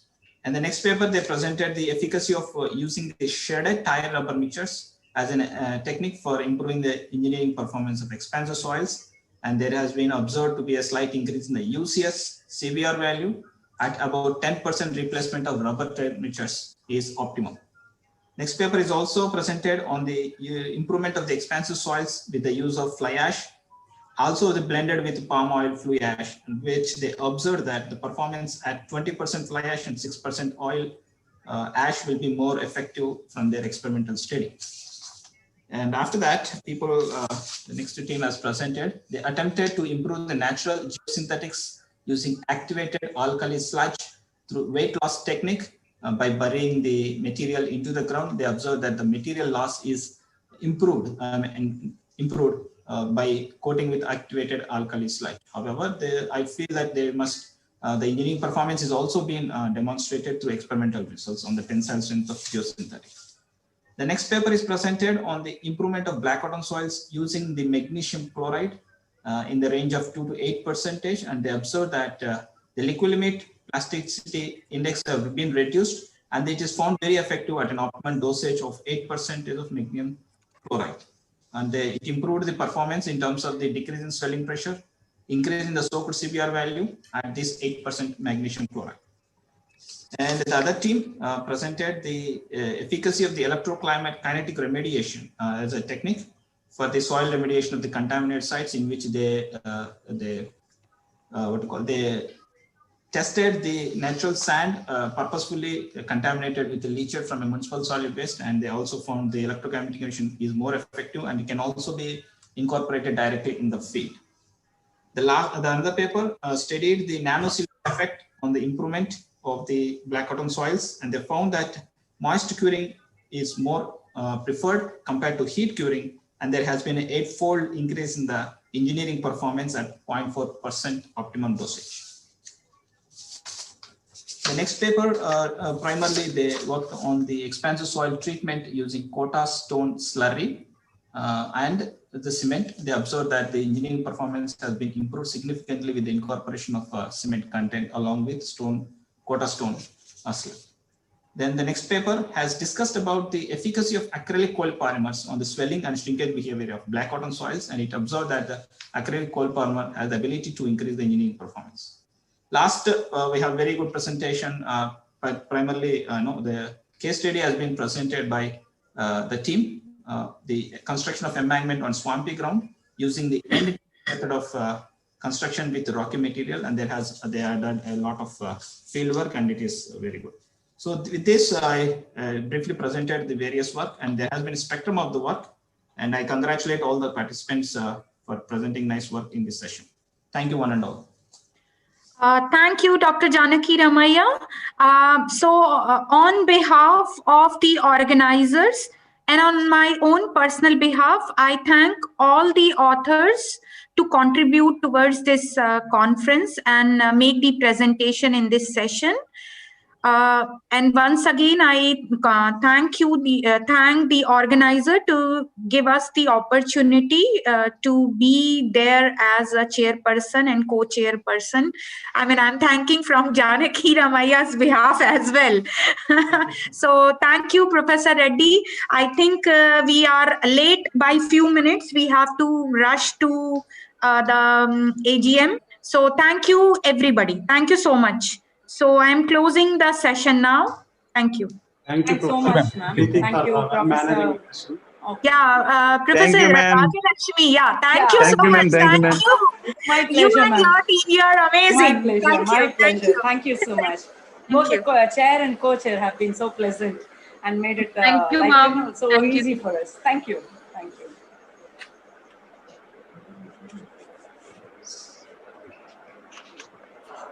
So we close the session here, ma'am. Yeah, you close so that we can Yes, start. please. So that Yes. the AGM can resume. Yes. Is this the same link for AGM? Yeah, same link, same link. Yes. Okay. You can stay. Yes.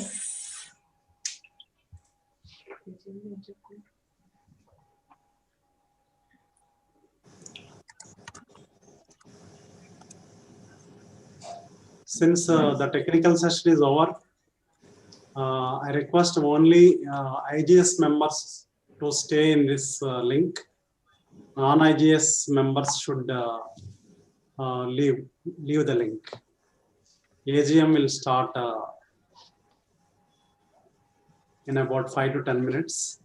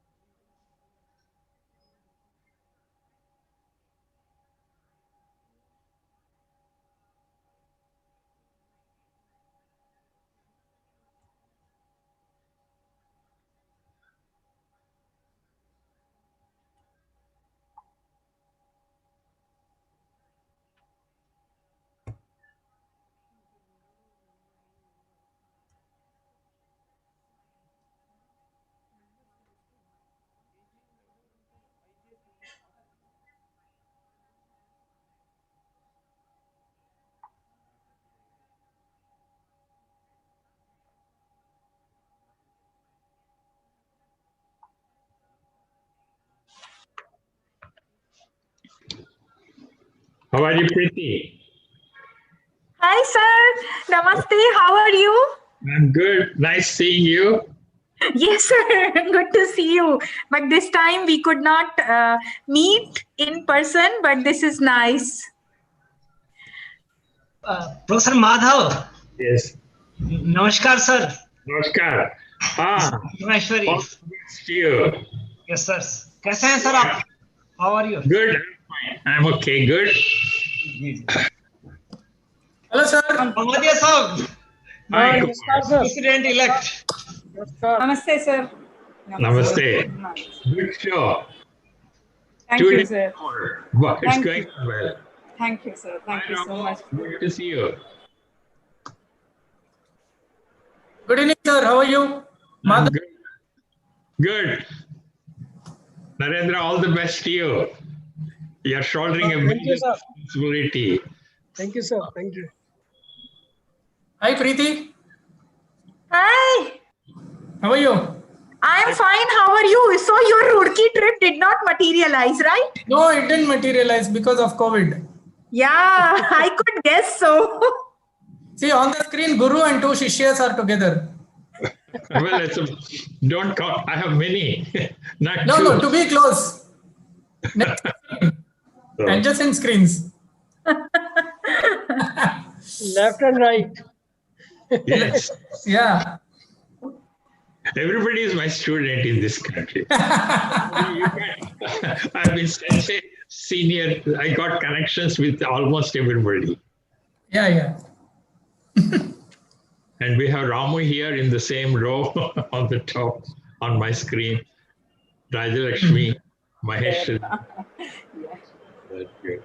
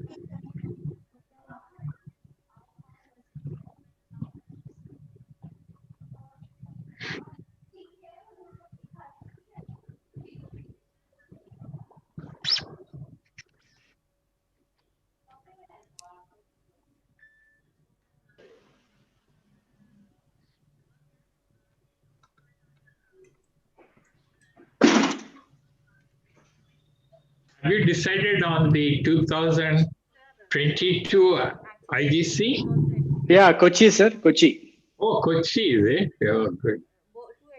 Sir, namaskar. Madhav sir, namaskar. Namaskar. Hi. Hello, How are you? Professor Babu. Hi, Professor Mahendra. Fine, sir. How are you? Fine, sir. So Fine. nice. Hectic day. Yeah. Hectic day. It was good, actually. I think it was not really, very bad. I mean, good, reasonably good. Of course, we can personal things are much better, but That part is missing, Babu. I Yeah, would I say know. to me, Yeah. lectures, Agni technical. sir, namaskar. Namaskar. Hi, boss Sahu. Hello, Professor Sahu. Hello, sir. Whatever said and done, we were able to have this conference itself is a very big thing. Yeah. That was the best. I think it was fantastic. We really, I mean, of course, we are not able to meet each other, but otherwise the program is running well. I think Of course, the opportunities to meet everyone at that is a personal great. level and interact. Lot of That is photos. not there, but Lot of photos, food, and Yes. everything. Yeah, lot of lively, interactions. Yeah. So maybe you should have one as soon as the Professor Babu sir. Yeah. everybody get the vaccine. Virtual background for AGM is mailed to you, sir. You can change. Yeah. I think I have changed it, if I remember. No. I think you are having the earlier one only. Oh. For AGM, we have just sent. No, I have sent it actually. I have used the same one. It is not updated. Sir, the image is to be updated, sir. I don't know how do I do that. I have the same thing. You have the video option, sir. Next to it, there is an arrow. Video option. By mistake, There's an arrow pointing upwards. Arrow pointing upwards, sir. Next to it, very close to it. To the right. Just to the right. No. I am just see background filters. Actually, I copied it to one drive and then I'm trying to upload from there. How do I do that? Add image, sir. Add image. Yeah, I have done that. Add image. Okay, add image. Add image then. Click on add image, sir. It will open a dialog box. Yeah. Now from here you have to go where you have downloaded that file. That's what I did, sir. Maybe download. Yeah. Now it is clear. I did that. Now you have to select it, sir. You have to select it in the picture. Yeah, I selected actually. I selected it. Then you'll come back to the main screen again, sir. Open. You have to click it on open. Okay, I will just come back to. Refresh is there or something? No. Or mirror video. The new image will be added to your virtual backgrounds. Okay, let me just see. Is it done now? No, sir. No. Oh. Because I'm doing that. See, I have that both the. Let me see. They're so small, you can't make out in this video background things. There is no Andhra University logo, sir. You can identify it like that. Only IGS logo. Only IGS logo is there. Oh, you sent it again, huh? Okay, yeah, we have sent it again, sir. Oh, I'm just looking at morning ones. No. I have sent it again, sir. Oh. Gmail, your Gmail account. Sir. Yeah.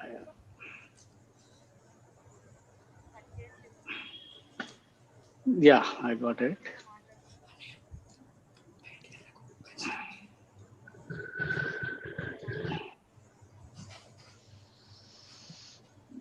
Save AGM. Yes, sir. AGM, in the name of AGM. Yeah. Now I see that. Now I got it. Yes, sir. I was only seeing. Yeah. Yeah, this is the one. Yes, sir. No. I didn't get it. I saved it. Okay, let's add image. I thought I was pretty bad in. No. Okay. Now it is updated, sir. It is. Okay. Now updated. Babu, you are fine. Yeah. Okay. Yeah, it's okay. Samadhi, sir. Hi, Jay Mohan. How are you? Hello. Samadhi, sir. I have forwarded that virtual background to you also. You can put it. Good evening, Dr. Samadhi, sir. Good evening, Sanjay. Good evening, all. I think we can start, Professor Babu. Yeah, good evening, all. Yeah. What about the quorum and all of that? I think, is it okay? 9? So far, 45. 45. Okay. How do you make sure about online quorum for online AGM? Babu, good evening. Babu, adjourn for 2 minutes and you start. Yeah. Okay. Yes. So, dear colleagues, let me welcome you all for this annual general body meeting. We have about 45 people right now, and I think quorum is not sufficient. We'll just break for a while. Wait for a while and then rejoin or adjourn for a minute or something. How are you, Shahrukh? How are you? I'm fine, sir. How are you? Congratulations. You're going to give the next IGS lecture. Thank you. Good show. It's after a long time that a practicing engineer will be delivering an IGS lecture. Special congratulations on that. Thank you. I'm flattered. And I must thank IGS for that. And congratulations. Thank you. I must thank all of you all. Yes. Barney, congrats. Thank you. They're likely.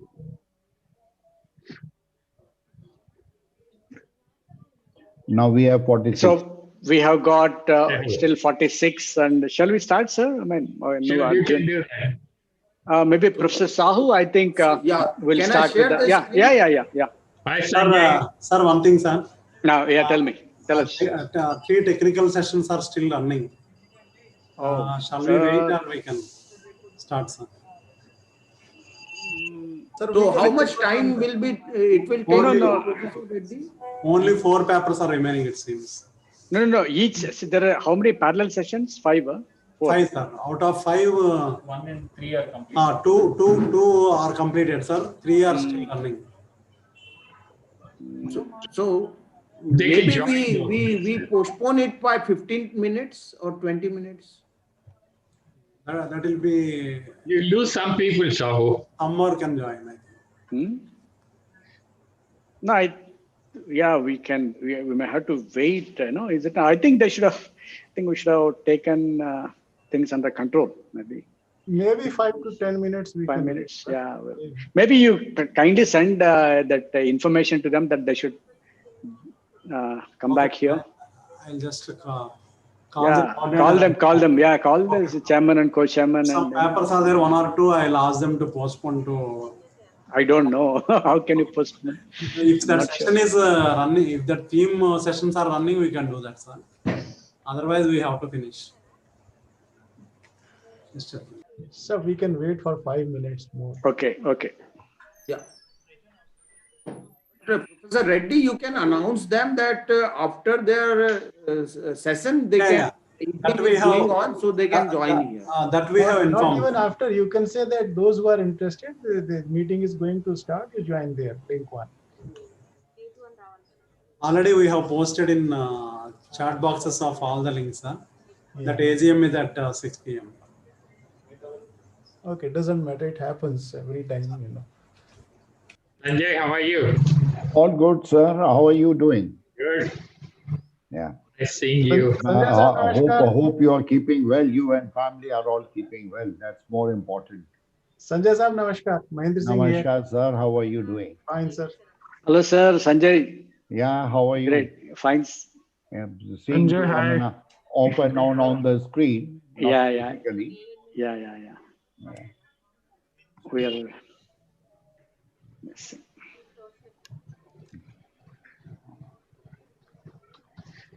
But it's only one good thing is that when you see so many people around, you find that all of them are doing well.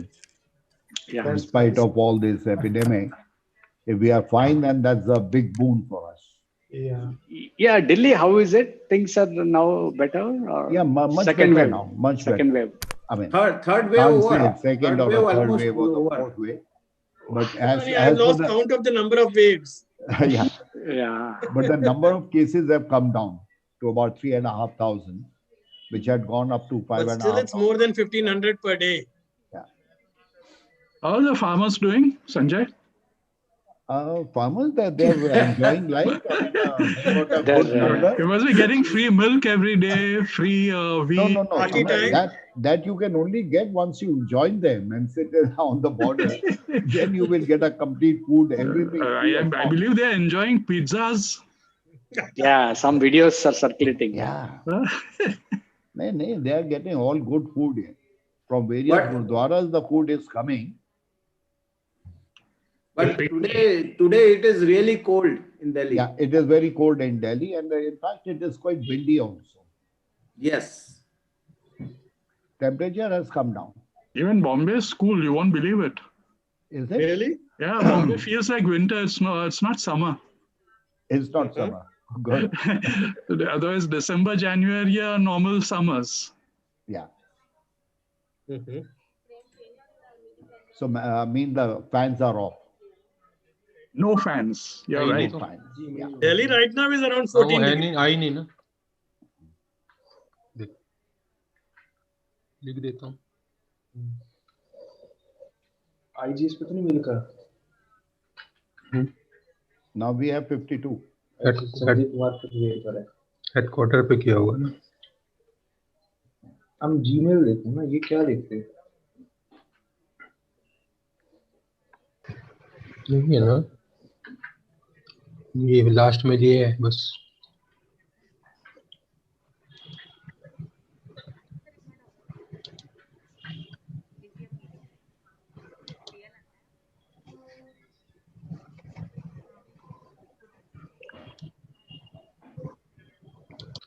असल में ना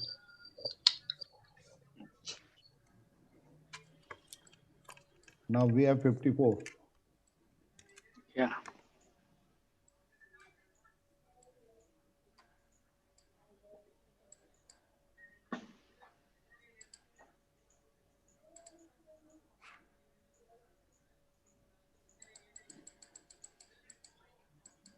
How many do we expect? Anybody's guess. Even physically, I crossed 100. It should be more than 100. Yeah, once it is 100, 100 is enough, sir. 100 is more than enough. Unfortunately, there's no dinner after the meeting. Otherwise, you would have got your numbers. No, and what you are missing is that, you know, the inaugural high tea in the morning after the inaugural session, that also we are missing. And the banquet. Banquet. Banquet is supposed to be tomorrow, no? After the cultural program. Yeah. Yeah. We can have a virtual banquet. Virtual banquet. Virtual. What about the necessary liquids? That is missing. You can pour your own. Bring your own liquids. Bring your own. Now, in the short form, you can say BYOB.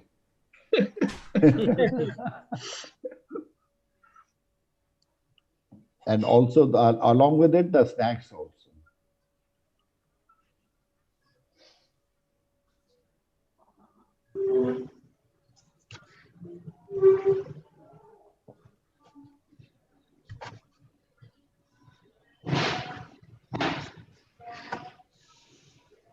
Professor Reddy?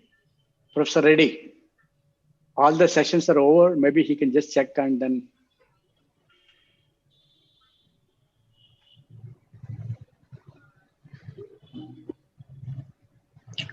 Okay, sir. I'll inquire and get back to you, sir. Yeah, I think we should hasten that thing. Yeah. Okay, sir.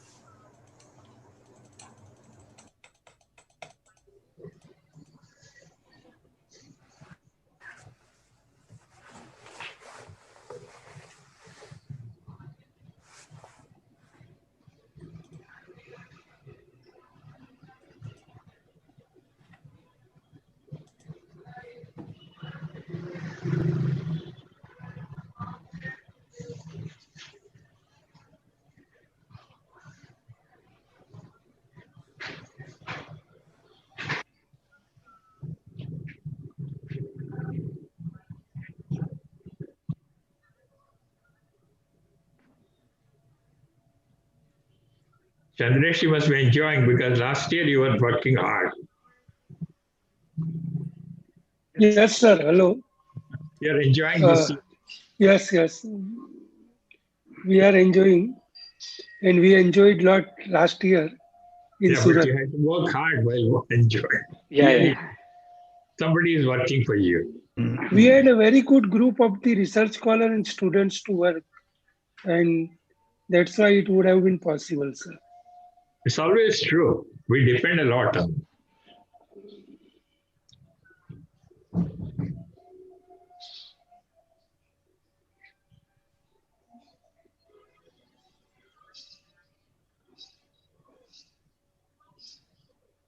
Sir, how is your health and everything? It's okay? Okay. Going on, no problem. Fine. God is great. Gupta, sir, how are you? All good, all good. God is great, as Professor Madhav is saying. Yes, that's good. And in fact, when Professor Madhav says all is good, it gives us encouragement to keep on working harder and keep fit. Yes, definitely. Sanjay, that's the way to keep yourself healthy. Work as much as you can. Right, sir. I mean, I think the key point is that one should never retire. You know what? I did retire from the usual one, but I changed the spelling. Yeah.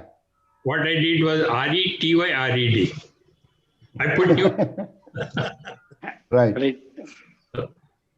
Hi, Murali. Welcome. Yeah, Yes, sir.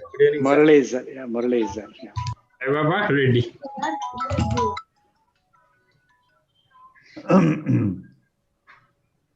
Bagli,